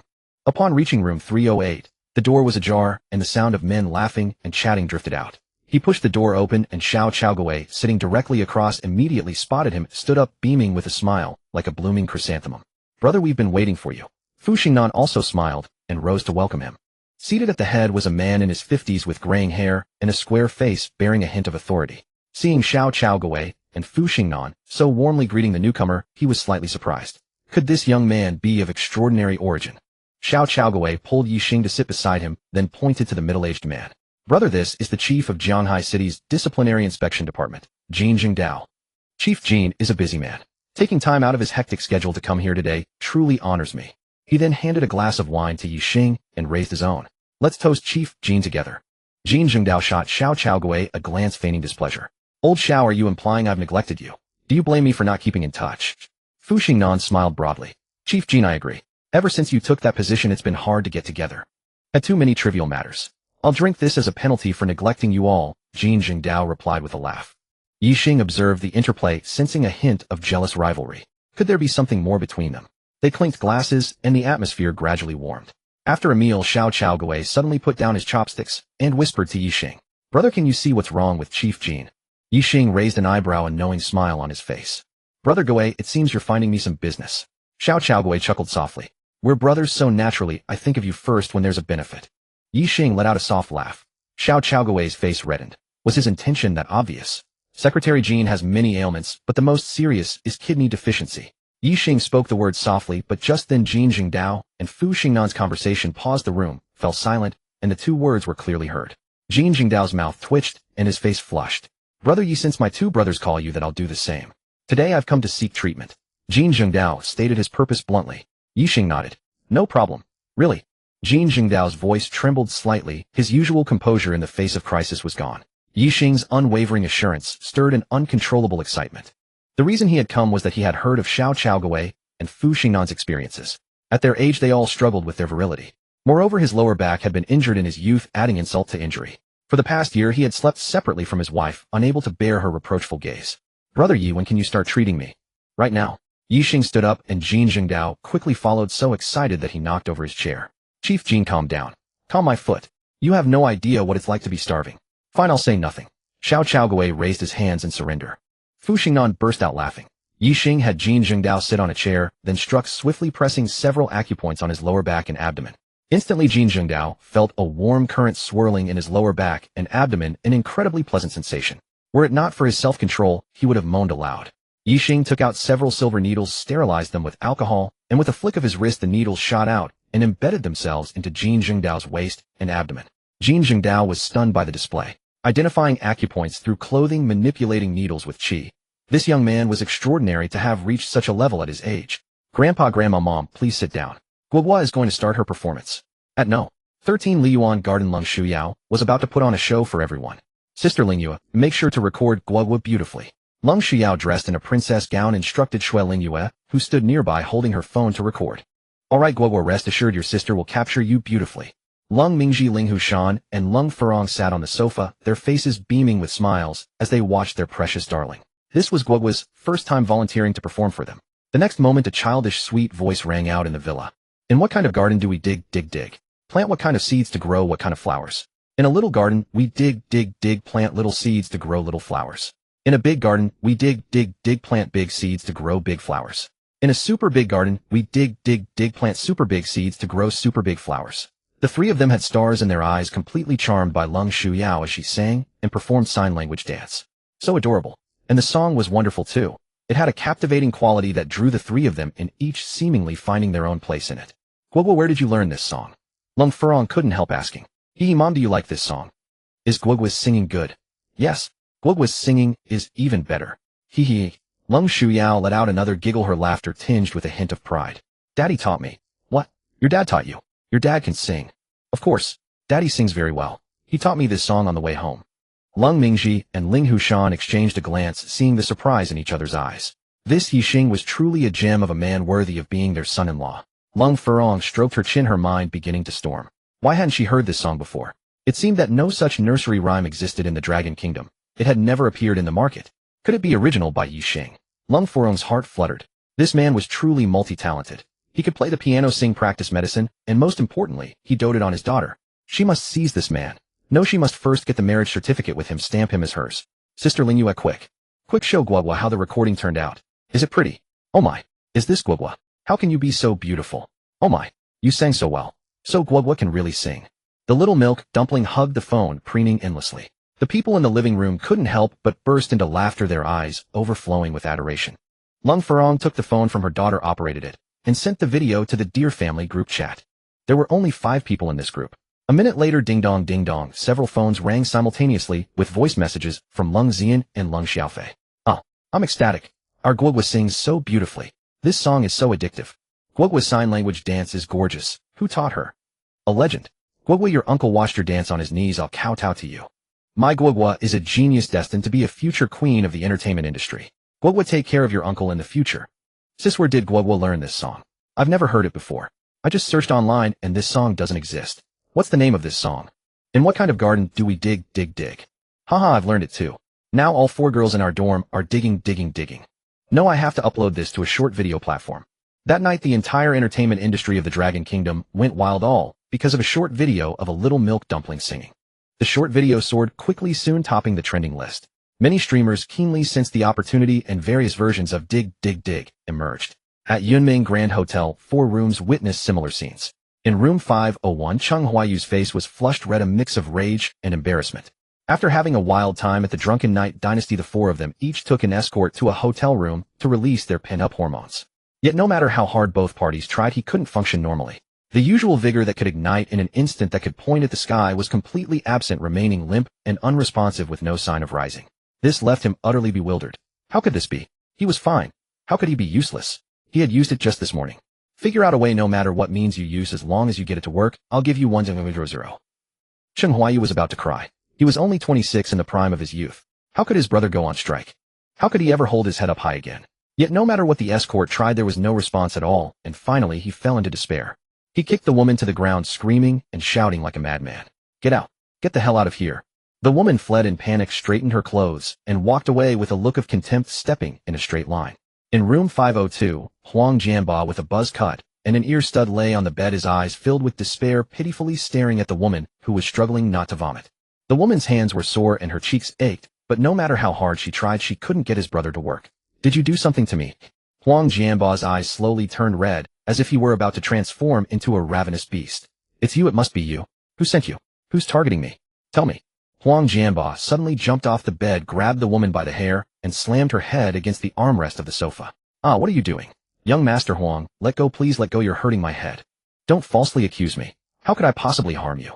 Young Master Huang, I love you too much to hurt you. Really, no one is out to get you. Think about it yourself. Why is this happening? Perhaps you're too tired. Maybe after a couple of days of rest you'll recover. Enraged Huang Jianba heard the woman's words and gradually calmed down, then released his grip. He took a wad of cash from his pocket and pressed it into the woman's hand. Remember, keep your mouth shut. If I hear any rumors about me outside, I'll kill you.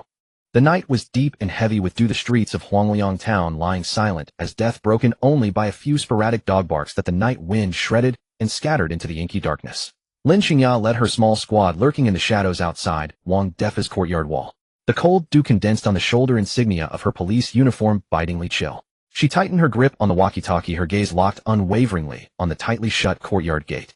That night, the entire wealthy district of Huangliang town was enmeshed in an inescapable net. The county bureau chief personally oversaw the deployment, with elite forces drawn from various police substations dispersed in every corner, waiting for the brutal beast to show himself. As the night deepened, the cold intensified, and the concealed officers grew increasingly restless.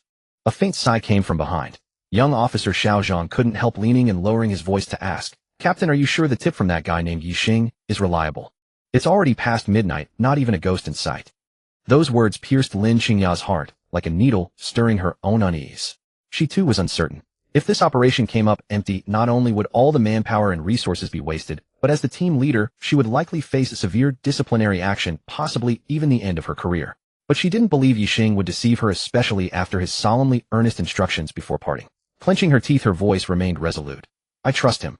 Wait a little longer. The moment the words fell, a figure of medium build suddenly emerged from the darkness at the end of the alley. The man wore a cap pulled extremely low, the brim nearly covering half his face, wrapped in an ill-fitting black trench coat. He moved with extreme stealth, like a foraging wildcat. He stopped outside Wang Defa's courtyard wall, first pressing his ear to the wall and listening for a while, then poking his head out to scan the surroundings. The eyes visible beneath the brim glinted with vigilant and ferocious light. Confirming no one was around, he hunched his back and circled to the rear of the house, his gaze landing on a rusty drainpipe at the corner. Without a moment's hesitation, he used both hands and feet, climbing up agilely like a gecko. Moved. Lin Xingya barked, charging out first like an arrow from a bow. The officers hidden in the shadows responded instantly, flashlight beams piercing the darkness and locking onto the silhouette. The silhouette jolted, stiffening instinctively, and let go of the pipe, crashing heavily to the ground from over 3 meters up. Ignoring the pain, he staggered to his feet and bolted toward a nearby alley, trying to escape under cover of night. Freeze. Get down. Hands on your head. A sharp shout erupted from the alley entrance, and officers who had been lying in ambush leaped out, blocking his escape route. Blocked ahead and pursued from behind, a flash of ruthlessness flickered in the man's eyes. He lunged toward the wall, pulled a black pistol from his waist, and pulled the trigger at Lin Xingya, who was leading the charge. Bang! The gunshot exploded in the silent night, ear-splitting. Fire! Lin Xingya shouted the order while dodging sideways. The officers drew their weapons and returned fire, the gunshots merging into a continuous roar that rattled the window panes. This fierce exchange of gunfire, like a signal, instantly alerted all the police forces deployed across the town.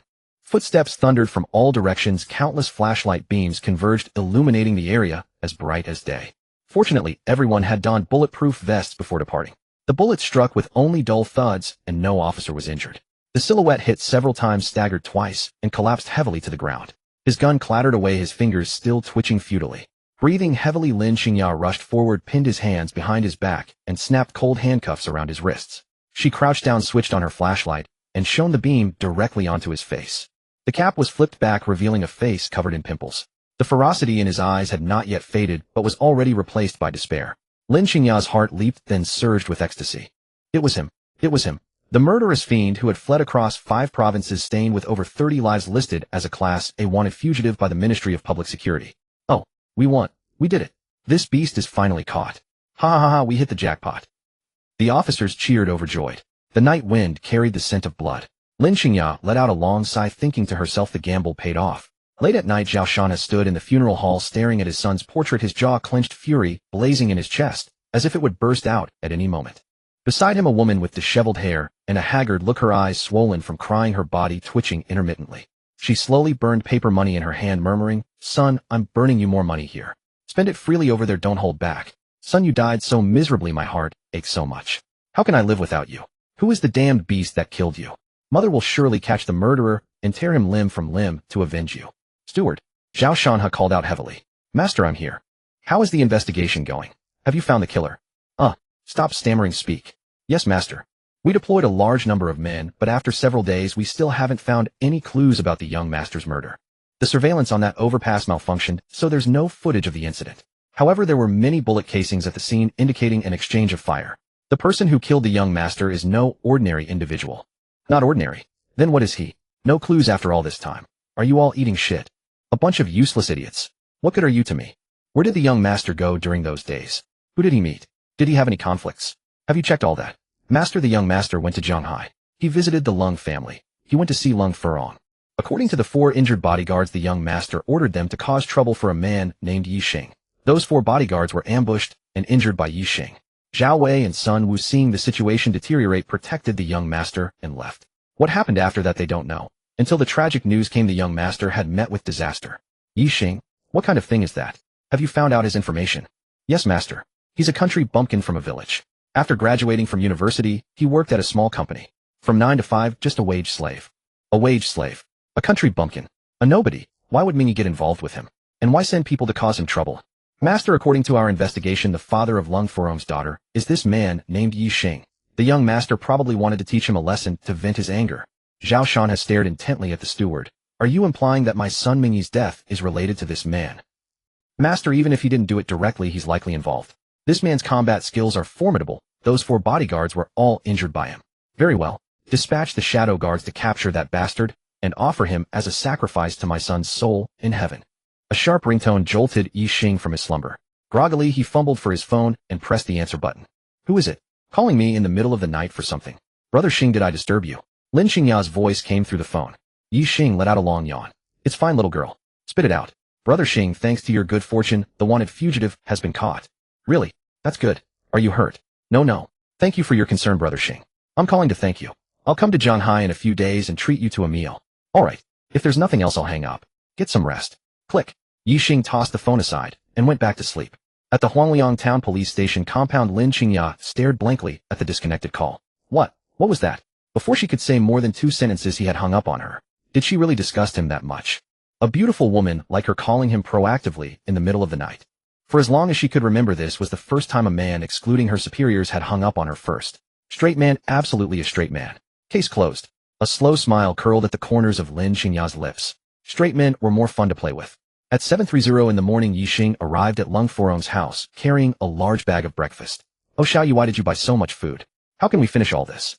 Ling Hushan's eyes widened at the table covered with big meat buns, small steamed buns, shrimp dumplings, sushi, hand-grabbed pancakes, flour rolls, fried dough sticks, soy milk, and 8 treasure porridge.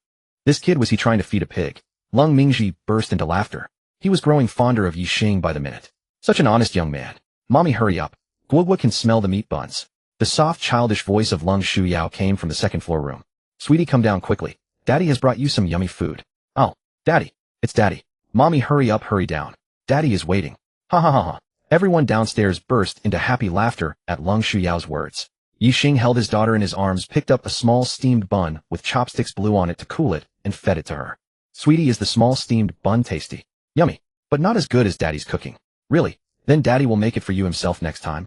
Guoguo wants to eat Daddy's cooking. Daddy Guoguo wants milk. Okay. Ye Xing took a bottle of milk from his bag and handed it to his daughter.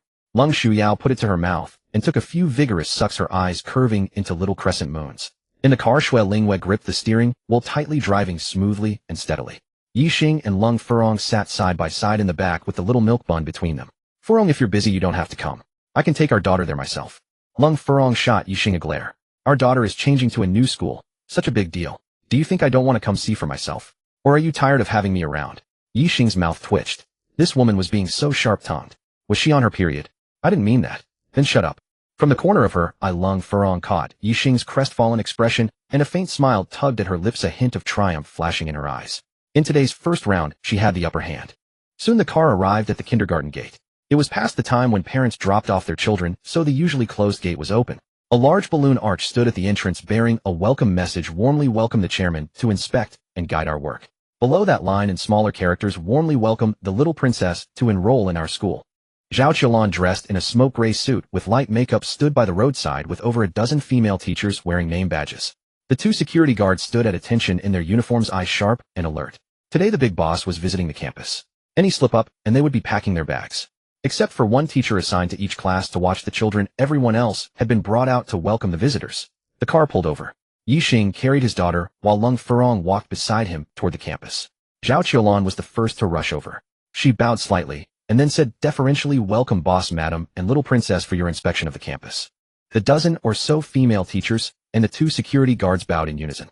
"Greetings, boss." Ye Xing extended his hand, and Zhao Qiulan quickly clasped it with both of hers. After a slight shake, Ye Xing withdrew his hand and smiled. "You've worked hard."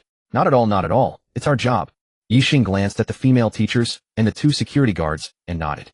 "Everything should proceed as usual. Do your jobs well, and I won't treat you unfairly." "Yes, we will follow your instructions."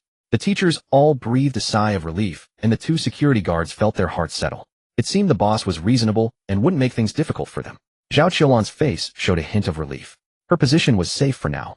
Next, Ye Xing, Lung Furong, and Lung Shuyao toward the campus, led by Zhao Qiulan and accompanied by the teachers. The couple nodded repeatedly. Truly worthy of being the top private kindergarten in Shanghai. The little milk bun was also full of curiosity about this kindergarten, which was now her own private property. Her little eyes darted around, taking everything in, brimming with joy. "Lu Rian," Zhao Qiulan called out to a female teacher. A tall, graceful girl with delicate features and an aura of scholarly elegance walked over. "The little princess will be placed in your class. You must take good care of her teacher well, and make her feel the warmth of a family." "Yes, principal." Then she turned to Ye Xing and Lung Furong. "Boss, madam, I will serve the little princess with all my heart." Ye Xing nodded with satisfaction and handed his daughter to her. Lu Rian quickly took the child with both hands, extremely careful. A flicker of satisfaction also passed through Lung Furong's eyes. "Do a good job. As long as my daughter is happy, I won't treat you poorly." "Yes, thank you, boss."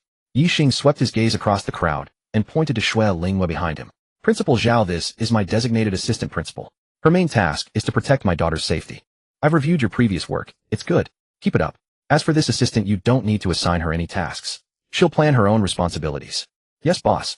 Zhao Qiulan glanced at Xue Lingwei, a bitter feeling rising in her heart. Was this someone sent to keep an eye on her?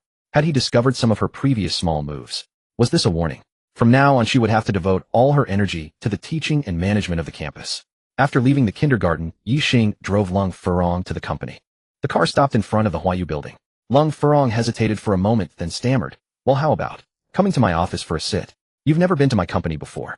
Ye Xing turned his head, carefully scrutinized Lung Furong, and a faint smile gradually curled at the corner of his mouth. "What, trying to win me over? You?" Lung Furong looked up and gave him a death glare, then pushed open the car door. "Fine, don't come if you don't want to. Dream on." Ye Xing watched as Lung Furong walked into the building with graceful steps, her figure elegant. He stepped on the accelerator, and the Mercedes sped away. Teasing this girl when free was indeed one of life's great pleasures. In the morning, Ye Xing arrived at the Hanhai International Hotel and found his sworn sister Mu Wanqing. There was no helping it. She was so enthusiastic that she insisted on making him her sworn brother, though not by blood. Added to that, Xiao Tianfeng was fanning the flames and adding fuel to the fire, so he simply couldn't withstand their enthusiasm. Ye Xing sized up Mu Wanqing, then gave Xiao Tianfeng a thumbs up. "Brother, you really are capable. Sister, congratulations. You're pregnant." Really? Ah, wife, you're amazing. I'm so happy. I Xiao Tianfeng am finally going to be a father. Xiao Tianfeng picked up Mu Wanxing and spun her around more than 10 times. Mu Wanxing slapped him twice in mock anger before making him stop. If you spin any more, I'll get dizzy. Little brother, tell me, what should I be careful about? Xiao Tianfeng rubbed his hands together excitedly. Be restrained for the next 2 months. Xiao Tianfeng's face reddened. Little brother, did you come to me for something? Mu Wanxing asked. Ye Xing handed the prepared equity contract to Mu Wanxing. Sister, sign here. Our milk powder factory has already started operations. You need to find some technical and management talents to work there. My father is just a nominal factory director. He doesn't understand these things. All right, little brother, leave everything to me. Within 2 days, I'll have all the personnel in place. From now on, just wait for our milk powder to sweep across the world and become famous both at home and abroad. By the way, little brother, there's something you need to be careful about. That Zhao Mingyi is dead, died in Shanghai City. Although that kid was a playboy, he was deeply loved by his family's patriarch. Knowing the Zhao family's nature, they will definitely implicate anyone related to him. You had a conflict with him a few days ago, so his father will surely suspect and target you.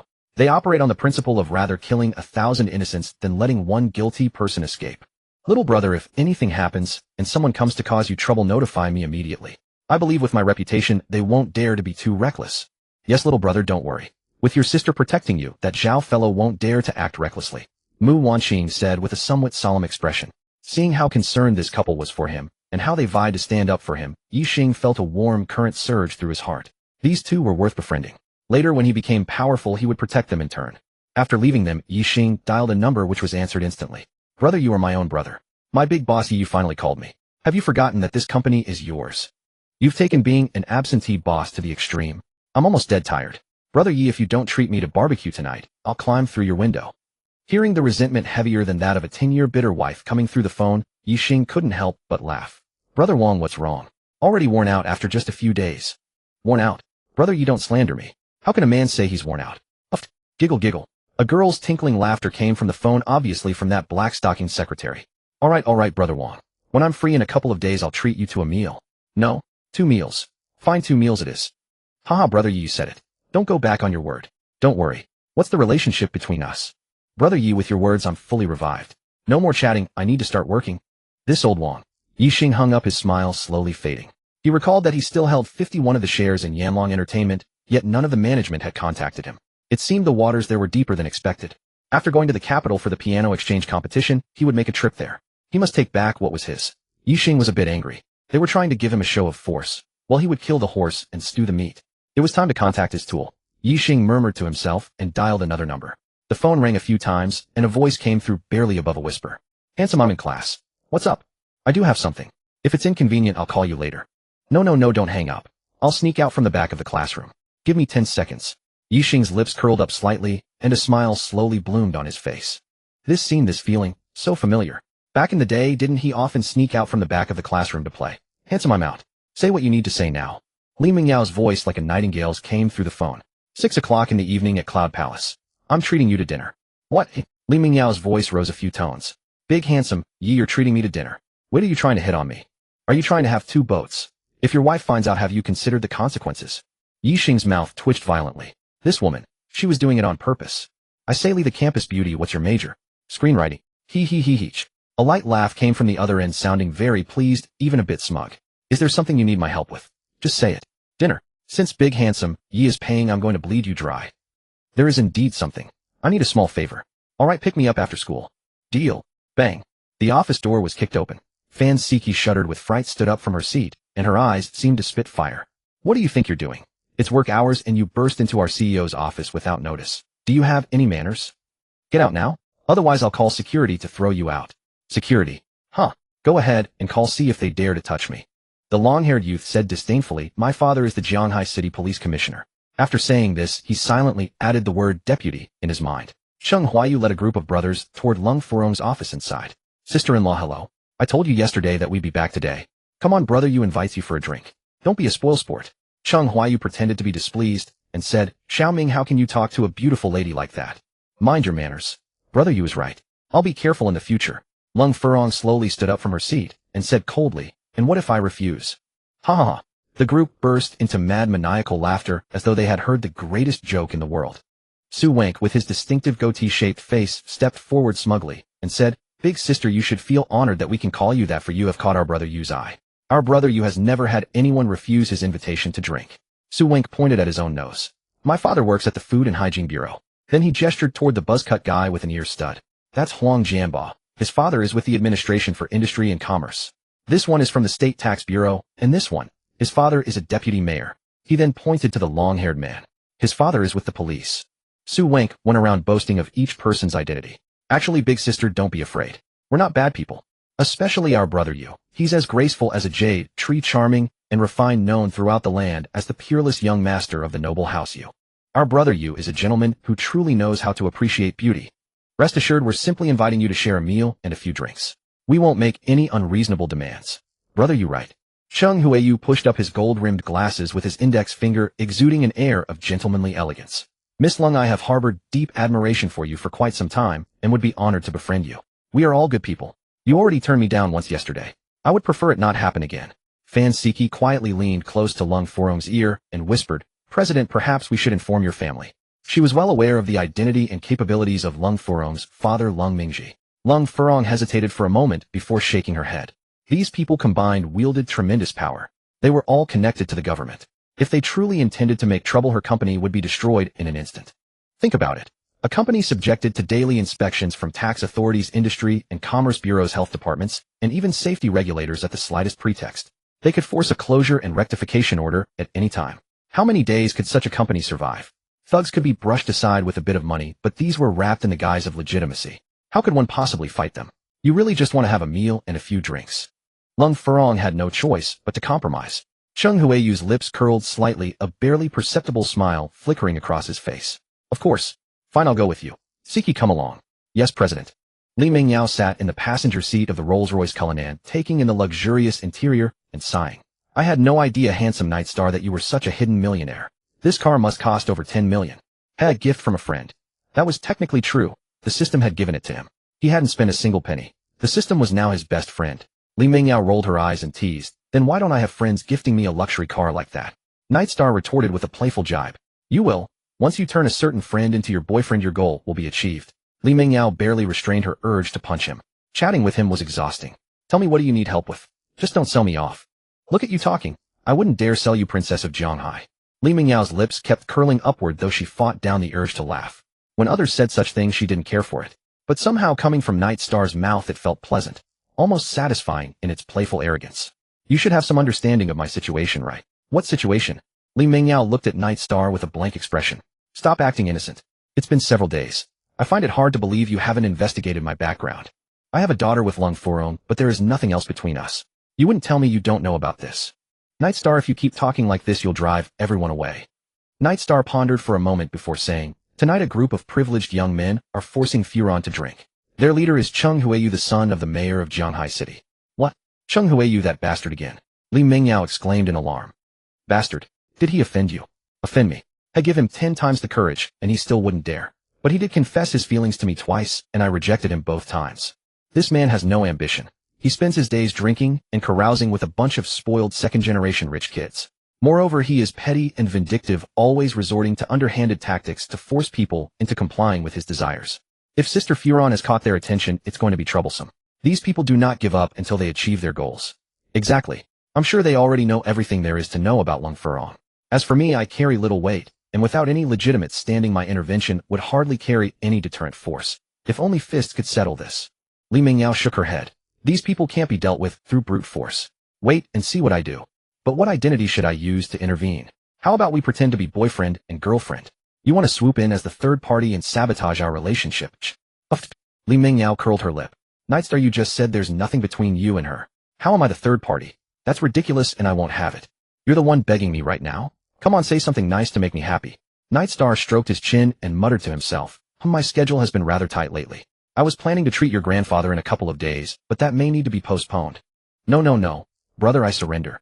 Li Mingyao grabbed Night Star's arm, her eyes brimming with grievance. How could a man be so clueless about romance? Using this as leverage against her. Was she afraid? She genuinely was. Li Mingyao's bond with her grandfather had always been incredibly close. When her grandfather had suffered through illness recently, she had watched with a heart aching and bones trembling. Now a miraculous physician had appeared, one capable of curing her grandfather's ailment. How could she possibly let such an opportunity slip away? Even if it meant offering herself or repaying with her body, she wouldn't hesitate for a moment. For her grandfather, she would do anything. Yinshang Palace Earth Class Private Room. Lung Furong forced down 2 more drinks alongside Cheng Huiyu, and the others swallowing her discomfort. At first Cheng Huiyu played the part of a refined gentleman very convincingly, keeping a distance of over a meter from Lung Furong. But as the drinks flowed, his eyes gradually darkened with lust, and the distance between them steadily shrank. Lung Furong's complexion grew increasingly pale. She felt terrible all over, even beginning to feel nauseous and dry-heaving. Fan Siki hurriedly supported her and apologized to Cheng Huiyu's men. "I'm sorry, our president isn't feeling well. Let's call it a day here. Another time our president would be honored to treat you all." Ahaha. Su Wink raised his wine glass, wearing a mocking expression. "Once you've crossed that threshold, when you leave is entirely up to our brother Yu. You expect to walk out after just 2 drinks. Impossible." Exactly. Keep drinking. Since we're all here, let's drink to our heart's content. Getting drunk doesn't matter. There are plenty of rooms upstairs anyway, his companions chanted. You're breaking your word." Lung Furong glared at Cheng Huiyu with icy eyes. If glances could kill, Cheng Huiyu would have been slain 14 times over. "Sister Rong, this young master has harbored deep feelings for you for quite some time. If you drink to my satisfaction tonight, I'll personally see you home. But if I'm not pleased..." Bang! The private room door was kicked open, and a cool female voice rang out. "Cheng Huiyu, what's wrong with being displeased? How about I join you for a drink?"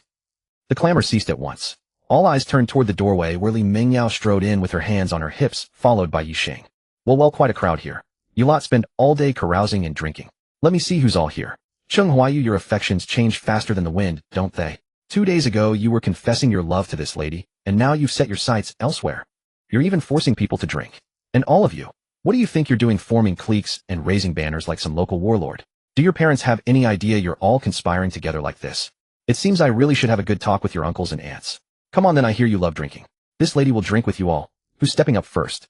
Upon seeing Li Mengyao, everyone's expressions turned sullen, especially Cheng Huiyu's, which darkened considerably. This woman had learned every trick from the official world and was slapping accusations on them without hesitation.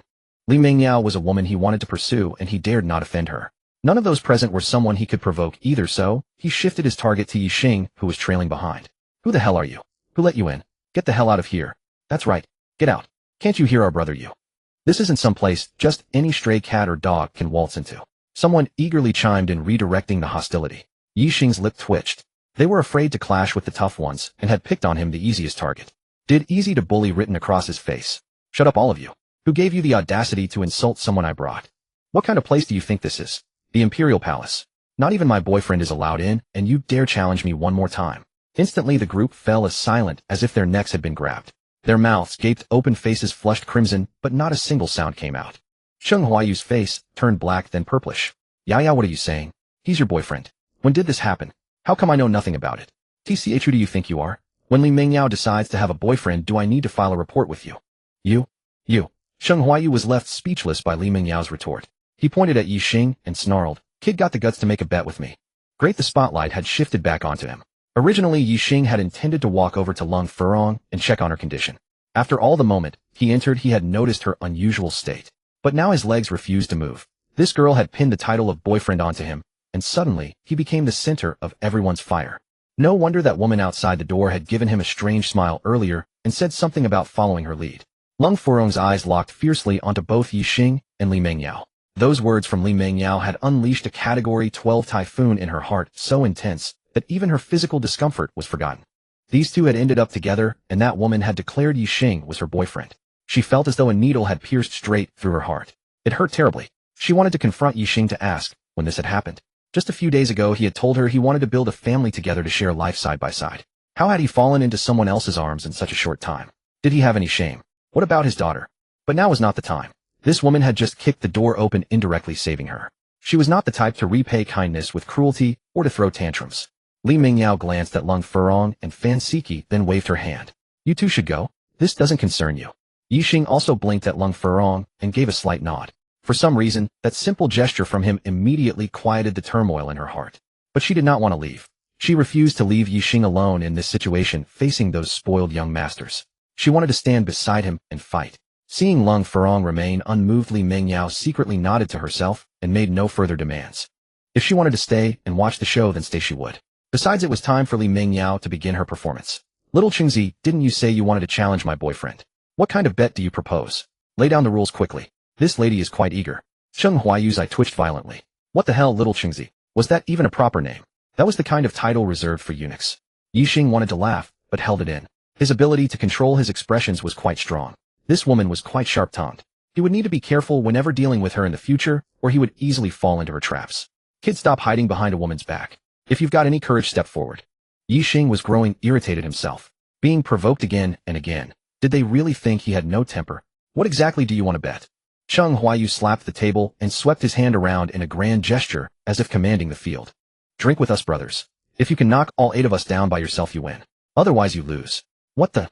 Li Mingyao burst out laughing in anger. How can you say something so shameless? Isn't this just bullying? 8 of you against 1 person. That's excessive. I don't agree to this bet. Cheng Huayu pretended not to hear Li Mingyao, his eyes locked tightly on Ye Xing, the corners of his mouth curling into a satisfied, scheming smile. Kid got the guts to accept. If you're a real man, step forward. Otherwise, you're just a coward, a gigolo hiding behind a woman, a man sustained by a sugar mama. That's right. Coward. Gigolo. Freeloader. The others joined in chanting loudly. You all. Li Mingyao's face flushed with anger, rendering her speechless. These people were utterly shameless.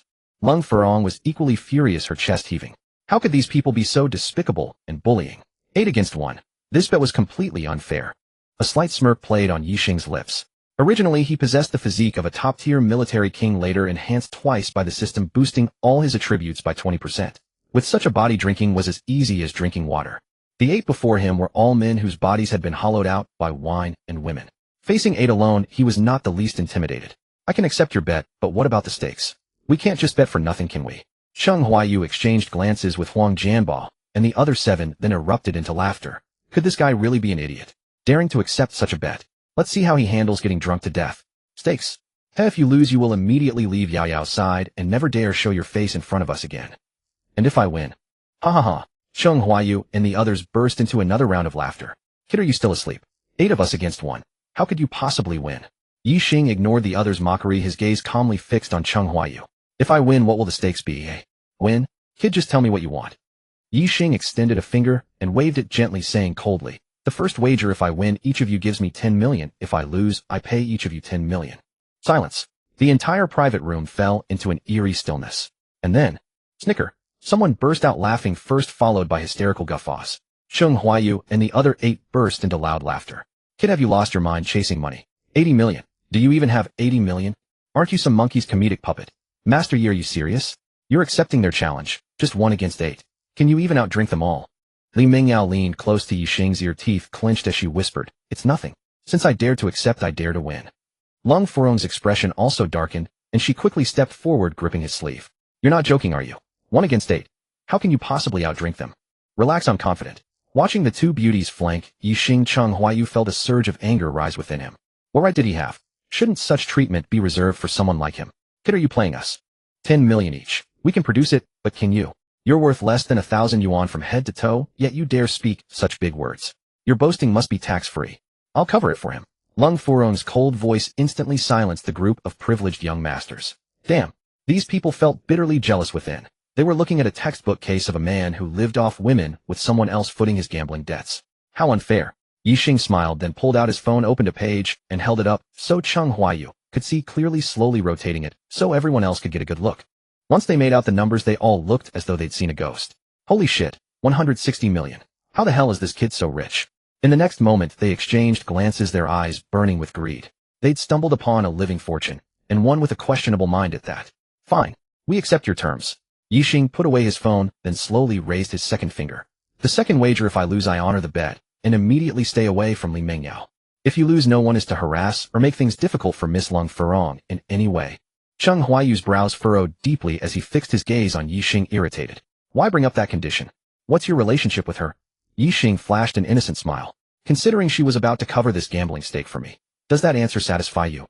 After saying that, he couldn't resist raising an eyebrow at Lung Furong. A wave of warmth surged through her heart. This man was standing up for her. The only problem was the risk was enormous.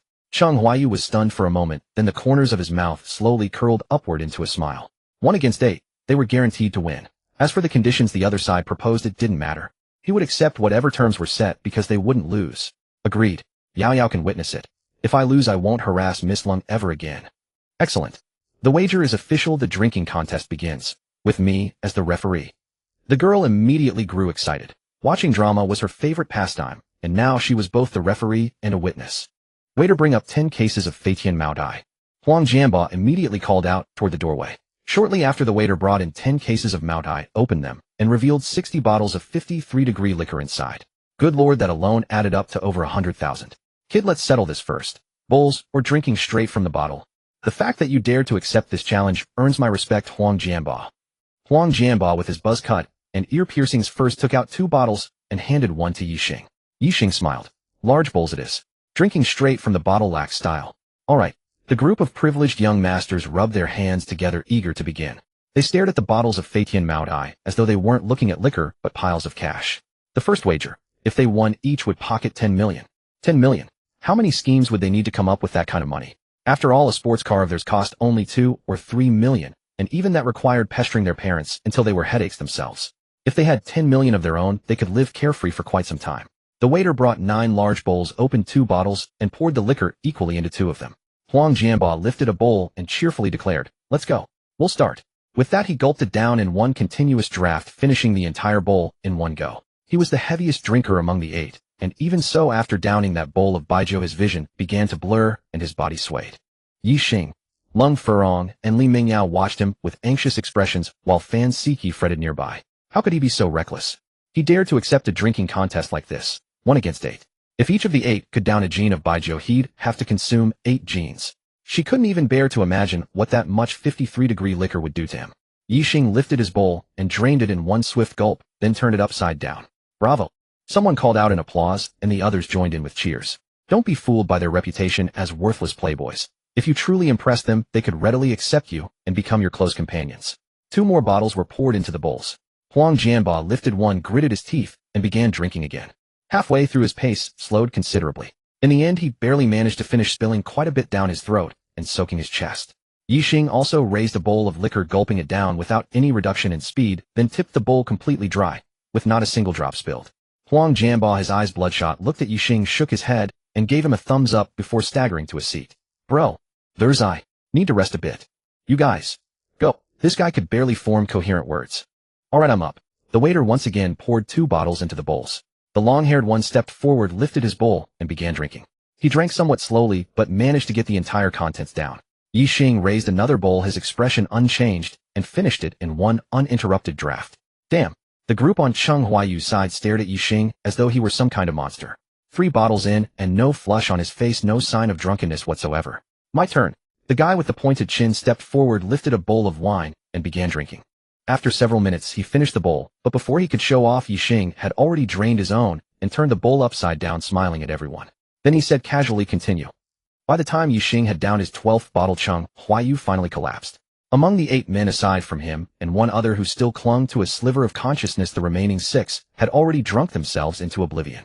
Lost. I lost. Cheng Huayu mustered every ounce of strength to utter those words, then followed the fate of the 6.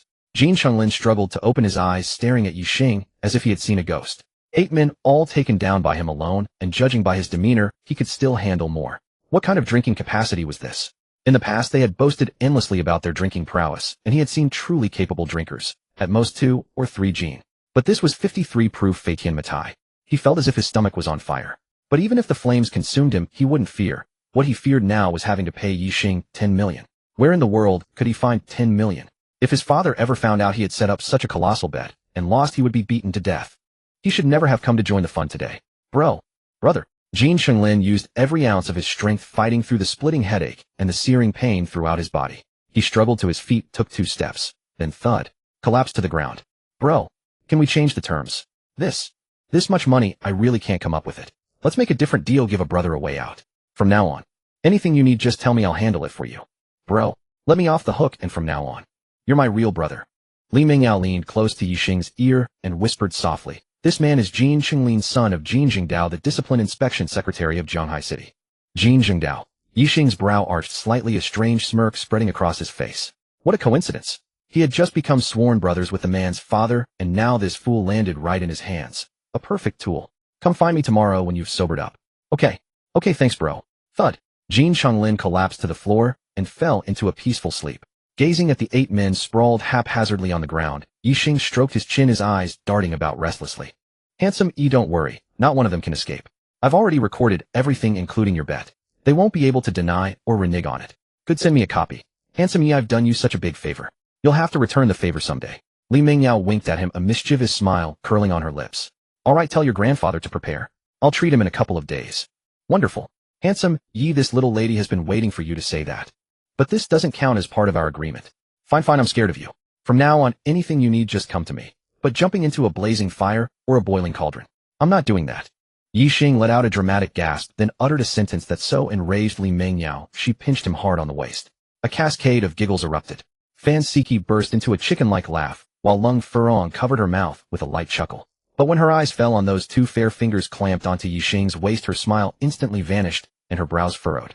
Calling the hotel manager to take care of the 8 dissolute young men, Ye Xing and the 3 women walked out of the hotel. Fan Siki drove President Lung's Maserati to take Li Mingyao to school. After the two left, Lung Furong took the wheel with Ye Xing in the passenger seat. The Rolls-Royce Cullinan carried them toward Fengqi Garden. After a moment of silence, Lung Furong turned to glance at Ye Xing and asked with concern, "You drank so much. Are you feeling any discomfort?" "It's fine. Really? Of course." Lung Furong bit her lip and asked again, "Why did you show up tonight? And, oh, coincidence. You're lying to a ghost.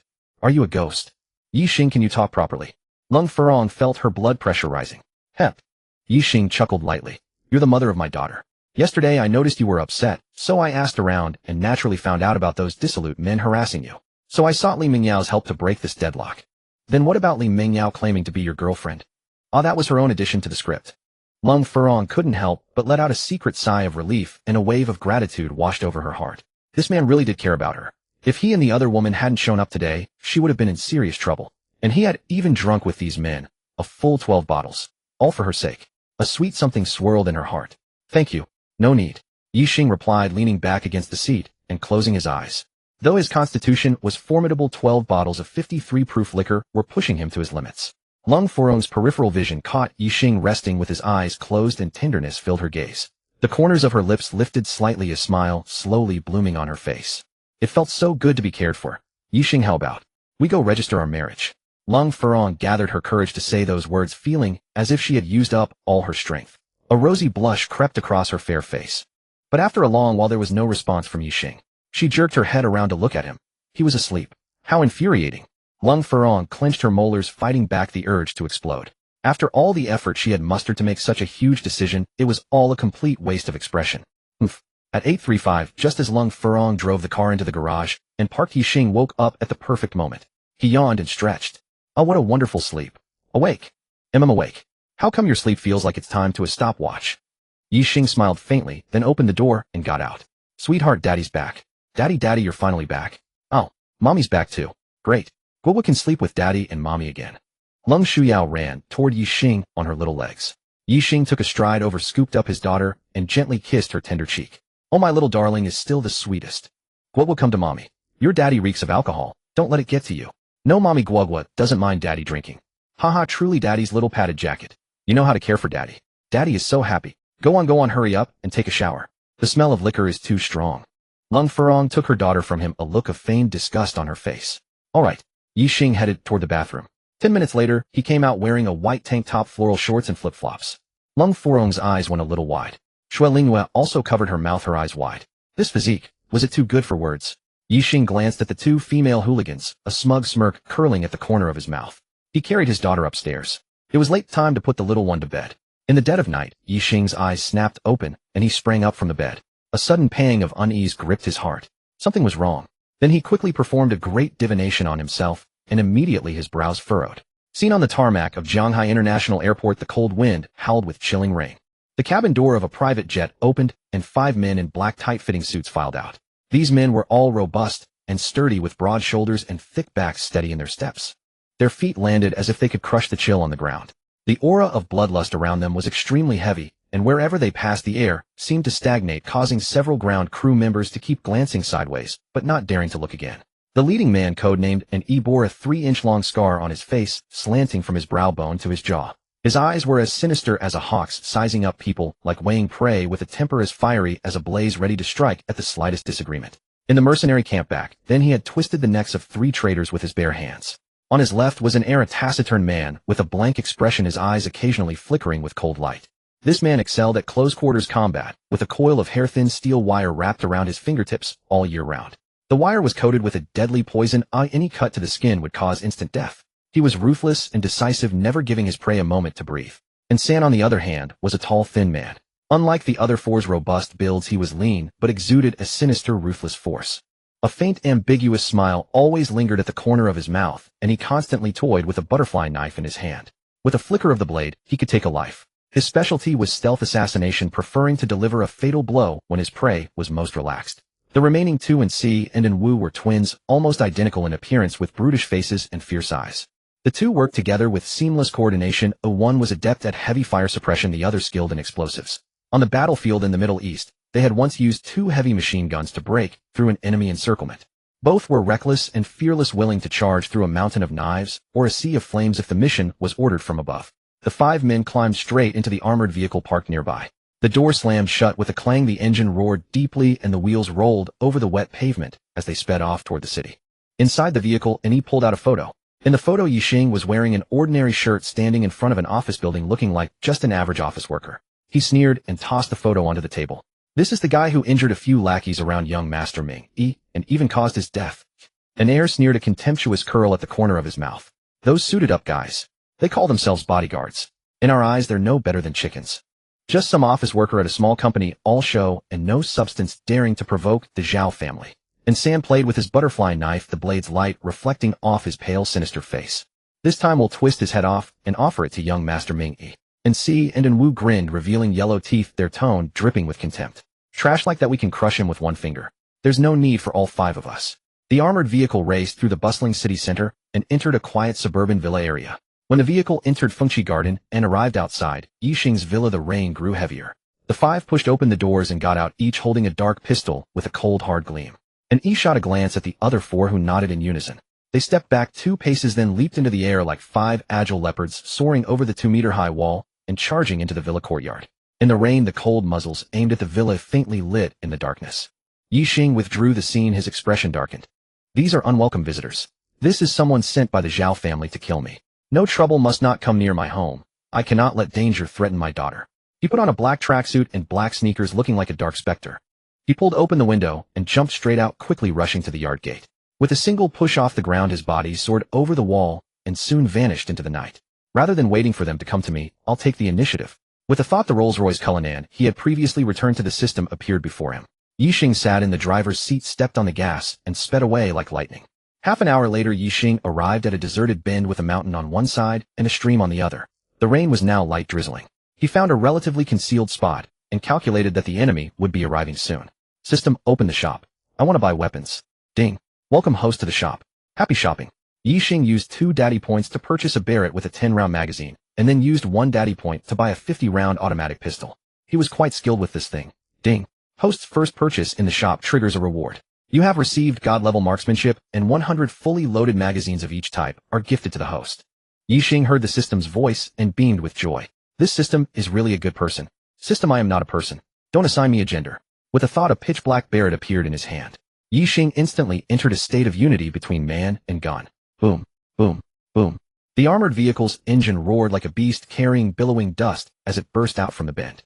2 pale beams of light pierced the dark curtain of the night like the fangs of a giant beast, tearing through the darkness, sending stones flying wherever they passed, a terrifying sight. From a dark concealment, Ye Xing's eyes were icy cold, his finger on the sniper rifle's trigger, the muzzle motionless. The moment the armored vehicle entered range, he slightly pressed down his wrist, and the gunshot suddenly exploded. Bang, bang, bang. 3 shots as precise as if measured by a ruler. The first shot pierced the left front tire, the second tore through the left rear tire, and the third directly penetrated the bulletproof glass, blasting the driver's head to pieces. The dull sound of the tires bursting and the driver's scream rang out almost simultaneously. The out-of-control armored vehicle, like a mad bull, slammed into the roadside guardrail, then lost balance and rolled over. The metal shell scraped against the ground, sending out blinding sparks and a deafening roar. Enemy attack. Inside the vehicle, the 5-man team of dark guards reacted swiftly. Before the armored vehicle had even fully stopped, they roared and kicked open the doors, scrambling out in a flustered manner.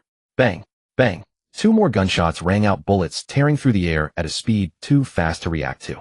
And Ye and Wu, who were at the rear, didn't even have time to scream. Their heads burst into a spray of blood, and they fell stiffly to the ground, dead beyond dead. And Ye and San's pupils constricted, their souls fleeing in terror. How could they hesitate? Almost instinctively, they lunged forward, rolling several times on the ground, barely managing to take cover behind the overturned armored vehicle. Suppressing fire, an Yi roared, raising his hand to unleash a burst of bullets toward the direction where Ye Xing was hiding. An Air and Insan also quickly raised their guns to return fire.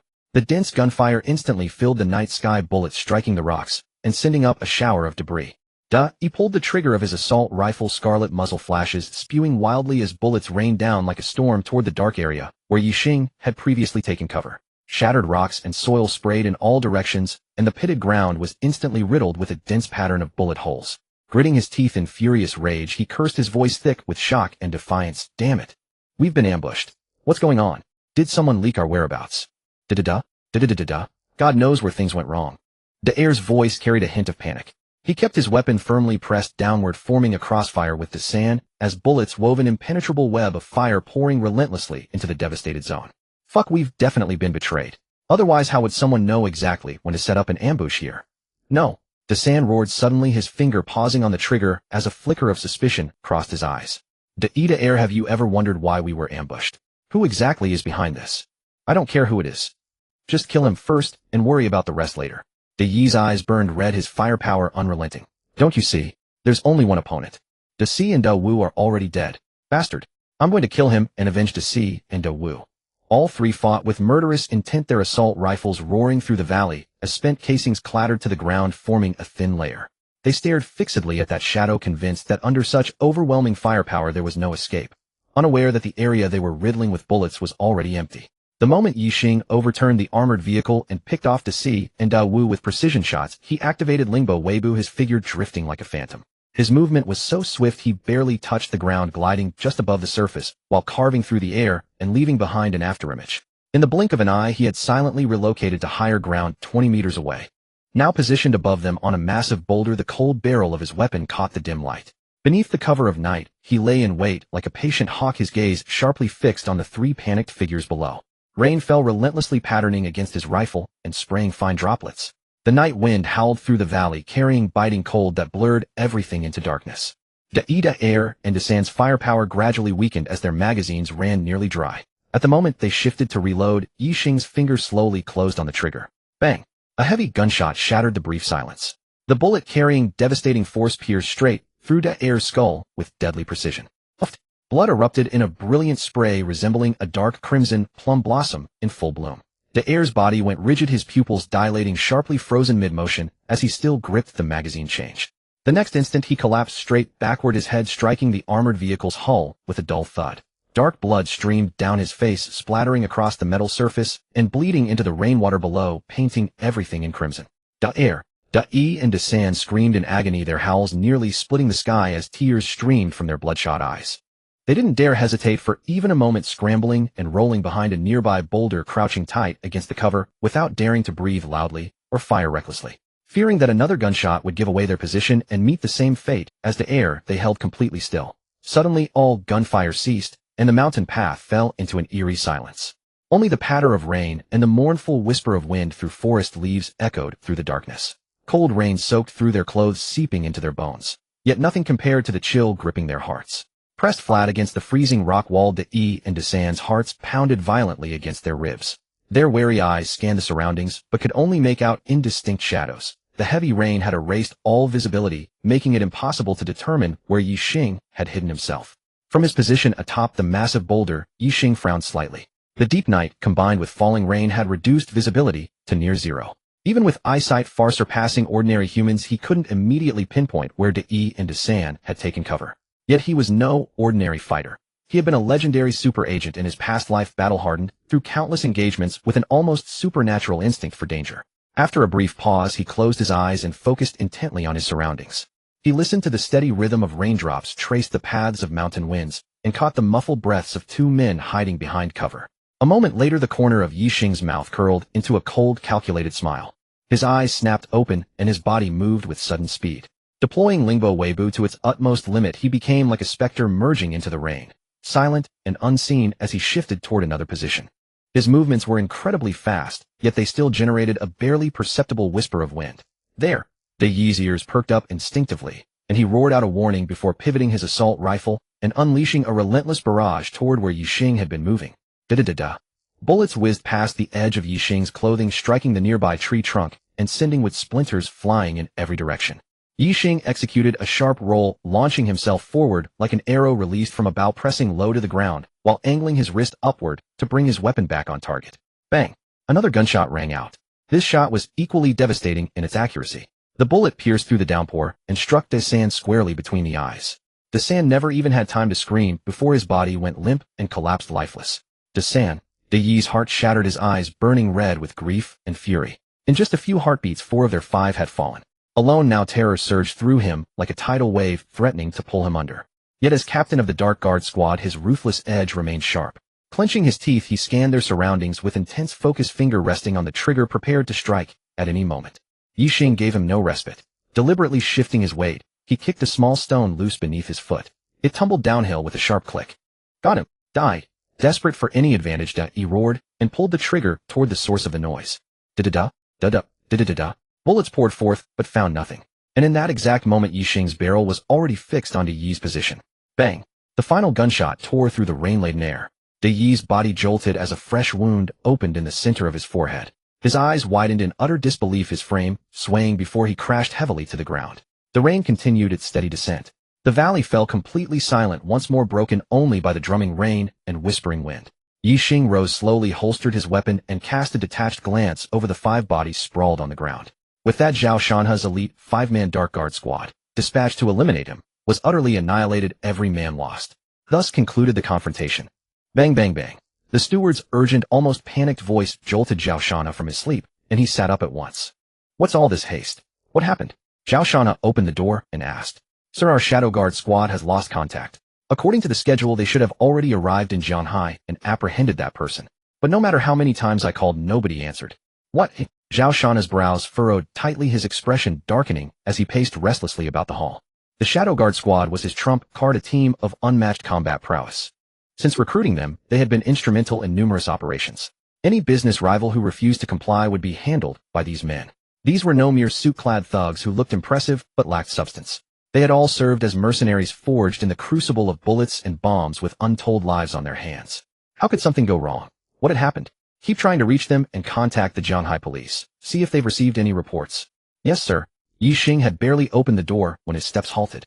2 figures sat in the living room, Lung Furong and Xue Lingyue. What are you 2 doing up so late? Boss, did something happen? Xue Lingyue countered. Lung Furong fixed him with an expectant gaze. How did you know I went out? Ye Xing was puzzled. He had jumped straight out the window. Given his skills, how could he have alerted these 2? Boss, have you forgotten my profession? I happened to see you leap over the wall. That's barely acceptable. What about you? Ye Xing turned to Lung Furong. A faint blush colored Lung Furong's cheeks. I got up to prepare formula for my daughter and saw you leaving. That coincidental? Ye Xing's eyes widened in astonishment. Clearly it wasn't his technique that was lacking. It was this script that was too powerful. I couldn't sleep, so I went for a walk. Ye Xing scratched the back of his head, offering a perfunctory explanation. Then 2 pairs of eyes stared unblinkingly at him, as if to say, yeah, right, like we believe that. It's fine, really, nothing's wrong. It's late, go back to sleep. Neither Lung Furong nor Xue Lingyue moved an inch. Ye Xing suddenly felt a chill run down his spine, for Lung Furong was now fixing him with her death glare. Alright, it was just a few rats. I went to clean them up. Were they sent by the Zhao family? Ye Xing's eyes widened even further. This woman was terrifying. She had struck at the heart of the matter with surgical precision. Noticing Ye Xing's expression, the corners of Lung Furong's mouth lifted slightly, a flicker of triumph in her eyes, which quickly gave way to seriousness. She had heard plenty about the Zhao family's nature, which was precisely why she had fled the capital to Jianhai to build a life from nothing, all to escape Xiaomingyi. Boss, you should let me know if anything happens so I can be prepared, Xue Lingyue chided, then rose and headed upstairs. Go to sleep too. It's late. Why not take the day off tomorrow? You don't need to work yourself to death just because you're the boss. Upon hearing Ye Xing's words, Lung Furong's eyes reddened slightly, nearly moved to tears. She rose and approached Ye Xing, extending a small hand. What are you doing? Ye Xing jumped. What? Am I that scary? Lung Furong wanted to bite someone. No, it's a natural reaction. Ye Xing scratched his head, embarrassed. Let me check you, see if you're injured. No, just a few little rats. They couldn't hurt me. Unfortunately, the 5 shadow guards couldn't hear Ye Xing's words. If they could, they would have risen from the dead to protest. Are we really that weak? Hearing Ye Xing's boastful remark, Lung Furong secretly exhaled in relief, then grabbed his arm. Sleep together. What? Ye Xing gasped, his eyes fixed firmly on Lung Furong's hand. Do you have any reaction? Lung Furong pulled back as if electrocuted, her face flushing crimson. But the next instant she seized him again, her expression alight with excitement. I don't seem to have any reaction. What? What's going on? Ha ha ha. Ye Xing couldn't help but laugh. It seems you're not repulsed by me, and there's no physiological sensitivity. I don't need to needle you anymore. This is actually better, save for the trouble of curing you, and then having anyone approach you, which would make me worry about how many green hats I'd wear. Ye Xing, what did you say? Lung Furong gritted her teeth. Am I that kind of woman? Ouch. Ow. Ouch. Let go, let go. It hurts, Grandma, you're crushing my waist. Seeing Ye Xing grimacing and hopping about, Lung Furong's anger instantly melted away. She quickly released him and even rubbed his waist twice. See if you dare talk nonsense again. I absolutely won't. Hiss. Phew. Ye Xing rubbed his sore waist, constantly sucking in cold air. This woman was truly ruthless.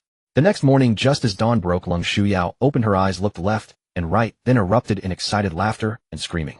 Ha ha ha. Daddy and Mommy, we three finally slept together.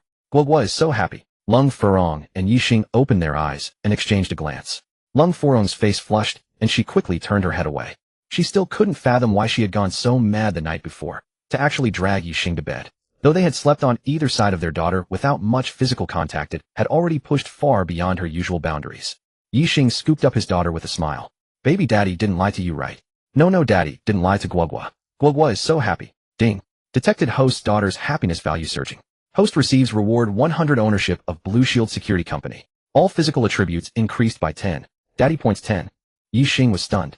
Just the night before he had taken down several people, and this early morning he was gifted an entire security company. He knew about this company. 220 members, all burly and formidable, with a brother-sister duo serving as both managers and captains, their martial prowess exceptional. So the system was enhancing his ability to protect himself. Ye Xing's smile gradually faded. Sitting idle awaiting defeat was not his style. He needed to get moving. Dada and Mama Guoguo is going to school now. Lung Xiao, with a bottle of milk clamped between her teeth, waved goodbye to Ye Xing and Lung Furong before being carried into the kindergarten by Shui Linghua. All the grandparents, fathers, and mothers who had come to drop off their children were drawn to Lung Xiao's gaze. She was so beautiful. They all wanted one just like her. Honey, I'm taking the day off today.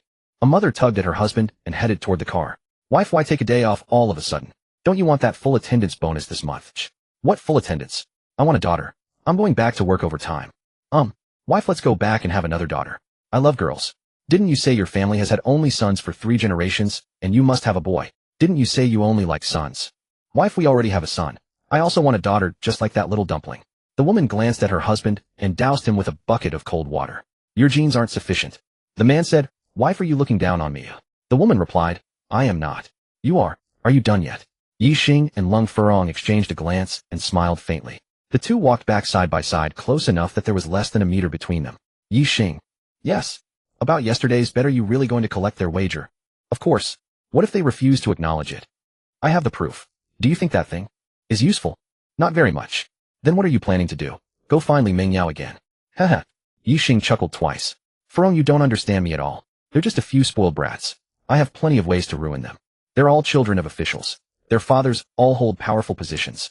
Children of officials. People in the system are even more fun to deal with. Lung Furong's brows slowly knitted together. She looked at Ye Xing and said, Surely you don't understand what the term system means. You don't know officialdom culture. Ye Xing smiled, but said nothing more. How could he explain that he possessed god-tier hacking skills and could easily obtain compromising material on them with a mere wave of his hand? Seeing that Ye Xing wouldn't speak, Lung Furong grew uneasy. Had her words just now been too harsh, wounding his pride? Ye Xing, I'm sorry. Moi. Ye Xing asked suspiciously, Furong, why are you apologizing to me? What I said just now might have been too harsh. Oh, it's fine. What you said is correct. People in officialdom are not to be trifled with. But that's for ordinary people. As for me, just wait and enjoy the show. 80 million. That's 80 million. How could I not collect my daughter's milk money? But what if they can't come up with it? Lung Furong pressed further. If they can't pay, then they'll serve my daughter as beasts and horses, and pay with their bodies. Ouch, ouch. Why are you pinching me again? Swallow those last 2 words from your previous sentence, and learn to speak properly from now on. Dressed in a white shirt and black trousers, the burly Si Kongjun paced back and forth in his office while holding his phone.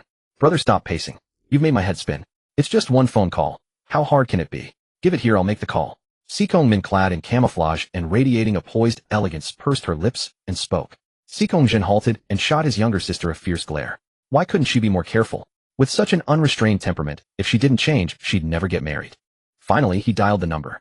Just as Ye Xing and the others entered the house, their phones rang. Looking at the screen, it was an unknown local number. His brows rose slightly, and he pressed answer. Is this Mr. Ye Xing?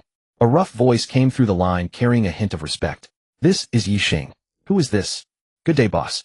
I am Si Kongjin, manager of Blue Shield Security. I was wondering when would be convenient for you so I may report to you in person. Ye Xing's lips curled upward slightly. I'll come over in an hour. Understood, boss. All 220 personnel of Blue Shield Security await your arrival with great anticipation. Lung Furong watched Ye Xing's calm demeanor and felt deeply unsettled within. This man. She found herself understanding him less and less. According to the information she had previously gathered, Ye Xing was from a rural area, a poor man's son who had graduated from university and worked at a small company. He rented a dilapidated room and lived rather frugally. But now that perception had been completely overturned. 2 villas, each more luxurious than the last. 3 luxury cars. 1 company. Full ownership of Shulan International Bilingual Kindergarten. As for anything else, she was unsure, but she had a vague feeling that things were far more complex than they appeared on the surface. Could this man be the eldest legitimate grandson of some super aristocratic family, or hidden lineage sent out into the world to temper himself? She had just heard the person on the phone address Ye Xing as boss. The caller was the manager of Blue Shield Security. That security company held a remarkably prominent position in Shanghai with a market value of at least 200 million or more. When had this man come to control this security company? Lung Furong opened her mouth, but ultimately restrained herself from asking. If Ye Xing wanted to tell her, he wouldn't need her to ask. If he didn't want to share, asking would be futile. Burdensome with questions, Lung Furong drove her Maserati toward her company. For some reason, she felt a wave of unease washing over her. So many things had slipped beyond her control. That particular person refused to take the initiative, making her wonder whether her charm had somehow diminished. As she drove, Lung Furong gnashed her teeth once more. Yesterday, she had finally summoned the courage to say something, but in the end, she had looked like a complete fool. No. Tonight, when she returned, she would have a proper talk with him. Ye Xing drove his Bugatti Veyron to Blue Shield Security Company. Si Kongjin and Si Kongmin, along with the company's senior management and all the security team captains, had long been waiting at the main gate. Watching Ye Xing step out of the luxurious supercar, envy gleamed in everyone's eyes. Si Kongmin, however, curled her lip, a flash of disdain crossing her gaze. Another damned rich second generation. This company had previously been owned by a rich second generation who had squandered it away. And now the incoming owner appeared to be another one of the same sort. She wondered when this company would change hands again. Si Kongjin caught his sister's expression, tapped her arm, and whispered, "Restrain your temper. Offending the boss will leave none of us with a good outcome." She quickly ran forward a few steps, bowed deeply, and said, "Hello, boss. Welcome to inspect our work." Ye Xing nodded with a smile. Si Kongjin was indeed a capable man. Before coming, he had already looked into his background. The reason this security company thrived so vibrantly was inseparable from his personal ability. Moreover, he was a tough customer. None of the people under him dared to disobey him. More importantly, he was extremely loyal. Surrounded by the crowd, he inspected the company and met with the security personnel. Then he gathered everyone in the main conference room, took his seat on the platform, and addressed the crowd with confidence. "Everyone, this is our first meeting.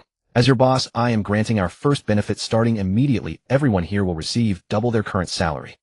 Whoa! The security personnel below erupted in excitement. Double salary.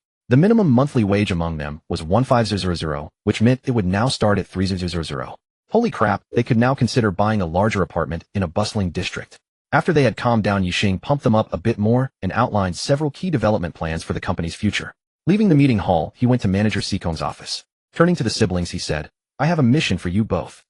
Linjiang Prefecture, Villa No. 6. Cheng Huayu Huang Jianba Du Zitong Fu Xiaoming Jin Xinglin and 8 others collapsed onto the sofa, listless and dejected. Last night's high-stakes gamble they lost utterly. 8 of them were brought down by a single person, and drinking was supposed to be their strongest suit. They were pinned to the ground and slapping-faced. Now their pride was a secondary concern. The key fact was that each of them had lost 10 million to the other side. This colossal burden crushed down upon their hearts, making it hard for each of them to catch their breath. "Brother Yu, what should we do? Where can we possibly come up with so much money?" Huang Jianba's face twisted in anguish as he pitifully gazed at Cheng Huayu, and the other 6 also turned their eyes toward him. "This?" Cheng Huayu's mouth opened and closed, yet not a single syllable emerged. Yesterday he never imagined his side would lose, which is precisely why he dared to make such bold boasts and accept this wager. But they had encountered a monster, someone who consumed 12 bottles of Feiqian Matai and was still chatting and laughing as if nothing. What kind of human could accomplish such a thing? Now all his former swagger and the heroic air of someone who commanded the world had completely vanished. His family could produce 10 million, but did he dare ask for it? Were they seeking death? The other brothers didn't even dare to go home and ask their parents. Otherwise their fathers and mothers might have to consider starting a new account. "Brother Yu, why don't we negotiate with Ye Xing and ask him to cancel this bet?" "How is that possible? who would push away money already in hand. Besides lowering ourselves to a country bumpkin, don't we have any face left, said the long-haired man displeased. Fu Xiaoming, do you have 10 million? No. No money, then what fucking dignity are you talking about? You? Huang Jianba, watch your damn mouth. Or else what, you want to fight me? Fight then, who's afraid of whom? You two stop arguing. We're here to discuss serious matters. In my opinion, we just deny it. There's no proof, no signed contract, so what right does he have to demand this money from us? Du Zidong's eyes darted as he offered a scheme. Right, brother, we can simply refuse to acknowledge it. What can he possibly do to us? If he dares come after us for the money when pushed to the edge, we'll crush him. Right, crush him. We 8 can't beat him in drinking, but in a fight can one man defeat 8 of us. The more they spoke, the more excited they became. Some were already rolling up their sleeves, looking as though they would charge out to fight immediately. Jin Chenglin opened his mouth, then closed it again. He was the last to pass out. He remembered begging the other party to change the terms and spare him, and the others seemed to have agreed. Originally, he had wanted to go directly to find Ye Xing today, but Huang Jianba had called him saying everyone should gather to discuss a strategy. And this was the result. Denying the debt, going back on their word. How could that possibly work? There had been witnesses present, and that witness was precisely the person they most feared provoking. If Li Mingyao appeared bringing Ye Xing to their door to demand payment, things would be terribly bad. If it reached their father's ears, they would lose half their lives at minimum. Ring, ring, ring, ring, ring. The shrill ringing instantly silenced the chaotic scene. Cheng Huayu noticed his phone was ringing. He picked it up and saw it was an unfamiliar number, his brows furrowing involuntarily. After answering, a man's voice came through. The voice was young, but carried a faint aura of menace. Hello, is this Cheng Huayu? Cheng Huayu's brows tightened further. The other party actually addressed him by his full name, showing absolutely no respect. This grated on him severely, and a flicker of anger rose within. It had been a long time since anyone dared to use his name so casually. No one who knew him would speak to him in such a tone, especially since his father still held influence. Not even those few on the standing committee spoke to him with such an attitude. Who are you? What do you want? Cheng Huayu asked, suppressing his anger. We are Blue Shield Security. You owe our boss 10 million. You have until midnight tonight to pay in full, otherwise don't blame us for losing our patience. Bastards. When did I owe your boss money? Who is your boss? Cheng Huayu immediately jumped up. A security company dared to be so arrogant in front of him. Haha, our boss's surname is Ye. Surely you haven't forgotten that already. A mocking voice came from the other end of the phone. Thud. His body, which had just risen, fell back onto the sofa. That bastard wasn't playing by the rules, sending people to collect the debt this early. Brother, who did they say they were just now? Huang Jianba's expression changed, and he hurriedly asked. I think they said something like Blue Shield Security. What? Blue Shield Security? Du Zitong, Fu Xiaoming, Jin Qinglin, and the others all changed color upon hearing this. What's wrong with you all? It's just a security company, yet you look like you've seen ghosts. Is it really that terrifying? Cheng Huayu said discontentedly. Brother, you haven't dealt with them before, so you might not understand them. The security personnel at this company are far from ordinary bodyguards. These people all have formidable combat skills, and they are all veterans discharged from the military. More often than not, they are even less reasonable than us. Once you cross them, they will attack directly. No matter who you are, they'll beat you first and ask questions later. We're done for. We've truly kicked an iron plate this time. In the next moment, the phones of the other several people began ringing in sequence. Their expressions darkened, for they had all received collection calls from Blue Shield Security. They were given only one day. Smack. Enraged, Cheng Huayu hurled his phone to the ground with all his strength, and it shattered into pieces. His face flushed crimson as he roared in fury. This is bullying me directly. Do they really think I can't handle them? Fu Xiaoming hurriedly pulled Cheng Huayu back onto the sofa. Brother, you don't get excited. This bunch is truly difficult to deal with. They have 220 people, equivalent to 2 company-size formations. Their manager is a special forces veteran, and all those under his command have seen real bloodshed. Especially that manager's sister. She is a female tyrant. She once charged alone into the South City Gang's stronghold and physically subdued their leader Lu Long along with 20 of his men present at the time. We cannot be reckless anymore, or we won't be able to clean this up. Wang Xiao put away his phone, clenched his fist, and a slow smile crept across his face. That smile was somewhat unsettling. Old Nyo, we have fun tonight. Collecting debts from a second-generation official. That's something we've never done before. Just thinking about it gets me excited. Ha ha ha. The man with a buzz cut, standing 9 meters tall with bulging muscles, let out a chuckling sound. Old Wang, my fists are already itching to get to work. Normally I want to beat them up just from seeing how arrogant they act, and now the opportunity has arrived. In the afternoon at 4:30, Ye Xing stood alongside a group of elderly men and women who had come to pick up their children, listening to their gossip, and boasts a faint smile perpetually gracing her lips. Sister Wang, have you seen that short video of a little girl singing and dancing? Oh my, that little girl is so adorable. And the song was lovely too, especially her dancing. Old man's heart has completely melted. Oldly, are you exaggerating as usual? You always have a tendency to exaggerate no matter what you say. Wang Daja brotherly isn't lying to you, I saw it too. That little dumpling is truly beautiful, her singing and dancing are top-notch.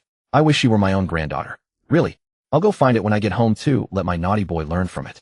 Ha ha ha, my grandson has already learned it, he's been practicing non-stop at home. Dig. Dig what? Just dig dig dig. Ring ring ring ring ring. A crisp school dismissal bell interrupted their conversation. The elderly men and women immediately craned their necks, their eyes fixed straight on the campus as they searched for their little ones. Daddy, Daddy. Lung Shuyao, standing in line, had sharp eyes and spotted Ye Xing in the crowd at a glance, immediately letting out a loud cry. Ye Xing was equally overjoyed to see her daughter, her entire face radiating smiles. The little dumpling directly broke away from the line and sprinted toward the gate on her two short legs. Shui Linghua hurried to follow close behind, afraid she might stumble. As soon as the gate opened, the security guard stationed on either side to maintain order caught sight of the charging Lung Shuyao. Both men rushed forward, quickly spreading their arms to shield her, repeatedly calling out, "Little princess, take it slow, watch your step." Ye Xing, helpless, activated her Lingbo micro-step technique and appeared before the little dumpling in the blink of an eye, lifting her into her arms. The elderly people who had been standing around her only felt a blur flash before their eyes. Then they exchanged bewildered glances and asked, "What did you just see?" "I saw nothing, only felt a gust of wind sweep past me. I caught a glimpse of an afterimage, and then that young man was already inside. I think this young man is a martial arts master." As expected, true masters hide among the common folk, right beside us. Ye Xing never imagined that a single gesture of hers would spark such a brainstorm among so many people. Enma. Lung Shuyao planted a vigorous kiss on Ye Xing's face and exclaimed happily, "Daddy came to pick up Guoguo. Guoguo is so happy. Really? Really? Darling, were you happy at kindergarten today? Did you eat well and sleep soundly?" "Happy. Daddy Guoguo ate properly and slept sweetly. Daddy Guoguo ate all by herself. Oh, my darling is so wonderful." Seeing her daughter's expectant little eyes awaiting praise, Ye Xing naturally played along. He he he. Receiving the compliment, Lung Shuyao burst into happy laughter. Ring ring ring ring ring. Just as they reached the doorstep and Ye Xing was pondering what delicious meal to prepare for her daughter, that evening her phone in her pocket began to ring. "Daddy, phone call, let Guoguo answer it for you." "All right then." Ye Xing took out her phone and handed it to her daughter. Lung Shuyao held the phone and pressed the answer button. "Hello? Who is this? What do you want with my daddy?" "Oh my, it's little senior sister." "Hello, little senior sister. I'm your junior brother Chang Huaqiu." "Oh, it's junior brother. Why haven't you come to play with me these past few days?" Cough cough. Little senior sister, this junior brother has been preparing the disciple acceptance ceremony gifts and a present for you these past few days, so I haven't come over. Please don't be angry, okay?" "What? Junior brother, you're giving me a gift?" "Absolutely." Hee hee. Lung Shuyao let out another burst of cheerful laughter. "Junior brother, wait a moment, let me have daddy answer." "Hello, Huaqiu, is there something urgent?" "Master, are you free right now?" "It's an emergency. Master, a critically ill patient has arrived at my hospital. In a severe coma, the situation is dire. The patient is too elderly and physically frail. No one here dares to take the lead in surgery. Despite my utmost efforts, nothing seems to work. Master, could you please come and take a look?" This is a veteran. Ye Xing was about to say she had no time as she needed to cook for her daughter, and besides, she wasn't even a doctor. But upon hearing Chang Huaqiu's final words, she immediately changed her mind. For an ordinary person, no matter how high-ranking or powerful, she might not have deigned to respond. What person could be more important than cooking for her own daughter? But this was different, a veteran. These were the most worthy of respect and the most lovely people. "I'll come right away." Ye Xing hung up the phone and looked at her daughter, saying, "Darling, daddy is taking you to a place to play." Ye. Upon hearing that daddy was going to take her out to play, Lung Shuyao instantly perked up. "Daddy, are we going to the hospital to treat someone? My darling is so smart." Shui Linghua immediately drove the armored sedan, carrying Ye Xing and her daughter all the way to the Third People's Hospital. Slamming on the brakes, the car stopped at the hospital entrance. Ye Xing stepped out with her daughter in her arms. "Master." Little senior sister.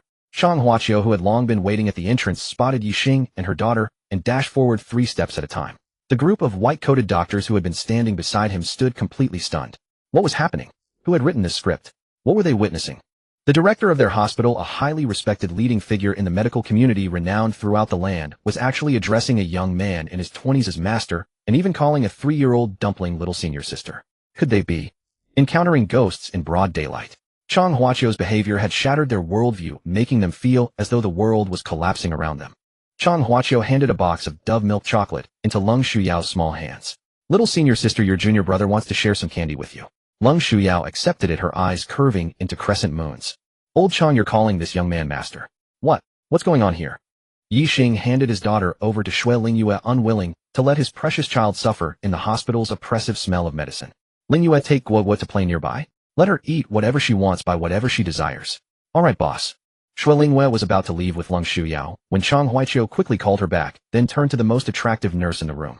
Su Dong may accompany my junior sister. Cover all her expenses first, and come to me for reimbursement. Thinking it over, he felt it wasn't enough, so he pulled out his phone and said, I'll send you 20,000 first. If it's not enough, ask me for more. The crowd was stunned by Chang Huaiqiu's actions. Was this too extravagant? A 3-year-old child's expenses, and you give 20,000 saying, if it's not enough, ask for more. How could a child's stomach hold that much? When had this old man become so generous? Why was he so stingy with year-end bonuses? Unaware of his subordinates' thoughts, Chang Huaiqiu led Ye Xing to the elevator with Lu Jingyi and the others mechanically following. Those waiting for the elevator instinctively made way, letting them board first. Chang Huaiqiu, satisfied with their behavior, nodded and smiled at them. The group arrived at a neurosurgery operating room integrated ward on the 12th floor. Master, the patient is inside. I truly had no choice but to disturb you. Ye Xing waved his hand and said, a veteran, worth my intervention. Everyone present felt a jolt, their gazes toward Ye Xing shifting. Lu Jingyi, who had intended to question, silently cursed himself. With those words, the young man's character was beyond reproach. A person of such integrity would not lack medical skill, especially one whom Chang Huaiqiu revered as his master. One could only imagine the extent of his expertise. Ye Xing glanced at the white-coated figures, especially the older ones, a flicker of surprise crossing his face. Shouldn't these people be questioning his medical abilities? Shouldn't they ask if he was qualified to treat patients? Shouldn't they demand to see his medical license? Were all those novels just lies? Chang Huaiqiu pushed open the door and stood aside as Ye Xing stepped in. Just as he was about to close the door, Lu Jingyi quickly said, Old Chang, let me come in and watch. The other 2 department heads also urged eagerly, Dean Chang, let us observe and learn. All right, just the 3 of you. Everyone else go about your duties. Oh, and head nurse, stay behind to assist my master. Yes, Dean Chang. Ye Xing scanned the ward and frowned. Does this patient have no family here? Master, the patient was transferred from a nursing home. I've sent someone to notify the family. They're on their way. Ye Xing nodded slightly, his gaze falling on the elderly man lying in the bed. Thin. So thin that a gust of wind could blow him away. The man over 80 was skin and bones, his protruding ribs like jagged stones beneath the loose hospital gown. His face was as pale as paper, lips cracked and tinged with grayish blue. No trace of vitality remained, only a deadly stillness. He was in a deep coma, eyes shut tight, unresponsive to any calls or touch. The faint rise and fall of his chest was barely perceptible. Each breath seemed to drain his last ounce of strength, accompanied by a faint wheeze, as if it might cease at any moment. The waveform on the monitor gradually flattened, the dull beeping like a countdown to death. Master, Chang Huaiqiu began explaining the patient's condition. Old man Shi's body is riddled with ailments. Heart, lungs, liver, kidney failure. All indicators have fallen below critical thresholds. The root cause was a piece of shrapnel embedded in his skull, a relic from a battlefield decades ago left untreated due to the limitations of medical technology at the time. Over the years, the shrapnel had become tightly entangled with intracranial blood vessels and nerves. Even the slightest touch could trigger fatal bleeding, causing even the most skilled surgeons to hesitate. It had compressed the nerves, tormenting him with relentless headaches and dizziness, leaving him trembling at the slightest movement, unable to even lift a bowl of water. Now the shrapnel had completely disrupted his central nervous system, accelerating the organ failure, and his vital signs are. Grandpa, I'm here. What's wrong? Don't scare me. A heart-wrenching cry shattered the ward's silence, interrupting Chang Huaiqiu's explanation. Shi Yufei in high heels stumbled through the door, her expensive black OL skirt, twisted hair disheveled, and stuck to her sweaty face. Ignoring her appearance, she staggered to the bedside, her delicate face drained of color, her eyes filled only with panic and terror. She stared at the old man, barely breathing, her usually bright almond eyes reddened with tears that streamed down and splashed onto her hands. Trembling, she reached out to touch his sunken cheek, but her fingers froze midair, then pulled back, afraid to disturb his last breath.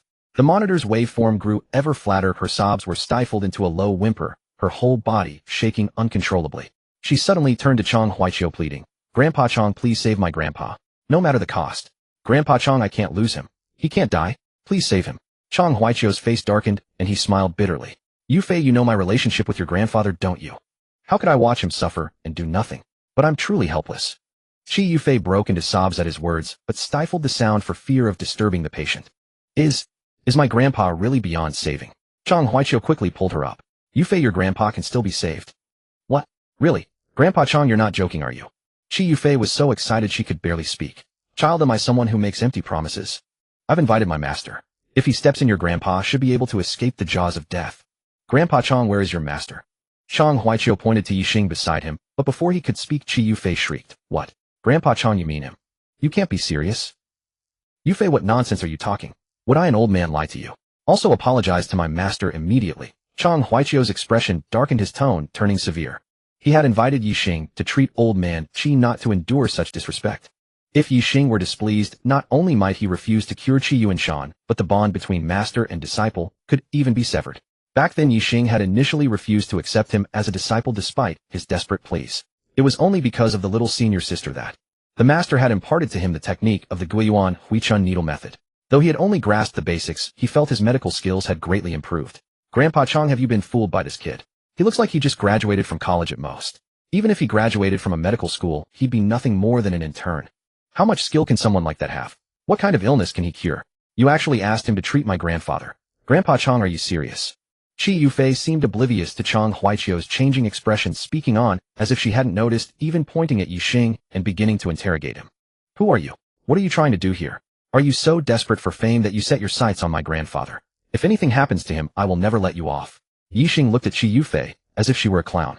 At first, seeing her panic, anxiety, and even helpless despair, he thought she was a decent woman with filial piety. Now he mentally executed his earlier judgment. Women indeed are hard to read. Huaiqiu, it seems I don't need to take action after all, Ye Xing remarked indifferently. Master, I'm sorry for putting you through this. Chang Huaiqiu bowed repeatedly in apology, beads of cold sweat on his forehead, his face ashen. In his heart he lamented for Qi Yuanshan lying in bed. Old Qi, it's not that I won't save you, but your own descendant blocks the way. This is fate. Alright, that's enough. Ye Xing patted Chang Huaiqiu on the shoulder, glanced at the old man on the bed, and prepared to leave. Clatter, clatter, clatter. A chaotic rush of footsteps sounded from outside the door, and a voice shouted, Make way, make way. Clear a path for Dr. Edison. I've brought Dr. Edison's team to save my grandfather. Qi Yufei saw the newcomer and frowned slightly, but upon hearing his words her eyes lit up with golden light. Qingdao, what did you say? You brought Dr. Edison. Good for you. You actually have a conscience. Tell him to save Grandpa quickly. Sister Feifei, that's a bit harsh. I've always kept Grandpa's condition at heart. Dr. Edison was doing an academic exchange at the Capital Medical University, so I invited him. It cost me a fortune. Fine, as long as he can save Grandpa, I'll cover whatever it costs. Haha, that's the spirit, Sister Feifei. Remember your words. I'm broke as it is. Edison, Vice President Lu Jingyi, the two attending physicians, and the head nurse all turned to look at the door. The people crowded at the entrance parted to form a path, but lingered waiting to watch the spectacle. Edison walked at the front, his custom-tailored white coat crisp and free of a single crease. Gold-rimmed glasses perched on his high-bridged nose, and his blue eyes behind the lenses swept over the people in the consultation room with an almost instinctive scrutiny and detachment. Between the index and middle fingers of his left hand, he held a silver fountain pen as if it were a cigar. His steps were unhurried, each one as if precisely measured, exuding an arrogant aura of, I'm here to solve the problem. That white coat seemed less like a medical uniform and more like a battle robe, symbolizing supreme status, completely severing him from the surrounding awkward atmosphere. His assistant followed closely behind, carrying a thick briefcase, head slightly bowed, stepping lightly half a pace behind, not daring to overstep. Further back, 4 medical students in uniform lab coats clutched notebooks, their eyes filled with reverence as they looked at Edison. The 4 followed close behind, but the air they exhaled carried a strong sense of superiority. Edison stopped in the center of the ward, his gaze sweeping over the patient on the bed, a faint, almost imperceptible curve of superiority tugging at the corner of his lips. Then he parted his thin lips and said, I heard there's a tricky case here. Ye Xing, who had been about to leave, paused and looked at Edison's posturing, curling his lips as he muttered inwardly, what a show-off. Qi Yufei stepped forward excitedly. Dr. Edison, please save my grandfather. The Qi family will reward you handsomely. Edison's eyes lit up at the sight of Qi Yufei, then he smiled. Beautiful lady, don't worry. Leave your grandfather to me. I will return a healthy grandfather to you. Afterwards we can sit down for a drink and discuss cooperation. I hope you will bring me pleasure. Qi Yufei's brow furrowed slightly, her expression unchanged, but a cold glint flashed deep in her eyes. Mr. Edison, as long as you can cure my grandfather, everything else can be discussed. The wrinkles on Edison's face deepened. Oh, thank God. Miss Qi's filial piety has moved me. To live up to the beautiful Miss Qi, I, Edison, will give it my all. Jones, Mike, you all perform a comprehensive examination on this patient. I want the most detailed data. Edison directed his students to begin their work. Lu Jingyi quickly took a stack of examination and consultation reports from a nearby doctor. Dr. Edison, we already have comprehensive examination data reports that can serve as diagnostic basis. I think. No. I don't want what you think. I want what I think. I am skeptical of the data you provided. Medicine is a rigorous science that demands meticulousness. Not a single mistake can be tolerated. If your data were useful, why couldn't you cure the patient? Don't block the way. If you delay the examination and diagnosis time, you will be held fully responsible. Lu Jingyi was left embarrassed by Edison's relentless, merciless remarks. His old face instantly turned green. He felt like a clown being slapped in the face. Damn it, this Westerner had no sense of propriety, giving no face at all. Ye Xing saw the foreigners fussing over the old man on the bed, and a flash of anger crossed his face. Stop! What are you doing? The patient is already in this state. Can he withstand your meddling?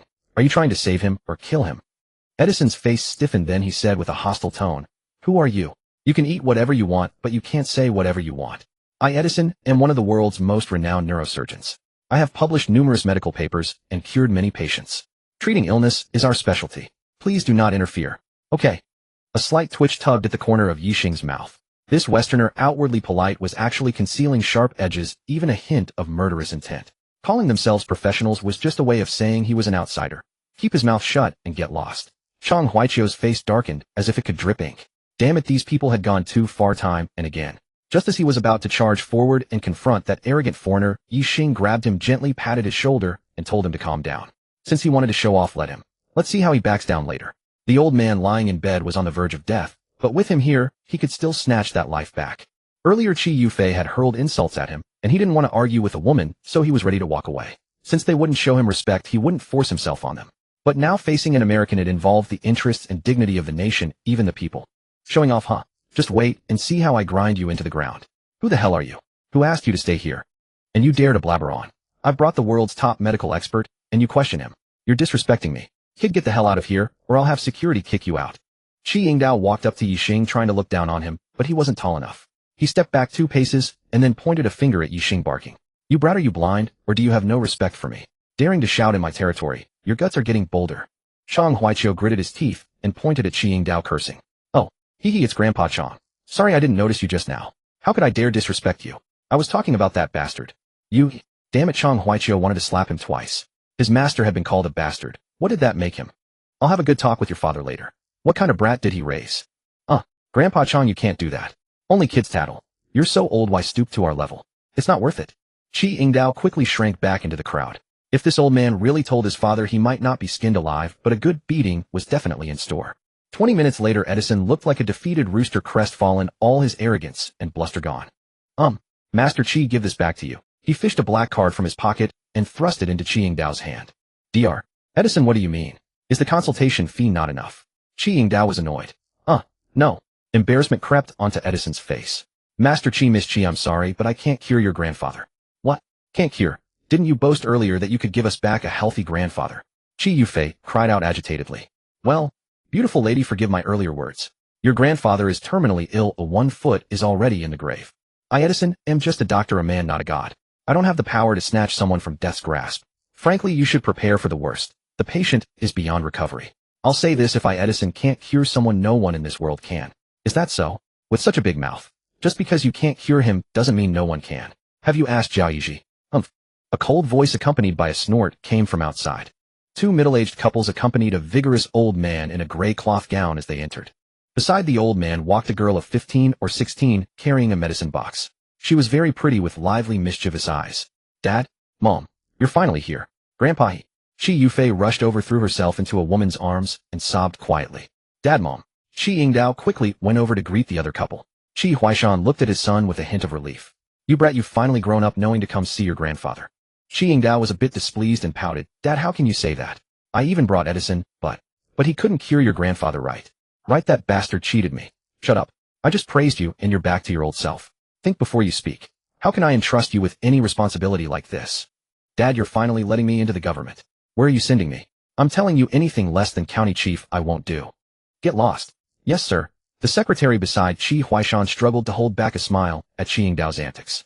Brother Wang, laugh if you want. Don't hold it in, or you'll hurt your kidneys.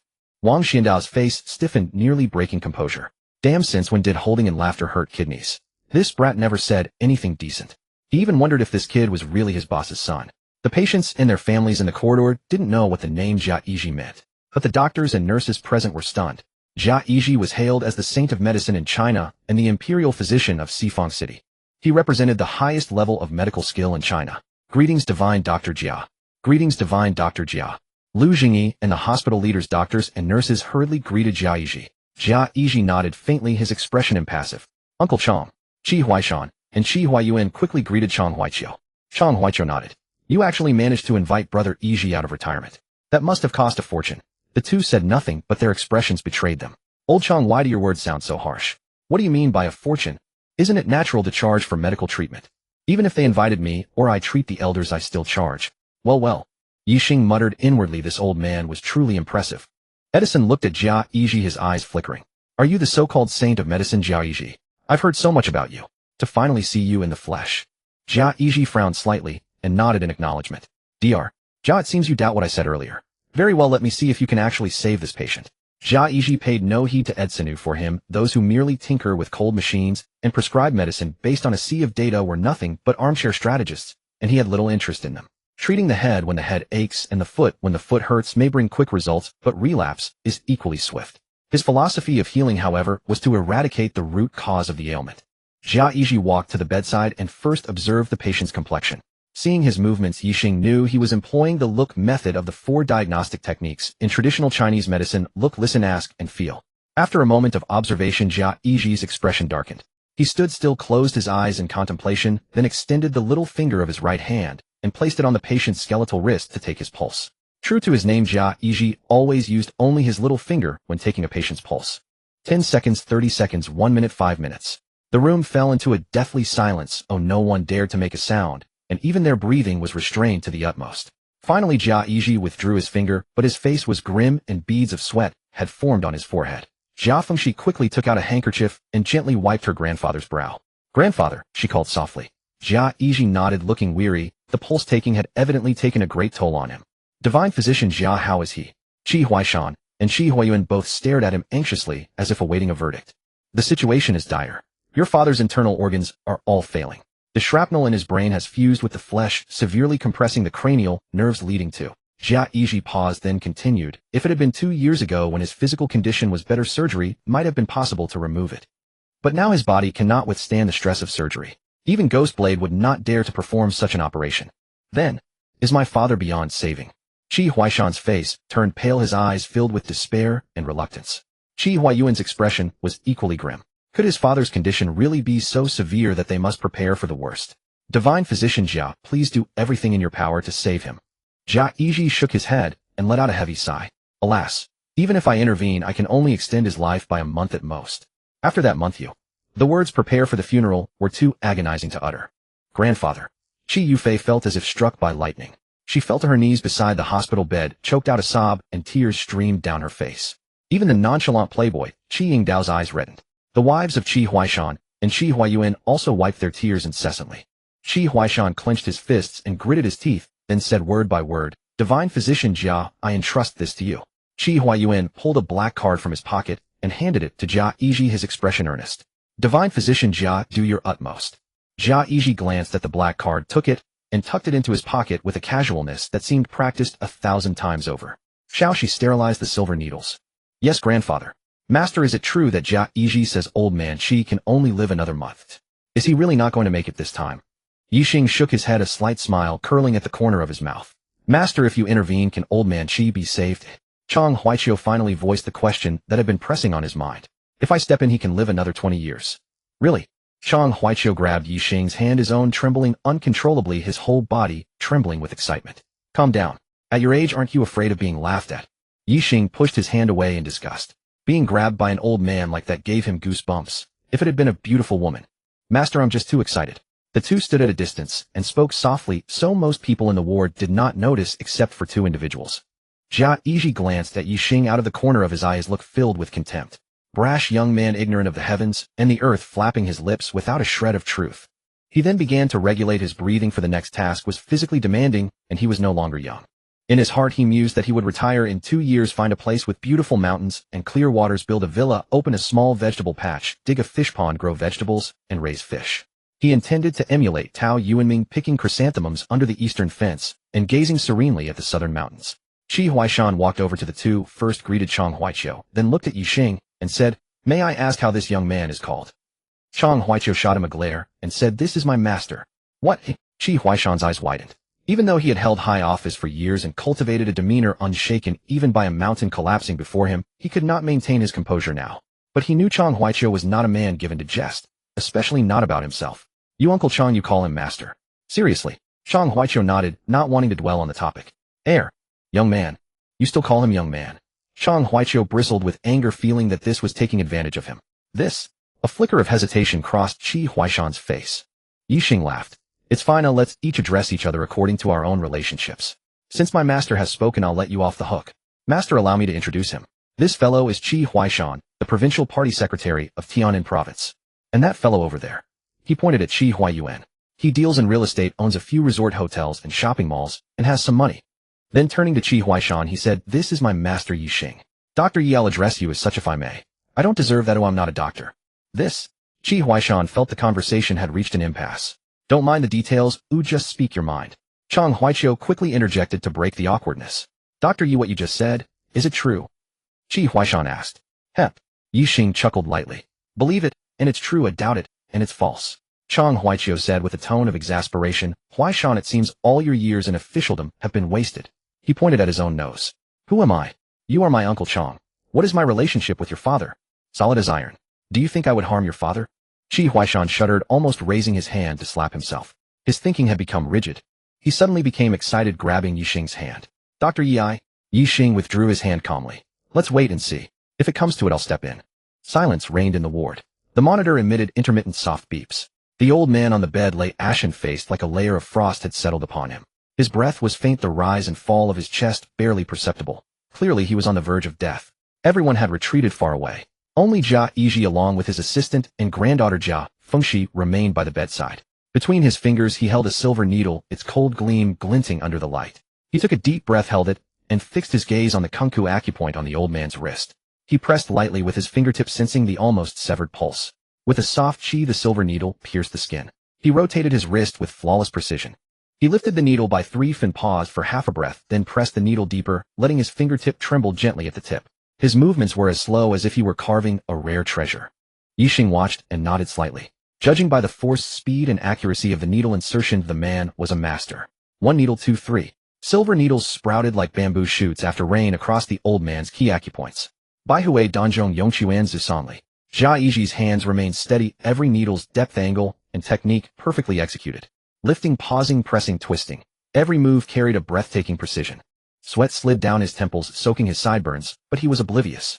His eyes were fixed only on the silver needles piercing the skin and the old man's cheeks, which gradually regained a hint of color. Everyone's eyes were glued to the needles. Seeing the old man's condition improve, they covered their mouths, afraid to cry out.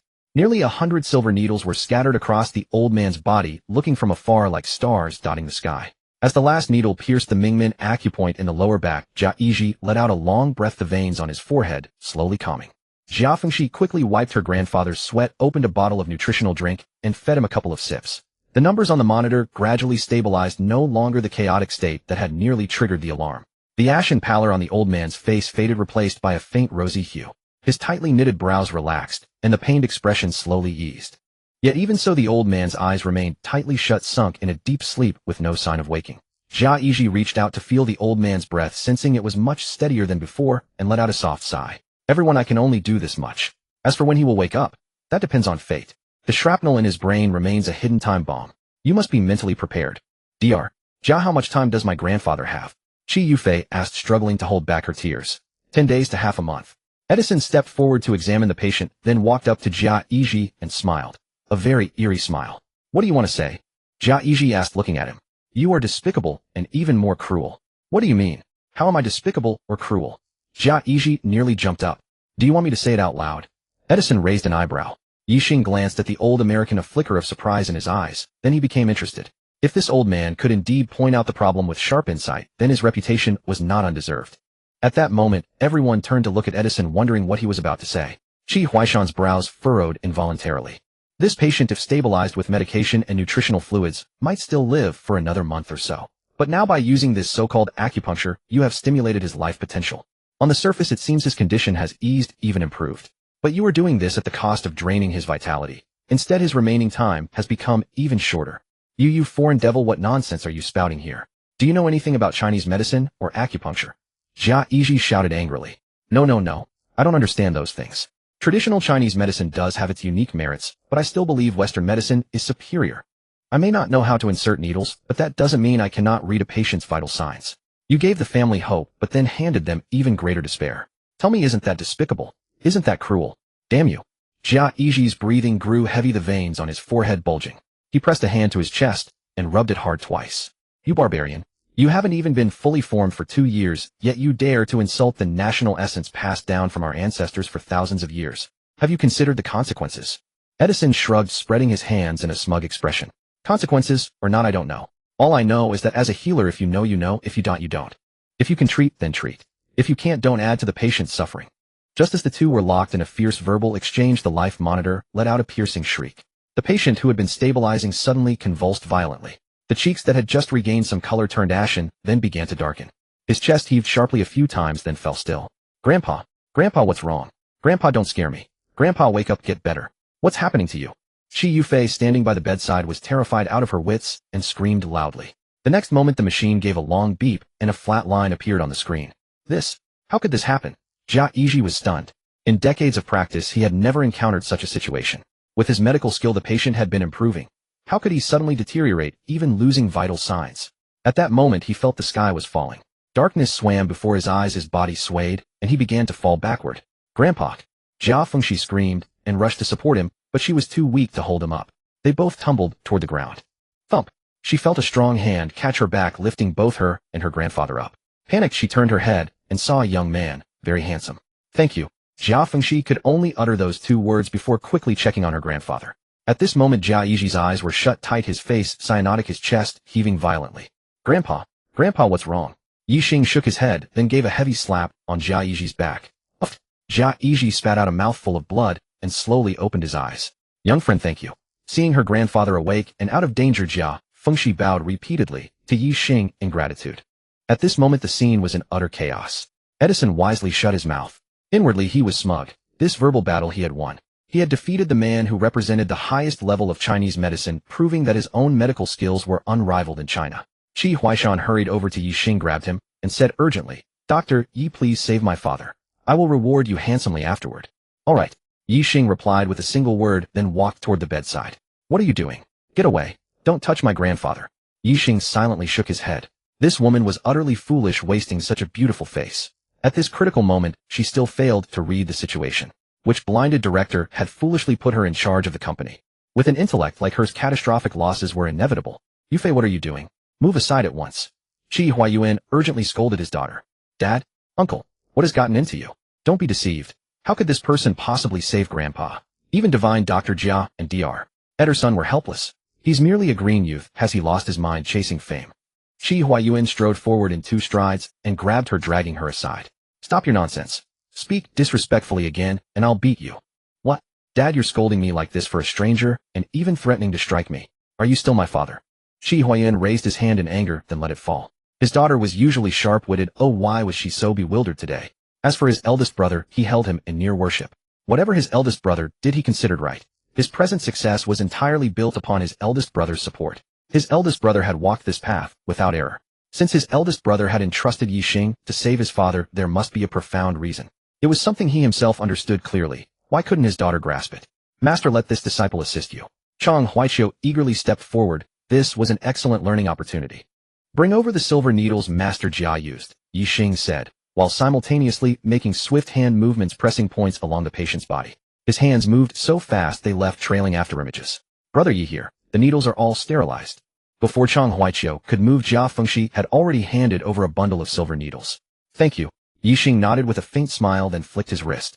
The entire bundle of needles rose and stood suspended in midair, resembling warriors about to march onto the battlefield, their forms upright and bristling with fighting spirit. What? Everyone stared in shock, eyes wide. Particularly Ederson, who cried out in disbelief. Oh, God, am I seeing ghosts? Amidst the stunned gazes, Ye Xing flipped his wrist once more.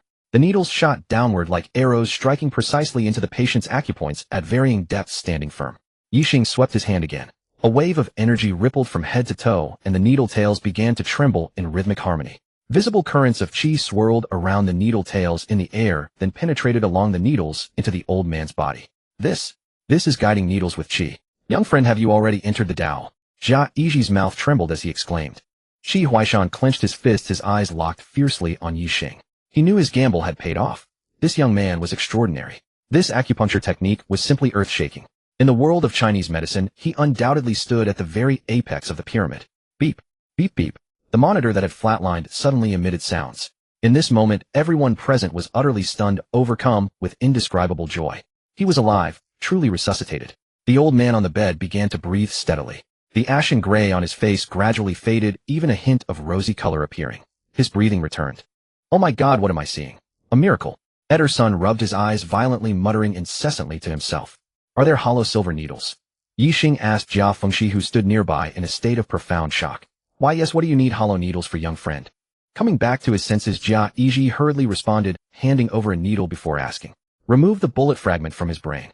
Jia Yiji stared at Ye Xing as though looking at an alien, his mouth agape, unable to speak. Removing a bullet fragment with silver needles. This was far too fantastical. Had he accidentally entered some monster-hunting dimension? Ye Xing had no patience for nonsense. Gripping the hollow needle, he infused it with energy. The needle's tip gradually turned red, as if heated by fire. Then in a flash too swift to follow, he drove it directly into the old man's head. The old man seemed to suffer some pain. Even in a coma, his eyebrows knitted tightly together. In the next instant, smoke began rising slowly from his scalp. A drop of dark blood with a rusty iron scent flowed from the needle's tip. Ye Xing acted swiftly, producing a plastic cup to catch the black blood. Drip, drip. The blood continued to drip. Soon the cup held a small amount. Only when the blood turned red did he withdraw the needle, pressing gently on the puncture site with his fingertip. Witnessing this, Ederson couldn't help but cry out again. Oh God, I have seen a deity. Young friend, you truly extracted the fragment. This was the fragment melted into liquid. How did you accomplish this? Ye Xing ignored his questions and walked over to sit and rest. This entire procedure had exhausted considerable energy. His body was somewhat depleted. Dad, Mom, look. Grandpa's eyelid just moved. Grandpa is about to wake up. Since witnessing Ye Xing's guiding needles with Qi technique, Qi Yingdao's gaze toward him had changed completely. One word: worship. His body involuntarily drew closer. Now that Ye Xing's work had reached a pause, he nevertheless remained stationed by the bedside, his eyes fixed unblinkingly on the old man's face. He watched the color gradually return to normal and the eyelid twitch, a detail not escaping his gaze. Hearing Qi Yingdao's call, Qi Yufei also rushed over. Brothers Qi Huaishan and Qi Huayuan, along with their wives, all surged forward. How the old man on the bed exhaled a long breath, then slowly opened his eyes. Grandpa is awake. Grandpa is truly awake. Qi Yufei shouted excitedly, tears streaming down her face. She suddenly twisted her head, looking at Ye Xing resting nearby. A complex expression flashed across her eyes. Finally, she bit her lip, firmly walked toward Ye Xing, and dropped to her knees with a thud. Ye Xing, who had been conserving his energy with closed eyes, was startled by this sudden movement. Opening his eyes, his brows furrowed involuntarily. What are you doing? Get up. Dr. Yi, I apologize. I shouldn't have said those things before. I'm sorry. Bang. The woman actually bowed her head heavily against the ground. Ye Xing could only help her stop continuing and pulled her to her feet. Grow some sense in the future.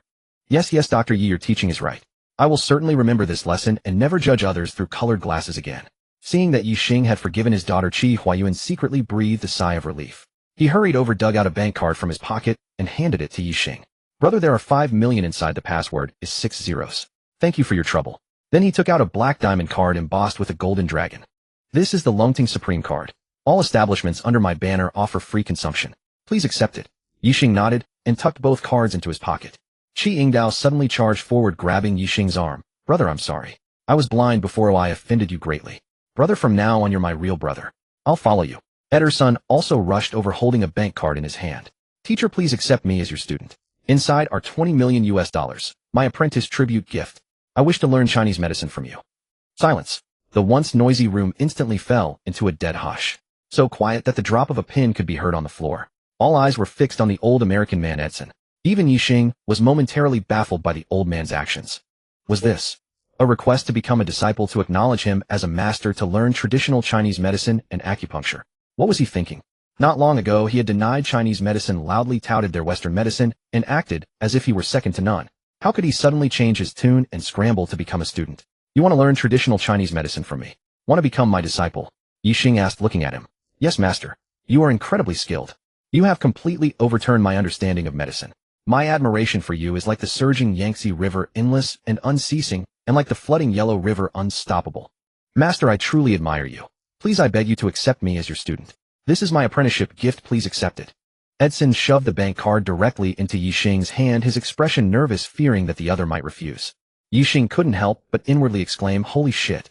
This old man was really generous, directly offering 20 million US dollars, which in local currency was over 100 million. Unlike Chang Huaiqiu, who was stingy and only offered a mere 1 million. Ye Xing returned the bank card to Edson. Edson quickly withdrew his hand, even hiding it behind his back. No, no, no, master, you must accept it. If you think it's too little, I can mobilize more funds and have someone transfer another sum into this card. Ye Xing couldn't help but laugh. This old man was so endearing, desperately trying to shove money into his hands. Dr. Edson, it's not that I think your gift is too small, it's that I don't want to take on disciples. No, master, you can't do this to me. Is it because I'm not Chinese and you discriminate against my American nationality? If that's the case, I can renounce my American citizenship and join the Guoguo nationality. Holy cow. The onlookers were stunned by Edson's words. This guy was willing to betray his own country and forsake his ancestors for the sake of learning medicine.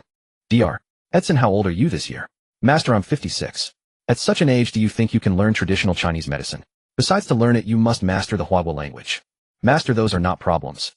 Edson, with his half-baked Guoguo language, said, I can sign up for a training course to overcome this shortcoming in the shortest time possible. Master, to be honest, I have a strong aptitude for languages. I've already mastered 8 languages. Holy shit. He's actually a language prodigy. Seeing that Ye Xing hadn't relented, Edson pleaded even more earnestly. Master, medicine knows no borders. Traditional Chinese medicine belongs not only to Guoguo, but to the entire world. It is a treasure of all humanity. You cannot confine it solely to Guoguo. It must go out, spread across the world, and benefit all mankind. Now those foreigners misunderstand Guoguo's traditional Chinese medicine and harbor all kinds of prejudices. Master, I was wrong before. I was blind and had extreme thoughts. Master, I have realized my mistake. Please accept me. Once I learn traditional Chinese medicine, I can become a pioneer in promoting it and let the whole world recognize the greatness of our Guoguo. The more he spoke, the more excited he became, and his stance grew increasingly biased, as if he had already become a part of Guoguo. Master, you won't lose by accepting me. In the future, if you need to expand overseas markets, I can charge ahead and be your vanguard. These words finally moved Ye Xing. Yes, knowing the system's nature, it might unexpectedly reward him with overseas assets, and then he would need a tool. And Edson's reputation and status were very high. Wasn't he the perfect candidate? Fine, since you are so eager to learn traditional Chinese medicine and become my disciple, I will reluctantly accept you. With that, he stuffed the bank card into his pocket. Over 100 million. This was his daughter's milk money. If she knew her father had earned so much for her, how thrilled would she be? Thank you, master. Master, above your student kowtows to you. Edson then made to kneel on the ground, having seen Chi Yufei's kowtowing gesture earlier, and assumed it to be the highest form of etiquette in Guoguo. Ye Xing grabbed him and pulled him up. At such an age was he trying to shorten his own life. Edson looked bewildered, even a bit aggrieved. Master, what is this? Have I done something wrong again? Ye Xing was both amused and exasperated. No, master doesn't follow those customs. From now on, just nod to greet me. No, no, no, just nodding won't do. I must bow. Then he bowed deeply, his backside nearly pointing to the sky. Chang Huaiqiu came over with a broad grin, throwing an arm around Edson's neck. Junior brother, from now on, I'm your senior fellow disciple. But I have to give you a heads up. We also have a little senior sister, so you must prepare a gift for her. All right, thank you for the tip, senior brother. Later, let's invite master and little senior sister for a few drinks to celebrate my apprenticeship. That works. Chang Huaiqiu nodded, then added, in a couple of days I'll hold a grand apprenticeship ceremony, and we'll do it together. Great senior brother, just let me know what's needed, and I'll take care of it. Edson then said to the people who looked like students, you all go back to the country first. I'll stay here for a while to learn traditional Chinese medicine. Oh, and Daifai's go sign me up for a Guoguo language training course right away. Master, I'll find a hotel to stay in first, and then I'll follow your arrangements. Master, I'm counting on you. Jia Yiji looked at the three of them, his eyes darting around. He made a decision in his mind and walked toward Ye Xing. Ye Xing looked at him with confusion and asked, Elder Jia, is there something you need? Well, young friend, I have an impertinent request. I'm not sure if I should speak it. Ye Xing raised an eyebrow slightly. He wasn't familiar with this old man. Oh, what did he want? Go ahead and tell me. But if it's beyond my ability, please forgive me. Jia Yiji laughed awkwardly twice and said, well, I have to go take care of something in the coming days, and it's inconvenient to bring my granddaughter along. I wonder if she could stay by your side. I noticed you don't have an assistant, and my granddaughter is quite experienced in that regard. Of course, during this time I'll pay you a fee for her food, lodging, and other expenses. He took out a bank card from his pocket and shoved it into Ye Xing's hand. There's 1 million in here. Please accept it, young friend.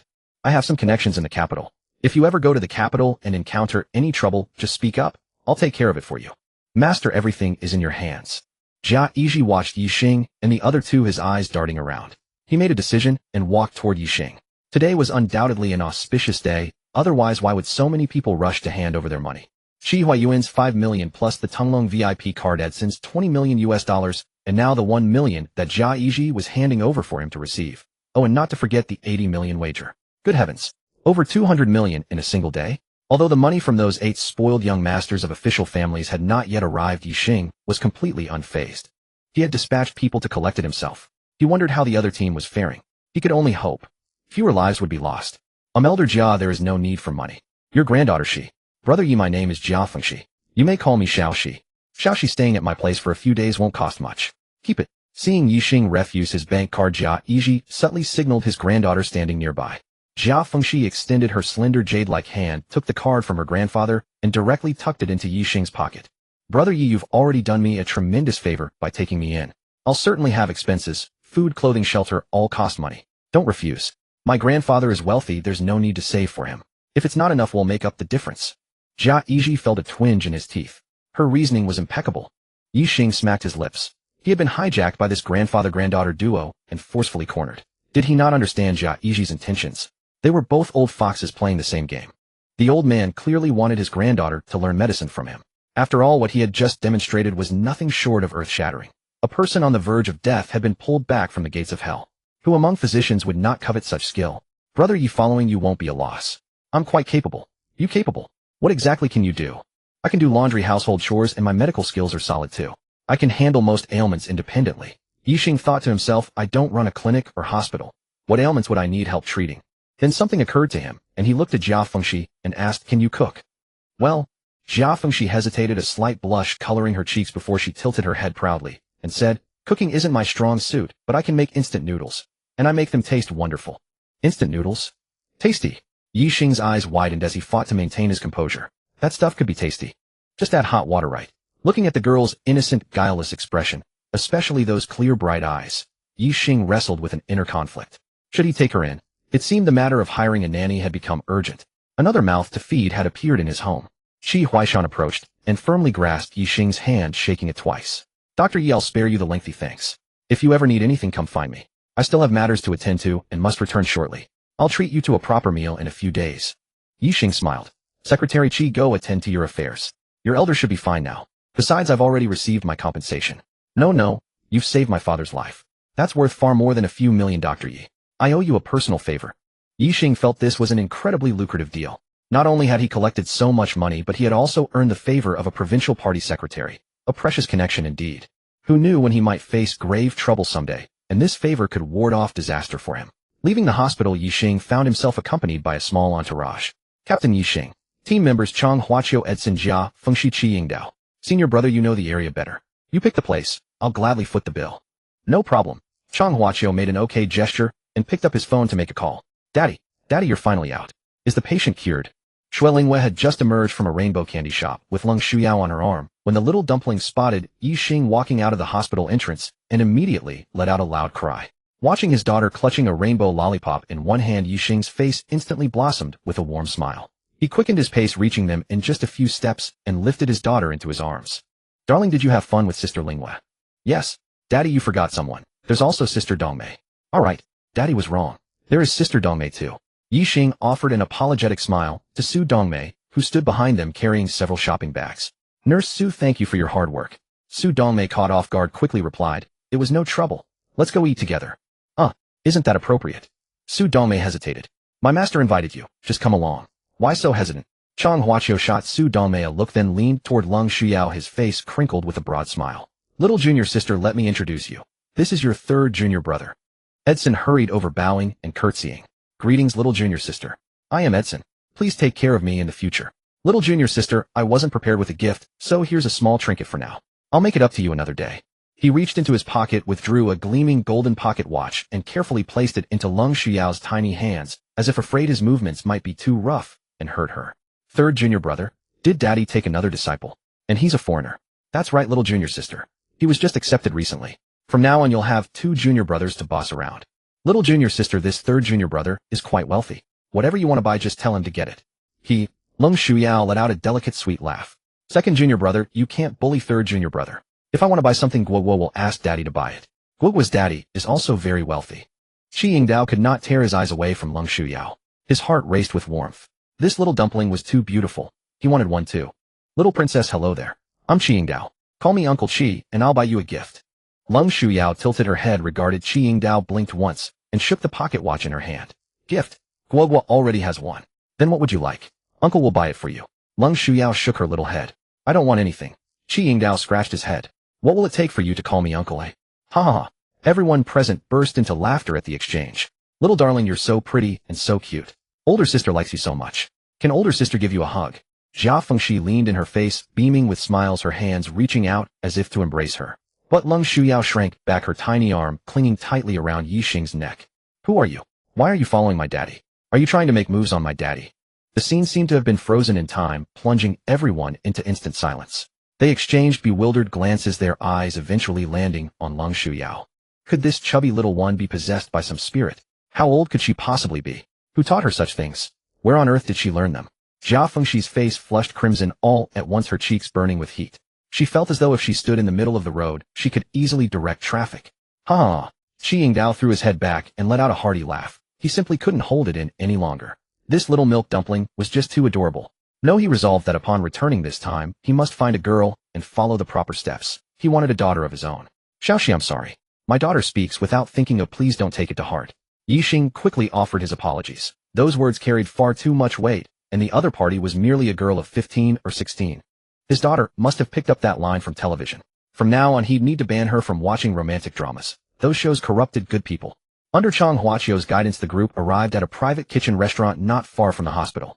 After conferring with the owner and ordering the house specialties, he turned to Ye Xing. Master, don't let the modest exterior fool you. This chef truly knows how to cook. As expected, once the beautifully presented dishes arrived, everyone dug in enthusiastically. Ye Xing sampled each one and nodded approvingly. It may not have matched his own standards, but it was more than satisfactory. Just as they were deep in conversation, his phone rang. A number he didn't recognize. He answered, and a familiar yet nervous voice came through. Why, Yi Xiao, it's Jin Chenglin. You told me to come find you today. I was wondering if now would be convenient. Where should I meet you? The Luohan private kitchen near the 3rd hospital. Alright, I'll be right there. As Yi Xing put his phone away, Qi Yingdao glanced over. Brother, is something up? Yi Xing peeled a shrimp and fed it to his daughter before leisurely explaining, someone owes me money. They're coming over shortly. To repay a debt. How much?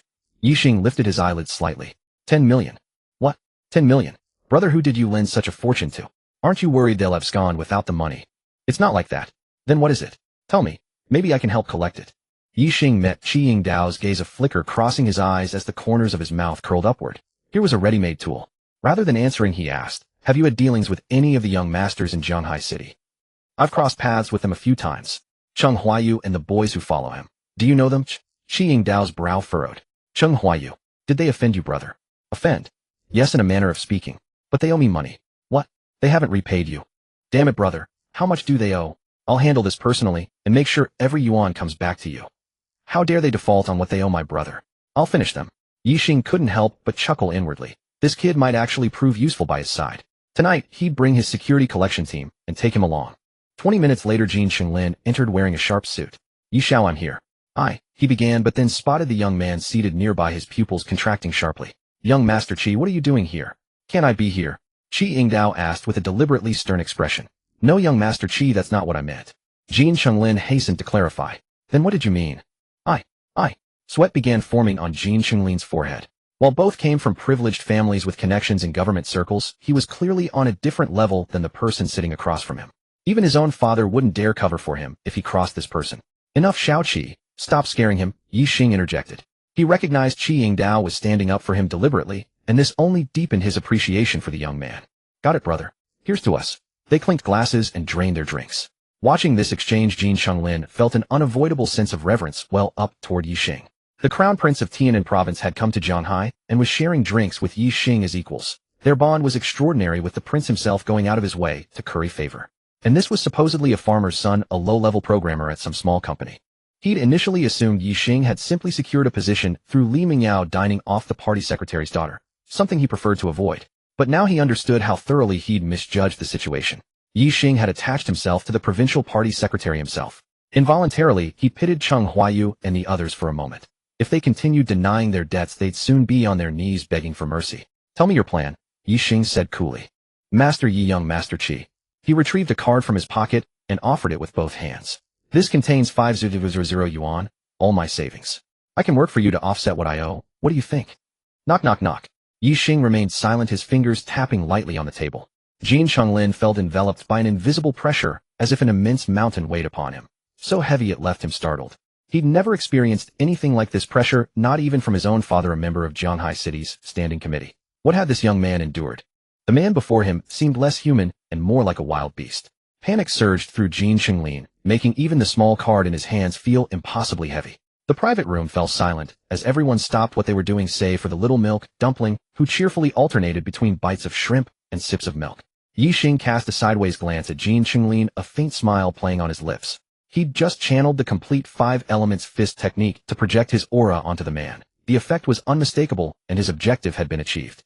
Fine. Ye Xing exhaled sharply as the oppressive weight lifted from him, and he placed his bank card on the table. What do you need me to do, young Master Yi? I've invested in a milk powder factory in Outo Village, Huantan Town. The infrastructure work has already begun. Go there and assist my father with management. If anyone causes trouble, you know what to do, right? Ye Xing was momentarily stunned. He considered many possibilities, even that he'd need to ask his father for favors. But he never imagined being sent to work at a rural construction site that amounted to forced labor, and his father was the Discipline Inspection Commission secretary. What was the point of this? Reluctant. Glancing at Qi Yingdao, Ye Xing quickly replied, willing. Rest assured, young Master Yi. As long as I'm there, anyone who dares to lay a hand on it will lose their hand. Brother, you've started a milk powder factory. Do you still need funding? Can your little brother have a sip of the soup and invest a share? Oh. Are you also interested in business? Ye Xing looked at Qi Yingdao and asked, Brother, do you want to hear the truth or a lie? What do you think? To be honest, my family keeps a tight grip on me, so my pockets are always empty. Most of the time I can't even stand tall. I'm definitely going to enter the political system in the future, so before entering officialdom, I want to make some money. Otherwise life won't be easy later on. Ye Xing nodded, a faint smile appearing on his face. I'll give you a task. If you complete it well, I'll allow you to invest 2 million and take a 1% stake. What task? Ye Xing didn't answer immediately, but turned to Ye Xing. You work there for 3 full years, and this debt will be cleared. I'll also count you as a 1% shareholder. Thank you, Brother Yi. Ye Xing immediately expressed his gratitude with excitement. Having a 1% stake meant he was on the same boat as Ye Xing, and wouldn't that also bind him to young Master Qi? If his own father knew he was hanging out with Qi Yingdao, who knew how much he would praise him. After all, young Master Qi's father might enter the next Council of Elders. Brother, you still haven't told me what the task is. Are you teasing me? Hep. Ye Xing chuckled lightly. This young Master Qi was indeed an impatient one. I've set up a collection team. Tonight, they'll take action, collecting 10 million from each of the other 7 people and bringing it into the accounts. I'm worried they might not hold back their strength and cause some trouble. Since you have nothing to do, anyway, go along with them for a while. Alright, I've never done debt collection before, especially collecting from those bastards. Why do I feel so excited? Brother, I'll hide behind them and not show up first. Let your people go all out. If things get out of hand, I'll step in. How about that? Fine, whatever makes you happy. Hee hee hee. Qi Yingdao let out a sinister laugh, then waved at Ye Xing. Since you're here, sit down and have a couple of drinks. We'll keep in touch from now on. Alright, young Master Qi, I'll toast you. Toast my brother first. Right. Look at my brain. It's running a bit low on charge. Hee hee hee. Chang Huaiqiu and Edson couldn't help but laugh. Jia Fengxi's gaze kept shifting among the group, her eyes darting around, clearly plotting something. Alright, we've eaten and drunk enough. Let's call it a day. Hey Huaiqiu, shall I arrange for him to do a temporary consultation at the 3rd hospital? Such good resources shouldn't go to waste. The 2 of you can work together and exchange ideas. It'll be more convenient for me to teach you both later. Yes, master. Thank you, teacher.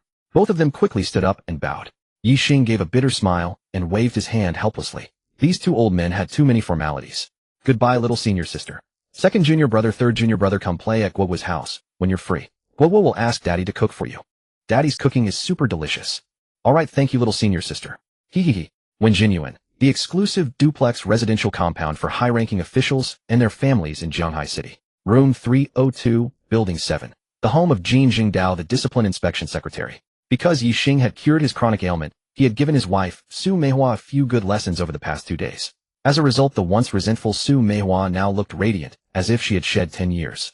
Ye Xingdao had just returned from work. Seeing the table laden with sumptuous dishes, especially a bottle of Jinjiu, a smile tugged at his lips, and his face bloomed like a chrysanthemum. It seemed there would be another lesson tonight.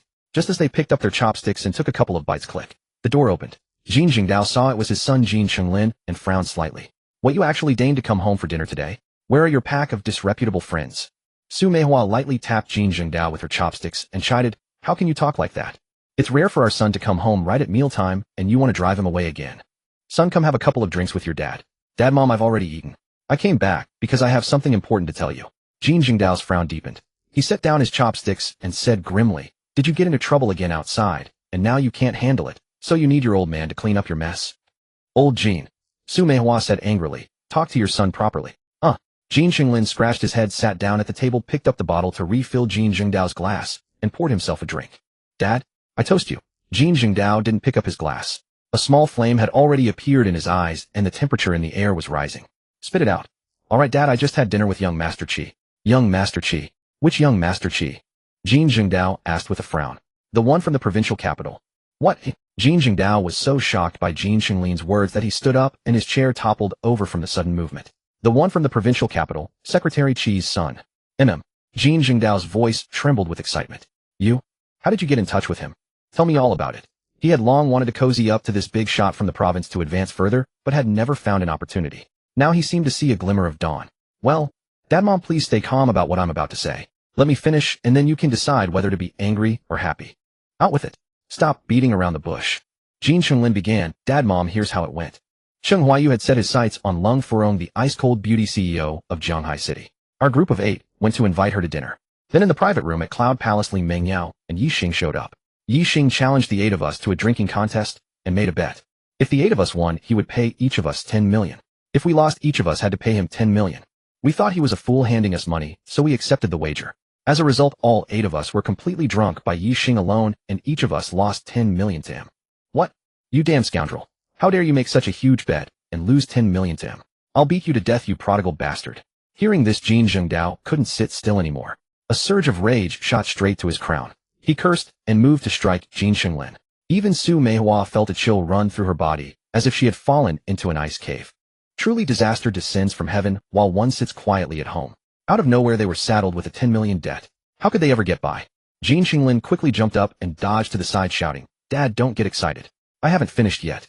You little bastard, I'll kill you first, and then we'll talk. At Phoenix residence, Ye Xing pushed open the door and immediately saw Lung Furong dressed in a homey pajama sitting on the sofa. Mom is back. Mommy hug. Lung Shuyao spotted Lung Furong and burst into excited cries, reaching out her little hands. Lung Furong stood up and took Lung Shuyao in her arms, a flicker of surprise crossing her face. Ye Xing, I feel like our daughter has grown a bit taller and heavier. Oh, really? I don't think so. My instincts are never wrong. Ye Xing smiled and didn't pursue the topic. This was thanks to the milk rewarded by the system. And who is this? Lung Furong asked, noticing Jia Fengxi following behind. Jia Fengxi, granddaughter of the renowned Jia Yiji. Ye Xing introduced her. Jia Yiji. Lung Furong's eyes widened, her voice rising. You don't mean the medical sage of our country, the imperial physician of the Elder Council, do you? Ye Xing nodded. Hello, little sister. Welcome to our home. Ye Xing glanced at Lung Furong, a slight smile curling at the corners of his mouth. This woman, she actually said our home so seriously. Could it be? Sister-in-law, hello. You're so beautiful, no wonder Guoguo looks like a little fairy. She has such excellent genes. Jia Fengxi immediately launched into flattery. The mistress of this house was someone she had to butter up, otherwise her future days might not be so smooth.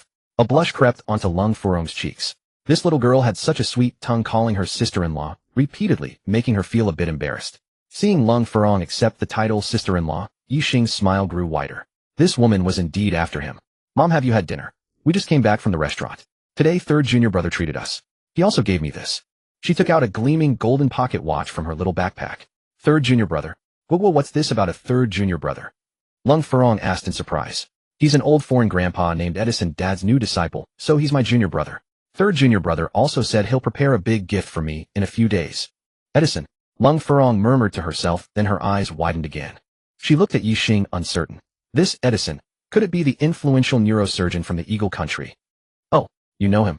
Ye Xing was surprised. It's really him. Lung Furong couldn't stay calm. How did he become your disciple? Well, it's a long story. I'll tell you later. Ling Yue takes Xiaoxi to prepare a room and get her some toiletries. Yes, boss. Thank you, brother Yi. Ye Xing, I haven't had dinner yet. Lung Furong's face flushed as she stammered. What? So late, and you haven't eaten? Hey Ling Yue, go cook a bowl of noodles for Furong. Ye Xing immediately called out to Shui Ling Yue, who was about to go upstairs. No need, Ling Yue, go about your business. Lung Furong quickly stopped her. But you said you haven't eaten dinner, Ye Xing said, looking at her puzzled. I want you to cook noodles for me. Lung Furong gathered her courage. Me cook noodles for you? Ye Xing stared at her, a strange expression on his face. Lung Furong nodded. The next moment, as if realizing something, her fair face turned crimson, almost as if it would bleed. You pervert. Lung Furong shot Ye Xing a coquettish glare and stomped her delicate foot. Hurry up and cook me some noodles. Well, it seemed he had been overthinking. Creak, creak. With two screeching brakes, two gray minibuses stopped in front of the Bashu Flavor Club. Sikong Min, clad in tight leather jacket and pants with half-high boots, crooked her finger. Wang Chao, sitting behind, quickly ran over. Captain, your orders. Are you sure they're all inside? Sikong Min asked. Captain Cheng Huayu, Huang Jianba, Du Zitong, Fu Xiaoming, and Lu Kezhou are inside partying. The other 3 are at home. Not here? Then we'll take these 5 first. Yes. The doors slowly opened, and sturdy, fierce men 50 in total stepped down from the vehicles. Sikong Min glanced at Ye Xing beside her, a look of disdain in her eyes. If not for the boss saying this man was useful, she would have kicked him away long ago. Ever since he got into the car, he had sat right next to her, his eyes glued to her, never leaving, and always fixed on her chest and thighs. This further lowered her impression of her boss Ye Xing. Birds of a feather flock together. If this man was so lecherous, the boss couldn't be much better. Though she wasn't fond of Ye Xing for some reason, she couldn't muster the will to resist. It was as if something had suppressed her and engraved a mark upon her soul. In a large private room, dim lights flickered, adding a touch of allure and lust. Cheng Huayu and the others each had a heavily made-up, scantily clad woman in their arms. The women pressed tightly against them, their voices coquettish and seductive, their only goal to get the expensive drinks into the men's stomachs. Brother Yu, it's already 1030. We only have an hour and a half until the deadline. Are we going to be okay just partying like this? Lu Kezhou, why are you such a coward? Isn't your father the city government secretary? Is this all you've got? He's just a country bumpkin, a kept man. What's there to fear? I bet he won't make any waves. Old Huang is right. Don't worry, we never signed anything in black and white. Verbal promises are just jokes. They don't count. Could he actually take us to court over this? That'd be a huge joke. Ha ha ha, my uncle is the court president, so who's afraid of him? Xiaoming's right. Who's afraid? If he dares to come collect debts today, I'll beat him so badly, even his mom won't recognize him. Even the Buddha couldn't save him. I do Zitong swear it. And besides, with brother Yu here, if he really dares to ask for money from you, I'd have to say he's got a steel heart and is sitting bare-assed on a rock. Bobo, what does that mean? An egg hitting a rock. Ha ha. The bunch of playboys burst into laughter. Oh brother Bobo, you're so bad. The girl clinging to Huang Jianba chimed in with flattery to liven the mood. Bad? You haven't seen what real bad is yet. Really? Then this little lady will be waiting. With that, she made a discreet gesture, then curled her lips contemptuously where Huang Jianba couldn't see. Huang Jianba, lost in the exhilaration of alcohol, didn't notice the woman's little move. Otherwise, he would have killed someone. Bang! The door was kicked open, and a group of people walked in. Oh ho, gentlemen, having a good time.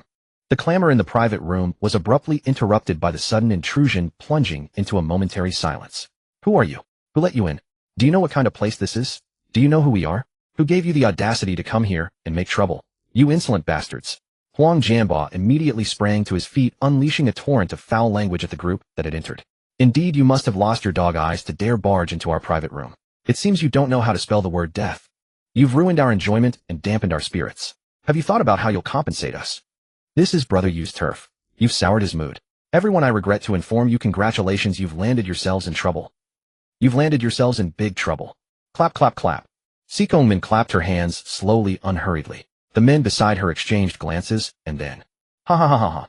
A burst of laughter like waves crashing against the shore nearly lifted the roof off the room.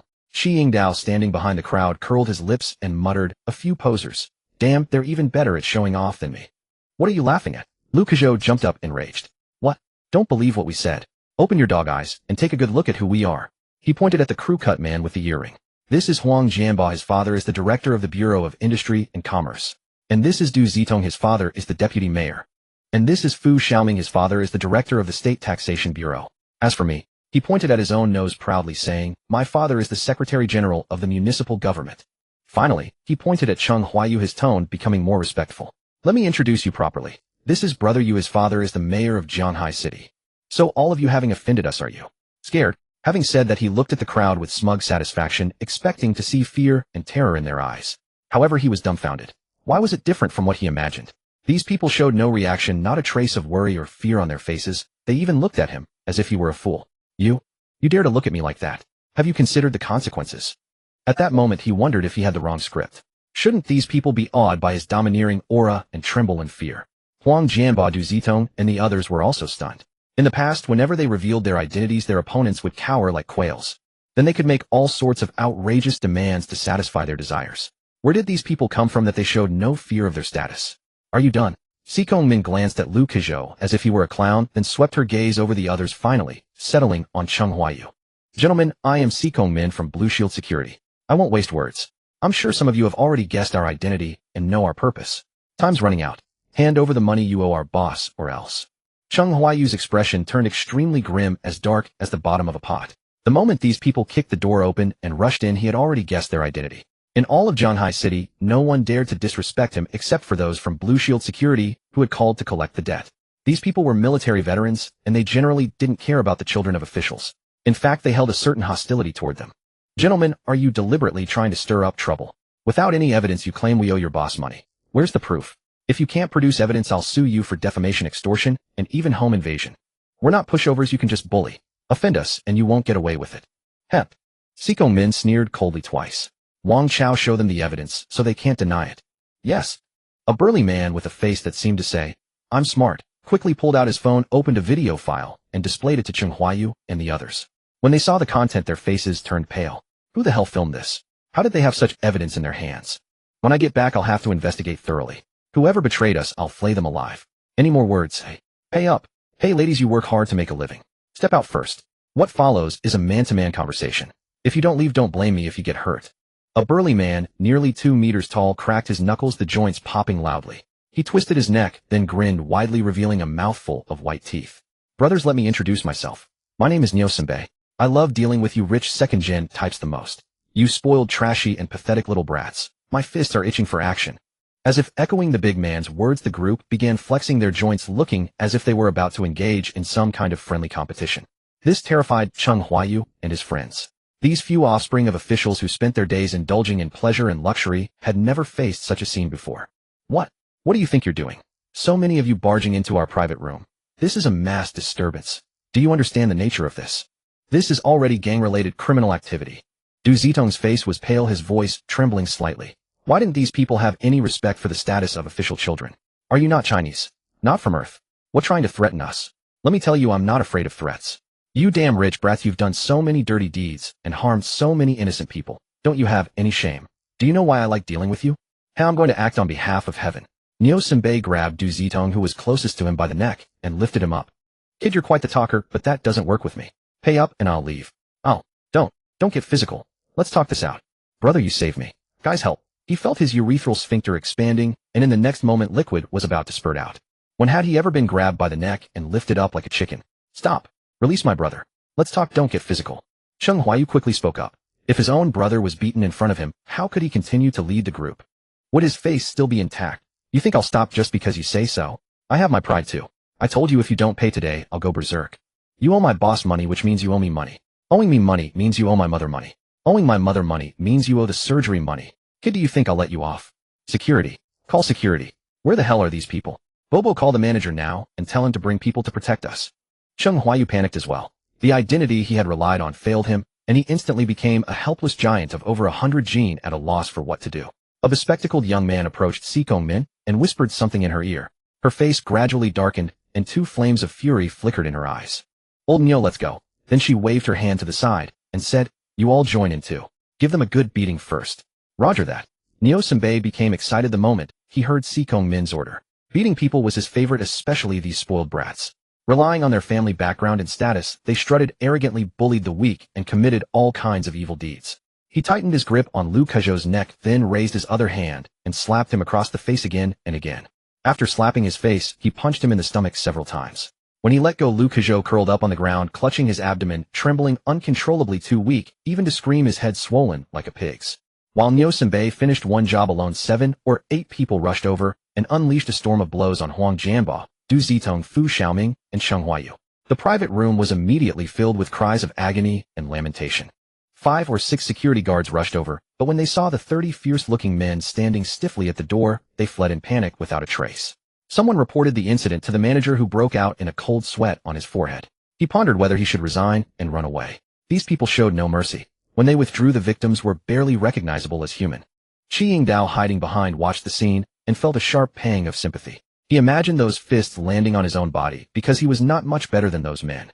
He was usually arrogant and domineering outside, but at this moment he secretly resolved to change his ways once he returned. No. He'd ask his father to find him a job in a county government. Otherwise, this kind of treatment might befall him at any time. You're bullying us. So many of you ganging up on a few of us. No martial ethics. If you've got guts, let's fight one-on-one. Fu Xiaoming braced himself and fired off a few verbal retorts to salvage some dignity. Then a palm as large as a winnowing fan came crashing down on his face. One-on-one. Fine, I'll take you on. Fu Xiaoming almost cried. He was just being stubborn. He didn't actually want to fight. One-on-one with him. That was suicide. You've gone too far. I won't let this go. Cheng Huayu's mouth was bleeding, his face swollen horrifically. His eyes fixed on those who had beaten him, two flames burning within them. If looks could kill, he would have killed them 18 times over. Xing, you dared to have me beaten. I'll never forgive you. It's a fight to the death. If you've got the nerve, kill me now. Otherwise I'll make you pay the heaviest price. Oh, you want to make us pay a heavy price, and it's a fight to the death. Let's see if you really have the guts. Xiao Ding reasoned with them properly. If you still dare to talk back to me, I'll give you a like. Ding Xuanxiu adjusted his glasses and began reciting. Cheng Huayu, male, 26 years old. 10 years ago one night, when you were 16, you came out of a hotel drunk and drove without a license. At the intersection of Yanghuai Road, you hit a mother and daughter. Both were critically injured and died despite rescue efforts. The daughter was only 12 years old, a student. You're lying. That never happened. How dare you slander me? I'll call the police and have them arrest you. As you wish. Ding Xuanxiu made a gesture and continued reciting without expression. Afterward, your father's driver took the blame. He went to prison and you got away scot-free. 8 years ago on a weekend, you lured your class's study monitor to a hotel under the pretext of tutoring. Then you drugged and raped her. The victim, intimidated by your father's influence, swallowed her grievances. After that, she became depressed, developed a severe mental illness, and is still in a psychiatric hospital. You're full of shit. How dare you slander me like this? My father won't let you off. Cheng Huayu's lips trembled with fear, his eyes filled with terror. Cold sweat poured down his body, his legs went weak, and he collapsed to the ground with a thud. Over the years he had committed many evil deeds, and had all traces erased. How did this bespectacled man know, and in such detail? Qi Yingdao through the crowd fixed his eyes on Cheng Huayu. If these were facts, he would crush this man. He didn't claim to be a good person, but he had never done such heinous, beastly things, and he never would. This Cheng Huayu's father, Qing Siming, was his own father's archrival, a subordinate of Governor Lu Mingfang. He could use this to strike back at his enemy. 5 years ago. Stop. Just stop. You want money, right? I'll pay. The security guards present clenched their fists, wishing they could punch his head off. But this wasn't a battlefield. Next, Xing Min ordered through gritted teeth. Ding Xuanxiu turned his gaze to Huang Jianba, who had a crew cut and wore earrings, pausing on him for 3 seconds. Huang Jianba felt a chill run down his spine, as if his blood had stopped flowing. His eyes darted nervously, and he clung to the hope that the bespectacled man couldn't possibly know his secrets. The next moment, Ding Xuanxiu continued reciting. Huang Jianba, male, 26 years old. A womanizer and con artist, maintaining improper relationships with 7 women simultaneously, the oldest 45, the youngest 16. He swindled over 2.3 million yuan from these women, squandering it all on debauchery. Using his father's position as City Commerce Bureau director as a cover, he extorted more than 8.2 million yuan under the pretense of helping people with their affairs. Thud. Huang Jianba's legs gave way, and he collapsed to the floor. You? How do you know? No, I didn't. I'm not. Don't frame me. Is that so? Ding Xuanxiu raised an eyebrow, revealing a sinister smile. That 45-year-old girlfriend of yours, isn't she your stepmother? You're quite the player, even messing with your father's woman. Want me to call her over right now? Your stepmother dotes on you, doesn't she? Huang Jianba wanted to hold out a bit longer, but when Ding Xuanxiu spoke his next words, he was dumbfounded, and then completely broke down. 16 years old. That's a minor. You're going to prison. Stop talking. I'll pay. What were you doing earlier? Niu Senbei gave Ding Xuanxiu a thumbs up. Old Ding, you're the real deal. You know how to reason with people. See, I beat them for ages, and those bastards wouldn't even say they'd pay me back. But you just talked to them, and they were crying and begging to hand over the money. Looks like reasoning works better than fists. Cheng Huayu and Huang Jianba glared fiercely at Niu Senbei, but unfortunately their eyes couldn't kill anyone. They both screamed in their hearts, what the hell? Is this reasoning? This is like holding a knife and carving their flesh, stabbing their hearts, taking their lives. Wang Chao took a QR code from Xing Min's hand. That was what Ye Xing had given her. Come on, scan the code, transfer the money. A snarl flashed across Cheng Huayu and Huang Jianba's faces. They gritted their teeth tightly, then hung their heads dejectedly, and reluctantly pulled out their phones to scan and transfer. Old Ding, these 3 bastards still haven't paid. Go on, have another chat with them, alright. Niu Senbei clenched his fist toward the other 3, but after a moment's thought, he turned back and shouted to Ding Xuanxiu. Ha! His gesture made everyone else laugh. Qingguan Police Station. Director Pan, we received a report. Someone's causing trouble at the Bashu Fengxin Club. The 2 sides are in conflict, might be fighting. Pan Wenhai had just fallen asleep when the phone jolted him awake and a female officer's voice came through the receiver. Send the on-duty officers to handle it. Pan Wenhai said impatiently. There are too many of them. I'm afraid we don't have enough manpower. Too many. How many? So what if there are a lot of them? Criminals are always afraid of the police. Send 2 people over to stop them and drive them away. There are 40 or 50 of them. What? That many people, eh? Pan Wenhai shivered involuntarily and quickly climbed out of bed. The nature of this situation had changed. Do you know where these people are from? Are they organized? And who's on the other side of the conflict? The person who filed the report didn't say who these people are on the phone, but they did tell us about the other party. Oh, who are these people? How many? 5. One of them is Cheng Huayu, the mayor's son. The other 4 also come from influential families. All children of officials. Oh my goodness. Ye expletive. Pan Wenhai's forehead veins bulged, his blood pressure skyrocketed to 180. Hurry up, call the other officers to come to the station immediately. I'm heading over right now. Old Pan, why are you running around outside so late? What's all this fuss about? Pan Wenhai's wife, awakened by him, grumbled dissatisfiedly. Fuss? What do you know about this, you nagging woman? If something happens to these people, I might just lose my job. Beijing suburbs. In an abandoned building overrun with weeds, the wind swirled shredded paper around the empty floors, carrying a chill. Diao Jiansheng leaned against the windowsill on the 23rd floor, the military dagger over 3 inches long dancing and spinning in his palm, as if alive. The cold light flickered in the moonlight, reflecting off his sharp, angular profile. The sensation of the blade grazing his skin made him feel as though he'd returned to the war-torn battlefield. Inside the floor, more than 30 burly men in black leaned against the walls, some pretending to sleep, others meditating with eyes closed. No one spoke, only heavy breathing rose and fell in the darkness. Their black jackets were dust-stained, bulging at the waist where their weapons lay. Night deepened, and the distant neon lights blurred into hazy halos.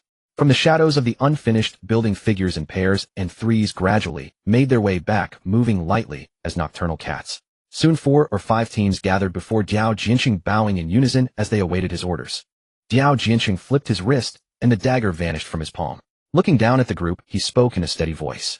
Gentlemen, how has the intelligence on Zhao Shanhe and his family come along? Captain Sun Xiaoping of Intelligence Team 1 stepped forward first, speaking rapidly. Brother Little Knife, we've mapped out Zhao Shanhe's schedule for today. He left his villa at 7 in the morning, arrived at the Shanhe Group headquarters at 9, went to the Jinding Club in the Eastern District at 8 in the evening, and didn't come out until 11:30 with 4 bodyguards accompanying him. The captain of the second team followed with a grim tone. The villa security is top tier.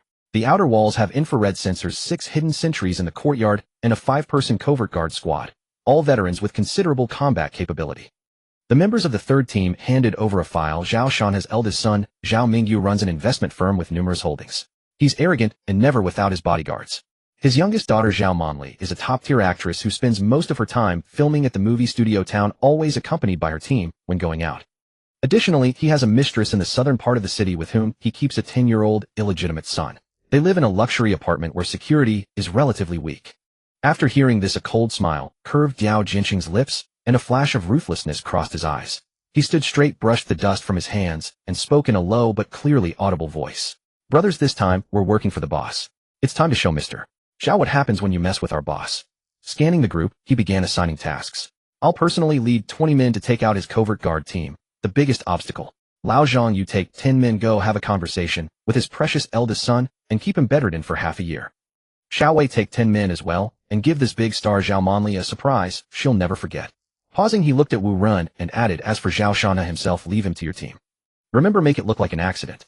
Just break an arm or a leg, don't kill him. We'll need him alive for now. Finally, lowering his voice, he said sternly, listen up, everyone. The operation must be covert. Keep your hands clean. Don't leave any trace. Remember, our goal is to vent our boss's anger, not to cause trouble. Understood? Understood. Nearly 50 burly men in black echoed in unison, their voices deep and resounding, echoing through the empty, unfinished building and startling a flock of night crows outside the window. Fengqi Garden Villa No. 1, a second-floor master bedroom. Ye Xing recited a fairy tale to help Lung Shuyao fall asleep. Getting up, he walked to the balcony, took out a cigarette, and was about to light it when the sound of footsteps approached from behind. Lung Furong. Why aren't you asleep yet? Ye Xing asked, turning around. Neither are you. He. Ye Xing smiled, but said nothing. Lung Furong gently bit her red lips, staring at Ye Xing as she asked, Ye Xing, I want to ask you something. What problem? You? Lung Furong's heart inexplicably faltered as she uttered this word, hesitating before finally asking. You haven't called me a single time in all these days. You. Ye Xing looked at Lung Furong, puzzled. Why would I call you for no reason? Lung Furong's face stiffened, never expecting such a reply. She felt as if a bucket of cold water had been poured over her. Didn't you ever think to greet me, to care about me? Yeah. I am the mother of your daughter. Ye Xing scratched his head, somewhat embarrassed. Between us, it doesn't seem we're close enough for that kind of caring call, does it? That would make you think I have ulterior motives. Besides, you haven't called me either. You. Lung Furong gritted her teeth, wanting to bite someone. How could this man be so infuriating? She was a woman, shouldn't he take the initiative? Lung Furong crossed her arms and pouted. Now I know why you're still single. As if you're married. Ye Xing retorted seamlessly. Ye Xing. Lung Furong's voice rose, her breathing quickened. Can't you give in to me a little? Do you have to anger me? Snap. The lighter in Ye Xing's hand sparked a flame, lighting a cigarette. Then he took a deep drag. He exhaled a long plume of smoke and said, Fine, I surrender. You didn't come to me just for this, did you? Tell me your real purpose. Seeing Ye Xing relent, Lung Furong's anger subsided, and a faint smile tugged at the corners of her lips. What do you think of me? Ye Xing didn't understand why she suddenly asked such a question. He looked her over and nodded. Not bad. Lung Furong's just risen smile froze instantly. Not bad. That was his evaluation of her. That was her worth in his eyes. At that moment, she felt so wrong that her eyes began to redden. Did he not think highly of her? Seeing Lung Furong about to cry, Ye Xing felt a headache coming on.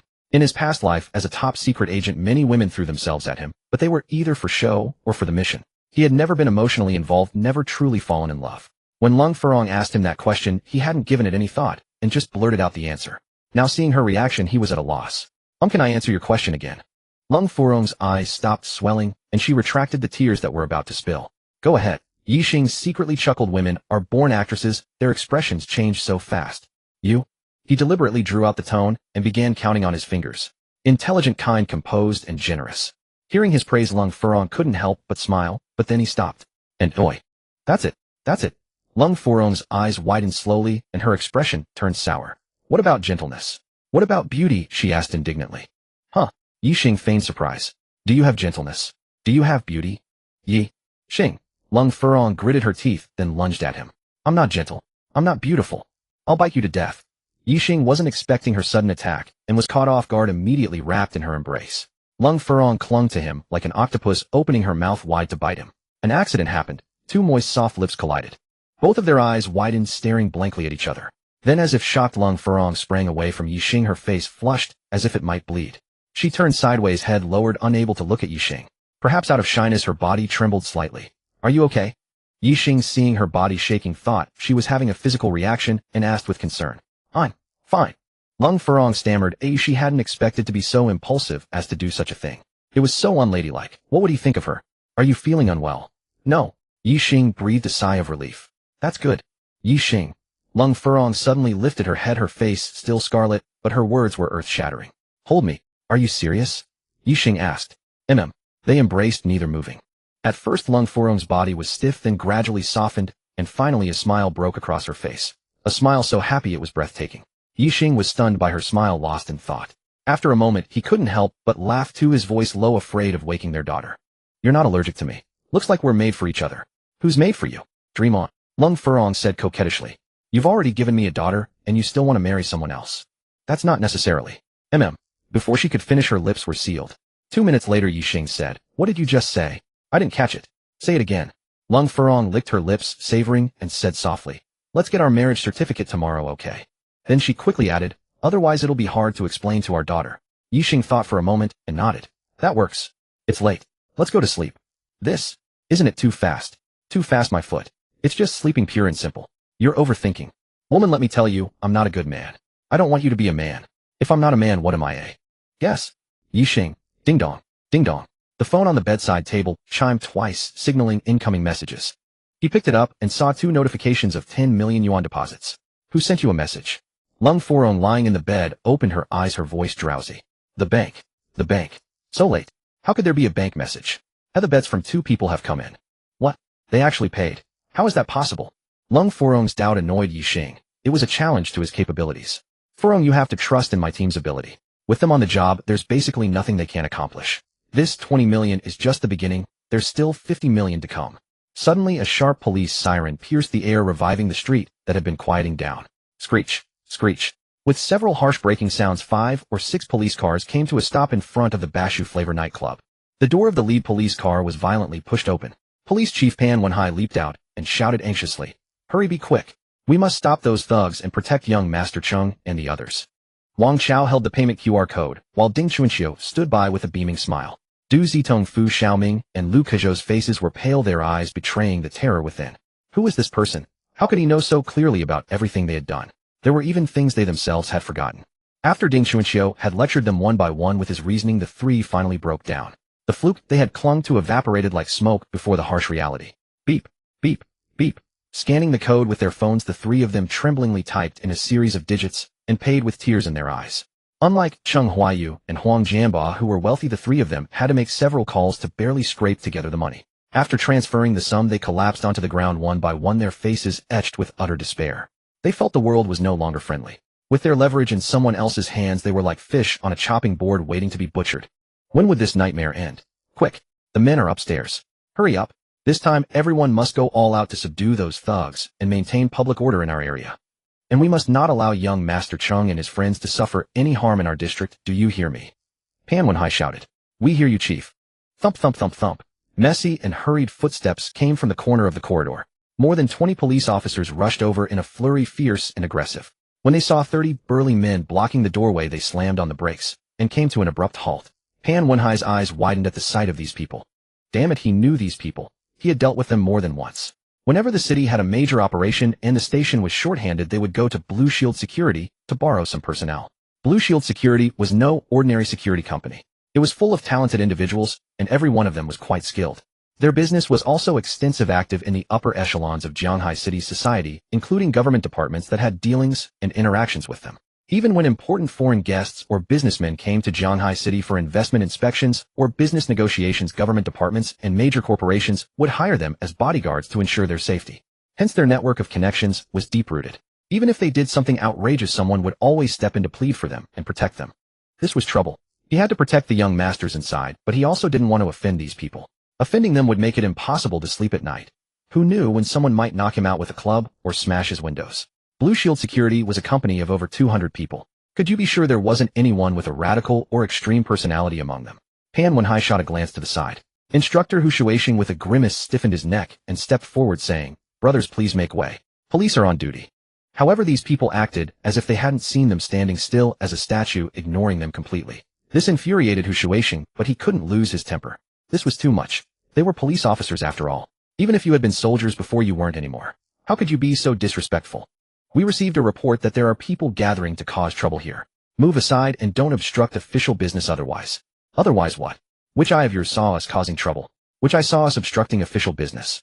A young man standing in the middle of the doorway said with a contemptuous look. So many people gathered here. Isn't that gathering to cause trouble? Do you really think we wouldn't dare to arrest you?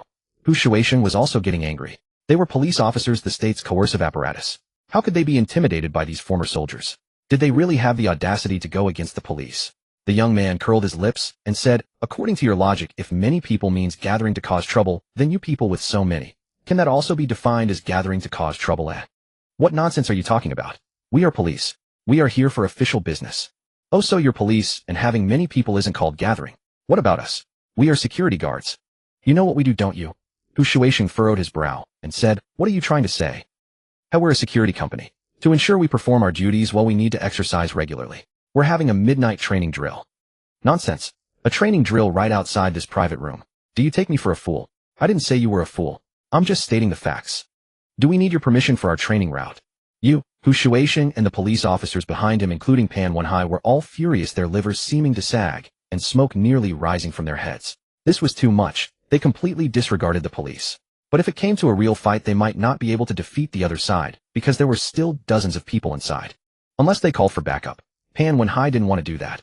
If he did, it would make him look too incompetent to handle such a small matter. Let them in. Just as the two sides were at daggers drawn and the tension was escalating, Sikong Min spoke from inside. Yes, Captain. With a rustle, they stepped to both sides, opening a passage in the middle. Hu Shuixing let out a long sigh. He really didn't want to offend these troublesome people. Pan Wenhai hurriedly rushed in, and as soon as he saw Lu Kazhou, who had been beaten into a pig's head, his heart skipped a beat. When he saw Cheng Huayu and the others, his heart sank to the bottom. He almost wanted to cry. You bastards, couldn't you have gone easy on them? Couldn't you have avoided their faces? Damn it, these were all the precious darlings of those leaders. Beaten like this in his district, how could he explain it to those people? Young Master Cheng, are you alright? Cheng Huayu felt like slapping him. Are you fucking blind? I've been beaten like this, and you ask if I'm alright. What would it take for it to be considered a problem? Du Zitong, Fu Xiaoming, and Lu Kazhou were cursing incessantly in their hearts. Fuck, couldn't you have come earlier? Even if you had come a few minutes earlier, we wouldn't have had to beg around to borrow money to pay off debts. Pan Wenhai walked up to Lu Kazhou, who was the most severely injured, and asked softly, Young Master Lu, who hit you? Lu Kazhou immediately became agitated. He suddenly looked up at Niu Senbei, opened his mouth, and was about to say something. Cough, cough. Ding Chuanxiu coughed lightly twice, then looked at Lu Kazhou with a sinister smile. It seems my reasoning hasn't been made clear enough. Lu Kazhou's body stiffened, then he drooped his head like a deflated ball. Young Master Lu, don't be afraid. Tell me who hurt you, and I will make sure he pays the price. Lu Kazhou, however, kept his mouth tightly shut, and even turned his head away, unwilling to talk to this guy. Pan Wenhai met a soft refusal, but as an old fox he quickly caught on. Which of these profligate sons didn't have dirt on them?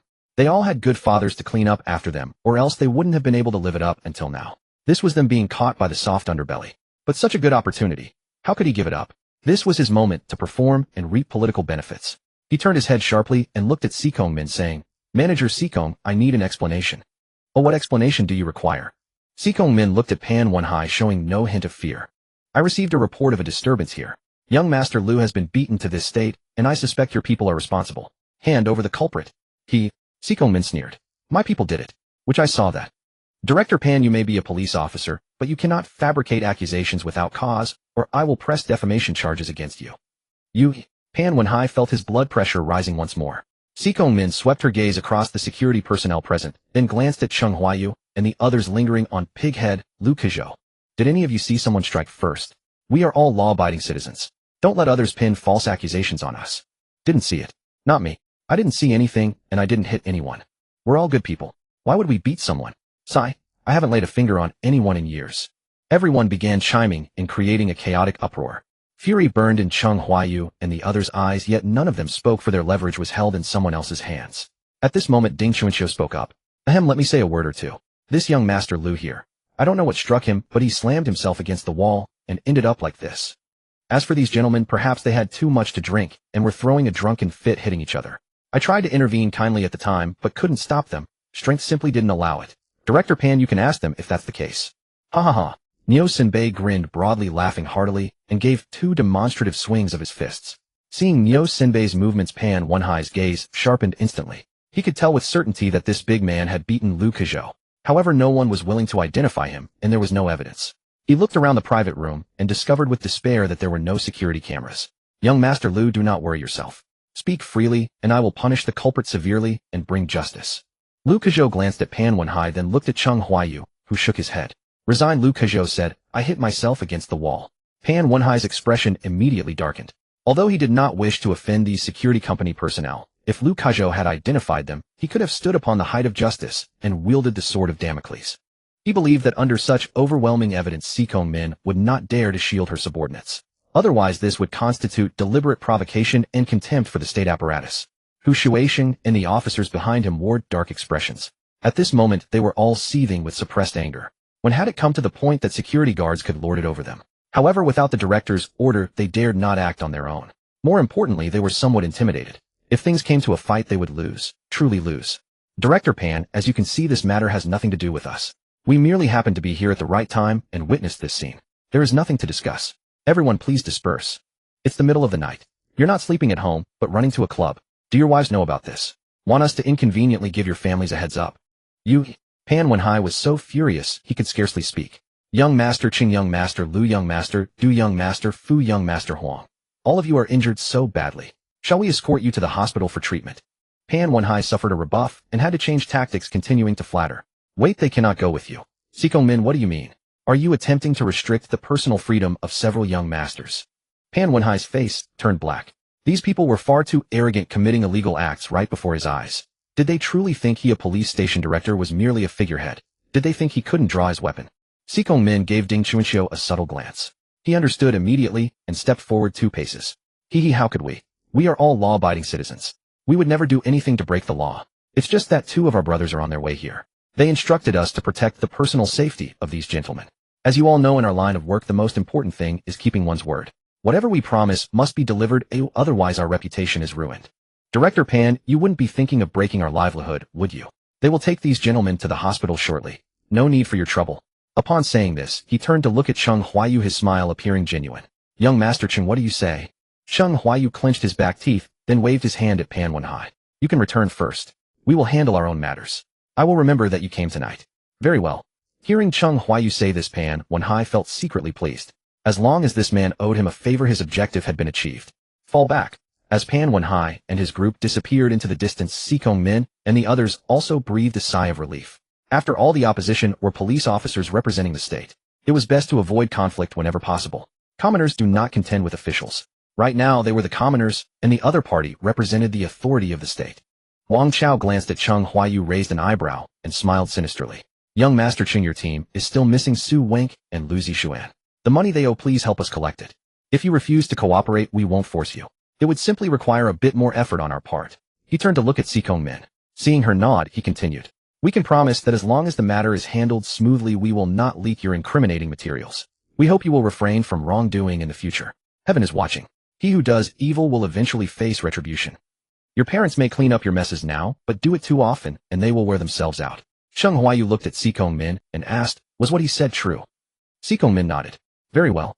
I will trust you this once. He finally set down the stone weighing on his heart.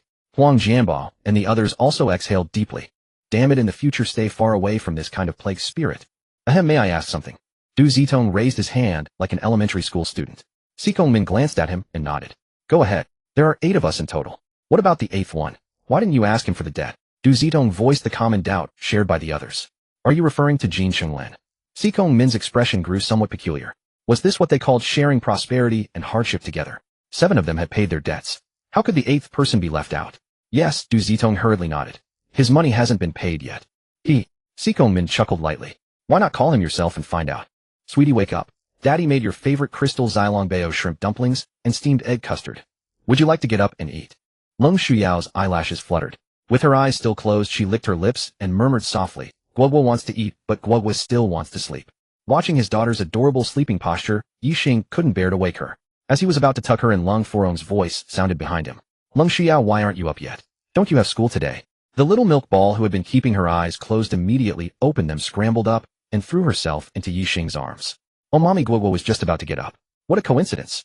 Oomph. Leng Furong let out 2 cold laughs. Coincidence. Leng Shuyao nodded vigorously like a chick pecking at rice. Ye Xing, look at you. Guoguo is going to be spoiled rotten by you. Oh, come on. It's perfectly normal for a child to linger in bed. Didn't you ever do that when you were little? No. Leng Furong said with a straight face. Well, there you have it. That's why you're called Leng Furong, and my precious baby is called Leng Shuyao. You're just being sophistical. At this rate, Guoguo will be spoiled to the heavens. Leng Furong feigned anger. The heavens are nice. Then Guoguo will pluck 2 stars for Daddy and Mommy. The little milk ball popped her head out and suddenly added, Ha ha ha. Ye Xing laughed heartily. Your daddy's good treasure. Daddy is looking forward to that day. Leng Furong rolled her eyes, turned around, and walked away, but the corners of her mouth couldn't help but lift slightly. Daddy, ah. The little milk ball sat in Ye Xing's arms, opening her mouth, waiting for him to feed her. Leng Shuyao, sit properly and eat by yourself. Leng Furong's brow furrowed slightly. Her daughter had been spending a few days with Ye Xing and was developing more and more bad habits. Truly, a doting father spoils the child. Daddy, Mommy is being mean to Guoguo. Leng Shuyao tilted her little head and tattled to Ye Xing. Ye Xing gently rubbed his daughter's head and smiled. Sweetie, how could Mommy be mean to you? Mommy's way of expressing love is like this. Remember, Daddy and Mommy will always love you the most. Oh, Guoguo understands. Leng Shuyao slipped out of Ye Xing's embrace, sat properly in her special children's seat, and began eating the steamed egg custard spoonful by spoonful. Wow, Daddy, this egg custard is so delicious. Guoguo thinks it's the best egg custard ever. Ye Xing smiled and thought to himself, he used water from the spirit spring to mix the egg custard so naturally, it's better than before. Although only a few days had passed, he noticed that his daughter had grown a bit taller, and her physical condition had greatly improved after drinking the milk rewarded by the system. Jia Fengxi had been shocked since her first bite of the crystal bun and hadn't spoken or stopped eating since. The food on the table was simply too delicious. No matter which dish, the flavor was extraordinary. The most delicious meal she had eaten in her 16 years. Half an hour later, she patted her slightly bulging stomach and asked with a blush, did I eat too much? Ye Xing smiled. It's fine, you paid. Leng Furong and Xue Lingwei glanced at Jia Fengxi and couldn't help but chuckle. At first, hadn't they been the same? Sister Fengxi, isn't everything Daddy makes the most delicious in the world? Leng Shuyao asked with a proud air. Yes, Guoguo is right. What your father makes is the most delicious in the world. Leng Shuyao was very satisfied with this answer, then waved her little hand. Tonight I'll have Daddy make braised pork, pig trotters, big chicken legs, big lobster. Make them all for us. The little milk ball rattled off a list of dishes, making Jia Fengxi's mouth water. She was looking forward to how delicious those ingredients would be when prepared by Ye Xing's hands. Her stomach felt hungry again. Oh, Guoguo has to go to school. The little milk ball finally realized what she was supposed to do. Boss, I'll take Guoguo to school. Xue Lingwei quickly stood up. No need. Guoguo isn't going to school today. Ah, really? Daddy, does Guoguo really not have to go to school today? Yes, sweetie. Are you happy? Lung Shuyao glanced at Lung Furong beside her, then leaned close to Ye Xing's ear and whispered, Daddy Guoguo is so happy. Ha ha ha. Ye Xing couldn't help but laugh heartily. Ye Xing, why aren't you letting Guoguo go to school today? Lung Furong frowned and questioned. How aren't we going to get our marriage certificate today? How could our wedding photo be complete without our precious daughter? You mean we'll take our wedding photo holding Guoguo? Ye Xing raised an eyebrow. What else? Daddy and Mommy are going to take wedding photos. Guoguo wants to go too. Guoguo wants to be in the photo. Lung Shuyao jumped up excitedly. Let's go. Of course we'll go. Let's head out now. Ye Xing picked up Lung Shuyao, stood up, and strode out the door. Just as he reached the doorway, he turned to Jia Fengxi and said, Go to the 3rd hospital today and help Chang Huaiqiu with his clinic for a day. Come home for dinner tonight. Okay, brother Yi. Lung Furong noticed Ye Xing's arrangement for Jia Fengxi, and the corner of her mouth curled into a barely perceptible arc. Half an hour later, the Rolls-Royce Cullinan executed a beautiful drift and parked at the entrance of the Civil Affairs Bureau. When Ye Xing stepped out of the car with his daughter and Lung Furong, the passers-by were completely dazzled. In the lobby of the Civil Affairs Bureau, the men and women waiting in line for their marriage certificates, as well as 2 quarreling couples, all seemed to hit a pause button. They gazed at this couple with divine beauty, especially the little girl in Ye Xing's arms who looked like she had stepped out of a painting, and envy flashed in their eyes. The couple who had just been arguing about divorce stood frozen.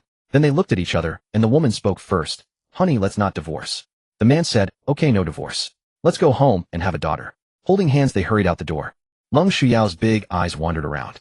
Whenever someone met her gaze, she would flash an adorably sweet smile that instantly warmed their hearts. Ye Xing had no idea that their arrival had made 2 or 3 couples on the verge of divorce change their minds. Even a middle-aged couple who were in the middle of divorce proceedings got up and ran straight out. No more divorce. Half an hour later, Ye Xing and Lung Furong walked out side by side. The little milk ball's baby bottle had been replaced by 2 red booklets.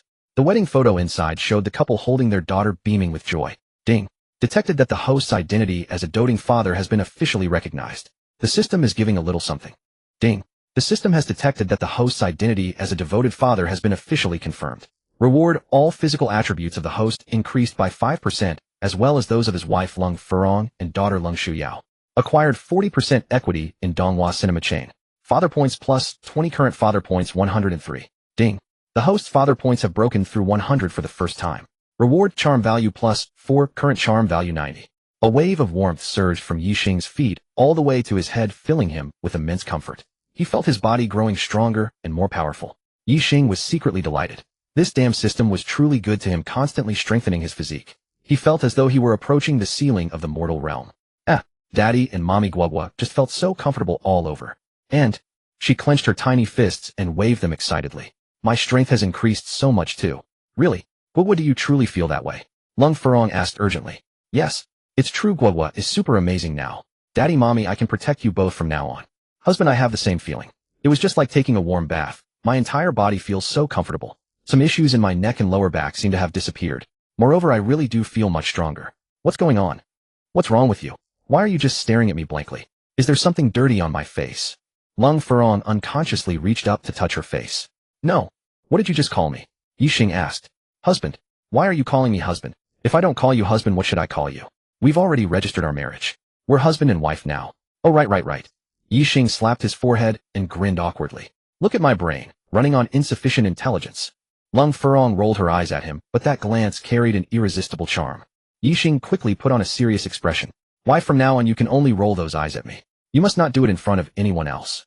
Lung Furong looked utterly bewildered. Why? Ye Xing wore an expression of profound distress.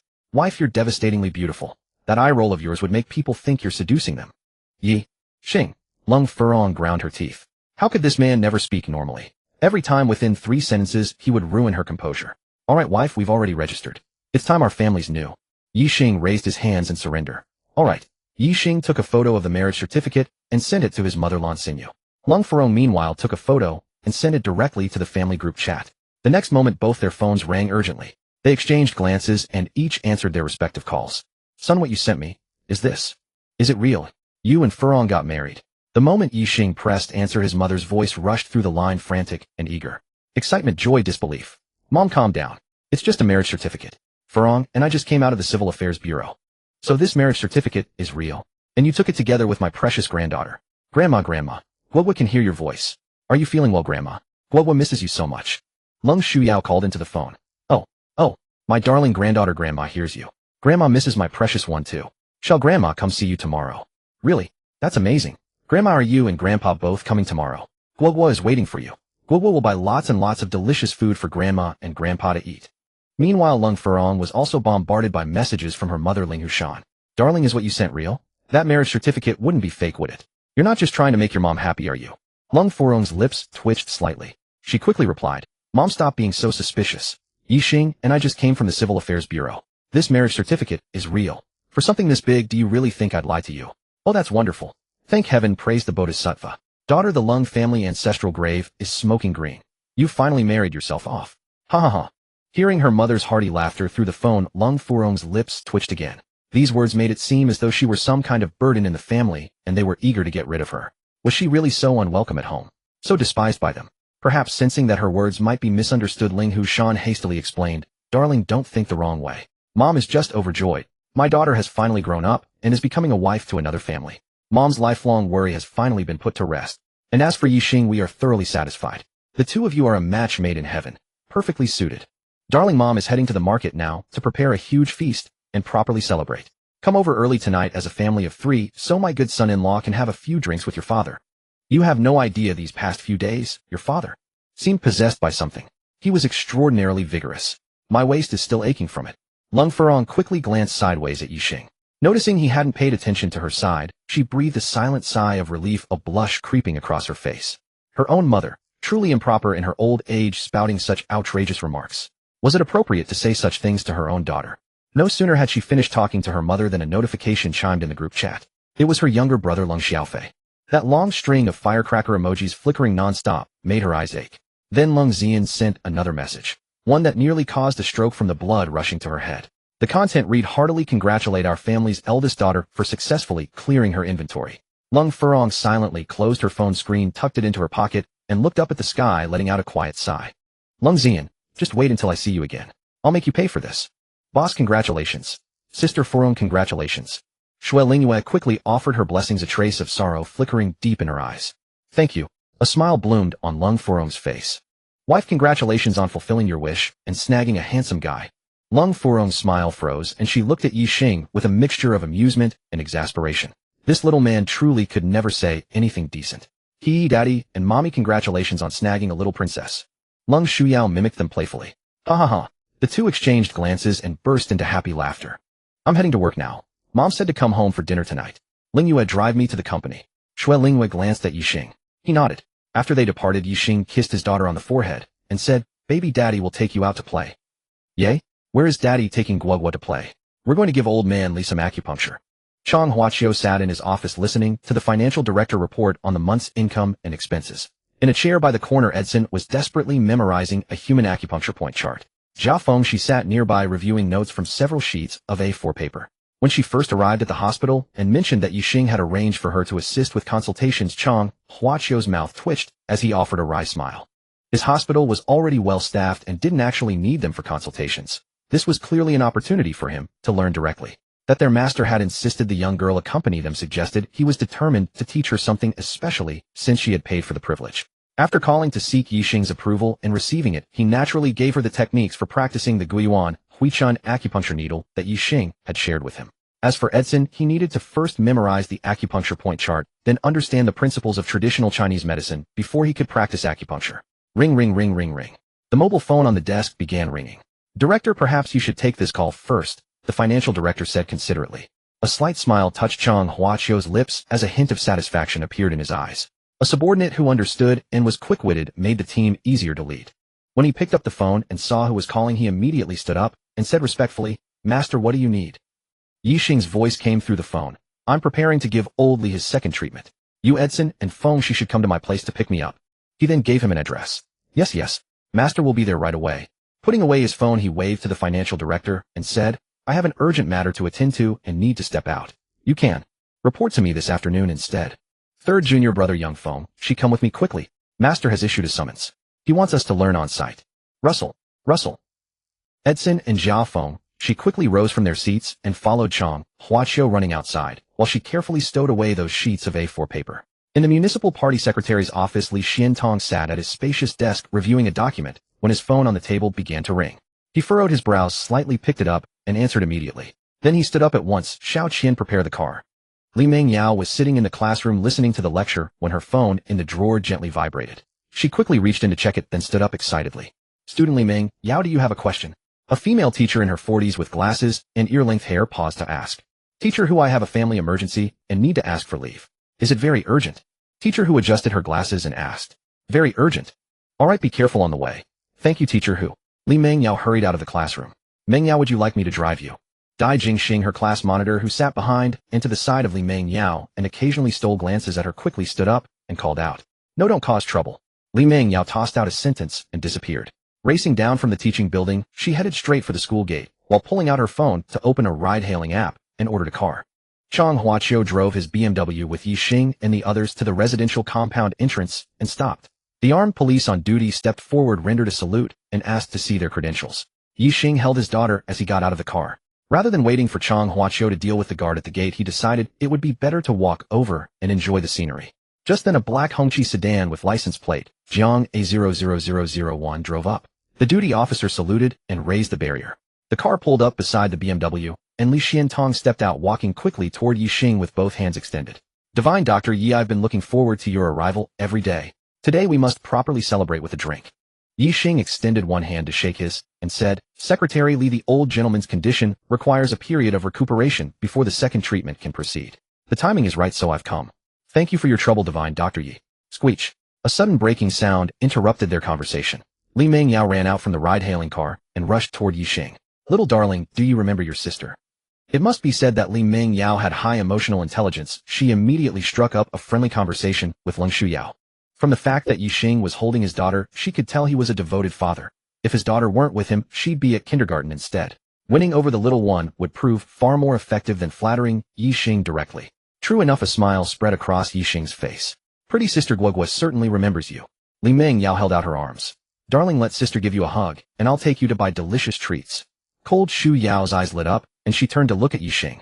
Ye Xing smiled, and handed his daughter to Li Mengyao, then cast a forecasting spell on her. Finding nothing amiss, he felt relieved. Li Xiantong quickly waved to someone inside the guard booth, and a young armed police officer emerged. Sir, awaiting your orders. Xiao Qin, stay close to them, and ensure their safety. He then addressed Li Mengyao, don't wander too far. Turning to his secretary beside him, he added, Xiao Qian, follow along. Whatever the little princess wants to buy, just pay for it. Yes, secretary. Divine Doctor, you please. Soon the group arrived at Li Xiantong's residence, where his parents Li Fengchun and his wife were already waiting at the door to greet them. Young friend, we've been longing for your arrival, like starlings waiting for spring. You've finally come. Ye Xing smiled, but before he could respond, an elderly silver-haired woman beside Li Fengchun approached and eagerly grasped his hand, overcome with emotion. Child, thank you for saving my old man. Without you, I don't know how I would have endured these days. Thank you. Thank you. The old woman couldn't stop expressing her gratitude. Ye Xing smiled and replied, Auntie, no need to thank me. It's what I should do. The old woman's eyes reddened, her voice catching with emotion. I've heard about what happened. When my old man fell ill, there were many people gathered around, but none who offered help. If not for you, he might truly have passed away. Your great kindness to my family will be forever etched in my heart. Whatever you need in the future, just ask. Auntie, let me tend to Uncle's treatment first. Of course. My excitement has made me forget the matter at hand. Go ahead and treat my old man. I'll cook some dishes, and we'll have lunch together at home, letting Xiantun keep you company with a few drinks. Very well then, I'll trouble you. Child, don't speak like that. I'd be delighted to have you share a meal at my home. For the following half hour, Edson was amazed once again, while Chang Huaqiu and Jia Fengxi gained considerably from the practical demonstration. This hands-on teaching proved far more valuable than dry theoretical lectures. Watching Ye Xing perform the acupuncture, Chang Huaqiu felt his own Guiyuan Huichun needle technique had advanced another level. Teacher, you're incredible. I'll definitely study traditional Chinese medicine diligently and bring it to the world stage in the future. Edson expressed his determination once more. As soon as the treatment for old Li concluded, Ye Xing's phone rang. The screen displayed an unfamiliar number, and Ye Xing was puzzled about who was calling him this time. Pressing the answer button, he said, Hello, who's this? Young friend Yi, it's old Qi too. I have a favor to ask you. Uncle Qi, you're far too kind. Please don't hesitate to tell me if there's anything I can do. Ha ha ha. A hearty laugh echoed through the phone, sounding nothing like the frail old man who had been on his deathbed just 2 days prior. Young people are so straightforward, I like that. Young friend Yi, then I won't stand on ceremony. I have a few old comrades in arms who are currently at the Shishan Sanatorium. They suffer from illness just like this old man, and they also have shrapnel fragments lodged in their bodies that cannot be removed, enduring torment every single day. Young friend, Yi, would you be willing to help relieve their suffering? Absolutely. Ye Xing answered without the slightest hesitation. That's wonderful. I thank you on behalf of my old friends. Young friend Yi, when might you be able to come? If it's inconvenient for you, just give us your address, and we'll come to you instead. In the afternoon, I'll pay them a visit. Excellent. We shall await your arrival with great anticipation. Li Fengxian emerged from the bedroom, his face glowing with health, radiant and full of vigor, as though 20 years had been miraculously returned to him. He stretched his arms and shook his legs constantly, then twisted his waist and hips in a rather flamboyant manner. Elder, what on earth are you doing? Watch your influence, the old matron warned, unable to bear the sight. Ha ha, well, the illness has passed, and I simply cannot contain myself. I feel as though I could mount a horse and wield a spear to fight 300 rounds. The old matron's expression darkened at once, scolding, You improper old fool, who exactly do you intend to fight 300 rounds with? Li Xiantong quickly turned his head, pretending not to recognize the elderly couple. Good heavens, how could he say such things here where so many people were present? Fortunately, the little princess was not around, or else the future flowers of the motherland would be corrupted. Li Fengxian scratched his head, embarrassed. Wife, it's not what you think. Then what is it? At that moment, Li Mengyao walked in from outside, carrying Lung Shuyao. The little dumpling held a torch in her hands, licking it bite by bite. Secretary Qian trailed behind her, laden with bags and packages, all filled with food. Ye Xing shook his head and offered a gentle smile. Papa, this torch is so delicious. Papa, you try some too. Lung Shuyao pressed the half-licked tip toward Ye Xing's mouth. Ow! Ye Xing opened his mouth and took a huge bite of the torch. Oh, Papa, why did you bite so much? There's hardly any left for Guoguo. Ha ha ha. Everyone in the room burst into uproarious laughter. Oh my, our precious little one is like a tiny fairy, so beautiful, so adorable. Upon seeing the little dumpling, the old matron's face immediately lit up with joy, and any lingering resentment toward Li Fengxian was completely forgotten. She hurried into the room and returned with a box. Opening it, she took out a gleaming golden necklace adorned with a longevity lock pendant. My dear little one, this is from Grandma. Let me put it on for you. Wow, this is so beautiful, so pretty. Lung Shuyao's eyes were instantly captivated. The old matron fastened the necklace around the child's neck and examined it, her eyes crinkling with delight. Thank you, Grandma. Lung Shuyao understood this was a gift and quickly offered her thanks. Oh my little darling is so sensible, thanking Grandma already. My dear, no need for thanks. Grandma loves you. He Guoguo likes Grandma too. Click, click. Li Mengyao captured several photographs on her phone. This moment was worth cherishing forever. Ye Xing, how is my grandfather's health now? Li Mengyao asked anxiously. The old matron and Li Xiantong also perked up their ears while Li Fengxian grew tense. No problem, he's fully recovered. Living another 20 years is no issue, Ye Xing replied. Yay, that's wonderful. Thank you, Ye Xing. Li Mengyao bounced up from where she stood, dancing with joy. The old matron and Li Xiantong could scarcely contain their beaming smiles. Next came toasts and merry conversation, the atmosphere exceedingly harmonious. After the meal, Ye Xing took his leave from the Li family. Watching Ye Xing's retreating figure, the old matron sighed with regret. What a pity. He's so young, yet already married. Li Fengxian glanced at Li Mengyao and clicked his tongue. A missed opportunity, truly. The Xishan Sanatorium lay in the western suburban outskirts of Jianghai City, nestled against the mountain and hidden among verdant greenery. The buildings with white walls and dark-tiled roofs unfolded along the mountainside, neither too high nor too low, arranged in pleasing disarray, blending seamlessly with the dark blue-green mountains. Before the main building lay a bluestone courtyard where several pomegranate trees in the corner were heavy with fiery red buds, and roses climbed the low walls in shades of pink, white, and crimson. A winding gravel path led upward, connecting several detached cottages, where bamboo curtains hung beneath the eaves, rustling softly in the breeze. The sanatorium was surrounded by dense forest, the fragrance of pine and camphor mingling with the sweet scent of wild roses. Mountain spring water flowed through pipes into the courtyard pond, where koi fish flicked their tails among broad lotus leaves. Afternoon sunlight filtered through the foliage, casting dancing patches of light. Occasionally birds sang their clear melodies with no city noise to be heard. Only the gentle wind whispering through the mountain woods, a scene of tranquil elegance. The entire sanatorium lay cradled in nature's embrace, serene and peaceful, a perfect retreat from the worldly dust. In a recreation room, more than a dozen elderly men and women gathered together, their atmosphere buzzing with liveliness. 4 square tables were packed to capacity, some playing mahjong, others playing cards, their hands never still and their chatter unremitting. By the window, 4 silver-haired elders were engaged in an intense mahjong match. Old Man Chi slapped a red dragon tile onto the table and declared with great gusto, "You should have seen it. My young friend Yi, so young yet possessing truly remarkable medical skill. Calling him a divine physician would not be an exaggeration. I was already stepping into the gates of hell, and he pulled me back with sheer force." Old Man Wang reached for a tile, raising his eyebrow. "Old Chi, are you telling the truth? Can he really cure our chronic ailments? When have I ever deceived you?" Old Man Chi slapped his thigh, his voice booming. "Wait until young Dr. Yi arrives, and you'll see I speak no falsehoods." Old Man Zhang from the adjacent table leaned over, his eyes sparkling. "If he can remove this shrapnel from my chest, I'll give my granddaughter in marriage to him." Keep dreaming. Old man Shi said, Dr. Yi is already married. He has a wife and even a daughter. Alas, what a pity. My granddaughter is breathtakingly beautiful. That boy lacks the fortune. He then waved his hand dismissively. Then I'll make another offer. As long as he can cure my illness, I'll ask my son who serves in the central government to grant him 3 favors. Are you speaking in earnest? Old man Wang's eyes widened. Your son is. Before he could finish, an elderly man staggered into the room, his face pale as death, his voice trembling. Something terrible has happened. Old man, you has fallen seriously ill. It's critical. Everyone go and take a look at once for fear. For fear it may be his last moment. The clamor in the card room was abruptly severed, as though an invisible hand had clamped down upon it, plunging everything into instant silence.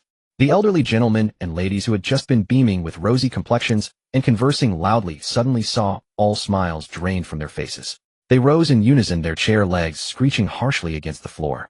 Then came a flurry of hurried, disorderly footsteps. A crowd surged outward, jostling one another in their haste. Though their steps faltered and stumbled, none dared to pause for even a moment. Clutching a single thought in their hearts, they rushed to find old Yu. If they could be of any assistance, so much the better. If all else failed, at least they could see their old friend off on his final journey. In but a few moments, the entire crowd had swarmed to the door of old Yu's bedroom. The door stood ajar. Several people had already gathered inside. Hu Jinkong, the director of the sanatorium, stood beside the bed with a deeply furrowed brow, while the attending physician fumbled frantically with medical instruments. The valve of the oxygen tank had been twisted open, emitting a relentless hissing sound. Lao Cheeto shouldered his way through the crowd and burst inside. The moment his eyes landed on old Yu lying in the bed, his heart seized. His face was as pale as paper, his lips tinged with an ominous bluish hue, and his chest rose and fell with the faintest of breaths. It was evident that only his last breath remained. This hardened veteran, who had once carried packages of explosives through a hail of bullets without so much as a flicker of hesitation, now felt his eyes burn with an immediate redness. Scalding tears swirled within them, held back by sheer will. He grabbed Hu Jinkong's arm, his voice quivering. How is it? Old Hu is old Yu. Is there still hope? Hu Jinkong's expression grew grim. He let out a heavy sigh and shook his head. The situation is far too critical. Our equipment and personnel are severely limited. Rush him to the municipal first hospital or the third hospital at once. And quickly notify the patient's family.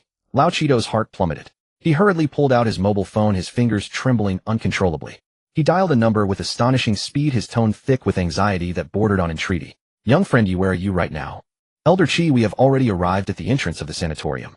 Upon hearing that clear, steady voice on the other end of the line, Lao Cheeto was instantly electrified, with hope kindling within his eyes.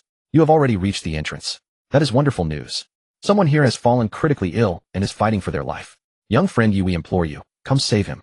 No sooner had these words left his lips than his volume surged dramatically, his tone brimming with barely contained fury. What? You were blocked by the guards at the gate. Those blasted idiots don't know how to read the situation. Gritting his teeth, Lao Cheeto cursed under his breath and spoke urgently into the phone. Wait for me. I am making a call right now. Ye Xing lowered his phone, a complicated expression flickering across his face. Today alone he had been detained by the gate guards on 2 separate occasions.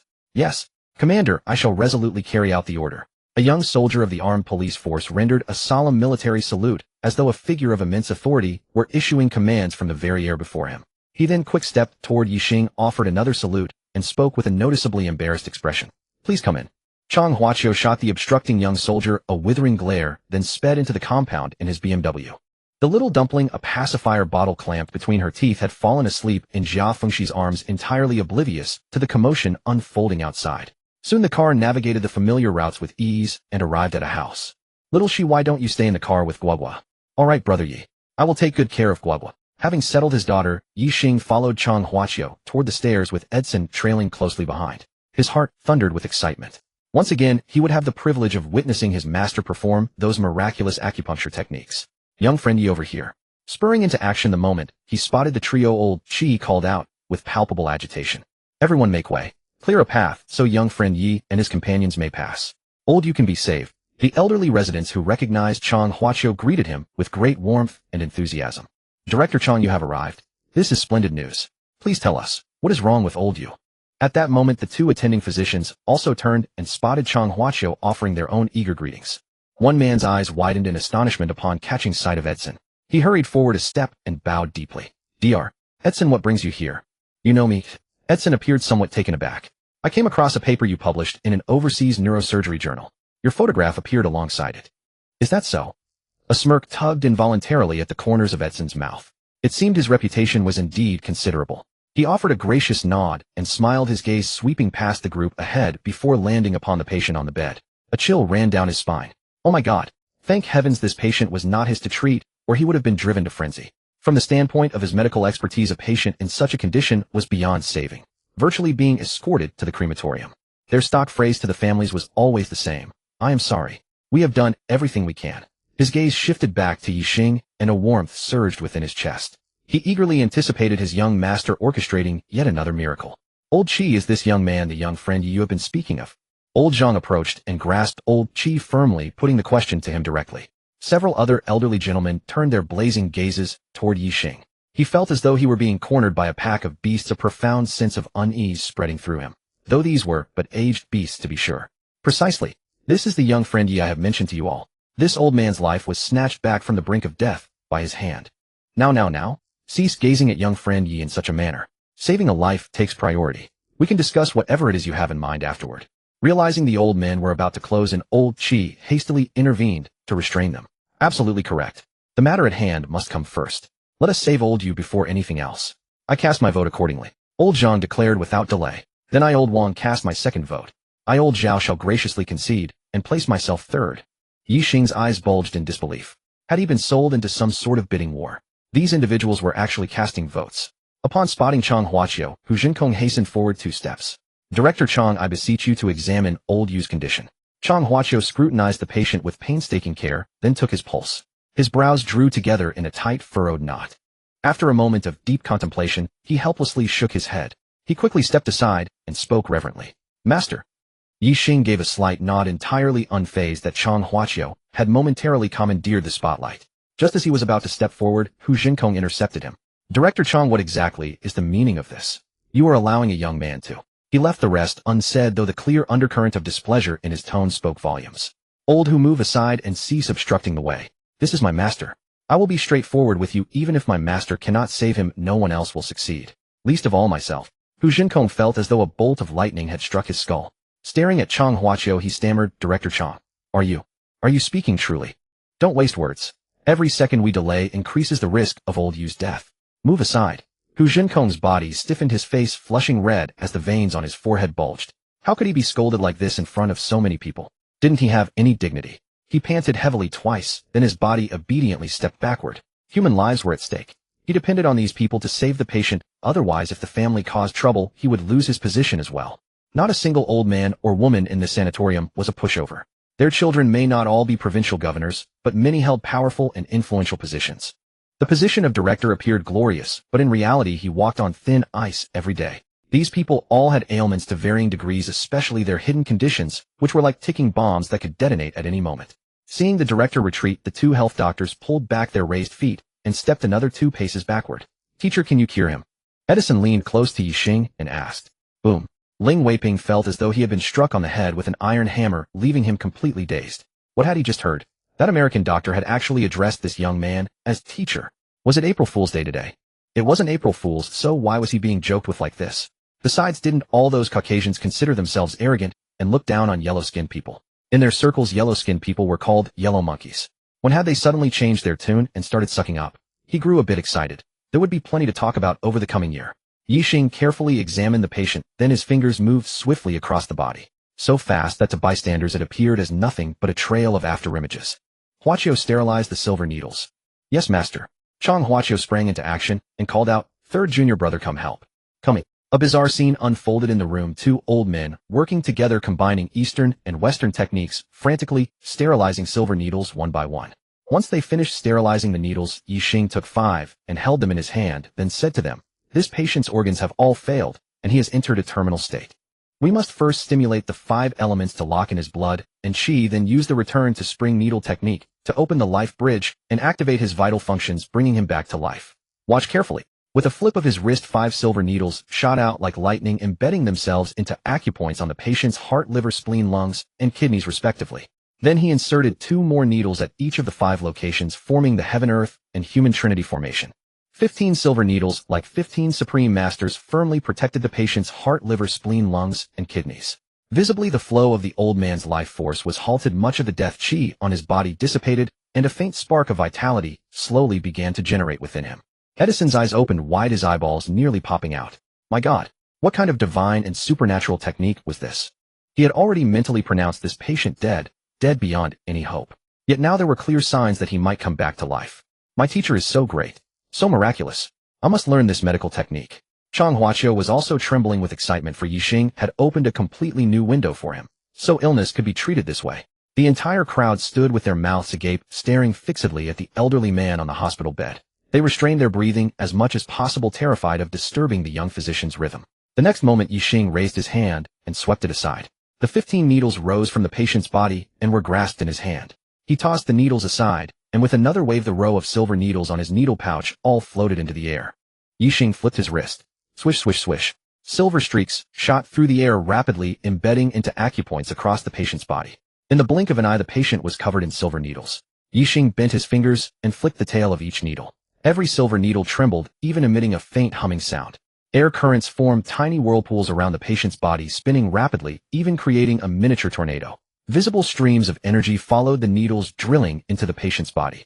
The onlookers continuously sucked in their breath, for they saw the death chi enveloping old Yu completely vanish. He now looked like a normally sleeping person, even a faint flush of color appearing on his face.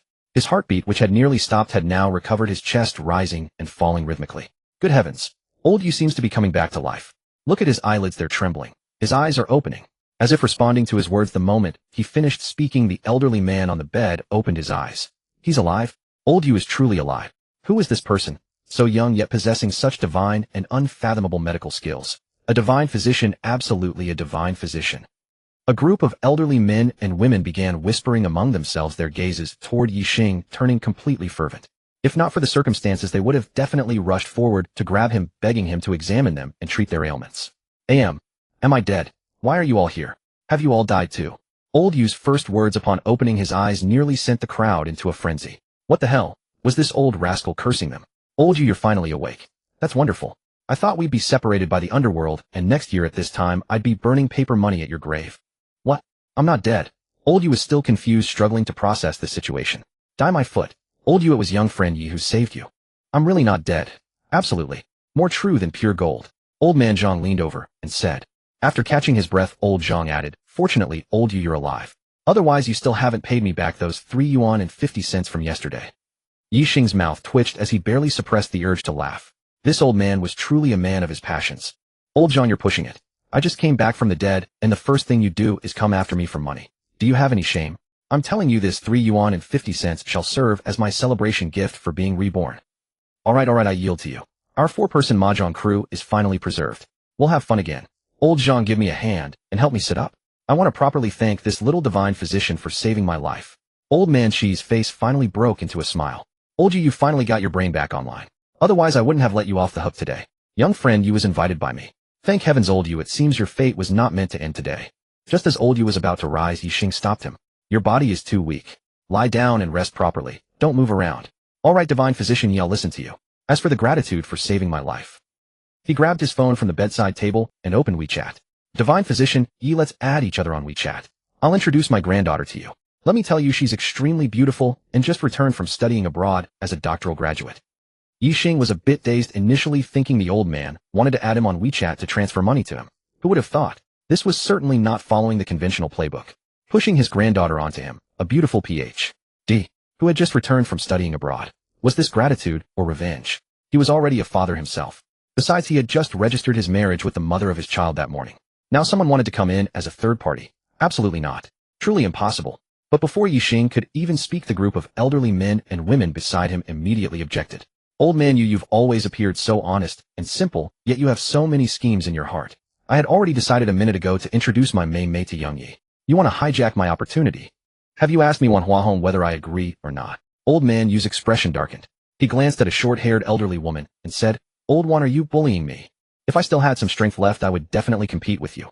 Xiaohong, you decided just a minute ago. Let me tell you, 2 minutes ago, I had already booked a flight ticket for my granddaughter to come meet young Yi for a blind date. Blind date? You have no chance. As long as young Yi agrees, I'll let my granddaughter consummate the marriage with him right away. Next year I'll be holding my great-grandson. Seeing the elderly men and women refusing to yield to one another, quarreling endlessly, while old man Qi and a few others stood to the side enjoying the show, Ye Xing could only laugh and cry at the same time.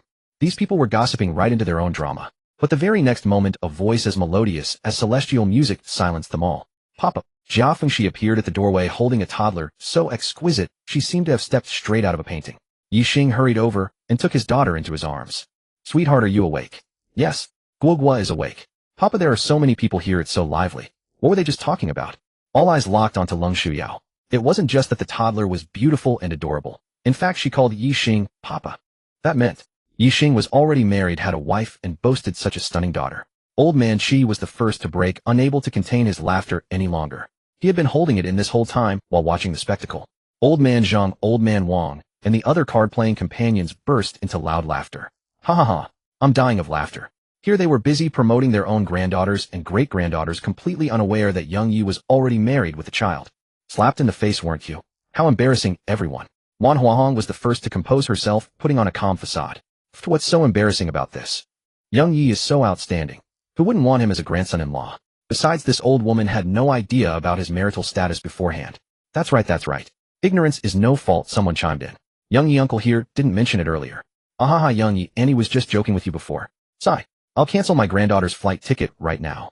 Leng Shuyao's large, innocent eyes swept across the group of elderly men and women lost in thought. With the farce concluded, Ye Xing kept his appointment and treated Old Man Zhang, Old Man Wang, and Old Man Zhao, successfully removing the bullet fragments from their bodies. This allowed these veteran soldiers who had once fought on the battlefield to witness the incredible power and mystique of traditional Chinese medicine. How could surgery be performed without incisions or injections? Shen Huaqiu and Edson trembled uncontrollably. If they had mastered this technique, where would their names rank in the world? The three reborn elders had red-rimmed eyes, barely holding back their tears. Ha ha ha. My old companion of dozens of years has left my body, and strangely, I almost feel reluctant to let it go. Old Man Zhang laughed heartily, deeply moved. It has to be the wisdom passed down from our ancestors that's truly powerful. Problems that Western medicine cannot solve can only be resolved by our Chinese medicine. Damn it, who was it that claimed Chinese medicine is outdated? That it's inferior to Western medicine? Those bloody fools. If I weren't so old, I'd force them to their knees with a gun and make them confess that Chinese medicine is superior. Old Man Wang, you're still playing those tricks at your age. Can't you see how shocked Edson is? Can't you see that Edson has already taken young Yi as his master? This perfectly proves that Chinese medicine surpasses Western medicine. Old Man Qi patted Edson on the shoulder. Old Ed, you must spread our Chinese medicine culture far and wide, so those foreigners realize just how impressive it is. Okay, no problem. It's my duty. From now on, I'll make those foreigners shut their mouths. Edson pounded his chest with a vow.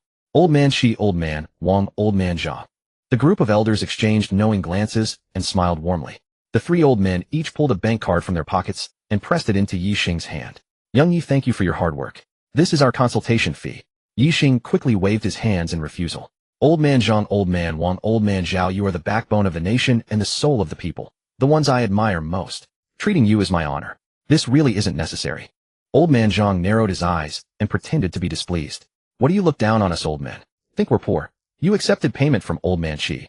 Why not us? Ye Xing was left speechless by Old Man Zhang's retort, weakly thinking to himself, that was Qi Huan, Old Man Qi's son, who thrust it into my hands. Seeing Ye Xing refuse to accept the money, Old Man Zhang's eyes darted about. Then he said, this money isn't for you. It's for my honorary granddaughter. This is her baby formula fund. Exactly. That's precisely what we mean. This is for our honorary granddaughter to buy formula. Sweetheart dear, come say hello to your granduncles. Three old men, each as weathered as a chrysanthemum, crowded around Leng Shuyao.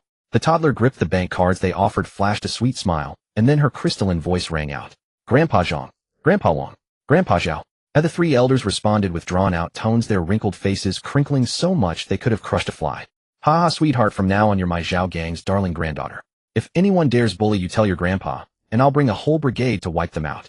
That's right. And me Wang Yunlong. Sweetheart, if you ever suffer any wrongs, call your grandpa immediately. I'll bring an artillery regiment to blast them away. And me Zhang Yibiao. Sweetheart, whoever dares bully you, Grandpa Zhang will bring a cavalry regiment to trample them flat. Ye Xing's scalp tingled with numbness. These old men were each more fierce than the last. As the sun set, just as Ling Hushan was about to make her third phone call, Ye Xing walked through the door, carrying his daughter.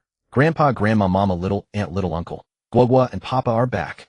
The toddler greeted everyone one by one as soon as she entered, her sweet words almost cloying. Oh, my grandma's precious darling. Let Grandma give you a hug. Ling Hushan hurried over, scooped up Leng Shuyao, and kissed her little cheek. Leng Zian clung to Ye Xing's arm, pouting grievously. Brother-in-law, someone bullied me. You have to help me, okay? Ye Xing's body stiffened, then he subtly withdrew his hand. When had he ever been this familiar with this woman? Lung Furong caught a glimpse of this from the corner of her eye, and the corner of her mouth involuntarily curled up into a slight arc.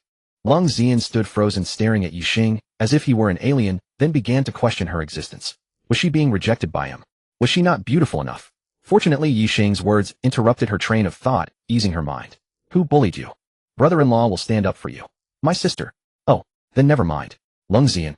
Ling Hushan struggled to suppress her laughter looking at Ye Xing with even greater satisfaction.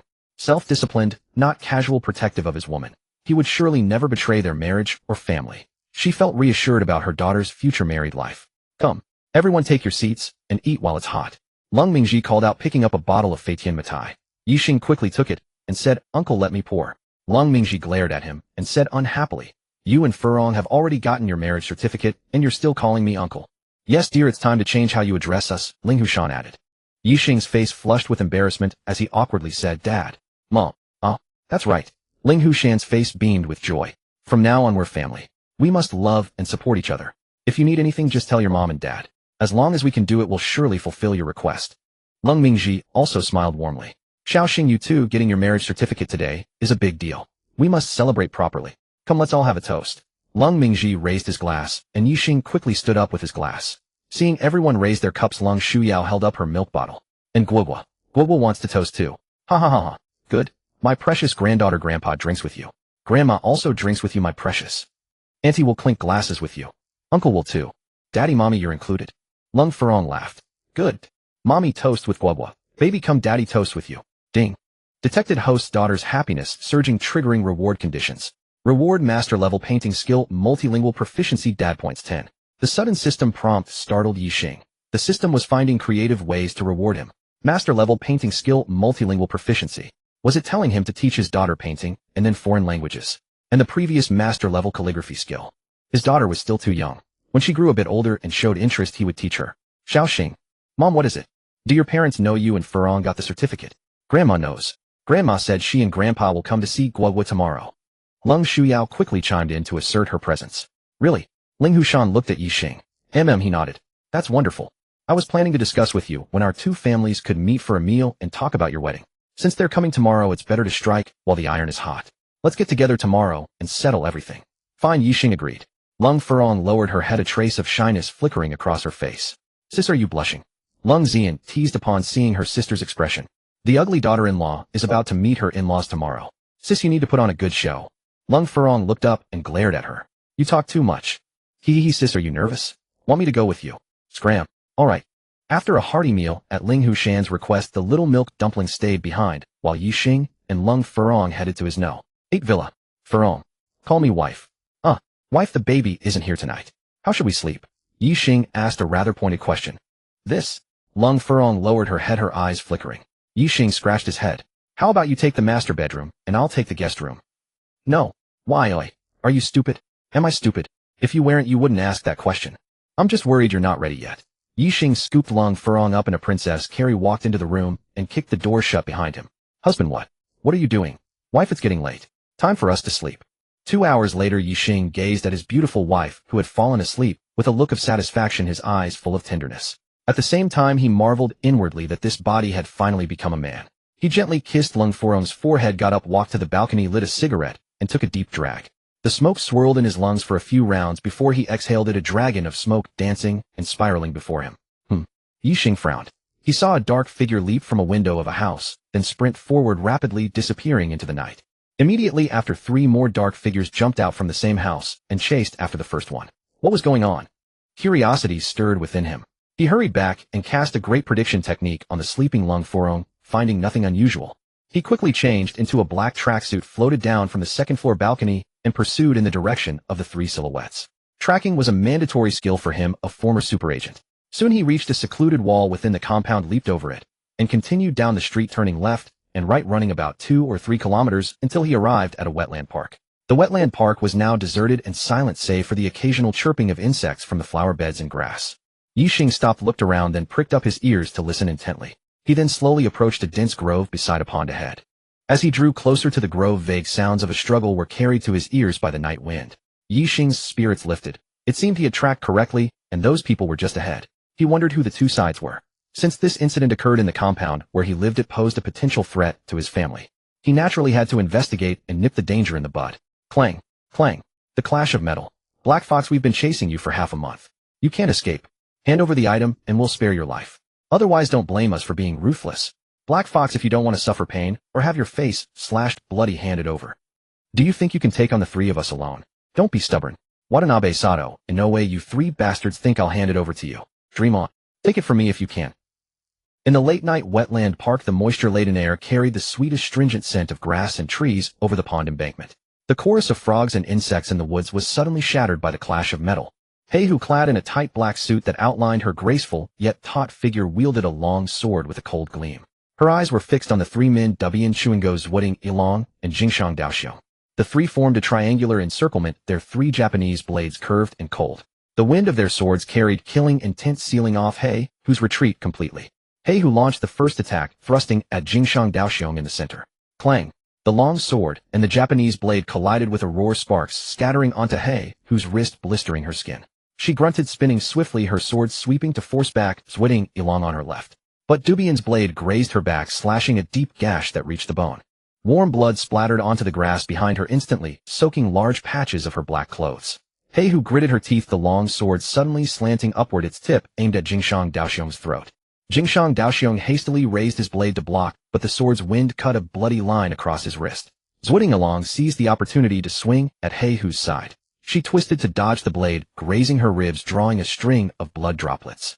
Outnumbered, Hei, who soon fell into a disadvantage. Her shoulder, abdomen, and thigh were all bleeding, blood seeping out continuously. Every time she raised her sword, the wounds tore with excruciating pain. The three opponents did not fare much better. Dubian's left arm had a chunk of flesh sliced off, Ye Xing's right leg was gashed by the sword's energy, making him stagger, and Jingshang's face now bore a deep scar, blood blurring his vision. The frogs croaked again, but more mournfully than before. No, if we keep fighting, I will die today. Run. Hei, who forced back Dubian Chuingo with a sword strike, then kicked off the trunk of a metasequoia, behind her, her body darting like a broken kite toward the reeds by the pond. Trying to run. Watch the darts. Jingshang Daoxiong pulled 3 darts from his waist and flung them. 3 streaks of black light whistled through the air. Hei, who dodged swiftly, 2 darts grazed past her ears, but the third precisely pierced her right shoulder. Oomph. Hei, who grunted, feeling half her body go numb. Her strength seemed to drain away, dissipating abruptly. She staggered a few steps, the long sword slipping from her hand and falling to the ground. Thud! Her body crashed heavily onto the muddy ground by the pond. Blood mixed with mud covered her mouth and nose. Hei, whose vision gradually blurred, only seeing 3 black-clad figures holding Japanese blades stepping closer and closer toward her. The blood droplets on the blades fell on the grass, leaves making faint sounds. I about to die. Clap, clap, clap. Ye Xing emerged from behind a tree, then leisurely clapped his hands. Who? The 3 black figures, originally walking toward their prey with blades in hands, stiffened, then turned around abruptly and demanded in unison. 3 little Japanese bullying a woman. What skill is that? Ye Xing said indifferently. Baka, who are you? Why are you here? Dubian Chuingo gripped his Japanese blade tightly, staring warily at the approaching figure. Who am I? You little Japanese don't deserve to know. Baka boy, you're quite arrogant. Do you know who we are? Do you know what happens to those who provoke us? Ye Xing burst out. Ye Xing was angered and cursed. Damn. Little Japanese daring to threaten your father. Bah. I'm not your father, I'm your ancestor. Bah. I'm not your ancestor either. I don't have such beastly descendants like you. Tell me what happens to those who provoke you. Death, death. Ye Xing moved his foot, activating Lingbo Weibo, and a blur of afterimage flashed. Slap. A resounding slap accompanied a body flying backward. Ye Xing slammed heavily into a tree, stopping his parabolic trajectory. He crawled up from the ground, enduring the pain, and said through gritted teeth, Baka, you, Chinese, you attacked me, by surprise, no martial ethics. Ye Xing pursed his lips, thinking that this guy was crazy. Did he need to announce himself before hitting him? Hei, who struggled to sit up, forced her eyes open and looked at the young man who was toying with the 3 Japanese. A glint of sharp light flashed in her eyes. Perhaps she was not destined to die. She took a small porcelain bottle from her pocket, opened the lid, poured out a black pill, put it into her mouth, and swallowed with difficulty. This was an antidote pill issued by the organization to everyone to prevent poisoning from poisonous insects and snakes during field missions. Dubian Kuan Jingshang Kuan, this man is a tough nut. Let's attack together. Yash. Kill. The 3 charged at Ye Xing with their Japanese blades. 1 attacked from the left flank high, 1 aimed for the chest and abdomen center, and 1 slashed at the lower right. 3 blades struck simultaneously, sealing off all 3 directions. Damn, they're ganging up. Ye Xing shed his playful attitude, a trace of seriousness crossing his face. These 3 Japanese coordinated exquisitely and the aura emanating from their blades made him dare not underestimate them. Ye Xing stomped his foot on the ground, sliding backward several meters, then spread his arms wide, executing a move. Eagle strikes the sky. Screech! A sharp eagle cry rang out in the night sky. Behind Ye Xing, the faint figure of a massive eagle vaguely appeared. The eagle's wings spread and flapped fiercely, and Ye Xing's body actually soared nearly 2 zhang into the air. His hands extended into claws, grabbing at Jingshang Daoxiong, who was the first in line. A deathly aura enveloped him. Cold sweat poured down Jingshang Daoxiong's forehead. He frantically retreated and dodged, then swung his Japanese blade to hack at the approaching eagle claws. Clang! At the moment Ye Xing's hand collided with the blade, he transformed his claw into a fist and punched the blade's surface. The blade was deflected by his punch, leaving a huge gap in Jingshang Daoxiong's chest. Ye Xing's other claw viciously grabbed his chest. Squelch! The sound of claws piercing flesh echoed. Ye Xing tore a chunk of flesh directly from his chest. Ah! Jingshang Daoxiong let out a scream, his body convulsing in pain. Before he could react, Ye Xing kicked him in the chest again, sending him flying. Whether by coincidence or intention, this kick landed exactly on the spot where the flesh had been torn. Jingshang Daoxiong could not withstand this double blow. When his body hit the ground, he immediately fell unconscious. Dubian Chuingo and Zhuoting Along turned pale, fear flashing in their eyes. Among the 3 of them, Jingshang Daoxiong was the strongest, yet he was crippled by this man in a single exchange. Both felt an impulse to turn and flee, but the Japanese Bushido spirit forbade them from doing so. They continued swinging their blades at Ye Xing. With one opponent down, Ye Xing's pressure greatly decreased. He activated Lingbo Weibo Flash to Dubian Chuingo's side and punched him in the head. Dubian Chuingo felt a dizzying spin, collapsed heavily to the ground, struggled a few times, and failed to get up. Zhuoting Along dared not strike anymore. Terrified, he turned and fled. Ye Xing flicked his wrist, and 2 silver needles shot out. Zhuoting Along, who had not run far, collapsed to the ground, crawling forward in desperation. Ye Xing walked over to Jingshang Daoxiong, searched him, and found a porcelain bottle. Then he approached. Hey Hu, that pill of yours cannot cure this poison. This is the antidote, take it. Black Fox took the medicine bottle and quickly poured out 2 pills, stuffing them into her mouth. Although the pills she had taken previously could suppress some of the poison, the effect was minimal, and she had been desperately exerting all her strength to contain the toxicity within her body. After swallowing these 2 pills, the effect was immediate.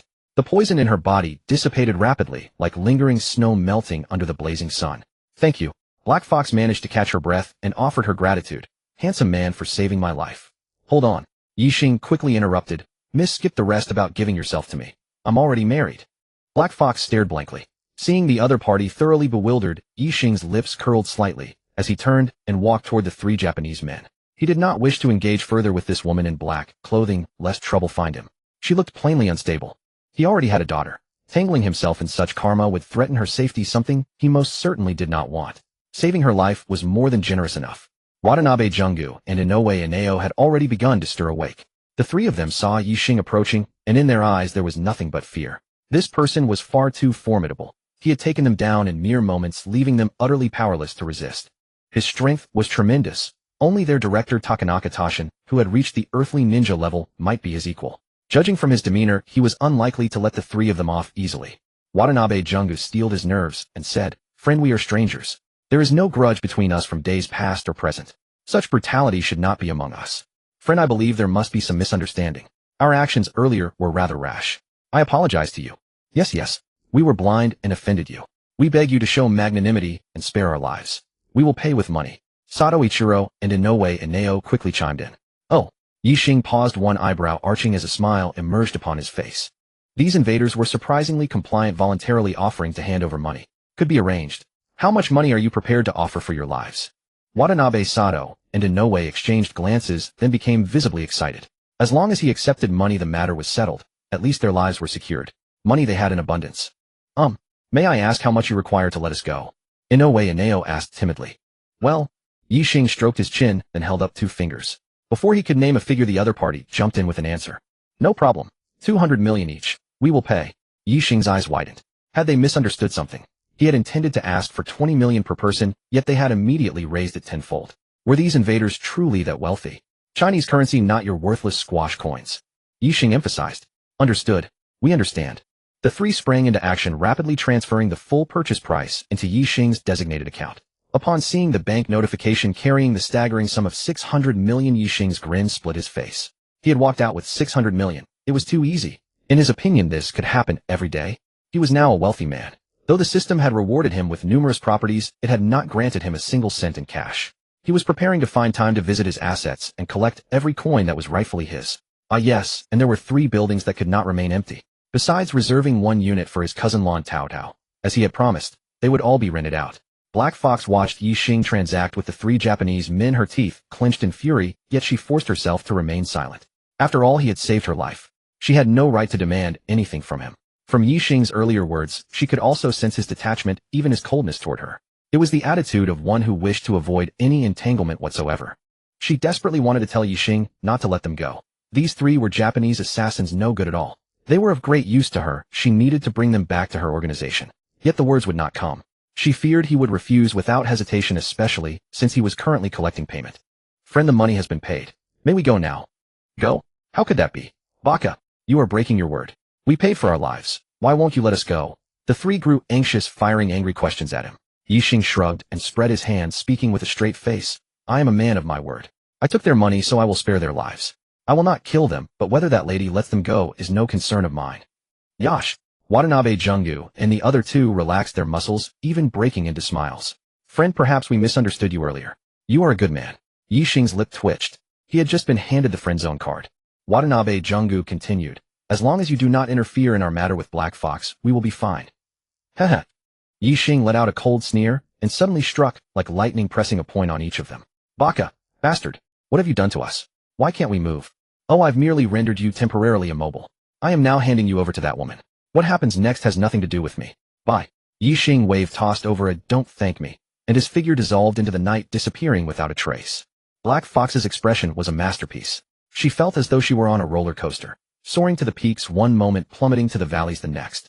She never expected Ye Xing to fleece these men of their money, yet still deny them freedom, ultimately placing their lives in her hands. She had misjudged him. He was quite an interesting person. Alas, she had no information about him, and he offered her no opportunity to obtain any. If fate permitted it, they would meet again someday, and she would repay him then. What happened afterward was of no concern to Ye Xing. He returned home, freshened up in the bathroom, climbed into bed, wrapped his arms around his beautiful wife, and drifted into a peaceful slumber. Wifey, I've noticed you've grown even more beautiful today. Early morning, as dawn broke, Ye Xing and Lung Furong opened their eyes simultaneously. He launched straight into flattery. Lung Furong's lips curved slightly, then she deliberately adopted a stern expression. I seem to recall someone saying I was neither pretty nor gentle. Has that someone forgotten? What has your nature changed today? Have I become beautiful again? Saying this, she stared directly at Ye Xing, eager to see how he would wriggle out of it. Ye Xing secretly chuckled. She was clearly looking to get even. Unfortunately, Lung Furong had no idea what kind of existence she was facing. A former super agent with an unshakable mindset, impeccable emotional control, and most crucially a shamelessness that knew no bounds. Yet he remained utterly composed, even feigning an innocent, bewildered expression. Wifey, did I really say something like that? Are you sure you're remembering correctly? Oh really? Shall I help you refresh your memory? Sure, let's go over it. What exactly did I say back then? Lung Furong struggled to suppress her laughter as she said, Hubby, did you ask me if I'm pretty or gentle back then? Anything else? Ye Xing raised an eyebrow. That's all. No, there was more. No, that was everything you said. Ye Xing smiled and replied, Wifey, actually I didn't finish my sentence. What I meant was that you're the most beautiful and gentle woman in the world. You didn't say it that way back then. That's because I hadn't finished. Now I'm completing it. Wifey, are you happy? Do you like it? Uffed. Lung Furong couldn't hold back anymore and burst into laughter. This man so seriously telling such nonsense was absolutely adorable. Alright, I won't tease you anymore. Let's get up and head to my place. We still need to drop Guoguo off at school later. Alright. Ye Xing carried a large bag of breakfast items, while Lung Furong held onto his other arm. As soon as they stepped through the door, the little dumpling came rushing toward them. Daddy and Mommy, why did you take so long to come? Guoguo has been waiting for you for so long. Ye Xing quickly set down the bag and scooped his daughter into his arms, pressing his cheek against her delicate face for a gentle rub. Oh, sweetheart, how long have you been waiting for Mommy and Daddy? Lung Shuyao scratched her head and began counting on her tiny fingers, muttering to herself. Guoguo doesn't know exactly how long, but it was so long, from last night all the way until now. Really? That does sound like a very long time. Daddy has been missing you since last night all the way up to now. Really? Lung Shuyao's eyes widened with delight. Yes, really. Smooch. The little dumpling planted a big kiss on Ye Xing's face and declared, Daddy is the best. Daddy, Guoguo wants to drink milk. Daddy prepared it for you long ago. Ye Xing opened the bag and took out a bottle of milk he'd placed inside earlier, handing it to his daughter. Lung Shuyao's eyes lit up as she grabbed the bottle and began drinking greedily, savoring every sip. Lung Xian emerged from the kitchen with a freshly prepared bottle of milk, about to call out, but stopped when she saw the little dumpling already enjoying hers. She blinked, then turned on her heel and marched straight back to the kitchen, shoving her own bottle into her mouth to drink contentedly. The milk was simply delicious. Ye Xing had given her 2 bottles before, and she'd dreamed about drinking it all night. No, she'd have to ask him where he bought this formula and buy some for herself too. Just then Ye Xing's phone rang with an unfamiliar number. As soon as he answered, a woman's voice came through. "May I ask if this is Mr. Ye Xing?" Lung Furong froze mid-bite on her steamed bun, her ears perking up despite her eyes staying fixed elsewhere, all pretense of aloofness abandoned.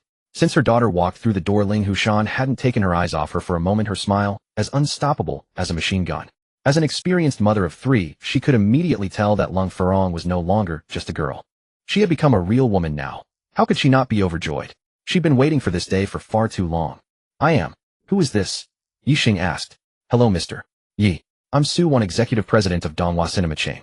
There's a shareholders meeting this morning, and as the second largest shareholder, we hope you can find time to attend. Additionally, you'll need to stay informed about Donghua's operations and plans." "What time?"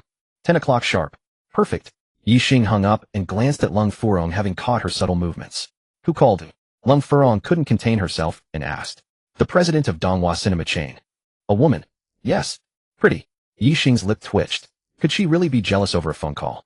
Was this still the ice-cold CEO who kept everyone at arm's length? "Don't know her." "What does she want?" "A meeting." Lung Furong studied, Ye Xing, a flicker of doubt crossing her eyes. Everyone in the room turned their attention his way, even the flighty, yellow-haired Lung Xiaofei. It was clear he'd have to come clean soon. "Well, I hold some shares in Donghua Cinema Chain, and they called to notify me about today's shareholders meeting." "What? Shares in Donghua?" "Ye Xing, when did you invest in Donghua Cinema Chain?" "I had no idea." Lung Furong exclaimed in surprise. "I don't know either. It was all the system." Ye Xing muttered silently to himself. "I had some spare cash and was bullish on Donghua, so I just threw in a little. This is all my daughter's milk powder money from now on." Upon hearing those words, Lung Shuyao, who had been savoring her milk, suddenly lit up with excitement. Little money, she loved that. "Daddy, can Guoguo skip kindergarten today?" The dumpling's question pulled him right out of the interrogation. "Sweetheart, why don't you want to go to kindergarten? Did someone bully you?" Ye Xing's brows furrowed slightly, a hint of darkness flashing in his eyes. If his daughter was being bullied at their own kindergarten, he'd truly lose it. "Daddy, no one's bullying Guoguo. I just want to pick up Grandpa and Grandma today. They're coming." "I see, all right. Sweetheart, Grandpa and Grandma will be so happy to see you waiting for them." Ye Xing smiled. Guoguo is happy too." Lung Furong opened her mouth, but said nothing finally, just rolling her eyes at Ye Xing. Ye Xing looked at Lung Furong and chuckled. "Wifey, are you thinking our daughter skipping around like this will put her behind at the starting line?" Lung Furong gave a soft humph. "If you know why, ask." Ye Xing suddenly grew serious. "Wifey, you need to understand something. Our daughter was born at the finish line. Where's the starting line to lose?" Lung Xiaofei suddenly gave a thumbs-up, admiration on his face. "Brother-in-law, you're awesome. Your words are truly, well, words." Lung Zian kicked him from behind, laughing and scolding. "If you can't speak properly, just shut up." Wifey, I need to confess something to you." Lung Furong's delicate frame trembled as she looked at Ye Xing, her face paling slightly. What do you want to say?" "Actually, I also own 3 buildings." Silence. The room fell into a profound stillness, broken only by the sound of the little milk ball drinking her milk with carefree, smacking sounds. "Honey, what exactly do you do? From what I know about you, you didn't come from a wealthy background. How do you have so much money? Acquiring all these properties?" "You own 2 luxury villas, 3 luxury cars, the Xingtu Design and Decoration Co. Ltd., where you used to work, a Shulan International Bilingual Kindergarten, and just now you mentioned shares in Donghua Cinemas. Now you've revealed 3 more buildings. Are you trying to scare me to death? You haven't done anything wrong, have you? Is this money ill-gotten? Honey, you need to think clearly. You have a wife and a daughter now. If something happens to you, what will become of us?" As she spoke, Lung Furong's eyes reddened and tears streamed down her cheeks. Lung Mingji, Ling Hushan, Lung Zian, and Lung Xiaofei, 4 people with 8 eyes, stared fixedly at Ye Xing. Ye Xing couldn't help but smile wryly. He pulled Lung Furong into his arms and gently patted her back. "Honey, look at me. Do I look like a bad person? As you said, I come from a humble background. My parents are farmers in the countryside, and I wasn't doing well before. But maybe it's the luck you and our little treasure brought me. Over the past 3 years, I've made some money in the stock market and then made a few successful investments. So I'm not short on money. All of this is for your happiness and our daughters." Ye Xing had to make up a story to pacify her. What else could he do? It was all given by the system. He couldn't push it away, could he? That would make him a fool. He thought to himself, there's so much you don't know yet. In the capital, I have a Sihiyuan. In Hong Kong, the Victoria No. 1 Sky Villa, a London security company, and 51 of Yanlong Entertainment shares, plus the milk powder factory I'm building in my hometown. Luckily, he didn't reveal all of that, or Lung Furong might have fainted from shock. He even wondered how she could be a CEO with such a fragile mentality. "My money is clean, upright, and above board. No problems at all." I want to watch our daughter grow old with you, and hold your hand till the end. Ye Xing paused here, and raised an eyebrow at Lung Furong. A charming smile blossomed on Lung Furong's face like 1,000 flowers blooming in spring. Till death do us part, Lung Furong whispered, her voice lingering. You will not betray me. I will not betray you. Daddy Mommy Guoguo will not betray you either. Lung Shuyao's sudden outburst shattered the tender atmosphere completely. Lung Furong gritted her teeth, inwardly itching to give her little bottom a couple of spanks. Ha! Ye Xing laughed heartily. Good, my precious, you're truly Daddy's little cotton-padded jacket. Ha ha he. Everyone burst into laughter. It seemed that when writing a script one should never let a little milk ball nearby. She'll barge in and send your plot drifting into the Pacific. After dropping Lung Furong at the company, Ye Xing asked Shui Lingwei to drive to a large real estate agency near Linjiang Mansion. Daddy, what are we doing here? The little milk ball asked, curiously holding her bottle. We're going to make some pocket money for you, baby. Great. Guoguo wants to make pocket money. Sir, are you looking for a property? To rent or buy? What size do you need? High floor or low floor? What orientation? What's your budget? A male agent approached. I want to see your manager. The agent's face stiffened. Sir, if you have any needs you can tell me. I can help you and guarantee your satisfaction. Are you looking to rent or sell? Are you sure you can solve my problem? Ye Xing, seeing the man's persistence, decided to give him a chance. Yes. The man nodded firmly. I have properties to rent out. Okay, which property? Sir, please show me your ID. I'll register it and list it according to your requirements. I have more than one. No problem, I can handle 5 or 6 sets. Let me register them first. The man's eyes lit up. I have more than 5 or 6. Ye Xing's lips curled slightly. 7 or 8. So rest assured I'll get you a good rental price. The man said excitedly. A smile spread across Ye Xing's face. I have 3 buildings here in Linjiang Mansion. Buildings 7, 8, and 9. Clatter. The pen dropped from the man's hand. Sir, are you serious? Ye Xing nodded, and turned to say, Ling Yue, bring the box from the trunk. The man quickly stood up. Sir, I'll call the manager. The other agents at nearby desks turned to look, drawn by the commotion. Manager, this gentleman claims to have 3 buildings to entrust to us for rental. Behind the man was a capable-looking young woman with short ear-length hair. She was of average height, neither fat nor thin, dressed in a dark blue suit with curves in all the right places. Quite eye-catching. Sir, this is our manager. Handsome, you have 3 buildings, and they're in Linjiang Mansion. Shimin Zijin asked urgently, her eyes gleaming. Ye Xing nodded. May I see the property deeds? Lingwei. Yes, boss. Shui Lingwei placed a cardboard box on the table and opened it. It was full, 300 property certificates in total. Shimin Zijin and the other agents who had gathered around stared with stars in their eyes, their hearts filled with envy and resentment. Damn nouveau riche. May the upstarts die a horrible death. They cursed inwardly, their hearts seething with imbalance. They had worked hard for decades and could only afford one apartment, becoming mortgage slaves, rising earlier than roosters, sleeping later than dogs, eating worse than pigs. And this guy? How old was he? Just over 20, and he owned 3 entire buildings, 300 apartments. Damn, I want to rob him. Wow. Daddy, what are all these red books for? Baby, these are property deeds. Each one represents a house. Wow. So many houses, are they all ours? Yes. They're all yours, baby. Really? Then Guoguo can be a landlady. Landlady. Ye Xing clutched his stomach, feeling a bit queasy. Baby, where did you learn that word? From TV? Baby, watch more cartoons from now on. Daddy, cartoons are boring. Guoguo doesn't like them. It seems I need to set up an animation studio and produce a few animated films for my daughter. Ding.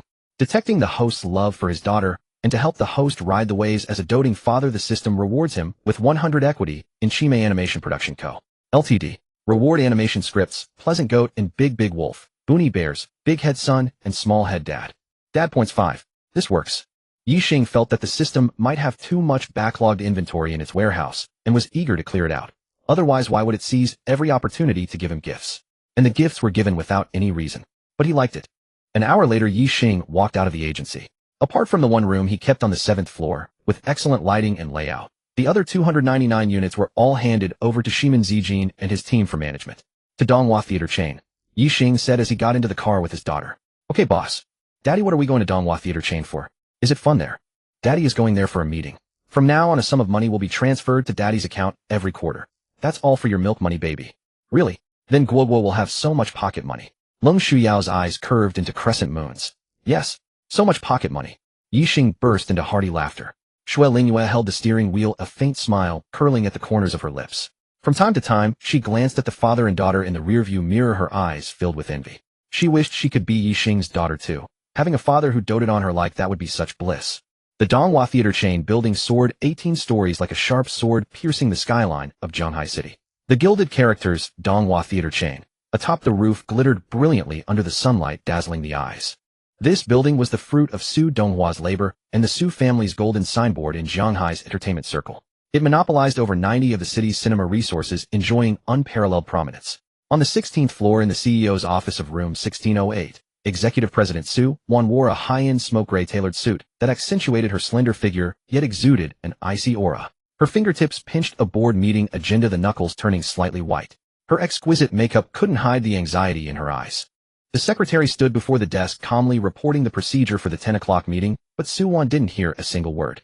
Her mind was full of her father's gloomy expression in the study yesterday. To fill the funding gap in the family business, her father gritted his teeth and sold 40 of Donghua Theater Chain's shares. Overnight, the mysterious buyer, named Ye Xing, became the largest external shareholder. The Su family originally held an absolute controlling stake of 80, but now only 40 remained, barely tying with Ye Xing. Su Wan's heart felt as if grasped by an invisible hand.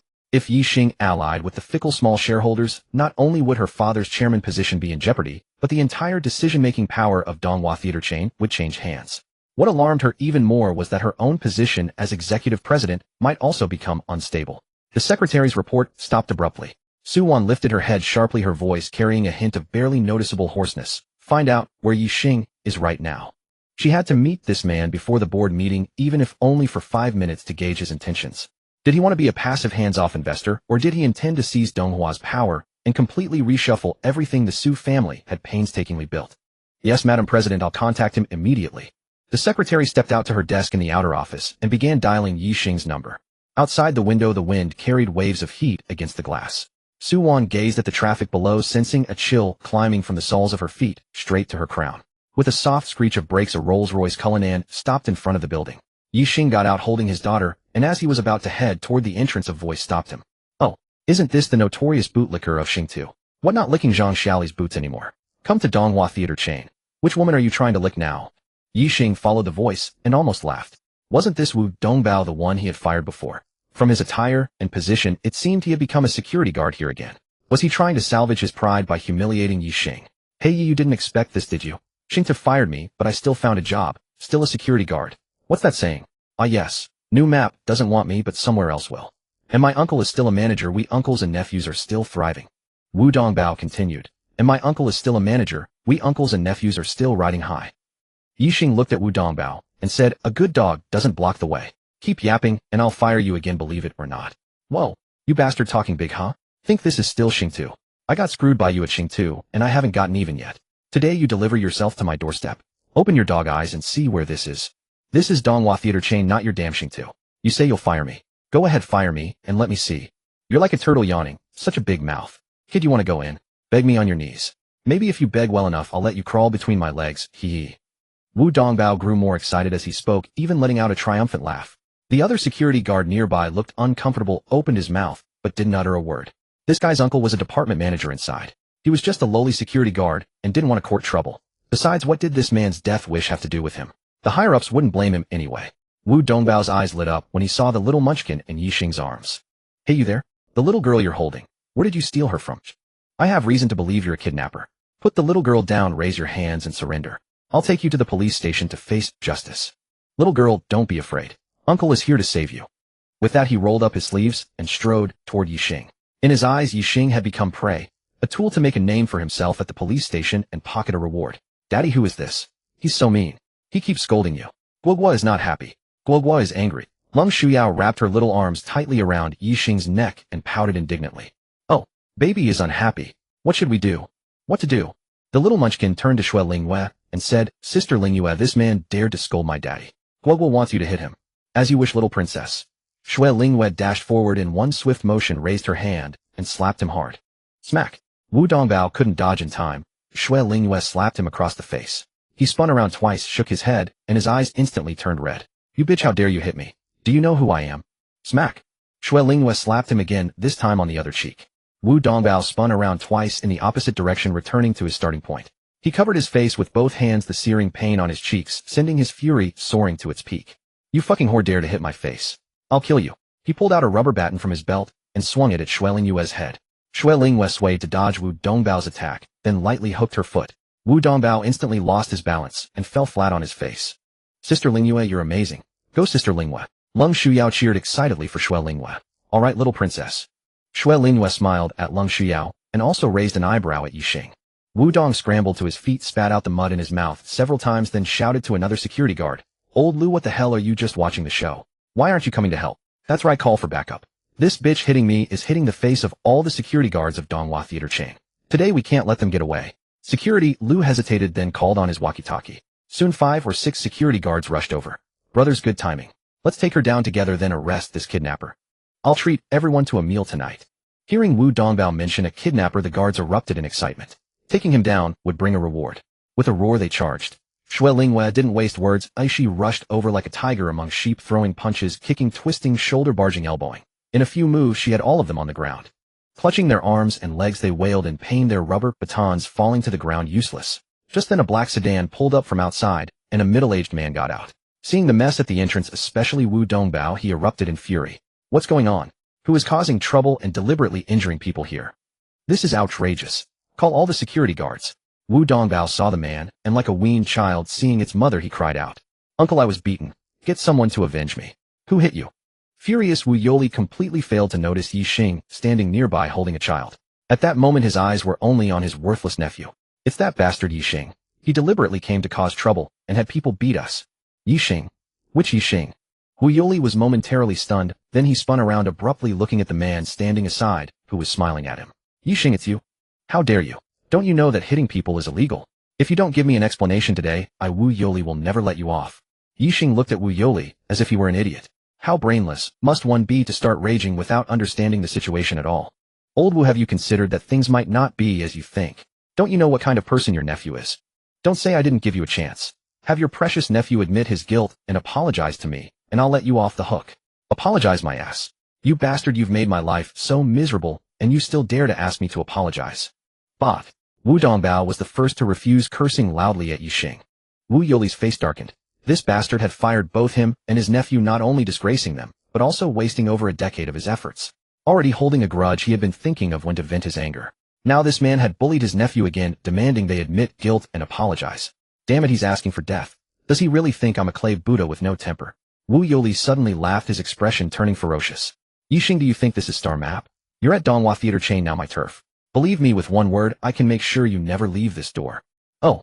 Ye Xing raised an eyebrow and shot back 3 words, I don't believe it. Damn it. Wu Yoli almost choked on his own blood. This kid didn't play by the rules. Was he a reckless fool, or just fearless? Just as he was about to call for more men, the phone in Ye Xing's pocket rang. He pulled it out, saw an unfamiliar number, hesitated, then pressed the answer button. Hello, is this Mr. Ye Xing? Yes, who is this? Director Ye, good day. I am Secretary Chiu Xiaoyu of the CEO. Director Ye, where are you now? Our CEO would like to meet with you first. I'm already at the Donghua entrance. Ah, perfect. Our CEO is waiting for you in her office. I won't be able to make it for now. Off. The voice on the phone suddenly rose in pitch. Director Ye, may I ask what you mean by that? I'm being blocked by your company's security guards. What? How could that happen? Please wait the CEO, and I will be there immediately. We'll handle this properly, and to your satisfaction. Wu Yoli's eyelids twitched violently, and a sense of dread surged in his heart. For no reason, he began to feel uneasy, sensing that something big was about to happen.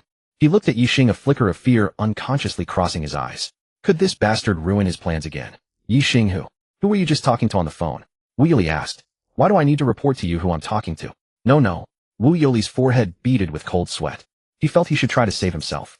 Well, I just lost my temper without understanding the full story. Well, Ye Xing, we were colleagues after all. Give me some face.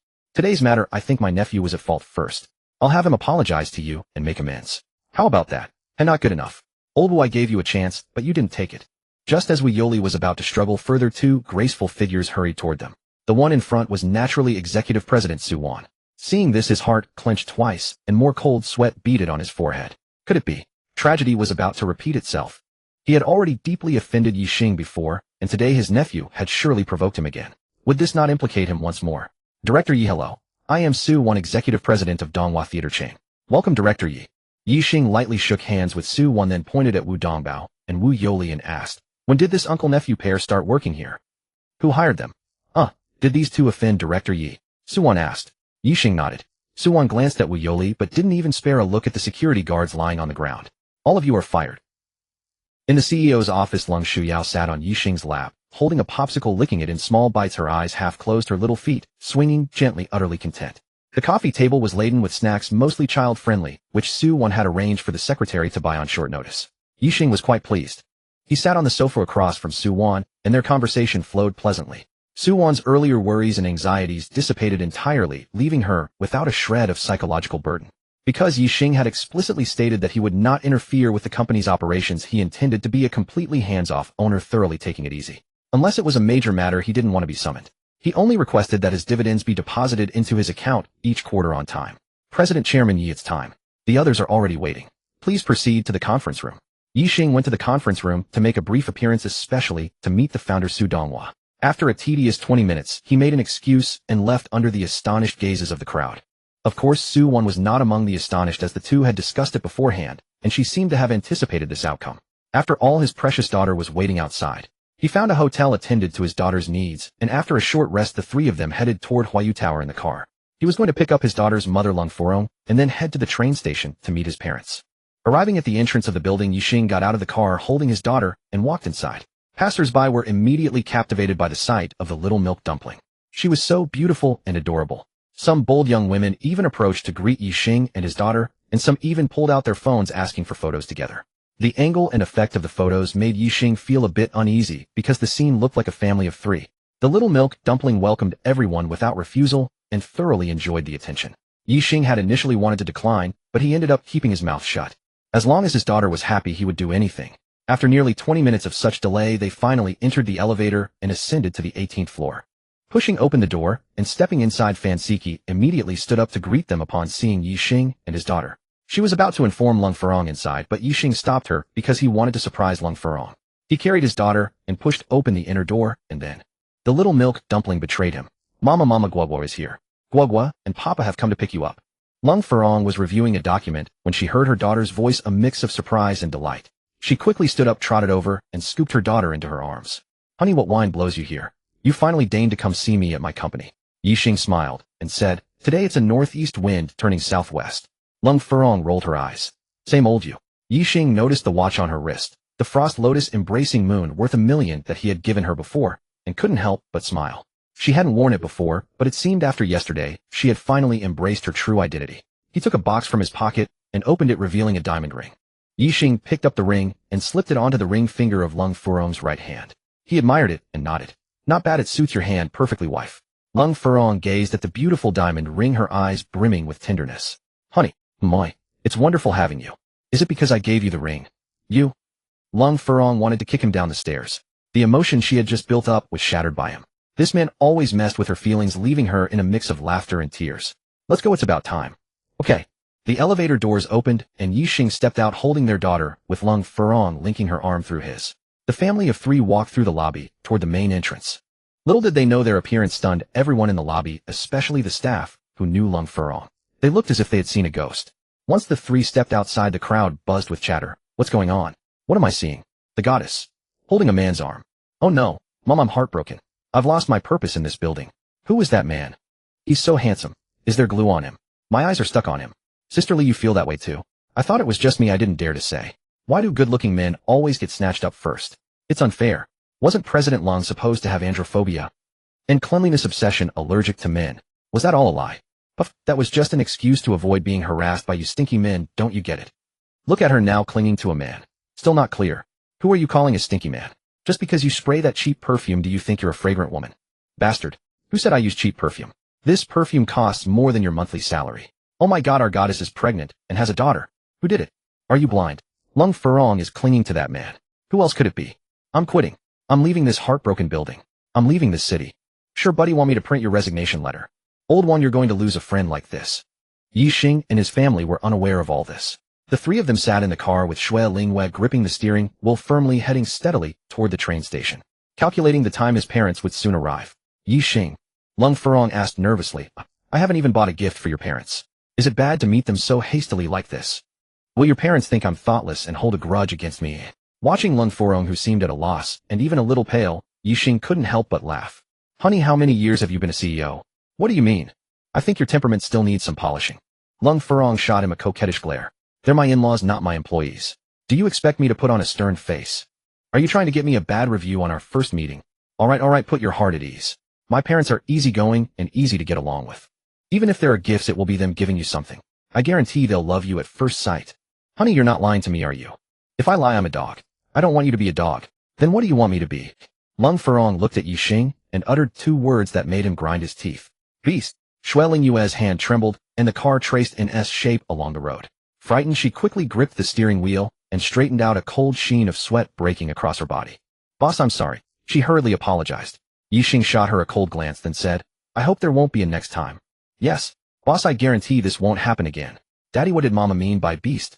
Lung Xiao's question made Shui Lingyue's hand tremble once more, though this time nothing went wrong. Shui Lingyue still had her heart in her throat, silently suffering within. This car was not easy to drive. Ye Xing's expression darkened. He felt his little cotton-padded jacket was a bit leaky. How could she ask such a question? How to explain?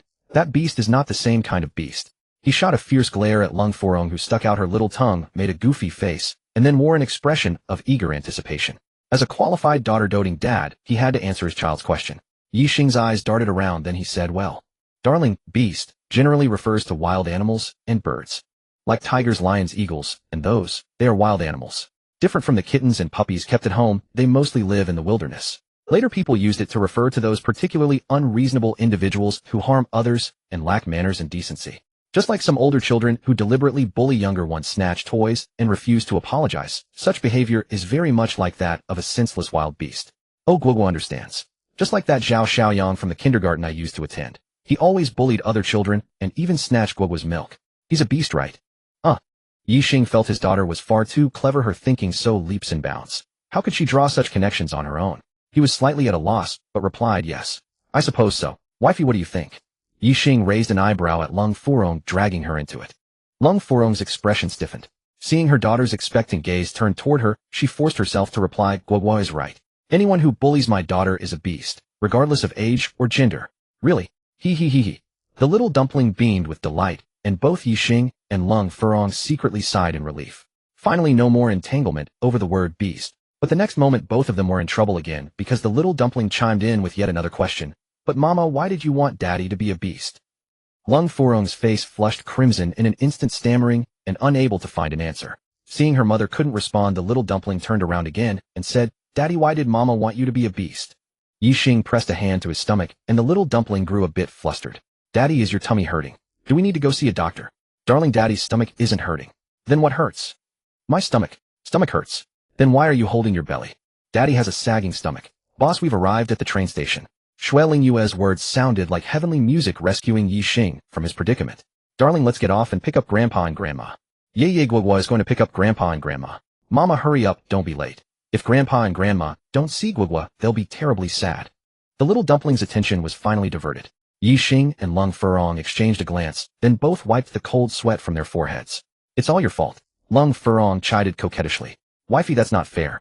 You're the one who started it, and now you're blaming me. Watch your words from now on. Taught by you. Grandma. Grandpa. Guoguo is here. Guoguo came to pick you up.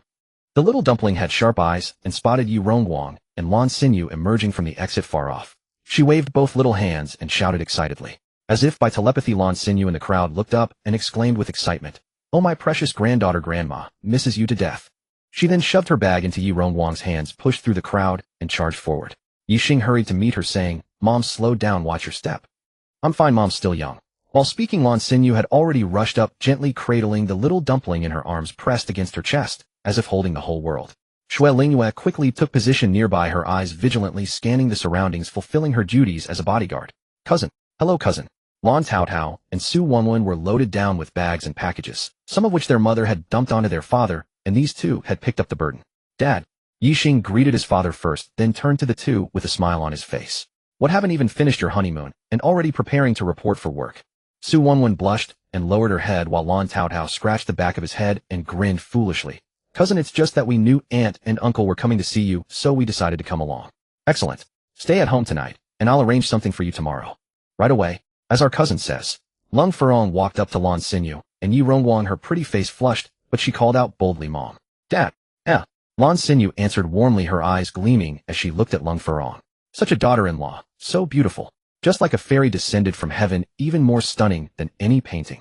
Yu Rongguang also hurriedly replied with a cackle, thoroughly delighted. His son had married such a beautiful wife and given him such a lovely, charming granddaughter. The Yi family ancestral grave must be emitting green smoke. Lan Taotao and Su Wenwen gazed at Lung Furong as if witnessing a celestial being. She was simply too breathtakingly beautiful. The two hurriedly greeted her, Hello, cousin-in-law. Lung Furong didn't recognize the two, but since they called her cousin-in-law, they must be relatives. She smiled and nodded hello. Come to our home for dinner later. Dad, Mom, my parents know you're coming and have already prepared a meal. We'll head straight to their place for dinner. How does that sound? Lan Xinyu and Ye Rongwang looked at Ye Xing. Seeing their son nod, they quickly replied, great. We should go meet our in-laws. Later we'll have a good long talk about your wedding arrangements. Ye Xing looked at the pile of large and small bags and shook his head. The two of you came over with my parents without so much as a heads up. Otherwise I would have brought another car. Cousin, it's fine. Don't worry about us. We'll take a taxi. Lan Xinyu handed the little dumpling to the drooling Ye Rongwang standing by, fished a big red envelope from her pocket and pressed it into Lung Furong's hands. Child, this is a meeting gift from Mom. 10,001. My daughter-in-law is 1 in 10,000. Then she slipped off an emerald bracelet from her wrist, grabbed Lung Furong's hand, and slid it onto her arm. Child, this is a treasured heirloom of the old Yi family. Mom is passing it down to you now. From this moment on, you are the mistress of the Yi household. The little dumpling saw the bracelet Lung Xinyu had just placed on her mother's wrist, her eyes widening in astonishment. And then she opened her adorable little mouth. Ye Xing quickly stuffed a bottle of milk into her mouth. The little one latched onto the nipple and started drinking happily, completely forgetting what she had been about to say. That bracelet was something he bought with his daughter when he went back home a few days ago. Let's head back first. If we stay much longer, all the people coming out of the station will have gone. Ye Xing said. All right, let's go back first. We'll be visiting our relatives later. Letting go of Lung Furong, Lan Xinyu snatched the baby back, as if losing even 1 minute of holding her meant a huge loss. Ye Xing hailed a Didi and loaded all the bags into the trunk, squeezing in some in the front, as well with Lan Taotao and Su Wanwen sitting on top of them. Meanwhile, his family got into his Rolls-Royce Cullinan and headed toward Lai Jinjuan. Upon getting out of the car, Lan Xinyu, Ye Rongwang, Lan Taotao, and Su Wanwen all stood with their mouths agape at the villa before them, unable to close them for a long time. Son, is this your house? It's so big and beautiful. Yes, son, this house must have cost a fortune, right? Lan Xinyu and Ye Rongwang asked one question each, while Lan Taotao and his wife were still dazed and hadn't come to their senses yet. Didn't cost much.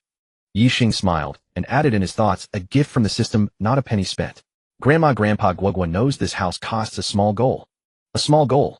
Lan Xinyu and Ye Rongwang exchanged glances, completely confused. They had never heard such expression before. Sweetie, what is a small goal? Lan Xinyu, full of curiosity, asked humbly. The little one took another sip of milk, smacked her lips, and said, Guoguo doesn't know either. Guoguo heard Daddy say it. Lung Furong also looked over. Small goal was a novel term, and she had also never heard it before. Son, how much is a small goal? Ye Rongwang spoke up. It's 100 million. What? Everyone's eyes widened in shock. Ye Rongwang's face twitched, and he blurted out. You kids gotten arrogant. 100 million is a small goal to you. Have you been possessed by a ghost? Ye Xing's mouth twitched slightly. In his heart he muttered, I'm not possessed by a ghost, I've had my soul transferred. Lung Furong's lips curled up slightly. 100 million as a small goal. As expected of her man, such big talk. But why did this phrase feel so catchy? Could she borrow it for future meetings? Cousin Annie, what are you talking about?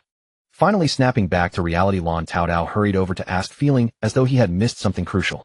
Ye Xing patted Lan Taotao's shoulder and said earnestly, Cousin, it's better you don't know. Otherwise it would deal too heavy a blow to you and shatter your Dao heart. Lan Taotao scratched his head and blinked, saying, Cousin, I don't cultivate immortality. Uffed. Lung Furong finally couldn't hold it back and burst out laughing. Even Su Wanwen covered her mouth and giggled. She never expected her husband to have such a humorous side. After touring the villa, Ye Xing took out a bunch of keys and handed them to Lan Taotao. Cousin, this is Unit 1202, Building 7 at Linjiang Mansion. It's an apartment allocated to you by the company. Tomorrow I'll transfer the property rights to your names. And I'll buy you a BMW too. Lan Taotao took the keys, so excited he could hardly speak clearly. Thank you, cousin. Cousin, no more words needed. Just watch my actions. Su Wanwen also bowed slightly in gratitude. Lan Xinyu looked at her son, her eyes full of relief and even a hint of pride. He was really making her face shine. Cousin He Wanwen and I won't join the fun. We'd like to go see the house first. Lan Taotao scratched his head with an embarrassed smile, while Su Wanwen nodded shyly. Ye Xing smiled and said, What's wrong? Can't wait to see the new home. Hee. Lan Taotao chuckled foolishly. That's fine. Ling Yue, you drive them over. After they finish looking at the house, take them out to find a hotel for dinner. Yes, boss. Thanks, cousin. Aunt, uncle, cousin-in-law, little darling Guoguo, we're heading out. Lan Taotao greeted everyone and pulled Su Wanwen out the door eagerly. Shui Lingyue hurried after them. This was a task assigned by the boss, and she had to complete it strictly. Meanwhile, Ye Xing and the others arrived at Villa number 13, carrying many items that Lan Xinyu and her husband had brought from home. Cured meat sausages and dressed free-range chickens and ducks. Grandpa and Grandma Guoguo is back. Guoguo's grandpa and grandma are here too. Lung Mingji and Ling Hushan, having received notice from their daughter, had been standing at the door early to welcome them. Lung Shuyao spotted them from afar and began calling out loudly. Grandma's sweet little precious. Let Grandma hold you. Mother-in-law, father-in-law, come. Sit inside. Ling Hushan hurried, overtook the baby from Lan Sinyu's arms, and said joyfully. Lung Mingji walked up to Ye Wang and extended his hands warmly. Brother, you welcome. Let's have a few good drinks together later. The two who had initially felt somewhat restrained and even nervous gradually relaxed under each other's warm reception. Watching this scene, Ye Xing also felt completely at ease. The dishes were served, and everyone took their seats according to host and guest status. Ling Hushan and Lan Xinyu were both very talkative, and with the precious grandchild they both doted on as a common bond, they soon hit it off. After a few drinks, Lung Mingji and Ye Wang began addressing each other as brothers and enjoyed each other's company. Halfway through the meal, Ye Wang raised his glass and said, Brother Lung's sister-in-law, I'm just a country bumpkin and not good with words. Lung Mingji raised his glass and clinked it against Ye Wang, saying, Brother, you don't belittle yourself. Go back 3 generations, and who wasn't a country person? What's wrong with being from the countryside? Country folk are honest, hardworking, and capable. I Lung Mingji love dealing with country people. Ye Xing leaned close to Lung Furong's ear and whispered, Is your dad drunk? Lung Furong gave him a glare and pinched his waist hard with 2 fingers. Ouch! Ye Xing gasped sharply. This woman struck too hard. Touched, Ye Wang slapped the table and said, Brother Lung, for those words alone, we'll be brothers for life. Come, bottoms up. 3 glasses. Bottoms up. 3 glasses. Ye Xing's mouth curved upward slightly. These two were just looking for an excuse to drink. Ling Hushan watched her old man getting a bit carried away with drinking, shook her head, and thought, never mind, today is a happy occasion, let him drink to his heart's content.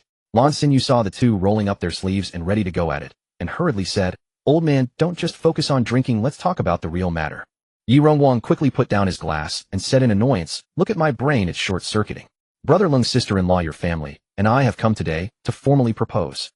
At 8 in the evening, Zhao Mingyu, flanked by his assistant and 4 burly bodyguards, exited the company building and headed toward the parking lot. Boss manager Ming called. He's booked a private room at the Ludao Hotel and awaits your arrival. Zhao Mingyu adjusted his glasses and slipped into his Bentley Bacala. He had a penchant for taking the wheel himself, especially for speeding, to experience that exhilarating sensation of flying. The assistant and the 4 bodyguards rode in another Mercedes, tailing closely behind his vehicle. The 2 cars merged into the traffic stream and drove forward.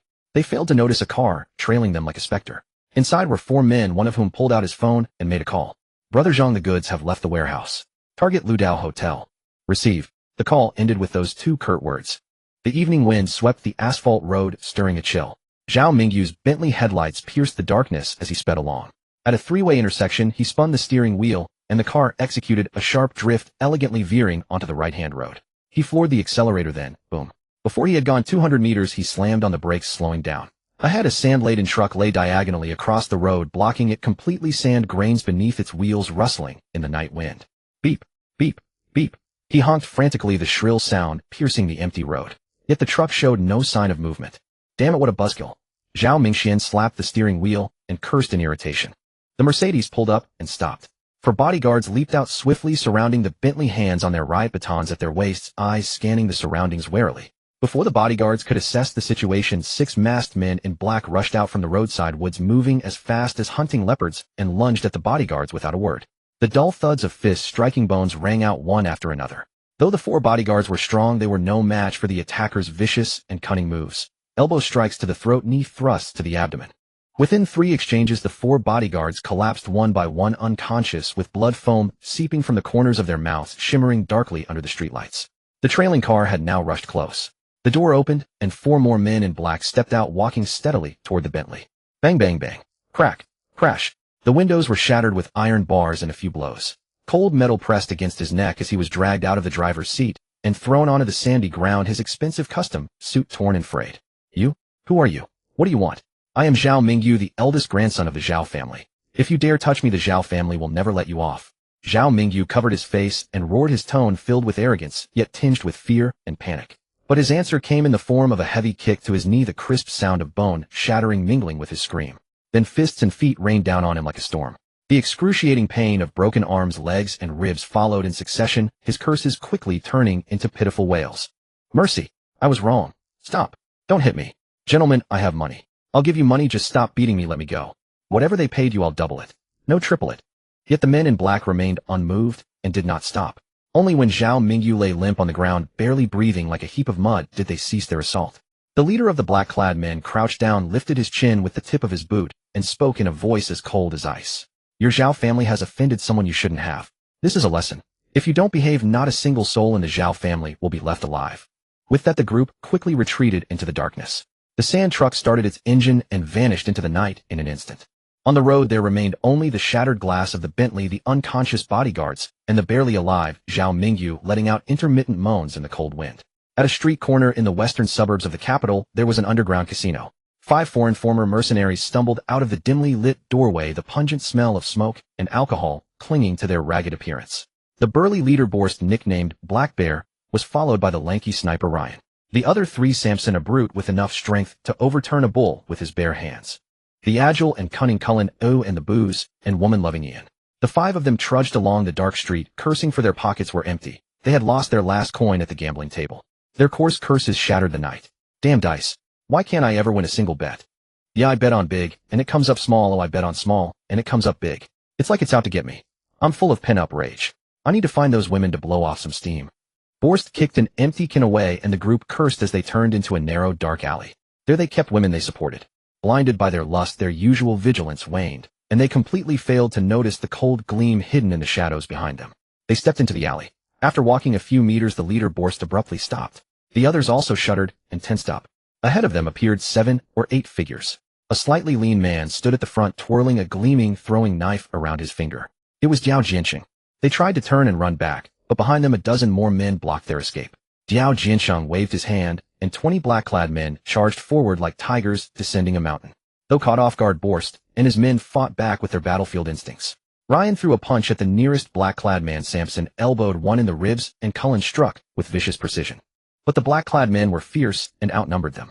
The dull thuds of metal clubs and the sounds of flesh hitting flesh exploded in the alley. In moments, the 5 mercenaries were battered and pinned to the cold ground, the crisp sounds of broken bones mixed with agonized groans piercing the ears. Borst looked up, and when he recognized Ye Xing's face, his pupils contracted and cold sweat soaked his back instantly. He struggled to shout, "You're Ye Xing, the flying knife Yama. Why are you here? We have no grievance with you. Why are you after us?" Ye Xing curled his lips into a cold smile, the throwing knife spinning faster and faster between his fingers. "Because you followed the wrong person." With that he bellowed, "Do it." At his command, several black-clad men applied sudden force to their hands. A few crisp cracks of breaking bones later, the 5 men's necks went limp and they fell silent. The black-clad men swiftly stuffed the bodies into sacks, hoisted them over their shoulders, and under the cover of night vanished into the depths of the alley in an instant, leaving only a mess and the smell of blood lingering in the cold wind. As night deepened, rising star Zhao Monli finished a long day of shooting and left the set surrounded by her bodyguards and agent. The filming location was over 10 li from the hotel, with a stretch of mountain road in between. The moment the business van rounded the bend, it was suddenly forced to a halt by a tree trunk blocking the middle of the road. The bodyguards instantly pushed open the doors and jumped out to provide cover, but were swiftly taken down by 10 men in black, who burst from the woods beside the road. Muffled groans and the sound of cracking bones were swallowed by the night wind. The agent and team members huddled inside the car, too terrified even to scream. Ding Xiaowei kicked the van door open, the cold tip of his boot resting against the doorframe. 9 members of Blue Shield security formed a pincer formation, trapping the vehicle completely. Zhao Monli's knuckles turned white as she gripped her bag, forcing herself to stay calm. "Who are you? Attacking people in broad daylight. Aren't you afraid of the law?" Ding Xiaowei paused, a mocking smile curling his lips. "Has a door crushed your brain? Can't you see it's night? You're the one with a crushed brain. You and your whole family." Zhao Monli was thoroughly provoked by Ding Xiaowei's words, completely forgetting her dire situation. She flew into a furious tirade, her thoroughly spoiled temper on full display. "You hopeless fool!" Ding Xiaowei snapped, losing his temper. He lunged forward, grabbed her by the hair, and dragged her out of the car, then delivered 2 sharp slaps that immediately caused her face to swell. Zhao Monli finally snapped out of her rage. Clutching her face with both hands, she asked in terror, "Who are you? What do you want? Who hired you?" Her voice trembled, panic evident in her eyes. "I know you're just doing this for money. Whatever they're paying you, I'll give you 3 times, no 5 times. Transfer the money now and let us go, and I won't press charges. How about that?" "Not how about anything," Ding Xiaowei said coldly. Another man sneered, "Star Zhao, do you really think your stinking money makes you untouchable? We need money, yes, but we also have professional standards. Today we're going to teach you a lesson you won't forget." With that, the man approached holding an electric razor. The cold metal pressed against Zhao Monli's temple, and she froze stiff, struggling and screaming. "You dare? No? Don't do this. You can't treat me like this. I'm a public figure. You'll destroy me." "Destroy you? That's actually a great idea." A man stroked his chin thoughtfully. "That's exactly the effect we're going for." Ding Xiaowei had his men pin her shoulders and hold her head steady. The razor whirred to life, carving patterns into her long black hair. crisscrossing marks that glared horribly under the light, forming a crude, crooked cross-stitch design. Locks of hair fell onto her clothes as the cold, buzzing hum slithered against Zhao Monli's nerves like a venomous snake's tongue. She gazed at her reflection in a shard of mirror, her hair in chaotic disarray, that hideous pattern carved into the top of her head. Fury and terror collided within her, and broken sobs escaped her throat. Not a shred of a star's dignity remained. You will die horribly. Before she could finish, her vision went black and her body went limp, collapsing to the ground in a faint. The agent lunged forward to help, but Ding Xiaowei kicked him away. He glanced at the unconscious Zhao Monli and nodded to his men. Move out. In an instant the group vanished into the forest, leaving only the people in the business van, and Zhao Monli sprawled unconscious on the mountain road, wrapped in overwhelming terror, too breathless even to cry for help. After days of grieving the loss of his son, Zhao Shanhe was finally feeling human again. Leaving the company, he headed straight for Qinghe Commandery to see his woman and his 10-year-old beloved son. However, before he even arrived, his phone rang. He glanced at the caller ID. It was his butler. Frowning, he answered, his voice low and gruff. Speak. Master. Terrible news, master. Something terrible has happened. The butler's voice was filled with panic. Zhao Shanhe nearly choked on his own anger. You damn fool, if you keep spreading nonsense, I'll flay you alive. The voice on the phone froze for a second, then came back trembling. Master, something terrible has happened. Not to you, sir, I don't mean you're in danger, it's our family. Something terrible has happened. Zhao Shanhe's hand jerked violently, and his phone nearly slipped from his grasp. Speak. What happened? Our family's Shadow Guard second team has lost contact, with nobody reachable.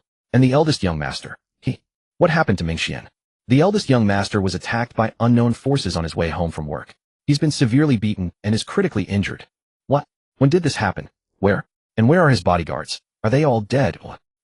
All the bodyguards were taken out. The eldest young master is currently being rushed to the hospital. Damn it. Zhao Shanhe felt a wave of dizziness wash over him. Of all nights, when did things have to go wrong? Turn around. Go to the hospital. The driver quickly wrenched the steering wheel and sped toward the hospital. Just as Zhao Shanhe was about to hang up, the butler's voice came through again. Master, Miss Shi. What? Monli is in trouble too. Zhao Shanhe bolted upright, but forgetting he was seated in a moving car, his head slammed hard into the ceiling. The rebound sent him crashing back onto the seat. Tell me clearly, what happened to Monli? While returning to the hotel after finishing her shoot, Miss was also attacked by a group of unknown assailants. She suffered severe shock and is on her way back. Damn it. Overwhelmed with rage, he nearly crushed the phone in his grip. Who the hell dares target me? Zhao Shanhe dares target my children. Damn you. I hope I never find out who you are, or I'll skin you alive. Bang. Before he could finish, the car was struck with tremendous force. The front end swerved violently, slamming into a tree trunk. The hood crumpled, and Zhao Shanhe's head cracked against the back of the front seat. Who the hell? He was heading to his mistress's place tonight, so he had brought no bodyguards, only his most trusted driver. Such matters must never reach his wife's ears. This oversight had given Wu Run and his men a perfect opportunity. They had already tracked Zhao Shanhe's movements and set an ambush. The driver had been taken care of long before knocked unconscious. The door flew open with a bang, and a hand reached in, grabbing Zhao Shanhe and yanking him out of the vehicle. Fists and boots rained down on him mercilessly. The driver ahead was already lying unconscious. Who are you? Why are you beating me? You reckless bastards, stop. Stop it now, or do you want to die? Zhao Shanhe roared through the pain. In response, he was met with even heavier blows. He had no idea how many bones were broken, which limbs were still intact. Stop. Good people, stop. Don't hit anymore. We'll give you money. Hey Zhao Shanhe, it's not your money I want. What? Then you want my life. Meanwhile, over at Ye Xing's place, the two families sat together in warm fellowship. After a hearty meal, they had naturally finalized the wedding date for the couple. Ring, ring, ring, ring, ring. His phone began to ring. Baba, a phone call. Guoguo will get it for you. All right, sweetheart. Hand it over to you then. Ye Xing pressed answer and passed the phone to his daughter. Hello, who is this? What do you need with Guoguo's Baba? Oh dear, my little darling, I'm your Grandpa Lang. Could you kindly ask your father to take the call? Okay, Grandpa Lang. Lang Xingzhou. I'm Lang, not Wolf. President Lang, what's the matter? Ye Xing took the phone and asked. Young Yi, the exchange meeting is about to begin. Send me your ID and I'll have someone book your flight. Baba, can Guoguo come along too? Of course I must. Ye Xing said with a smile. What fun would it be for me, Daddy, if my precious daughter doesn't go? Daddy, you're the best. I love you so much. Lung Shuyao hugged Ye Xing and planted two enthusiastic kisses on his cheeks, one on each side. Ye Xing's entire being melted with joy, his eyes crinkling into slits, his brows vanishing into a beaming smile. Ding. Detected immense happiness from the host's daughter. The host has excelled in the path of doting on his daughter. Reward piano pieces. Yellow River Concerto, Turkish March, first piano concerto. Acquired master-level Aries skill with the piece Moon reflected in Urquin. Acquired master-level Swana skill with the piece 100 Birds paying homage to the Phoenix. Note all scores have been automatically registered for copyright. The host need not worry about copyright disputes. Warm-tip: the system has also registered copyright for the host to Guoguo the songs the king sends me to patrol the mountain and dig. No need to thank me. Reward: A5 increase in all body attributes charisma 1. Reward: a Lamborghini Veneno. Ye Xing stood dumbfounded as the system notifications rang in his mind. What was happening? How had the system become so frivolous? What use were these rewards to him? Rewarding piano pieces for the upcoming piano exchange made some sense, but why suddenly bring in Eru and Suona? Could it be that he was supposed to perform at weddings and funerals, or busk on the streets? Was this meant to embarrass him, or to let him take his daughter to experience life? This Eru. No, was the system trying to stir up trouble? Did it expect him to play Eru and blow Suona at the exchange? Daddy, what are you thinking about? Ye Xing was snapped out of his daze by his daughter. He came to his senses and said, Daddy was so overjoyed from your kisses, my darling, that I was stunned. Come precious, give Daddy 2 more so I can stay stunned. He. Lung Shuyao laughed happily, then planted 2 more kisses, smooching away. This made everyone present feel a twinge of jealousy. Wasn't this too exclusive? Couldn't he share the affection? Guoguo mommy wants kisses too. The ice-cold female CEO Lung Furong actually began to act spoiled with her daughter. Oh mom, you're such a grown-up still acting like a child. Shame on you. The little milk ball said while using her tiny finger to draw 2 lines on her cheek. Ha. This antics sent Lung Mingji, Ling Hushan, Yi Rongguang, and Lan Xinyu into peals of laughter. Lung Furong's face flushed red. She glared at her daughter. What a thankless child, new love making her forget the old. It seemed she needed to set some rules, starting with charging her rent for the 10 months she's been in her womb. Young friend Yi. Brother Yi. Lang Xingzhou's urgent voice called out over the phone. How could he ask for his ID to book a plane ticket and then go silent? You can't back out now. Ye Xing snapped back to reality, quickly covering with a laugh. Haha, President Lang, sorry, a little hiccup just now. I'll send it to you in a moment, but I might need an extra ticket. Sure, not just 110 will do. Hearing Ye Xing's reply, Lang Xingzhou breathed a long sigh of relief. He had placed all his bets on Ye Xing. Lung Furong heard the conversation between Ye Xing and the other party, and the corners of her mouth kept curling up, impossible to suppress. It seemed her little man was reliable after all. He hadn't forgotten what he promised her. Yi Rongguang and Lan Xinyu also learned that Ye Xing was going to Beijing for the Sino-Foreign piano exchange. The 2 were stunned, their mouths hanging wide open, unable to close for a long time. Their son could play the piano. When did that happen? How could they not know? Both suspected that their son had been swapped souls or possessed by some old monster. If Ye Xing knew what his parents were thinking, he would be scared out of his wits because they guessed too accurately. He was indeed an outsider. Lung Mingji and Ling Hushan were also astonished. This son-in-law kept surprising them. How much more did they not know about him? Of course Ye Xing had no idea what they were thinking, or he would have said there will be more and more you don't know. Ye Xing sent his and Lung Furong's ID numbers to Lang Xingzhou, who replied instantly okay. The night passed without incident. The next day Ye Xing had Wang Shuangxi take Lan Taotao and Su Wenwen to the company for onboarding, then he took the 2 to the administrative service center to transfer the house to their names. Of course the property deed bore both Lan Taotao and Su Wenwen's names to give Su Wenwen peace of mind. Then he took them to the BMW 4S store and bought them a BMW worth over 5,000 yuan. Lan Taotao was over the moon, his mouth never closing for a moment, and Su Wenwen was the same. A house, a car. These were the dreams of countless workers, the very things many were shackled by. And they had achieved it all in a single day. Lung Furong took an uncharacteristic day off, taking Yi Rongguang and Lan Xinyu around the streets, buying them many things. Of course Ling Hushan accompanied them the whole time, and the relationship between the 2 families warmed rapidly, almost to the point of swearing brotherhood. The 2 elders stayed in Jianhai for a day before hurriedly returning. Yi Rongguang had such a large construction site to oversee, and his mother Lan Xinyu was worried about the farmland chickens and ducks at home. Ye Xing had no choice but to let them go, though he didn't let them take the train back. Instead, he had Xue Lingwe drive them both home. Lang Xingzhou had booked tickets for the day after tomorrow for Ye Xing and his wife. Ye Xing simply gave Xue Lingwe a long vacation, letting her go home and spend time with her mother. For this trip to Beijing, he didn't need Xue Lingwe to accompany him because there was a 50-person team stationed there that hadn't left. And last night he had received a call from Xikong Zhen reporting the results of the second action team. Learning the fate of the Zhao family, he felt a slight easing of the anger in his heart. If it weren't for the rule of law now, he would have made them perish in the most absolute way. As a former agent, his hands had been stained with many lives, and in this regard his heart was cold. At the same time, he lamented his own weakness. If he were powerful enough to transcend the rules, he would have charged straight and razed their entire clan and eradicated the root of the problem. A silver Boeing 747 descended through the clouds, slowly landing on the runway of Beijing International Airport.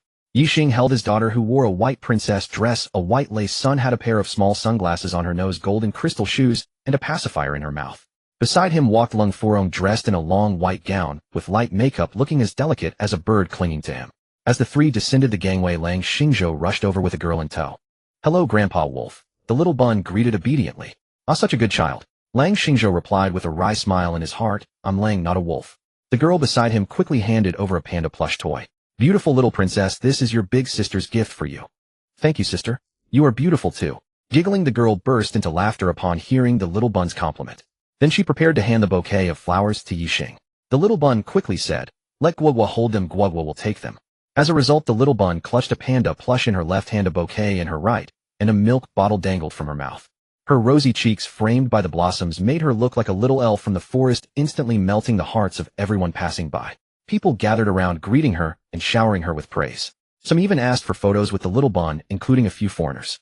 The little bun was not shy at all and welcomed everyone as if she were born to be in the spotlight. This time Ye Xing became the backdrop, holding his daughter, while countless people snapped photos, stealing a touch here and there. Lung Forong, standing aside, felt a twinge of jealousy. After all, her husband was becoming more handsome by the day, with a charm value of 91 points. Its lethal power was no joke. It seemed she would have to keep a close watch on him, or else some seductive vixen might whisk him away one day. 20 minutes later, the group finally exited the airport and boarded the blue flag commercial vehicle that Lang Xingzhou had arranged to pick them up. Seeing this car, Ye Xing couldn't help but marvel. In the parallel world of Blue Star government departments, and certain institutions were still passionate about purchasing this model. It was all about patriotism, though he wondered if there was any underhandedness involved. Soon the car stopped in front of a grand building, the Jingding International Hotel. The first 3 floors of this building housed the hotel's banquet halls. The 4th and 5th floors were venues for cultural events, and floors 6 through 18 were all guest rooms. Adjacent to Jingding stood a 5-story circular dome structure entirely constructed of marble and single-pane glass. Emblazoned on it was a row of golden characters, Jingding International Cultural Exchange Conference Center. "Brother Yi, I've arranged a business suite for your family, room 1606. Let Xiaoxian take you upstairs to rest for a while. It's almost time for dinner. The Music Association has booked a private room to welcome you. There are a few people I'd like you to meet. By the way," Lang Xingzhou pointed to the circular building. "The exchange will be held there. You have 2 days, your family can relax and look around. I'll have Xiaoxian be your guide. Brother Yi's sister-in-law, little princess, please follow me." Lang Xiaoxian gestured, pushing the luggage cart as she led the way. Ye Xing nodded to Lang Xingzhou, then carrying his daughter and holding Lung Forong's hand walked into the lobby. The elevator ascended to the 16th floor. Arriving at the room, Lang Xiaoxian swiped the key card and pushed open the door. The first thing they saw was an approximately 8-square-meter entry hall with a black gold metal-edged console table paired with an artistic mirror and an ambient light strip embedded at the base. Beside it was a cushioned shoe-changing bench and a custom cloakroom area with a fragrance diffuser and leather storage box on the console. Quite exquisite. Inside was a combined living and bedroom space of about 45 square meters with light coffee-colored marble flooring, light gray velvet sofas surrounding a minimalist tea table. The accent wall featured matte wood veneer with metal trim hung with a simple art painting. By the window was a 2-meter wide panoramic floor-to-ceiling window with electric blackout curtains offering an extremely wide view. Adjacent to the living area was a separate business workspace with a custom solid wood desk and an ergonomic genuine leather office chair. The desk had a built-in wireless charging pad, and a side cabinet housed a mini bar stocked with premium spirits and custom tea sets. The bedroom area was separated from the living room by a translucent screen. It featured a 2-meter wide imported latex bed with high thread count cotton linens and a headboard with embedded ambient light strips.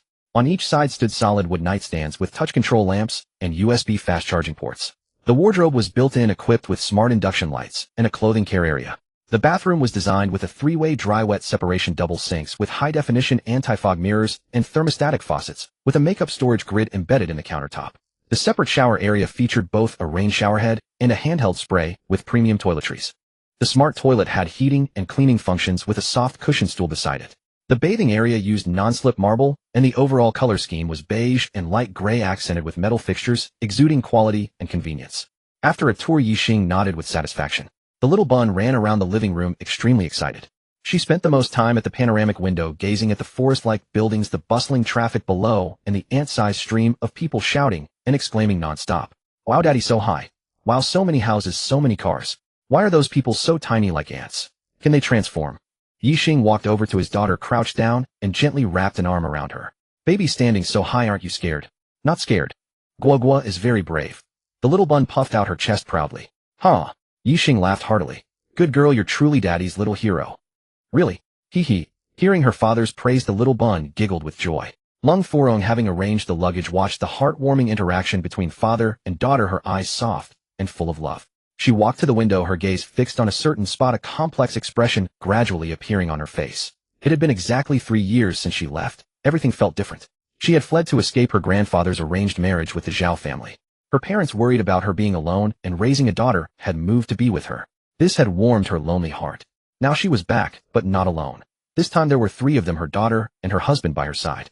Before setting out, Lung Mingji had suggested she visit her grandparents if possible, after all family ties should have healed over so many years, no matter how great the grievance. Moreover, the man she was supposed to marry had died, removing the thorn from her heart. A soft knock came at the door, followed by Lang Xiaoxian's voice. "Brother Yi, sister-in-law, little princess, time to go downstairs for dinner." "Oh, daddy, hurry up, let's go eat." At the mention of food, the little bun grew excited and urged him on. Ye Xing picked up his daughter and gently tapped her little nose. "You little foodie, let's go."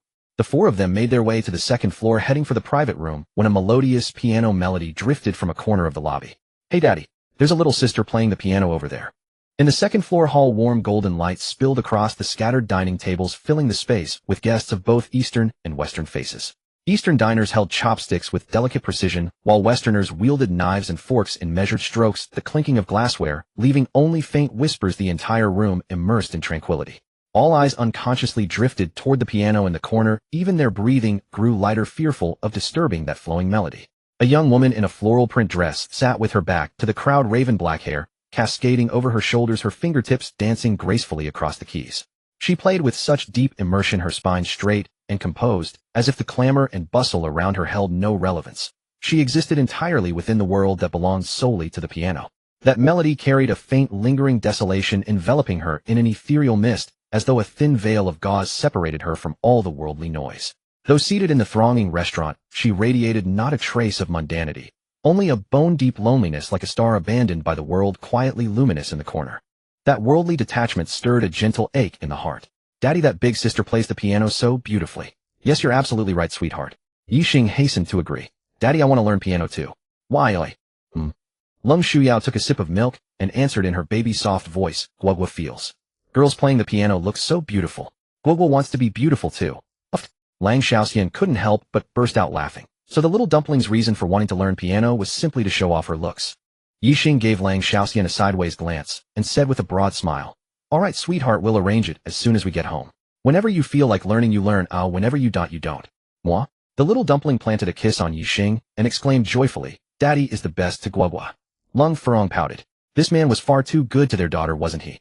She felt that compared to their daughter, she was merely an afterthought, a mere sideswipe. This man could ruffle her temper in 3 sentences, yet when could he ever treat her as tenderly as he did their daughter? Naturally, Ye Xing was unaware of Lung Furong's inner thoughts, otherwise he would have protested aggrievedly. "Wifey, you're overthinking it again. How could you possibly compare yourself to our daughter?" The 4 of them arrived outside the private room. Lang Xiaoxian pushed open the door, revealing a large round table laden with steaming dishes, a dozen bottles of red and white wine, and plenty of fruit juices and dairy drinks. Several elderly gentlemen and middle-aged men immediately ceased their conversations and turned toward the doorway. Lang Xingzhou hurried to his feet and approached with warmth. "Brother Yi, we were just waiting for you." "President Lang, I apologize for keeping you waiting." "Brother Yi, what nonsense, we just arrived ourselves." Come. Let this old man introduce you all." He pointed to one elderly gentleman. "This is Vice President Zhuo Fan of the Musicians Association." Then gestured to another. "This is Chairman Gao Yang of the Calligraphers Association, who's here primarily for the free meal. This is Li Xiangmei, a council member of the Musicians Association, and this is Li Feng, a staff member. Ladies and gentlemen, this is the young friend I told you about, Ye Xing, the composer behind that piece, to Guoguo, which he wrote specifically for his daughter. Greetings, Brother Yi. I've long admired your reputation. Forgive my rudeness." Li Feng seized Ye Xing's hand and shook it vigorously. "Brother Yi, that piano piece of yours to Guoguo. I was utterly astounded after reading it. It's simply magnificent. I've been playing it every day for days on end. Without it I simply cannot sleep." Ye Xing cast a puzzled glance at Lang Xingzhou. The old man's face flushed with embarrassment. "Well, young friend, you did give me a copy of the sheet music. This fellow wouldn't stop pestering me about it, so I had no choice but to let him make a photocopy." Ye Xing understood at once and smiled faintly, a casual little piece, certainly not worthy of refined ears. "I shame myself before you all. Brother, you speak not so, or you will offend many.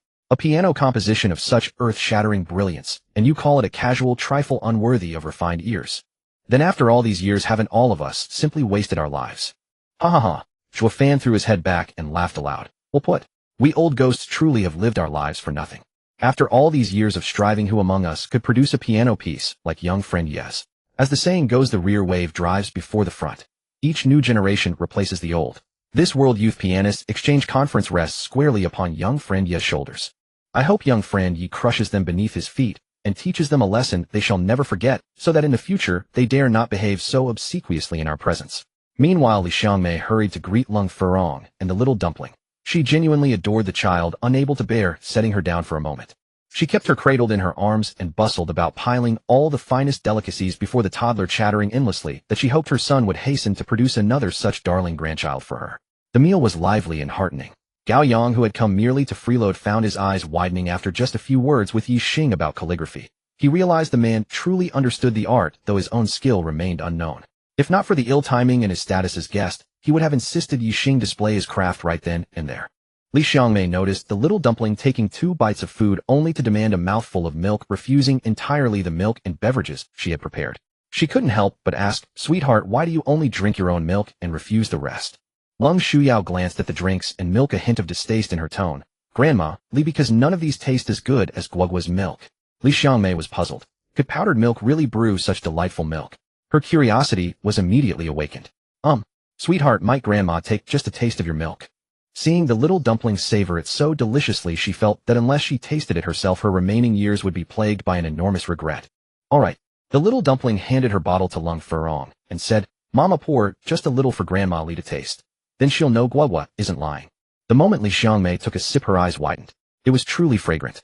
Remarkably smooth, rich, and delicious beyond compare. She quickly asked Lung Furong, "Sister, where did you buy this formula? What brand is it?" Lung Furong's expression stiffened, then she replied somewhat awkwardly, "You'll have to ask my husband. He's the one who arranged everything." At that moment, Lung Shuyao spoke up again. "Grandma Li, this milk cannot be purchased in any store." "What? Unobtainable? What did that mean?" "Unobtainable formula. Then where did this milk come from?" Before she could voice her bewilderment, Lung Shuyao continued, "Daddy developed this himself, and it hasn't hit the market yet. But Guoguo's father is already constructing a factory to begin production, and it will be sold worldwide in the future." "That's wonderful. The moment your family's formula is ready, Grandma, Li will be the first to buy it. I'll even promote it on my social media." After the feast concluded, Ye Xing took his leave from the others, carrying his daughter and holding Lung Furong's hand as the family of 3 walked outward. Upon reaching the hall, the piano music still played on, though the piece had changed. Lung Shuyao glanced at the piano, then at Ye Xing, her eyes twinkling with mischief as she spoke in a soft, coquettish voice. "Daddy, Guoguo wants to hear you play. Could you play a piece for Guoguo now, please? By the way, you must sing while you play." His daughter was up to some mischief again, wanting to steal the spotlight in public. But for his precious little one's requests, he would naturally accommodate them. What was the big deal? Just playing a piece on the piano and singing a song. What could be easier than that? He had hands and a voice, didn't he? Otherwise, wouldn't his grandmaster-level piano skills be completely wasted?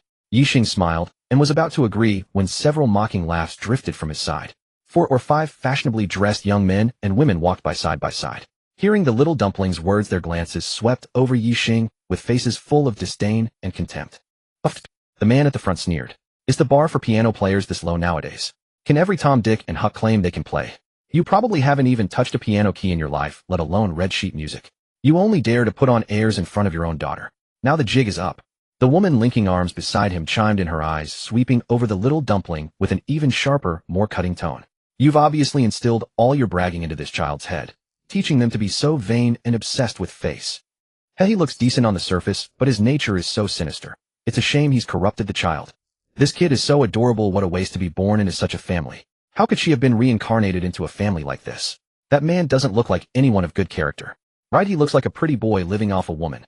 The others couldn't resist chiming in, their sarcastic remarks flying thick and fast. Swish, swish, swish. Countless pairs of eyes turned toward them, zeroing in on Ye Xing and his daughter. Ye Xing's brows knitted together, and the temperature around him dropped sharply in an instant. When others mocked him, he might have simply ignored it. After all, if you reason with fools, you drag yourself down to their level. But involving his daughter crossed an inviolable line. Cold light flashed in his dark eyes as the pressure around him became suffocating. These people were courting death and seemed to have long lives ahead of them. Let them continue their performance. The man who spoke first fixed his gaze on Lung Furong. A flicker of admiration flashed in his eyes, quickly followed by a twinge of bitterness and anger. Such a stunning woman had fallen to this pretty boy. No way she should have been his. He glanced at the woman beside him and suddenly found her as unappetizing as chaff. "Beauty, let me introduce myself. I'm Zhou Kong. My father is Zhou Shifan, chairman of Shanghai Biotechnology Pharmaceutical Company. Young Master Zhou Yu." The woman beside him immediately tensed up. Too afraid to direct her anger at him, she shot cold, hostile glares at Lung Furong. "Get lost." Lung Furong's expression turned to ice, her aura radiating a chill that could freeze the coldest winter. Ye Xing glanced at the woman beside him, a hint of approval flashing in his eyes. Impressive, straightforward, and decisively handled. You nasty woman, how dare you speak to young Master Zhou like that? Smack. Huang Ximing clutched her stinging cheek, staring at Zhou Kong in utter disbelief. Young Master Zhou. You actually hit me. Shut it, you disgrace. Who gave you permission to speak to a lady like that? Zhou Kong barked at Huang Ximing, then turned to Lung Furong with a smirk he clearly thought was ruggedly charming. Beauty, I'm sorry. My subordinate wasn't well behaved. To make it up to you, how about I treat you to a cup of coffee? The guy was clearly distracted by base instincts, his eyes fixated on some part of Lung Furong, completely ignoring Ye Xing and his daughter beside him. Ye Xing handed his daughter to Lung Furong, then turned to her with a playful remark. Baby, watch daddy turn into a pig for you. Husband. Lung Furong called out with concern. Don't worry. Ye Xing strode forward and one step grabbed Zhou Kong by the collar and unleashed a rapid flurry of slaps. Left, right. The sound echoing through the entire hall. Zhou Kang's face visibly puffed up, a fully formed pig's head crafted right before everyone's eyes. It all happened so fast that the entire hall fell into stunned silence. Many people stood with their mouths wide open, unable to close them for a long time. Oh! Zhou Kong finally let out a scream, roaring madly. You bastard, how dare you hit me? I'll take your life. He swung his fist wildly toward Ye Xing. Ye Xing caught his fist, twisted sharply. Crack. Bone broke. Then he delivered 2 powerful kicks to his knees. Crack. Crack. Both knee bones shattered. Oh! Zhou Kong wailed continuously, curling into a ball on the ground, rolling and screaming in agony. You son of a bitch. You dare hit Brother Zhou. Brothers, get him. 2 or 3 young men who hung around with him tried to rush forward and defend Zhou Kang's honor, but Ye Xing disabled them just as quickly. They joined Zhou Kong on the ground, clutching their knees and writhing in pain. The astonishing scene left the diners utterly stunned and horrified. Huang Ximing even more. Terror filled her eyes as she looked at Ye Xing like she'd encountered a vengeful spirit. Her legs buckled, and she collapsed onto the ground with a thud. Ye Xing slowly approached her. Huang Ximing stammered, "WH, what are you doing? Don't come any closer. Are you going to hit a woman too? Aren't you a man?" Hep. Ye Xing sneered. What's wrong, scared now? Weren't you so full of yourself just a moment ago? Whether I'm a man or not is for my wife to decide. As for you being a woman, in my eyes there are only good people and bad people. No distinction between men and women. You dare to bully my wife and insult my daughter. You deserve it. Ye Xing raised his hand and delivered another barrage of slaps, and a second pig's face was freshly produced. Then he kicked her, sending her flying to join the others. Ye Xing brushed his hands together as if he'd touched something filthy. Clap. Someone started applauding, and soon a ripple of applause spread through the crowd. Some even shouted their approval. Everyone had witnessed what just happened. That family of 3 was perfectly fine, but this group of thugs went up to provoke them with all sorts of mockery, abuse, and even lustful thoughts about their wife. These were nothing but scum. If they had encountered such people, they might have swallowed their pride and backed down to avoid trouble. But deep down they also felt disgust and hatred. They wanted to beat people like this too. Ye Xing had done exactly what they wanted to do, but dared not. The restaurant manager rushed over with several security guards, but before he could reach Ye Xing, Lang Xingzhou and the others had already arrived. After understanding the cause of the matter, he patted his chest and said, "Brother, you don't worry, leave it to me." He then gestured to the manager. Upon seeing Lang Xingzhou and the others, the manager's expression changed instantly. He hurried over with obsequious bows and greetings. Lang Xingzhou merely said a couple